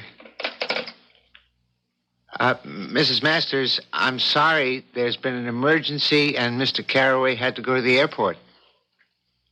Yes, I'll tell him. Bye. Thank you, Bellows. Incidentally, did you do this work up on the Calgary land prospectus? Yes, sir. I hope you don't mind. That's a splendid job. It was due for the printers on Monday, and you were in Washington. with the President's Advisory Council, so... Well, some of this is inspired. And I'm getting rather involved politically. It's good to know I've got a man I can count on. Oh, thank you, sir. I'm sick of coming here and having dinner. I spoke to the president. It's just like it was with John. Why can't we ever go out? The whole country, the world puts pressure on him.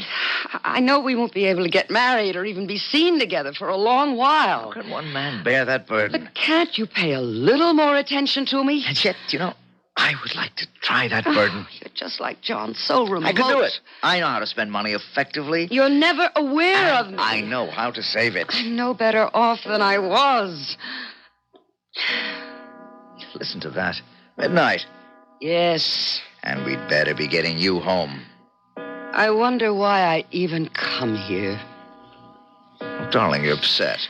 I never see you. If we get married before at least another year goes by, that will create too much suspicion. I know. Now, so don't be silly. When shall I see you again? If you get involved in politics, I'll never see you. It's the duty of every citizen to be involved in the running of his country. Can I see you tomorrow? I'll call you. That means no. The day after? Margaret. My name is Peggy. I'll see you as soon as I possibly can. Just a minute. Hello? What are you doing here? Well, aren't you going to ask me in? Thanks. What do you want? Well, I might want a little civility, little courtesy, kindness. But you lost all those traits when they were no longer needed to serve your purpose. Doreen, what is it? I said you could be in trouble if the wrong person found out about you and Mrs. Masters. What are you driving at? Fortunately for you, the right person found out. Me. I don't know what you're talking about. She comes here to visit you. Oh, not as often as she'd like to, perhaps, but she comes here. I've seen her. All right. Let's get to it. How much you want? This is blackmail, isn't it? No. Well, what is it? I've come here to save you. From what? From hell. Simple thing, Marty. You committed murder. Oh, go to the police. Confess. Why? Well, what's your life worth this way? Are you serious? Your conscience will kill you in the end. Don't believe that. Conscience never killed anyone. I don't even think about it. Oh, there's something in you, Marty. Something I fell in love with. That's honest and decent. I must ask you to leave, Doreen. I'll give you 1 week to decide. And then I'll go to the police. Why? Because it's the right thing to do.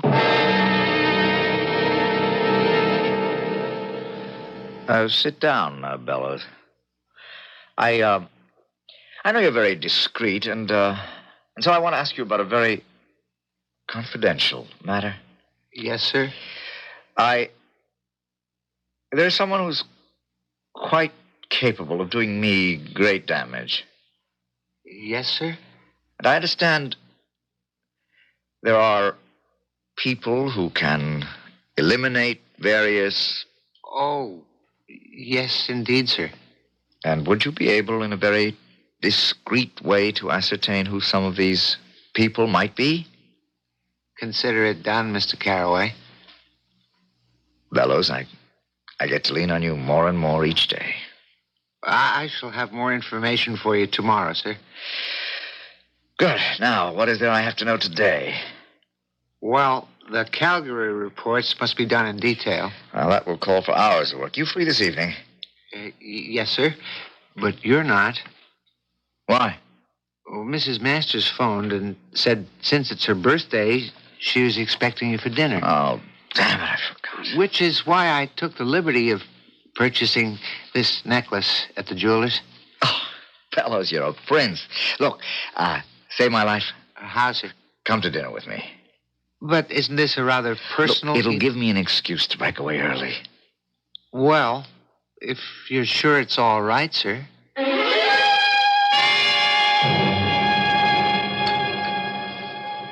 Excellent dinner, Mrs. Masters. You should see this place by day. Mrs. Masters has the most fantastic gardens. Oh, excuse me. Let me get that, Peggy. Hello?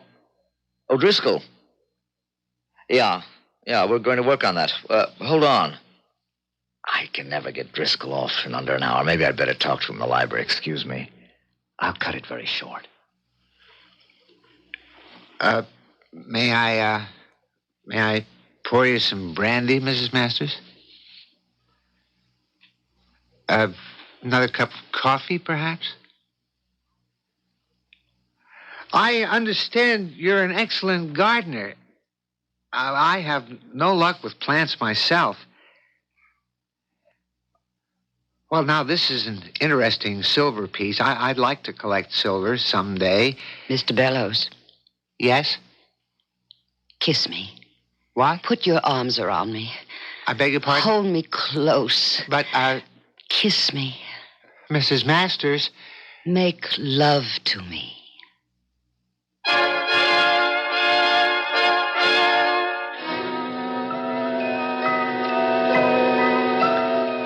Haven't we been here before? Well, we've been everywhere before. We've seen everything and even done everything. Doesn't the book tell us there's nothing new under the sun? We know it, but we keep hoping tomorrow will be different. Well, maybe I can come back with something different in just a few moments. Well, aren't you a gas? Fueling your boat while smoking a cigarette. Keep that up, Skipper, and you may end up a flash in the pan. Whoa there, Skipper. I know the call of sun and fun is strong, but give that boat a chance to air out before you take off for the deep, or you may end up in the deep. Do you smell gas? I smell gas. Cut those engines, extinguish all fires, and if your engine runs rough after fueling, shut down immediately and check. Careful, Skipper. Oh, my. I hate to fume, but even the smallest of sparks and flames sparking and flaming around gas vapors can really explode your fun on the water. The U.S. Coast Guard says fires and explosions due to unsafe fuel practices are major causes of boating accidents. A Coast Guard auxiliary boating course can give you all the information you need for safe boating.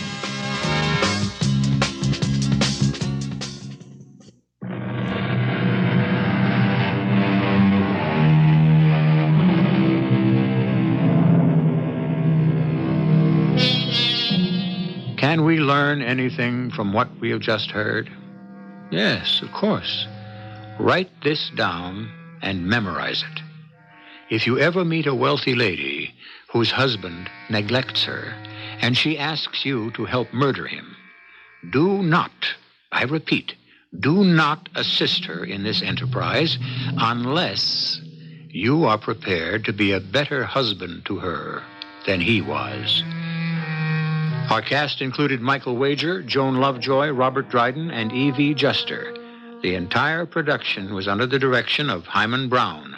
Radio Mystery Theater was sponsored in part by Buick Motor Division.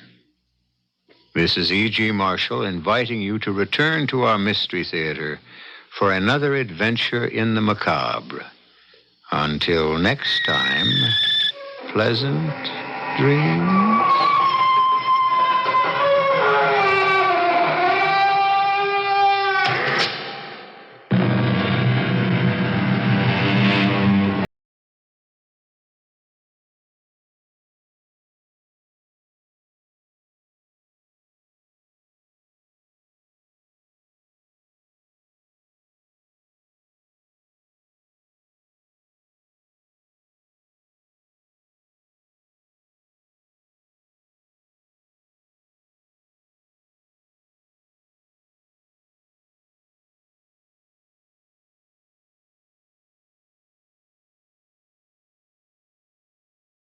With the permission of the Columbia Broadcasting System. WUWM, Milwaukee. The CBS Radio Mystery Theater presents...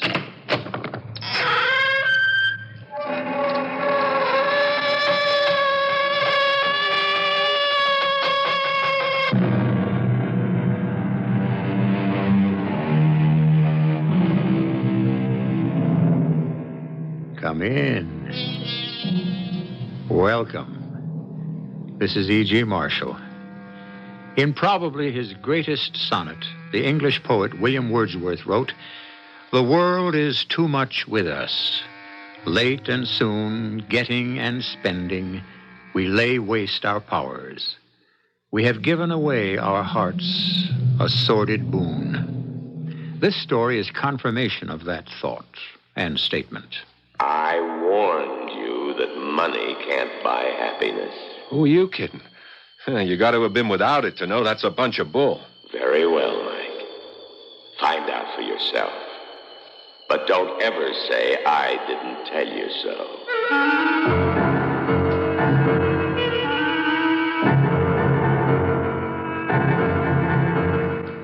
Our mystery drama, A Two-Bit Fortune, was written especially for the Mystery Theater by Ian Martin and stars Paul Hecht.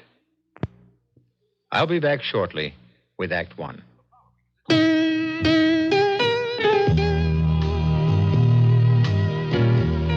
I like the way the forest sounds. The way the leaves rustle in the wind and fall to the ground and crunch under your feet. The way the birds sing and the chipmunks chatter. The way a squirrel scrambles up a tree. I like the way the forest smells, too. Air's fresh. And you can tell the difference between one kind of tree and another just by smelling them. But did you know we can destroy all that beauty in just one careless second? That's why I'm asking you to please be careful with fire. Because when we lose a forest, we lose a lot more than meets the eye. I ought to know. I'm Ray Charles. Public service on behalf of the Forest Service, State Foresters, and the Ad Council.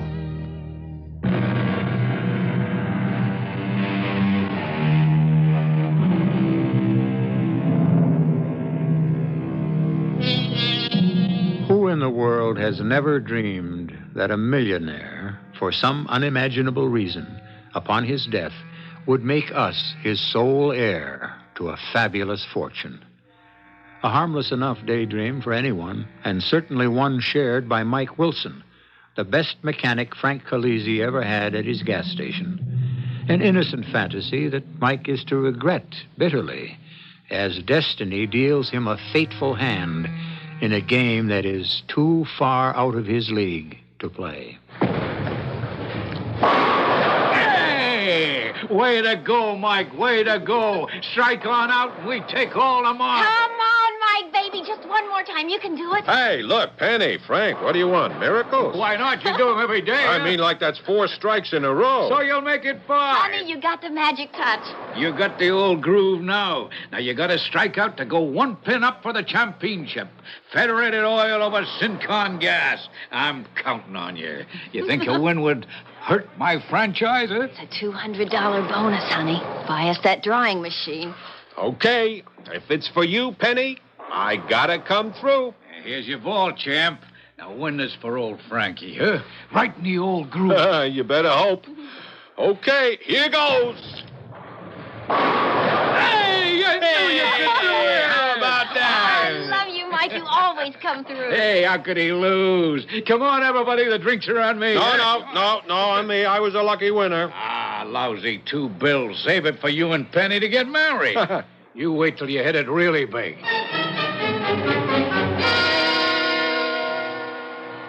Hey, Mike, what are you doing? Letting down a transmission. Why? I'll get Pete to take over. Come on, I need you a moment. Okay, sure. Right there. What is it, Frank? Mr. McCann on that big foreign job of his. Yeah. His RPMs are dropping off, and you know he worries more about that car than he does about the 2-timing dame of his. Okay, so I'll have a look. I guess he has more worries about the blonde. He wants someone to run him home first, then bring the car in for servicing. So why don't you shuck the overalls clean up and just take it? Hey, Frank, that's way out in the valley. Oh, it'll give you a chance to check out on how the car is running. Yeah, but I got a date with Penny. So you'll be a little late. Come on, take a chance. The guy is loaded. Maybe he'll slip you a century for your trouble. Oh, no. Penny was planning to go... Come on, for old Frank Confederated Oil, huh? With a winner like you, Who knows how good it might turn out?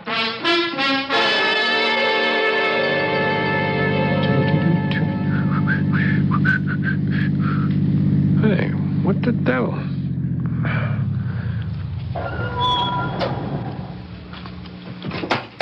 Hey, buddy. Hey, bud, you all right? Oh, I'm all right, son. Just a dizzy spell. Who are you? Just a guy, Mike Wilson, a grease monkey. Hey, you know you're bleeding? Yeah, I must have cut myself when I fell.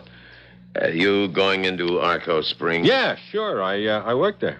Would you give me a lift in? Yeah, I guess so. Maybe I better. You look like you're bleeding from the ear there. Huh? Well, if I am, it's the only place they haven't tried to bleed me yet. Yeah, well, come on, get up. Yeah, I'll take you to the hospital in town. Just get me to town. Then I'll tell you where to take me.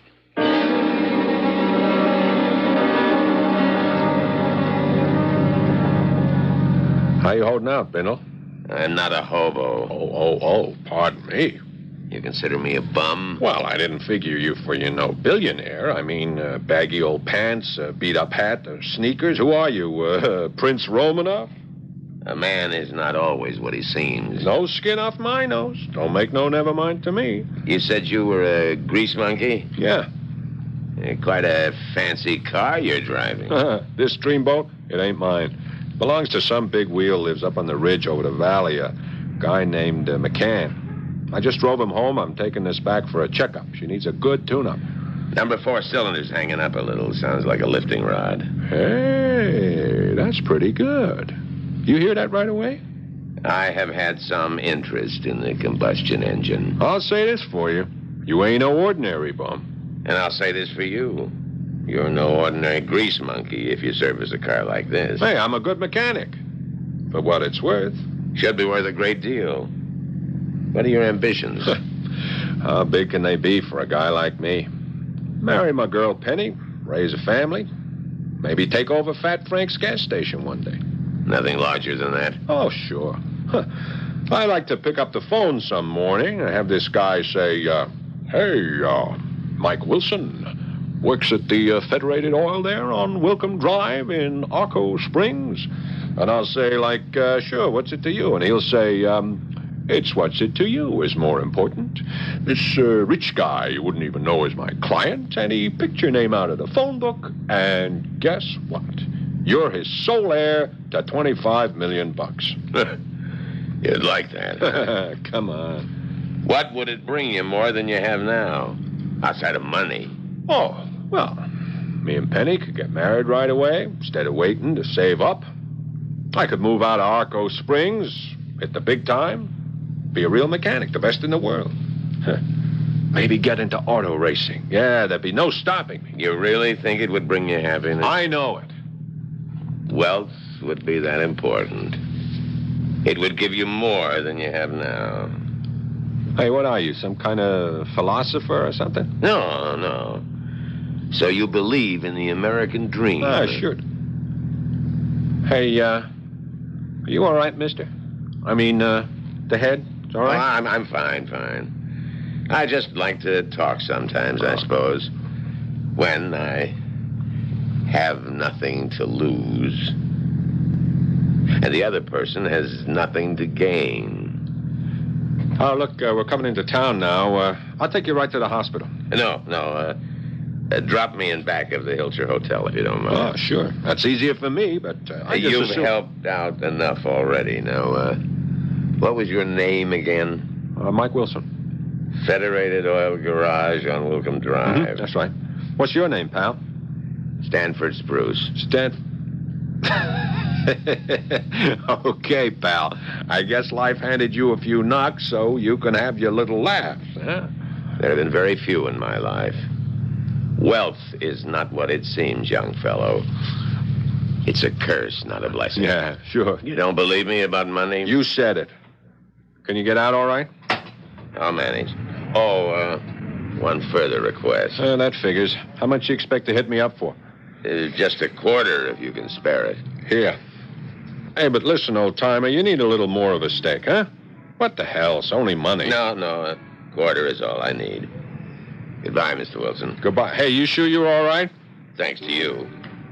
Maybe someday I'll have a chance to pay you back. I won't hold my breath waiting.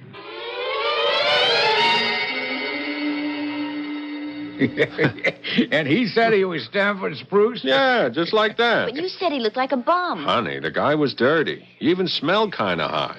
He hadn't had a shave in at least a week. He had dirty old baggy pants, a stained old windbreaker, and a pair of sneakers with holes on the outside.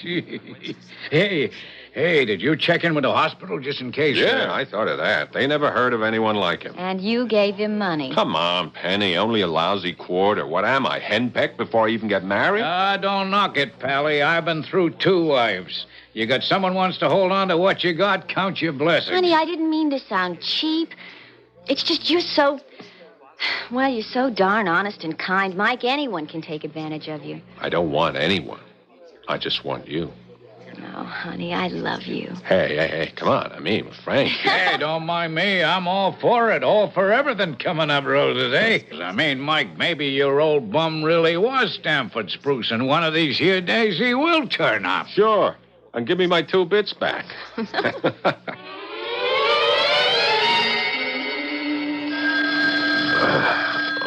is it? Yeah. Hey, Mike, you seen the paper? What paper? What time is it? Oh, I'm sorry, kid, your day off and all. It's just 7 o'clock, but I wanted to be the first to get to you, and I see I am. First to get to me with what? It just come out on the radio. Stanford Spruce. He just died. Who? Stanford Spruce, you know, Daddy Warbucks, the guy with all the dough. Nobody was sure wasn't dead already. Hey, easy, Frank. You're leaving me way behind. What's this wingding all about? Oh, brother, you're gonna find out. Stanford Spruce died and left a will. Tell you the truth, I was surprised I even got through to you. Thought your phone would be all tied up. Frank, would you like to cool off and make some sense? Well, it ain't gonna be easy. I'm so excited. I mean, he made you his heir. He made me his what? His heir, dummy, his heir. What are you talking about? Stanford Spruce left me some money? Yeah, that old bum we all laughed about, remember? Yeah, the one I loaned a quarter. And he promised to pay you back. Well, brother, did he ever earn in spades? I tell you, he made you his heir. Yeah, I know. You told me.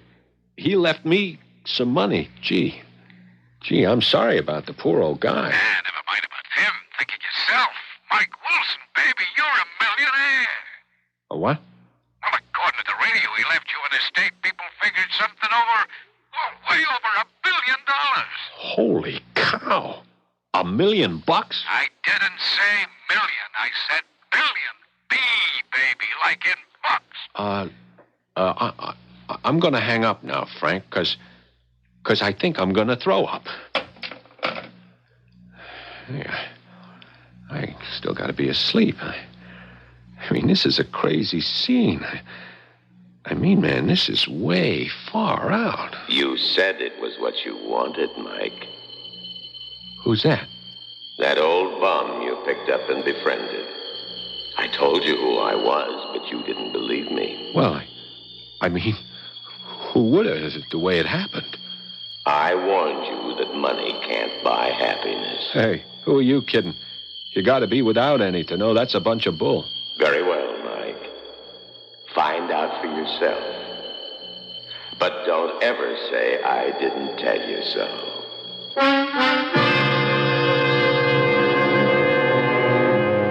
So there it is, a simple proposition, as old as time, and as fresh as the obituary page in today's newspapers, particularly the ones of recent vintage.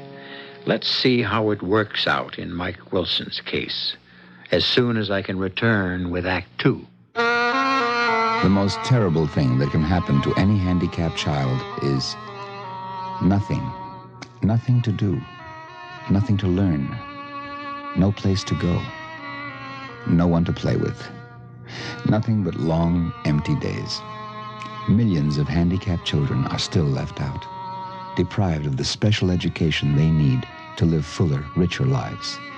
Every child, no matter what his handicap, has the right to the kind of education that will help him develop his full potential. If you have a handicapped child, we can help. Write Closer Look, Box 1492, Washington, D.C., 20013.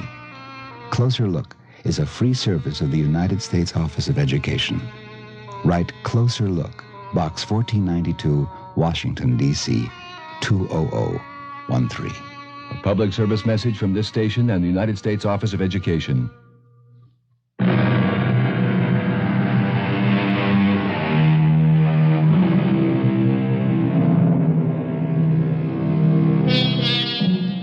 The death of a tycoon is front-page news. But when it is the death of a nation's mystery man, a self-made recluse with a lifestyle beyond the average man's conception, not for its magnificence, but for its asceticism, it is a story which is not as old as yesterday's newspaper, because it occupies the headlines day after day. And when his heir is someone he scarcely knew, the enormous, voracious pressure of the hungry media, fed by the demands of its readers, its listeners, and its viewers, is something beyond belief until it has been experienced.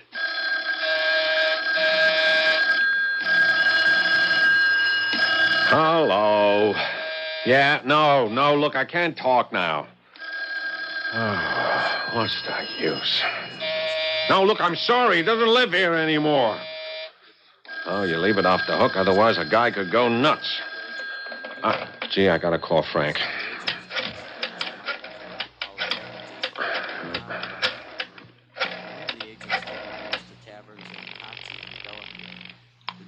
Frank Service Station. Oh, Frank, it's Mike. Oh, sure, we got a tow truck. Hey, what do you say, kid? How's it going? Frank, I'm going out of my bird here. I had to take the phone off the hook. Look, I just wanted to say about coming into work. Hey, don't show around here. This place is like Candid Camera at one of the conventions. We're covered like a tent. Stay under wraps. Look, Frank, I got 2 tune-ups, a head job, and a whole new carburetor chain I want to set in for Mr. Roberts. How can I do that without coming in? Kid, don't you know where you're at? You don't have to get your hands dirty for the rest of your life. You got it made. Hey, how about a loan so I could buy out of this lousy franchise and own this station free and clear? Gee, I want to keep talking to you, Mike, but this is on company time. To hell with the company. I'll buy it so I can talk to you. Honey, I shouldn't tie up the phone. Why not? Don't you know I could buy out the phone company tomorrow if I felt like it? Mike, have you been drinking? No, but I oughta. All my friends oughta. Don't you know you're talking to a millionaire? I mean, haven't you read the papers?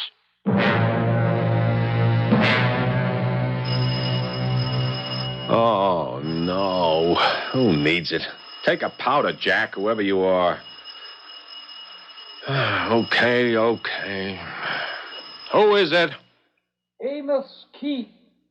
I have to talk to you. Why? I am an attorney.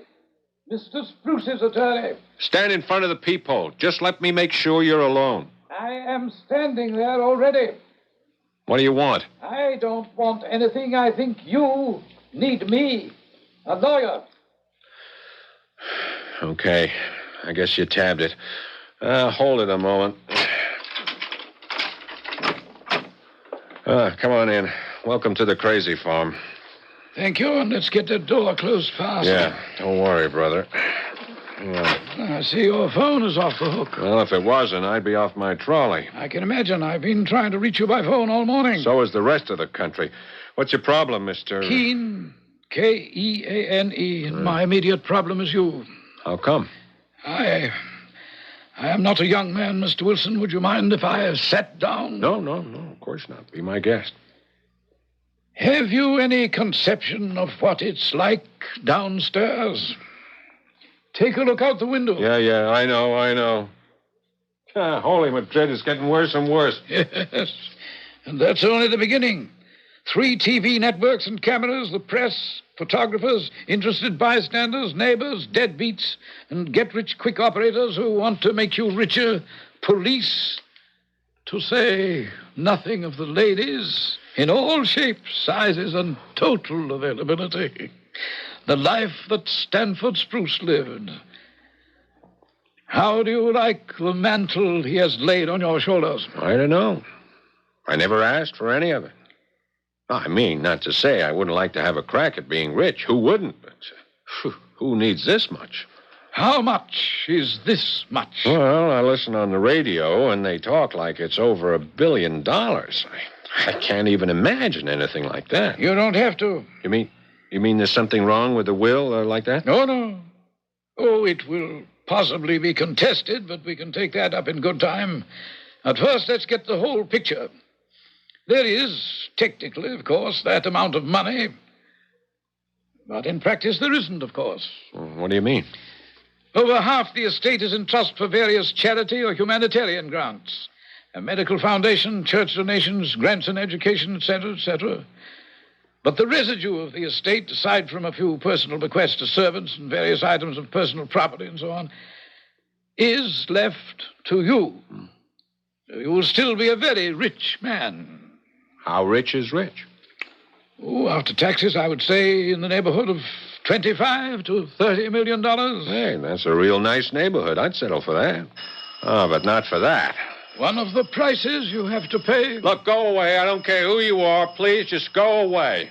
Mike, it's Penny. Penny, are you alone? Yes. Okay. Half a sec. It's my girlfriend. Oh, Mike, that's a crazy mob downstairs. How did you get through? I didn't. I mean, I ducked around to the alley and back, and then the super's wife let me in the back door. Excuse me, Penny. This is Mr. Keene. He was Mr. Spruce's lawyer. Oh. How do you do, Miss... Miller. How are you, Mr. Keene? Well, that is a moot point. There are a lot of difficult days ahead for both myself and your fiancée. What do you mean? We have a lot of planning to do. The first thing to do is to get you a hideout. I have that arranged already. Hey, wait a minute. What do you mean, a hideout? I mean, we have to get you out of circulation for the next 6 months or so till all the legal ramifications are settled. 6 months? Are you kidding? I got a job. I got people depending on me to keep their cars in shape. My dear Mr. Wilson, you don't expect to go back to being a mechanic? Why not? Oh, Mike, honey, things are all different now. I mean, don't you see? Oh, nothing's ever going to be the same again. Of course it is. I'm not changed. But your life has. You are now in the public eye, and you're going to have to fight very hard ever to have any kind of a private life again. Now, Miss Miller, you can help us. Oh, how? I have a car and some security men waiting around the corner. I want you to go downstairs and tell everyone outside that you are Mr. Wilson's fiancée. Hey, no, hold it. I don't want to make any use of Penny. I can go down myself. Not quite yet, Mr. Wilson. You're not ready to be interviewed. Take my word for it. Oh, honey, I don't mind, really. Let me help. Now, that's the spirit, eh? Now, you tell everyone that Mr. Wilson has agreed to come down and be interviewed with his lawyer, Mr. Amos Keene. That's me, of course. Just keep them occupied long enough for Mr. Wilson and myself to slip out by the back door and get away. Away where? To the secret hideout I have arranged for you. Well, what about my clothes, my things? I'm not packed. May I remind you again that you are a very rich man. Everything will be provided. You will want for nothing. Or would you rather go down and let that mob pull you apart? Oh, listen to Mr. Keene, honey. Really, they're kind of crazy down there. It's a real big story, you know? Yeah, so big deal. I got to face the whole thing sooner or later. So let's get it over with. Oh, and no dice on the hideout, Mr. Keene. I had hoped you would have more sense. However, it has to be done one way or another. What? That's a gun. Indeed it is, and it contains very real bullets, and although I despise handling firearms, I am an expert. Now, listen to me carefully, both of you. We are going downstairs and out the back exit. And for Miss Miller's sake, let us hope there is no trouble. A simple matter of selection. But if there is, she would be the first to go. Hiya, boss. What do you say this morning, huh? I say one of these days, Barney, I'm going to try to take you out. Now, don't try it, huh? I mean, you wouldn't stand a chance. Anything would be better than being hung up in this plush-lined prison. Ah, come on. It ain't so bad. I mean, look. Bloody Marys in a pitcher, them eggs Benny or whatever you call them and all like that. What more could a guy want? Freedom. We're only trying to protect you. Like we done the same for the guy before you. This is the kind of life he lived? Well, he didn't go for Bloody Marys. Yeah, well, neither do I at 8 o'clock in the morning. Okay. How about I pour some coffee, eh? Okay, go ahead. I could use a cup. Now, you guys kept Stanford Spruce locked up in solitary? Oh, no. He was like a kind of nuts, you know. The way he wanted it. Yeah, but it isn't the way I want it. So what's the deal, huh? You gotta go by the big wheel. The wheel, you mean Spruce? He calls the shots. Anything more I can do for you? Yeah, you can tell Amos I want to see him. Well, that I could do, buddy, anytime. That I could do. I mean, you want to come down to cases. You are the man. I mean, you're the bottom line. You gotta foot the payroll.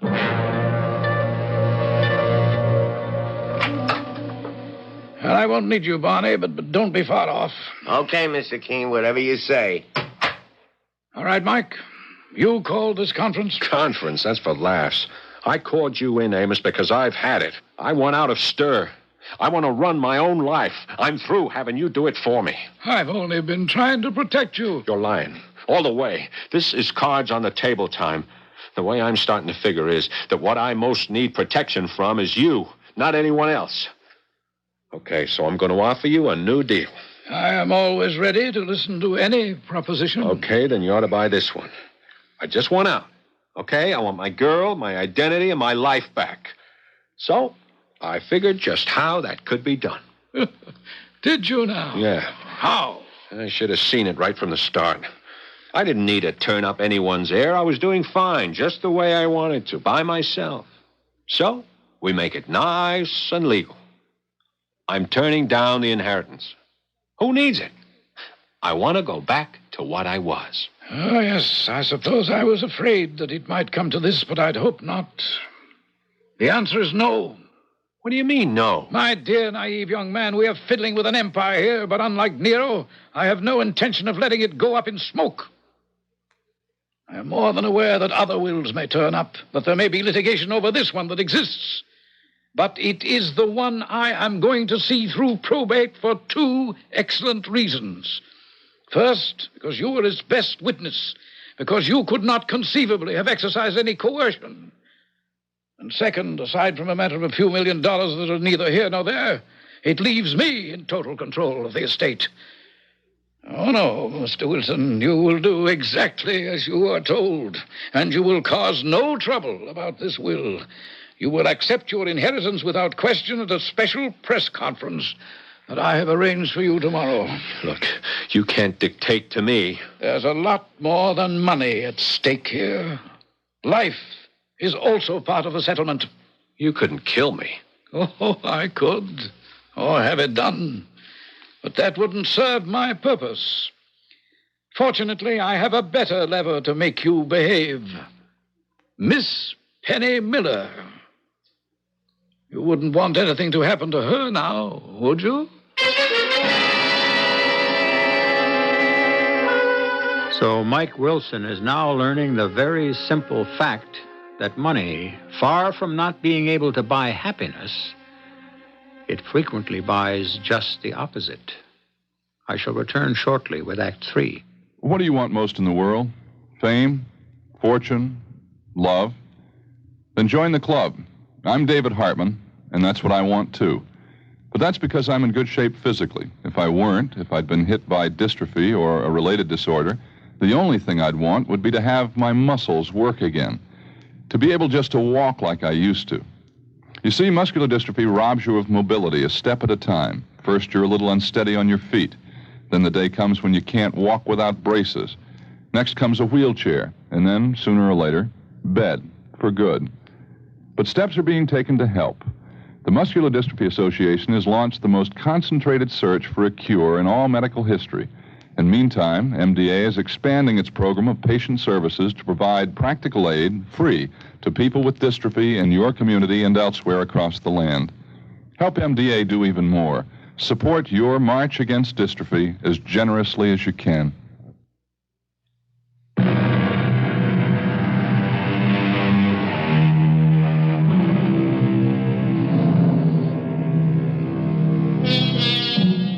Mike Wilson's life has become a plush-lined nightmare. He has only to crook a finger to have any of the luxuries of life, except the things he really wants. Friendship, love, freedom. Amos Keene can't afford to allow him those, or his own position as kingpin of the huge spruce empire would be threatened. Mike, in his sumptuous hideout, wherever it is, guarded night and day, is effectively cut off from all his past. And his dreams at night are tortured by the remembrance of the man who gave him a fortune. I warned you, money can't buy happiness. You know what you said. Sure. I said it was a bunch of bull. Still feel the same way. You know I don't. The way it turned out, I don't want the money. I mean, how do I get rid of it? You give it away. Yeah, I tried that. Would you believe it? So did I. For so many reasons, it isn't so easy as it seems. So what am I going to do? You got me into this. Get me out.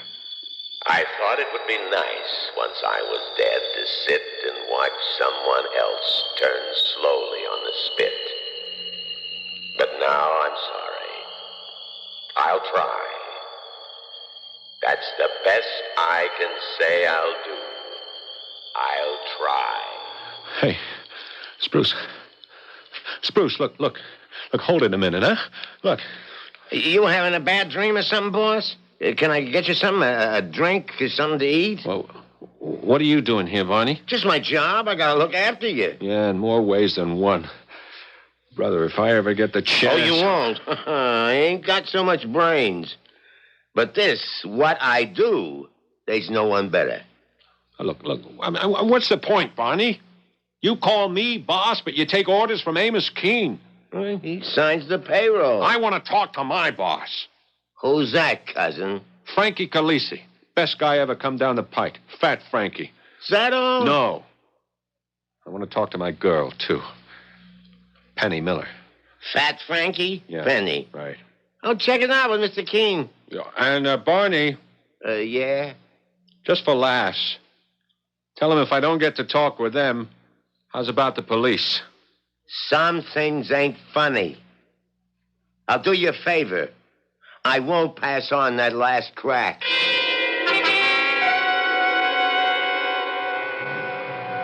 What kind of a clown are you, Pete? That Davis tune-up as a rollover in the engine could shake your teeth loose. Check it out, huh? Hello, Frank. Huh? Oh, hey, Penny, you looking for me? Yeah, I've been trying to phone, but... Yeah, I know. Phone's tied up something awful since Mike's been out. Everybody's got complaints. Yeah, well, that's why I took my lunch hour to come over. Is there some place where we could talk? Well, yeah. Give me 5 minutes to wash up and put on a jacket, and we'll cut out to the horse's neck down the street.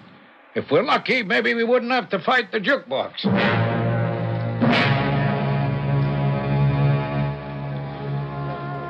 I just can't believe it of Mike, Frank. No, I wouldn't have believed it neither, kid. I guess he just figures he's out of our class now. Well, has he been in touch with you at all? Yeah, first day after news and all he called. Sounded like his old self, Dan. What about you? Yeah, that day. You know, the same day. I saw him at the old apartment. He had this fancy-type lawyer. Yeah. And you know, the crowd that was around here and at Mike's apartment and, well, how they were badgering him and all. So this lawyer guy, he asked me to go down and say that Mike and he would be down to make a statement to the TV and radio and press guys. Yeah, so, Ann? Well, I went down because I knew I was just covering so they could slip out the back way.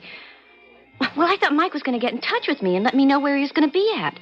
But he didn't. No, he just never called. Well, after that press conference, he called me one time, but he was like a stranger. Well, Frank, we were going to be married. Yeah, sure, I know. You don't have to tell me, kid. I loved a guy like a brother. I never told you, but you know what my wedding present was going to be? No. I was going to make him a full partner. Oh, no, Frank. Listen, no big deal. The guy deserved it. He made the whole station. Know what I mean? Personality, the work he did. Oh, Penny, you couldn't find a finer mechanic this side of the Indiana pits. He was something special, like an artist, Yeah, I thought he was something Pretty special, too. Well, I guess that's what Mr. Spruce saw in him. You know, why he left him the money. Sure, he left him a bundle I guess neither of us could handle. Like it's too big. I just hope... What? You just hope what, Frank? I hope it ain't too big for him to handle either.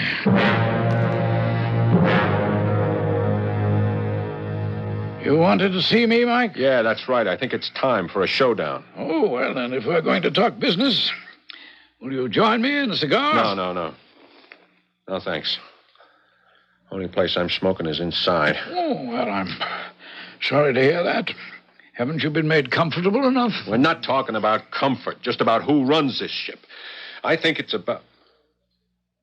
Hey, what kind of a guy are you? Oh, what is that? Oh, watch out. Oh, don't try anything stupid. You're covered by more than one gun right where you sit. No. I was just trying to put out the match. I am perfectly capable of handling it. It was burning your hand. I mean, didn't you feel... My dear boy, your concern is most affecting, but I think you can credit me with enough sense not to get my fingers burned. I've spent a lifetime making sure of that. Now, what is it you want? Just out is all. I've told you that is quite impossible for the moment. Why? Let us say we are a pyramid turned upside down. You are the apex. For the moment, we have to balance on you. Nothing must be allowed to upset that balance. Once the will has been accepted and I am firmly established as executor, then you will no longer be necessary. Just what does that mean?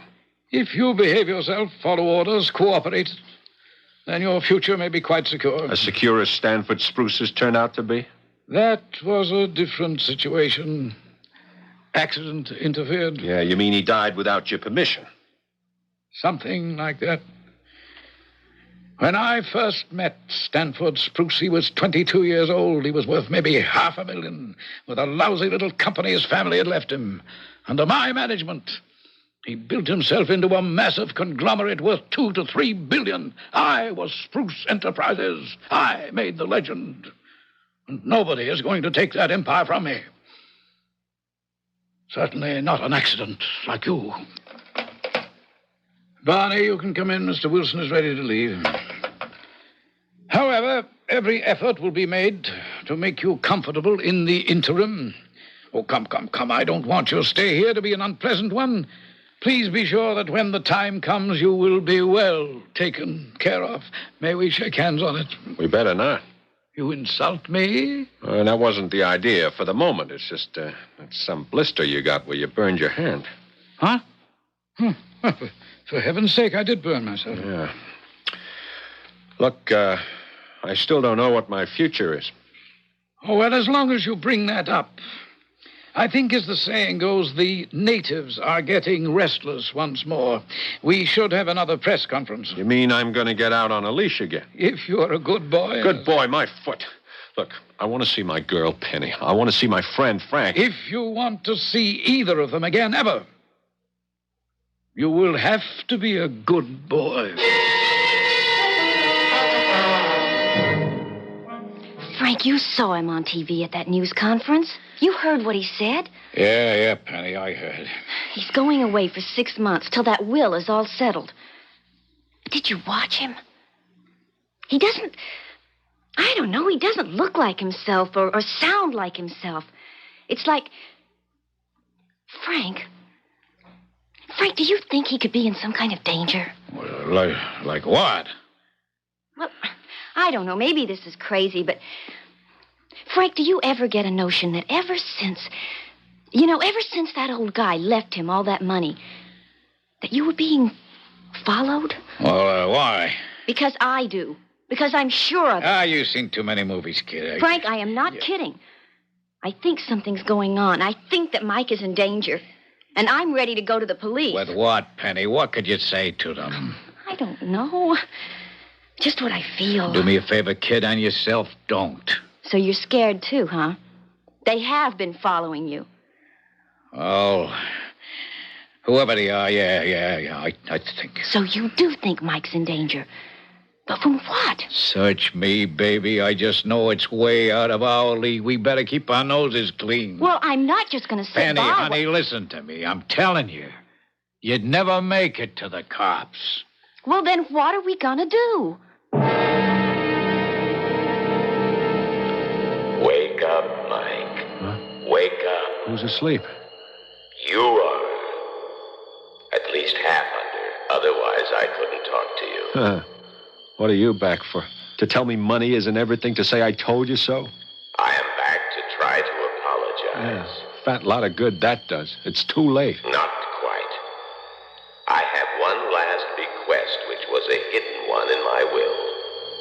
It will make up to you, I hope, for what has happened, and give you back a chance at a freedom I never had the courage to take. What do you mean? Do you know what killed me finally, Mike? No? A disease called syringomyelia. It has many forms and many symptoms. Is eventually terminal. And if you are as unlucky as I was, it is swift and sure. The two main characteristics in my case were, first, loss of all feeling in my hands. I could burn myself and never notice. Burn yourself without knowing it. Yes. The second was a complete loss of pain in my upper torso, as though a protective shawl was wrapped around my shoulders. The result was some dizziness, a fall such as I had had when you found me, and very quickly, death. Amos Keene. The other day, he burned his hand. And at the news conference, several times the news people tapped him on the shoulder, and he didn't even notice. Quite correct. I will quote to you one paragraph of my will. All chairmanships, presidencies, or majority stockholdings will be administered by my lawyer, Amos Keene. To him I leave all furniture and any and all physical possessions of mine to be his in perpetuity. Holy... You mean you left him the disease that killed you? Amos Keene will be a dead man by the time the will is probated. He received the legacy he deserved. And you will be a free man.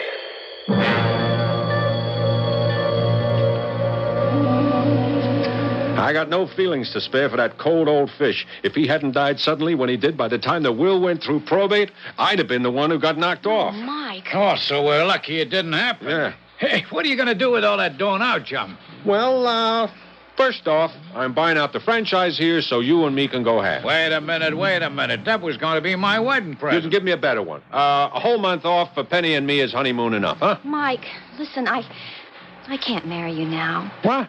Hey, listen, I already bought the house and all the furniture. Anyway, I got down payments if you decide you like everything. What do you mean you can't marry me? I don't know how to say it, Mike. I'm just not made for...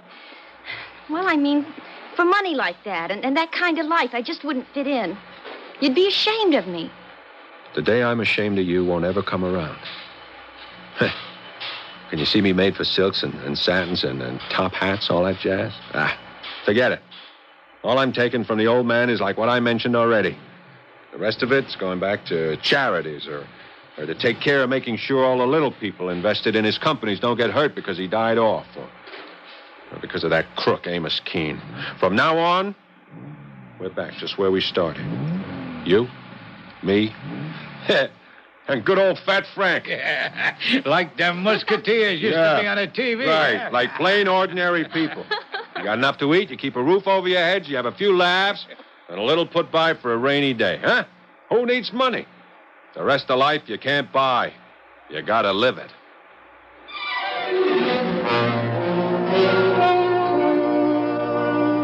So, if unexpectedly your phone rings one day, or a letter arrives in the mail, and you learn that you are a surprise heir to a fortune, stop and think twice before you accept it. Not that I think you won't, for this was, after all, only a story. And how many billionaires are there to go around? I'll be back shortly. Today, you can help us realize a 200-year-old dream. For all qualified blacks to get a college education, The United Negro College Fund and its 41 colleges are helping make this dream a reality. All it takes is money. And what's money compared to a 200-year-old dream? Once, it was against the law in some states to teach a black child to read or write. But the law didn't stop blacks from learning, and it didn't stop whites from helping, despite the danger to their lives and liberty. Supporting black education won't cost you your freedom anymore. Today, it just costs money. You can help make this dream a reality by giving as much as you can afford to the United Negro College Fund. Our future is on the line. Put your signature on the line today for the United Negro College Fund. A mind is a terrible thing to waste. A public service message.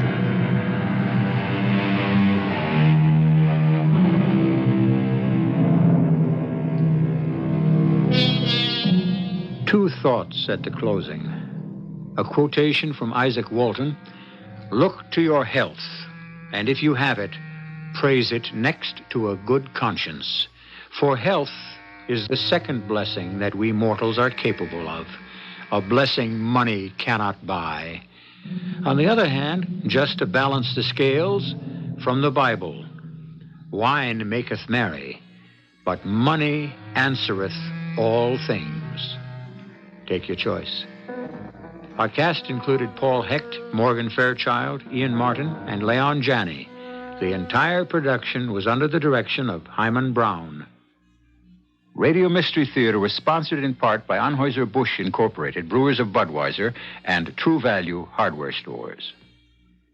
This is E.G. Marshall inviting you to return to our Mystery Theater for another adventure in the macabre. Until next time, pleasant dreams.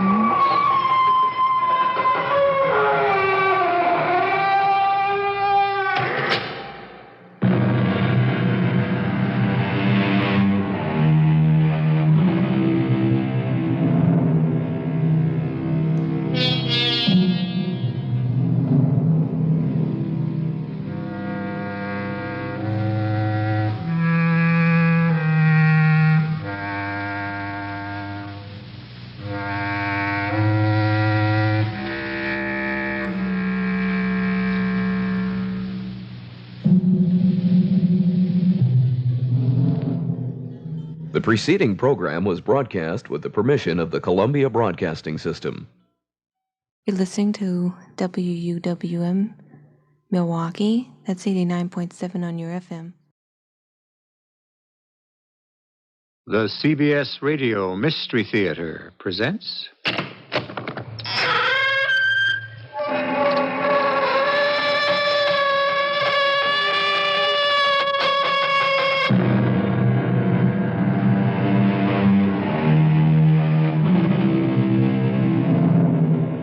Come in. Welcome. I'm E.G. Marshall. Everyone dreams of growing up and falling in love.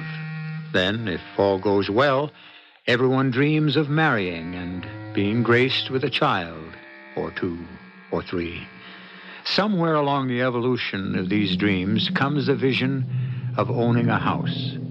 This house will be the repository of all the dreams that have gone before. Where is it? Somewhere around here. We haven't passed it, have we? I don't think so. No. I think it's up ahead. Yes, but just a little way. Are you excited? Yes. Very. Frightened? Very. Me too. We'll be there in a moment.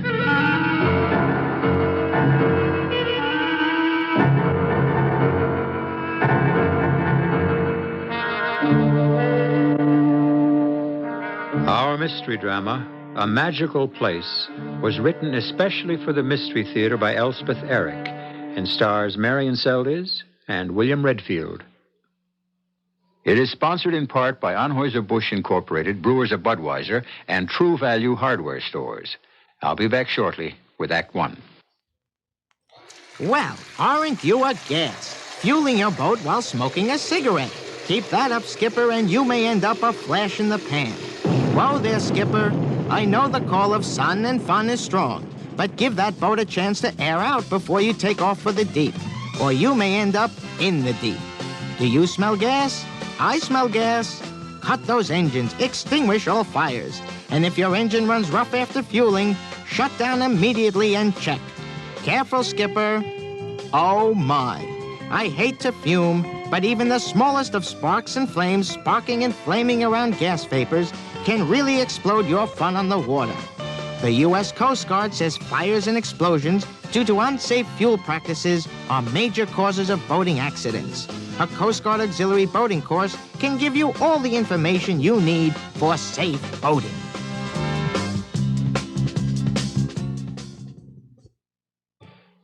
We don't expect much from handicapped children. We don't expect them to learn much. Sometimes we don't even expect them to go to school or learn to do things that will help them get along when they grow up. But handicapped children are pretty much like other children. If you don't expect much, they won't do much. If you expect more, they can do more. Most handicapped children can learn and do much more than most of us realize if we expect enough and if they get the special education they need. In this country, every handicapped child has the right to special education, whether his parents are rich or poor. If you have a child with a handicap, any kind of handicap, we have free information that can help. Write Closer Look, Box 1492, Washington, D.C.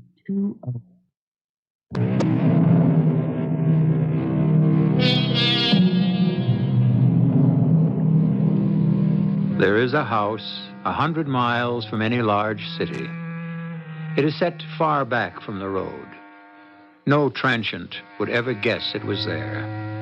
It is a modest house, small, compact, with no distinction in design or decoration.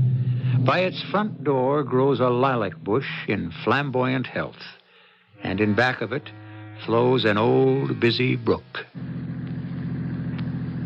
Where is it? It's somewhere around here. You sure? I'm positive.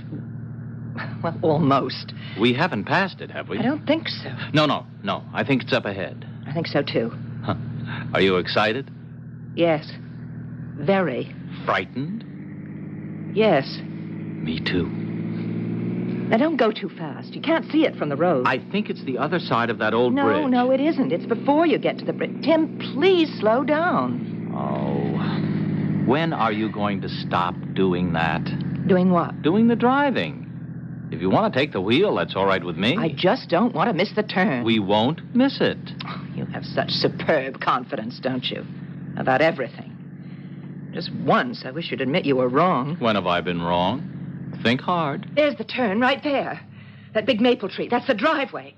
Turn, will you? Okay. Is this it? I remember that barn. Chicken coop. Whatever, I remember it. Now go slow. All right. That suits you? Look, there's the lilac bush. Yeah. I wasn't sure it would still be there. Well, why shouldn't it be? Well, it could have died. Bushes don't die. You know all about it, don't you? Well, there's no reason why it should die. Well, lots of things die. Yeah, you can say that again. Oh, please don't say you can say that again. Why not? I don't know, Oh, forget it. We didn't come here to argue. No, we can do that at home. Come on. I want to see if the brook's still there. What if somebody's living in the house? Oh, they won't mind. And if they do, we'll explain. Easier said than done. There's the brook. Aha. Well, looks healthy. It's cold. Yeah. Comes down from the mountain. Feel it. Oh, Eleanor. Can I help you? Oh, I'm sorry. We didn't know anyone was home. Well, what can I do for you? Oh, we want to apologize for trespassing on your property. It's not my property. The owners of... They're away. Oh, we used to live here. Did you really? A long time ago. Well, 25 years ago, actually. We rented this house for one whole summer. We just felt like seeing it again. Are you interested in renting it? Or buying it? You mean it's for sale? Really? Oh, hold on now. Or for rent? You're sure? There's no sign up or anything? Well, I'm the agent. Mrs. Clyde Selby. I have an office in town. I'm just out here checking on the house. Well, if we could rent for the summer months, maybe. Well, the owners left it up to me. Tim, couldn't we? Well, Eleanor, I don't know. Mrs. Selby, could we talk it over? Sure. You want to go inside and look around? Oh, may we? Go ahead. Oh, thank you. I have to get back to my office. All right. Eleanor, what is going through your head? Couldn't we try it? Well, it's ridiculous. It would be worth it. Things just don't happen that way. But they might. They just might. It's possible. All right. Go on in. Well, here it is. Here is your house.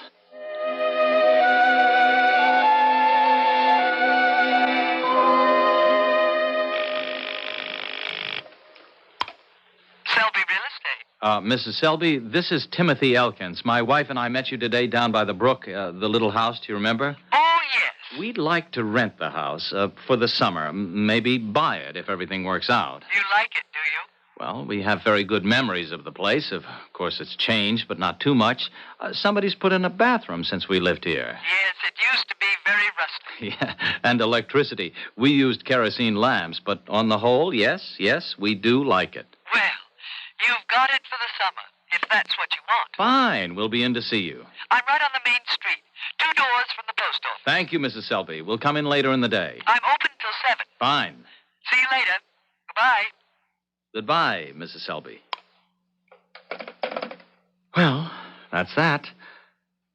I hope. So do I. It's a long shot, But Eleanor. I have a feeling. A feeling isn't much to go on. It just might work. So, do we go see Mrs. Selby and sign on the dotted line? We haven't even asked the price. It doesn't matter. That's all very well for you to say. Whatever it costs, it's worth it. If it works. It's got to. All right. So, shall we be off to the village? Oh, Tim, let's first take baths and change and get the country clothes on. I mean, I'll wear shorts the way I used to, and you can put on your white duck pants and a blue shirt. And then we'll go to the village inn to eat. And we'll stop by Mrs. Selby's before dinner. Okay. Who gets to take a bath first? I don't care. Okay. I will. Tim, wait. Maybe this is crazy, but the whole thing's crazy anyway. Let's not take baths in the bathroom. What? Let's do what we used to do. Let's take baths in the brook. In the brook? Where it gets deeper. Where the big rocks are, remember? We'll take soap and towels. We'll scrub each other's backs. I don't know, Please, Eleanor. please. It's crazy, but okay.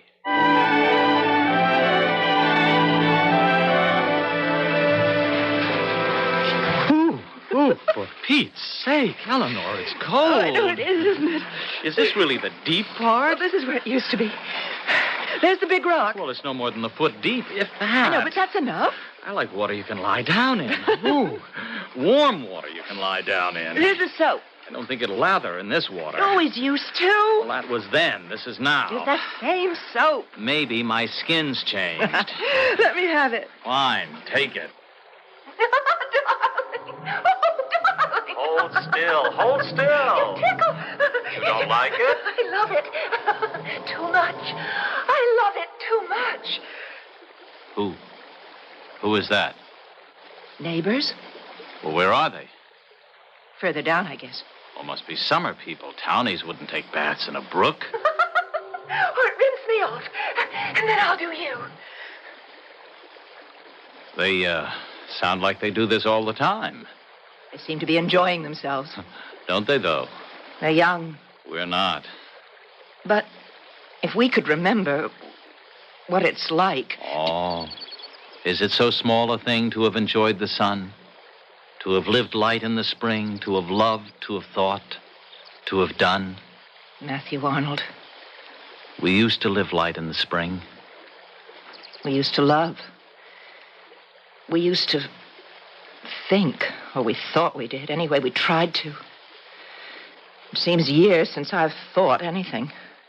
We used to do things. If we could just remember how it felt. I say, fear not. Life still leaves human effort scope, but since life teems with ill, nurse no extravagant hope. Do you think this is an extravagant hope? to try and remember. Eleanor, the last line of the poem is, because thou must not dream, thou needest not then despair.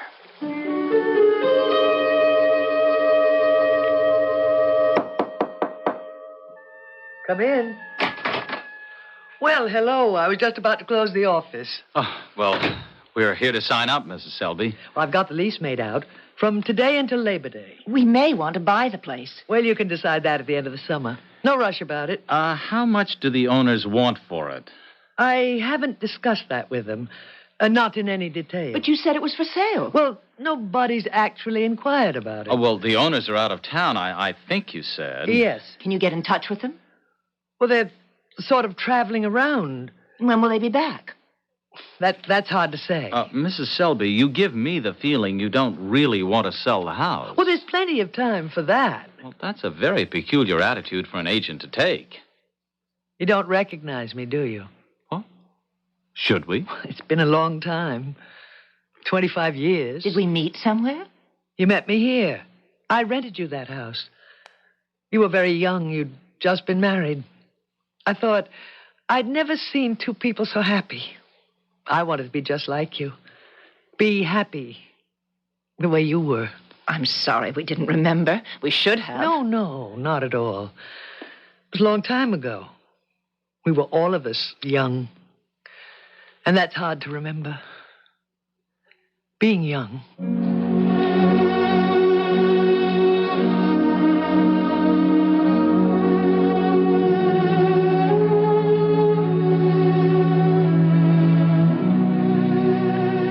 Don't you think the generation gap is really a lapse of memory? What grown person can truthfully say he remembers being 5 or 12 or 16 or 20? We know that way back there we were those ages. We passed through them and became older. But in doing so, we dropped all recollection of how we felt before. So caught up were we in attaining the new age. I think this is one reason for our children's hostility. They tell us in actions, if not in words, that we do not understand them because we have forgotten how it feels and what it is to be young. And they are right. We'll return presently with Act Two. This is Helen Van Slyke. I wrote The Heart Listens, a book millions of you enjoyed. Now I've written a sequel called The Mixed Blessing. It continues the life of Elizabeth Quigley and her granddaughter Tony, herself a mixed blessing. Tony's story answers the most agonizing question any woman can face. I call my new book The Mixed Blessing. I hope you'll call it the best modern romance you've ever read. The Mixed Blessing in paperback from Popular Library. When you say bud, you've said a lot of things nobody else can say. When you say bud, you say you care enough to only want the king of beers. there is no other one. There's only something left, because the king of beers is leading all the rest. When you say Budweiser, you've said it all. Anheuser-Busch, St. Louis, Missouri. Hey, are you the country doctor? Yeah. Well, I'm the United States of America, and I need help. Okay. What do you want me to help you on? Well, I've got 200 years of growing pains and 200 million people. Where'd you hit the most? In my heart, because that's where those 200 million people live. Do you understand that? Yeah, because you're the United States of America. Then what's wrong with me, doctor? Well, maybe it's because all the bad people in your heart is what makes you sick. Gee, that sounds serious. Yeah, because if your heart doesn't work, then nothing works. Well, how do I cure the bad people in my heart? Well, you could tell them to be good to each other and to love each other. And then maybe you'll feel much better. Well, God bless America. Please? From the Franciscans, with love.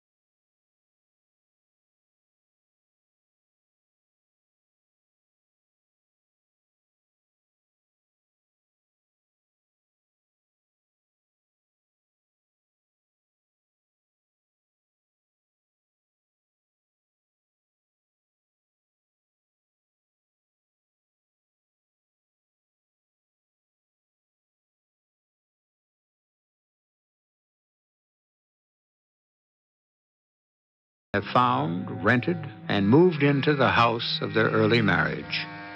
It is an unpretentious place, but the mere surroundings have brought back memories of the way they were in those years of eager hope and confidence, as well as trust in each other. And from the very walls and the surrounding air have come voices from the past when everything seemed not only possible but likely, even inevitable. In their enthusiasm, they have refurnished the house to look as it did in those sunshine days, only to wake the next morning and find all their work undone. My beautiful curtains ripped to pieces. Look at the table. Somebody smeared the paint with a knife. It looks like... Look at the stove. Turned over. And my sconces. Oh, look. Smashed to smithereens. Who could have done this? Who hated us enough to have done this to our house? About time. I'll say. Everything will be fine now. Everything will be fine. Perfect. I'm sorry, darling. I'm sorry, too. Forgive me. Do you forgive me? Say you do. Please say you do. Eleanor, did you hear them? Yes, I heard. Were they our voices, or am I going mad? If you are, I'm mad, too. Of course, it's awfully hard to recognize your own voice. You hear your own voice from inside your own head. It sounds different to someone else. I recognized your voice. I recognized yours. At least we both heard the same thing at the same time. That must mean something, mustn't it? I think we should get out of here. Something's telling us to leave. Or someone. You should phone Mrs. Selby. Tell her. Yes, I suppose so. Lord knows what I'll say. Somebody wrecked the house. She'll say who did it. Then what do I say? Ghosts? People from the past? Dead people with our voices? What do I say? You just have to say, what happened? But, Eleanor, what did happen? Vandals could have broken in while we were asleep. There was no noise. We'd have waked up. I know. I just said that because I couldn't think of anything else. Oh. Mrs. Selby doesn't answer. She's not in her office. It's after 9. Well, she's not there. Tim, I'm going to start packing. We're leaving? What else can we do? We can't stay here after this. It could happen again, couldn't it? But we're being driven out by the voices. No, not by the voices. We loved the voices. It's this. It's this destruction. The wanton destruction, the cruelty of it. Our lovely curtains, the table. The beautiful sconces smashed to bits. It frightens me to think that anyone could have done it. Who? We don't know who. That's what makes it even worse. There's no way of stopping it. You know, I've heard of people being able to move things without touching them. It's called psychokinesis. Do you believe in that? I never used to. The things that are moved are called apports. A good medium can make things materialize. Though some people say they were always there. The medium just made them visible. Oh, Tim, stop that. Things that can be mobilized into action by means which are not mechanical or even human. I won't listen. Stop. There are people called adepts, people especially skilled. The word used to be applied to alchemists who possessed the great secret of transmutation into gold. In the last couple of centuries, it's come to mean people with deep, deep psychic powers. Tim, how do you know all this? I don't know how I know it. You must have read it somewhere. Except now I feel it. Eleanor, I feel it so deeply, as though it were something I'd always known. You know the feeling when something you've only heard about in the vaguest way suddenly becomes real to you? When you possess it for your very own? You're not trying to tell me you think you're an adept. How do I know? What are you trying to say? If I have those powers, if I've had them all along and just discovered them last night, why then... Then what? Then, during the night, I could have done all this by the sheer power of my will. But we were together all night in the same bed. I'd have known if you'd I wouldn't have had to get up out of bed. I could have done it just lying there. Good Lord, suppose I've been fooling myself all along. Suppose I never wanted to come here. It was your idea, you know. But you agreed. Not at first. Not at first, you'll remember. Yes, but later... What if I agreed just to spare your feelings? What if I never wanted to save our marriage? What if I thought coming back here to this house was a silly, childish notion? And futile besides. Is that what you really thought? I'm just trying to find an explanation for all of this. If I have the power of psychokinesis... But that's just moving things. By the power of the will. But it's not smashing things, tearing things to shreds, smearing paint, overturning things. Eleanor, wait. If you believe things can be moved around by an effort of will, then you must believe those things can be overturned, smashed, torn to ribbons, all by an effort of will. By superhuman willpower. Darling, don't dwell on it now. It's not good for you. Really, I mean it. Look, call Mrs. Selby's office again. Do that, will you? For me. If you want me to. I very much want you to. Go on now and call her. I'll start to pack. All right. Everything can't be sweetness and light, you know. Not everybody comes back from the grave saying how happy they are to be dead. They can't all be happy. Some of them must be furious. Not all dead people like being dead, you know? Eleanor, do you hear me? I hear you. I'm packing the suitcases. The ones who died unjustly. Those who died young. Those who were murdered. They must be full of hate and violence. Well, it's the same thing with psychokinesis. Not everything simply floats around in the air. Some things get broken. Tim, I want you to stop this. I don't like the way you're talking. Mrs. Selby doesn't answer. Maybe she overslept. Maybe. Do you think I should start cleaning up? Oh, leave it till later if you want to, or I'll do it. No, I'll do it. All right, I'll fetch you a broom and a dustpan.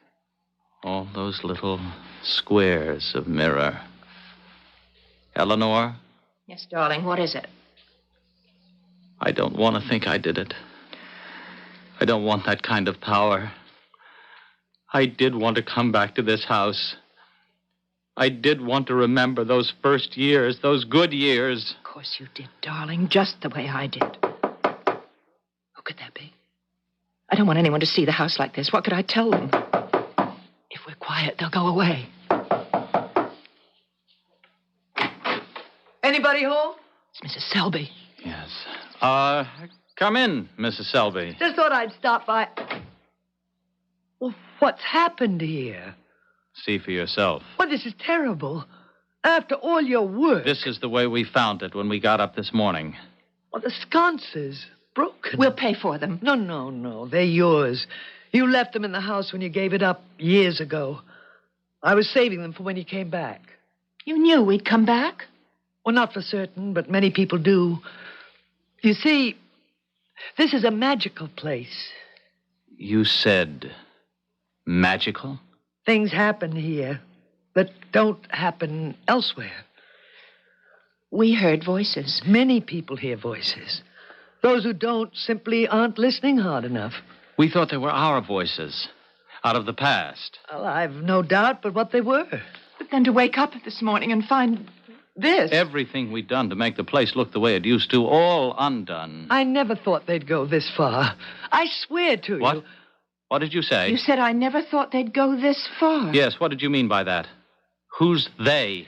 Well, I'll have to tell you. There's no way out. You most certainly have to tell us. If there's any explanation, we're entitled to hear it. Well, I left town last night. I got word my son needed me. He was in a hospital in Denver. I took a plane. By the time I got there, he was almost well. We tried to reach you this morning. We tried twice. Well, I flew back as soon as my son and my daughter-in-law told me what they wanted. It was hard. What did they want? They wanted their house back. This house? They spent their honeymoon in this house. Just as we did. The marriage became unsatisfactory after a couple of years, and they separated. She went her way, he went his. Then he fell ill in Denver, and she rejoined him. Then they'd kept in touch. Their spirits were never very far apart. You mean they kept in touch by mental telepathy? Is that so strange to you? Well, it's something we've read about. Could I have willed all the destruction that you see in this room? Is that conceivable? Well, I think it more likely that all this damage was done by my son and daughter-in-law. They think that if they come back here to this magical place where they were so happy, that they can be happy again, just as before. But that's exactly what we thought. And others before you. But you see, this place is a place of youth, and for youth. They're younger than you, so they will not be denied. We'll be leaving, Mrs. Selby. Going back to town. I'm so sorry. I think this place would have worked for you. Perhaps we waited too long.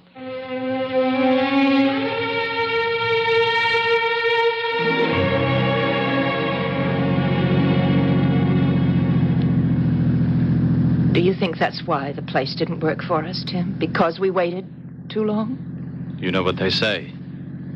You can't go home again. But it almost worked, didn't it? Perhaps. Tim, Mrs. Selby said she flew to Denver to see her son. Do you believe that?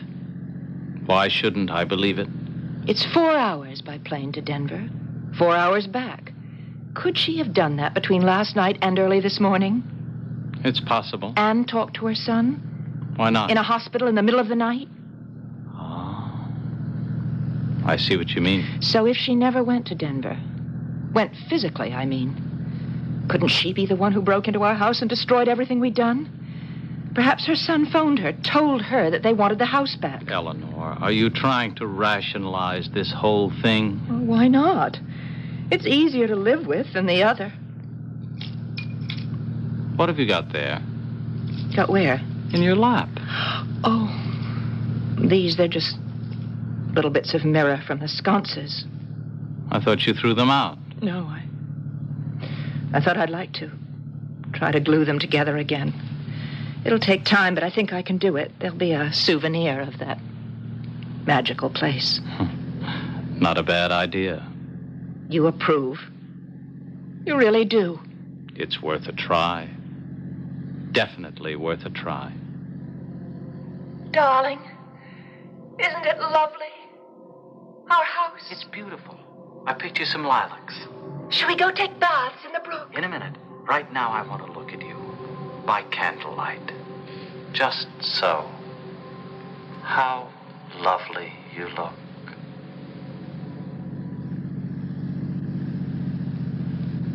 Tim? Yes, my dear? You heard? I heard.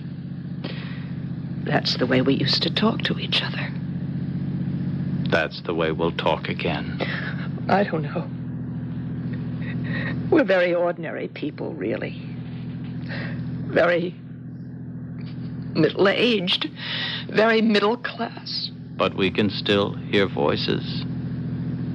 Voices from the past. Beautiful. Wonderful. Lovely. Oh, darling. Love. True love. Forever and ever.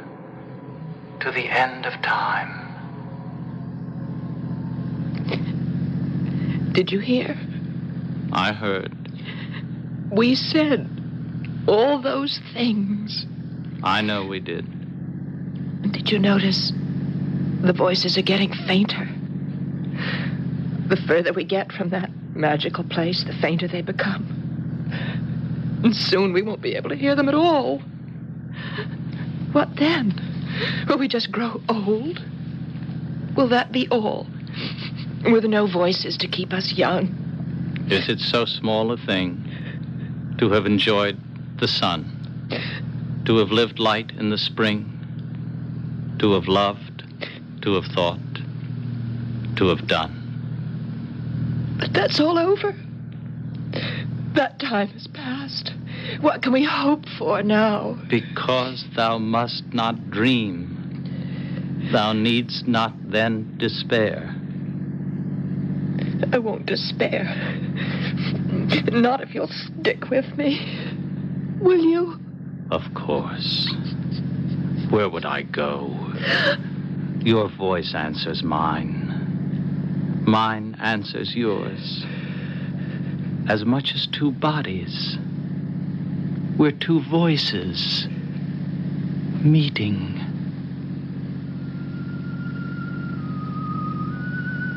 Oh, lovely.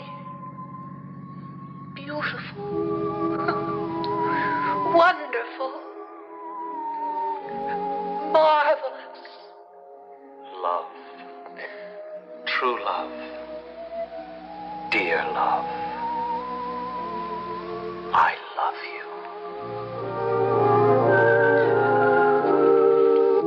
And that is the story of Eleanor and Timothy Elkin, who went to a great deal of trouble to recapture their youth, only to be driven away by those younger than themselves. Yet they carry away with them, as they return to the life they fled, certain souvenirs, little bits of mirrored glass that reflect the dancing light, and the sound of their own voices from out of the past. Voices full of wonder, happiness, and love. I'll be back shortly.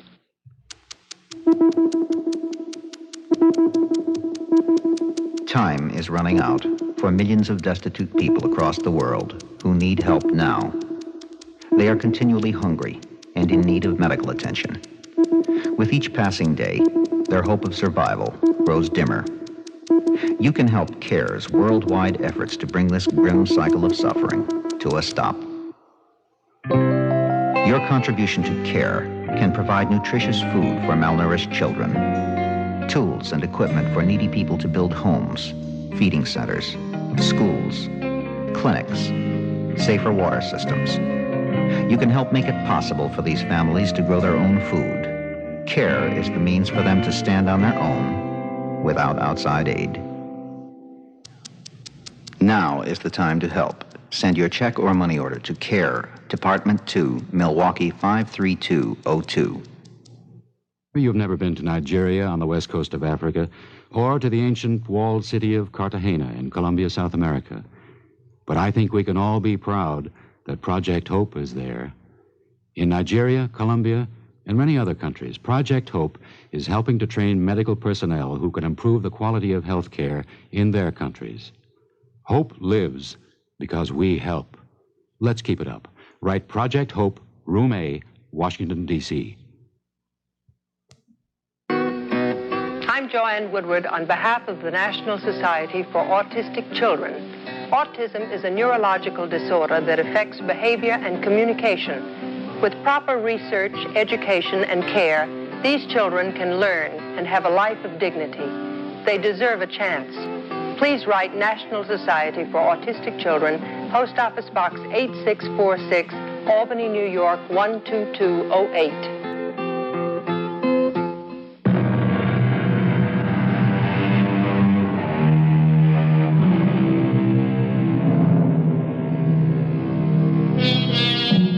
Youth is the bubble we all chase. We look back on it only to commiserate with ourselves on how we wasted it. But if we try to remember, we can.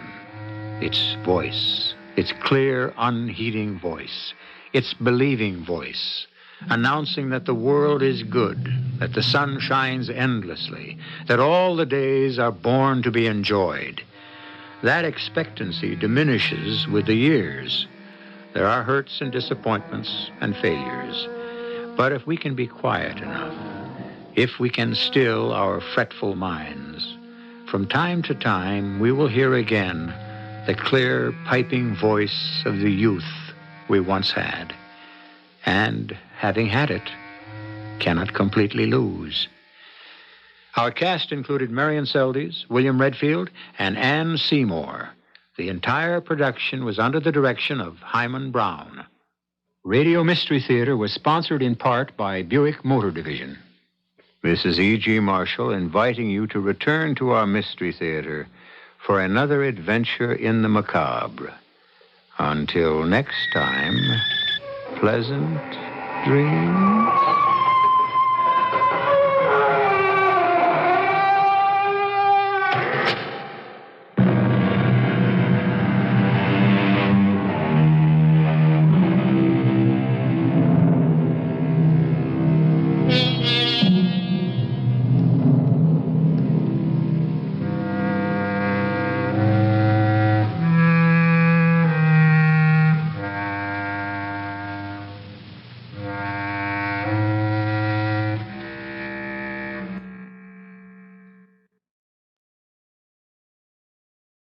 The CBS Radio Mystery Theater presents...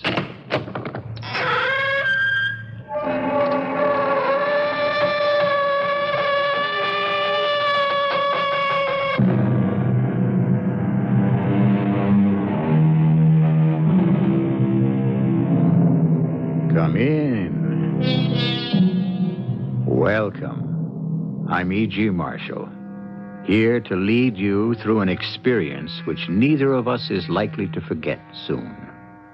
We'll travel with people who take murder quite easily in their stride. We'll share the fear of a girl who finds herself somehow led to do and say things that are altogether contrary to her nature. In other words, we'll have an adventure. Alice, what in heaven's name are you doing, all curled up in a ball there in the bed? Oh, it can't be comfortable. Steve, I'm sorry, but there's something very strange going on. I have to lie doubled up like this. That's all I can tell you about it. I have to do it. I don't understand. It's like... Steve, it's as if somebody else is controlling me.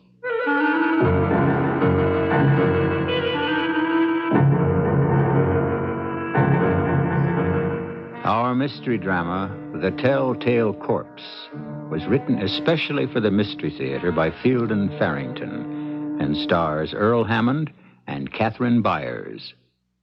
I'll be back shortly with Act One.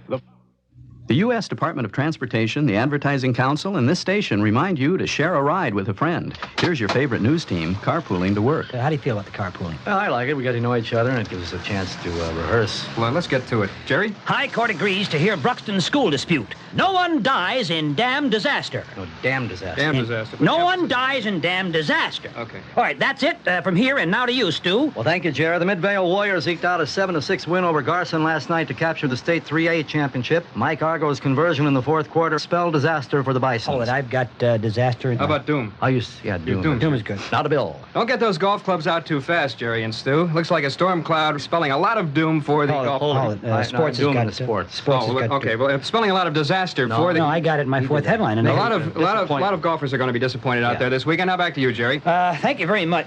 What is that up on the freeway? Slow down. That's a poultry shop. The back gate has come open. Chickens on freeway, film at 11.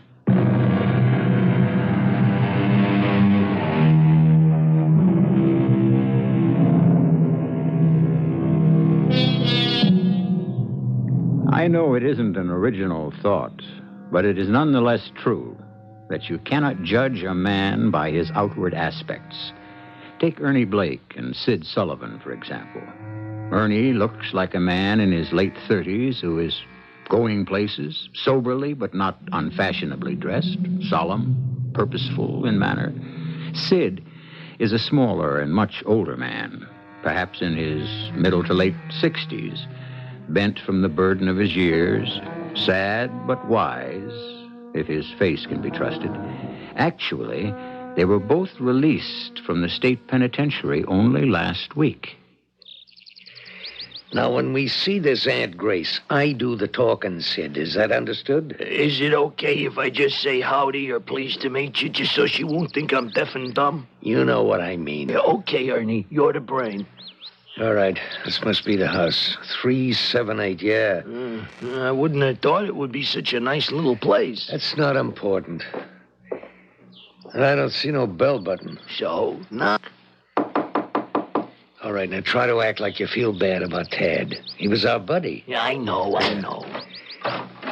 Yep. What is it you want? Are you Tad Beatty's Aunt Grace? What's it to you? Oh, we're good friends of Tad's. We promised him we'd pay you a visit. Fact of the matter is, Tad ain't in no shape to have friends right now, good or bad. Tad's dead. Yes, ma'am, we know.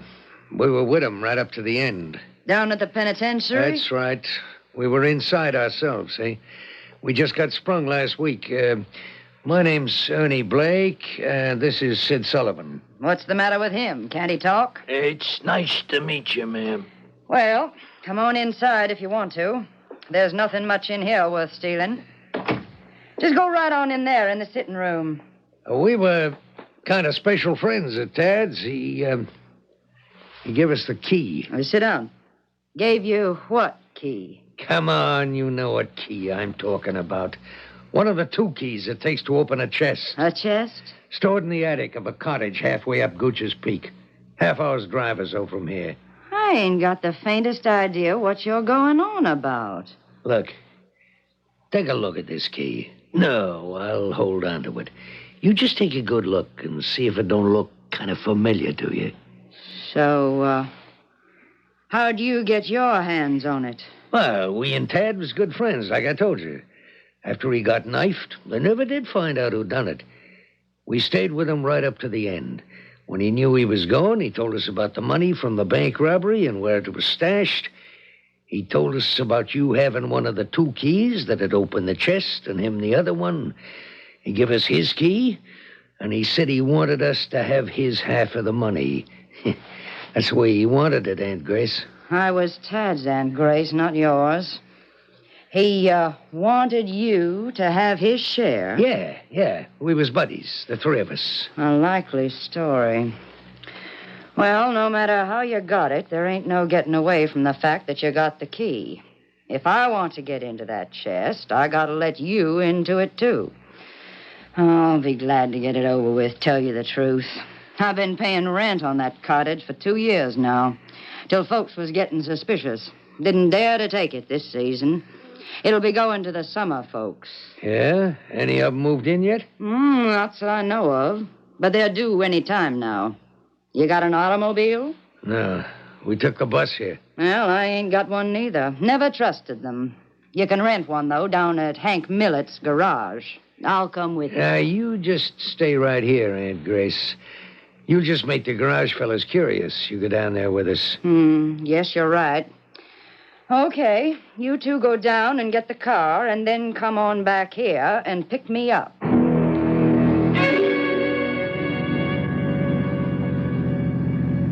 Steve, what does the red light on the dashboard mean? It means the motor's overheating, and that's the reason I'm poking along at 40 miles an hour. Won't it blow up or something? No. There's no danger of that, Alice. The worst that could happen is the car could stall. I figure we can limp into Winville this way. It can't be more than 5 or 6 miles. And Winville's the last town before we get to the cottage? Right. And it's not much of a town either.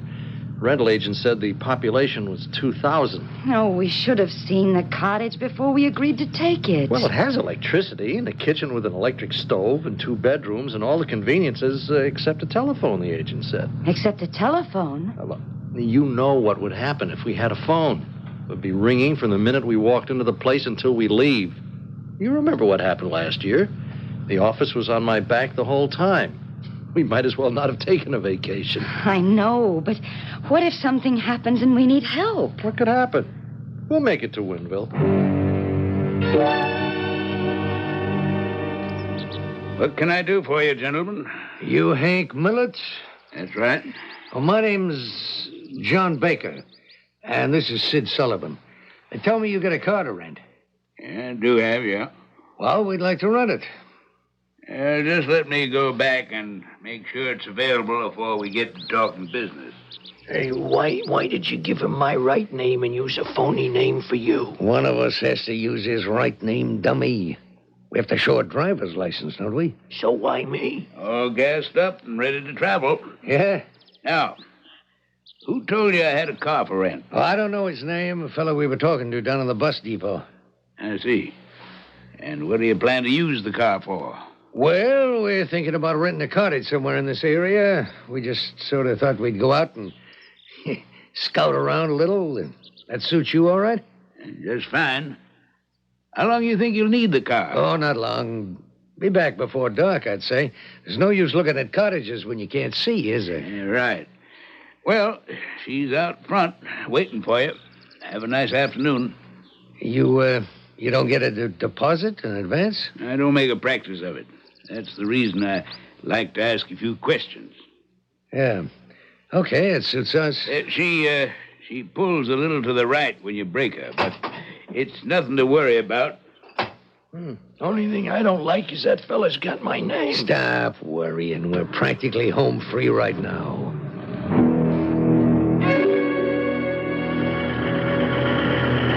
There it is, Steve. There's the garage just up ahead. Oh, a good thing, too. 1 block more, and I don't think we'd have made it. Oh. And just hope it isn't beyond help. Do you think we'll be held up long? I have no idea. I certainly hope not. Howdy. Pulling in, you sounded like you could use some help. Overheated, that's for sure. Yeah, well, I just hope she's not too far gone. You know, she's been running very hot the last 5 or 10 miles. Well, just let me see what we're up against here. Way too hot to touch, but wouldn't surprise me if we found a cracked block in there. How much of a delay would that mean? Hard to say till I can get a better look. What's happened, see, is one end of that hose came loose, and you've leaked out mighty near all your water. New hose wouldn't take a minute, but I'm afraid you've done more damage. Well, let's see if I can get a better look now. Oh, we should have stopped the minute that little red light went on the dashboard. Cracked block, all right. I'm afraid it's going to cost you some money. How long will it take? Well, it's hard to say. Whatever parts you'll need, I'll have to wait till I can get them in from Concord. Don't carry them all here. We have to have a car. Oh, I suppose we could take a taxi up to the cottage, but then we get stuck there. Oh, she's right. We do have to have a car. Couldn't go by taxi anyway. Charlie Castle's got the only one in town, and he's laid up with his arthritis. Which cottage you going to? The Carswell place, I think the agent called it. It's partway up toward Gooch's Peak. Old Aunt Grace finally letting go of that, is she? Aunt Grace? Town character, sort of. Old curmudgeon kind of lady. She's been renting that cottage for the summer last couple of years, and then never going up there. Nobody's figured out why. Well, we can't manage without a car. I'll tell you what. I got a car I rent out. Old buggy, but I keep her in good shape. Party's got it out right now, but I'm expecting them back before nightfall. I could let you have her while you're waiting for your own car to be put in running shape. Well, that would solve our problem, all right. How soon did you say you expect it? Well, before dark was all the party said.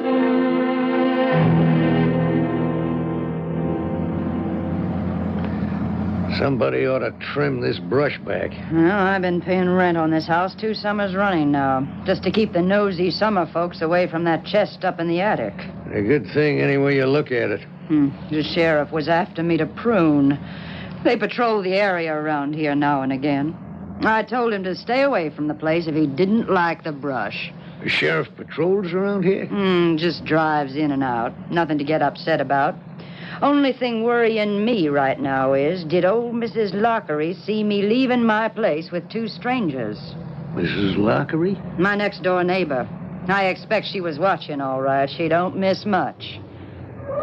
Hey, this is quite a place once you get to it. Ain't nothing I'm interested in except the attic. All right, let's get this over with. I had an extra key to the front door made over at Concord.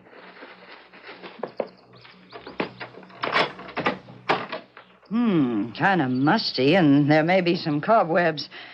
Let's see if the summer folks had the lights turned on. Well, now, that was mighty nice of them. I wish I knew when they're expected. All the more reason to get our business over with. All right. You lead the way, Aunt Grace. I thought about moving out here last summer. Place all paid for and going to waste. But then if I'd done that, there'd be my place in town just going to waste, too. So it didn't seem worth the trouble. Just push that door open. It ain't locked. Whew. Talk about musty. Ain't been much traffic. That's the chest right over there. Which key fits which padlock, Aunt Grace? Try your key and see. Ain't you got no sense at all? Well, it seems to work in this one. Okay, Aunt Grace, unlock yours. Yeah, I'll open the chest up. There's nothing but a suitcase in there. Full of 10s, 20s, and 50s. $100,000 worth. Yeah? Look at that. I want the $800 I paid out before we start splitting it up. That's what it cost me to keep the summer folks away last couple of seasons. You don't have to worry about that. No, I ain't worrying. I just want what's coming to me, that's all. What's the gun for? To make sure you get what's coming to you, Aunt Grace. Ernie, there's plenty to go around. No, don't. No. Come on now, Aunt Grace. It won't do any good to act like this. Let me go. Stand away from us, Sid. Ernie, I don't think you ought to. Pete's sake. Whew. She put up a better fight than Ted did.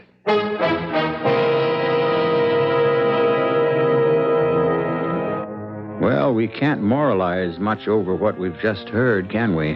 One person's greed has cost her her life. But it was another person's greed that prompted the killing. It leads us to no firm conclusion, except the trite one that right is right and wrong is wrong. We're left with an uncomfortable doubt as to whether or not right is invariably rewarded and wrong always punished. We don't promise to banish this doubt, but we will delve further into the mystery when I return shortly with Act 2.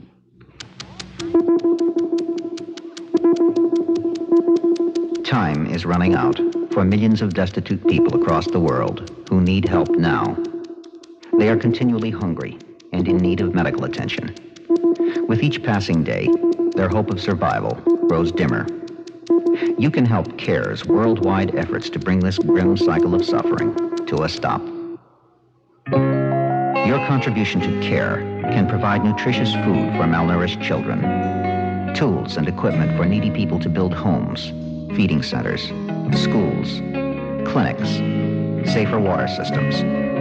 You can help make it possible for these families to grow their own food. CARE is the means for them to stand on their own without outside aid. Now is the time to help. Send your check or money order to CARE, Department 2, Milwaukee 53202.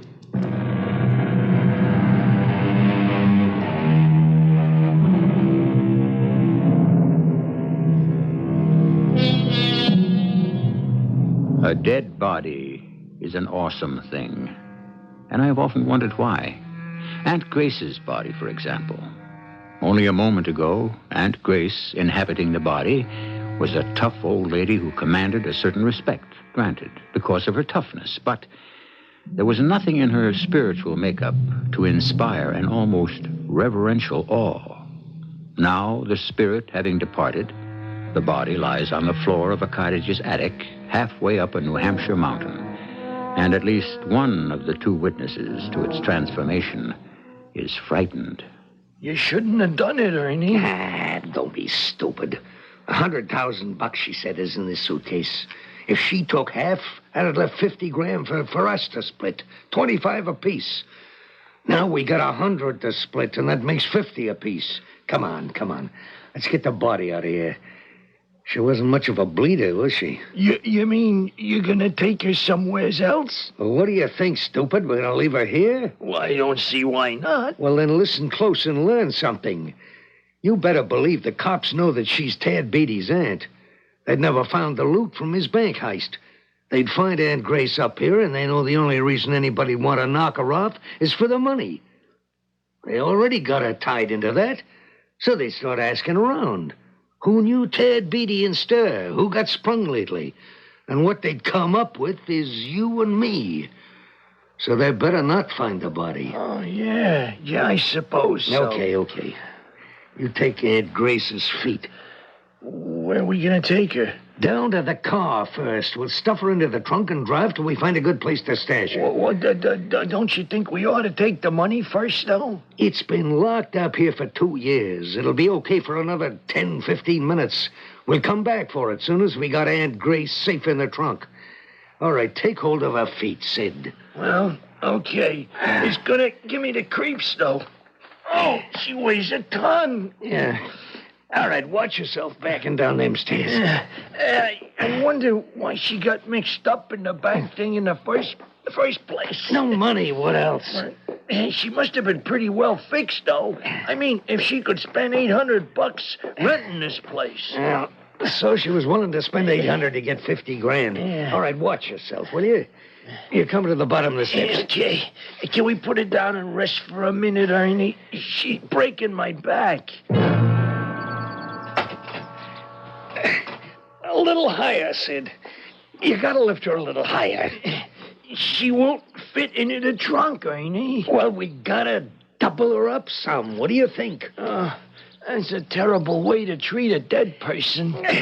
You gotta get her knees doubled up good and tight. Right. Yeah. Okay. Does it? You know, I don't think the trunk lid's gonna close. Yeah, sure it will. May crowd the old gal a little. She won't mind. I just wish we didn't have to do it. Will you shut up, Sid?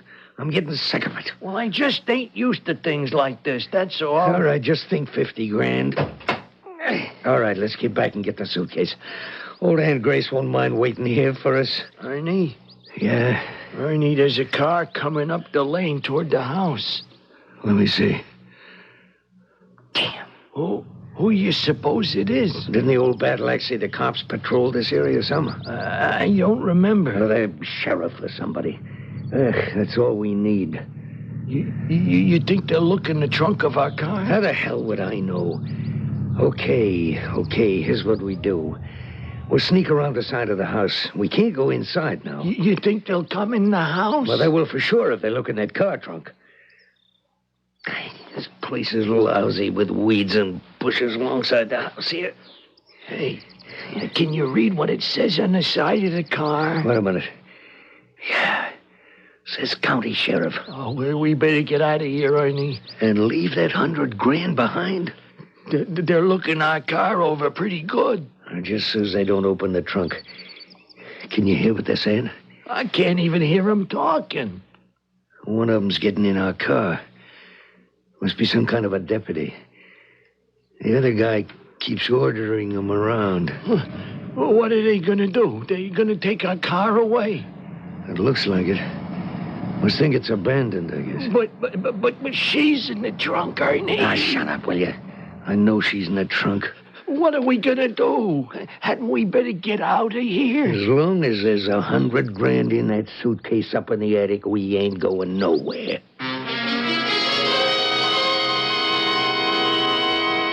Mr. Millett, it's dark already, and they haven't brought your car back. I know, ma'am.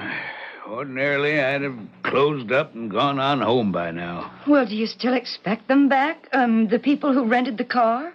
They said they'd be back by nightfall. That's all I know. Well, isn't there some other way we could get up to the cottage? Not with Charlie Castle down with arthritis. He drives the only taxi in town. What are we going to do? Only one thing I can suggest. Miss Purdy lives over back of the church. She takes in tourists sometimes. I expect she'd be able to put you up for the night. Excuse me. Hello. Oh, hello, Bess. Oh, not again. Well, it looks like I'm going to have to start charging a deposit whether I like it or not. Okay, thanks a lot for calling. Yeah, I've got customers waiting right here in the office to take the car out. Yeah, thanks again. That was about our car, wasn't it? Yeah, Bess Tolliver, the sheriff's wife. She minds the office when he's out. She said they found the car abandoned in front of the... Hey, didn't you say you were on your way to the old Carswell place? Yeah, that's what the rental agent called it, yeah. Yeah, funny thing. That's where they found my car, left standing in front of the Carswell cottage. Do you suppose there's somebody in the cottage? Appears not. The sheriff, he called in by radio from out there and told Bess to get in touch with me. He was all through the house and didn't see any signs of anything disturbed. Well, so then your car should be here any minute now. Yeah, deputies bringing it in. Would you like the sheriff to wait until you get there? Bess can get hold of him by radio. Oh, I think I'd feel better if he did, yes. If it won't be too much trouble.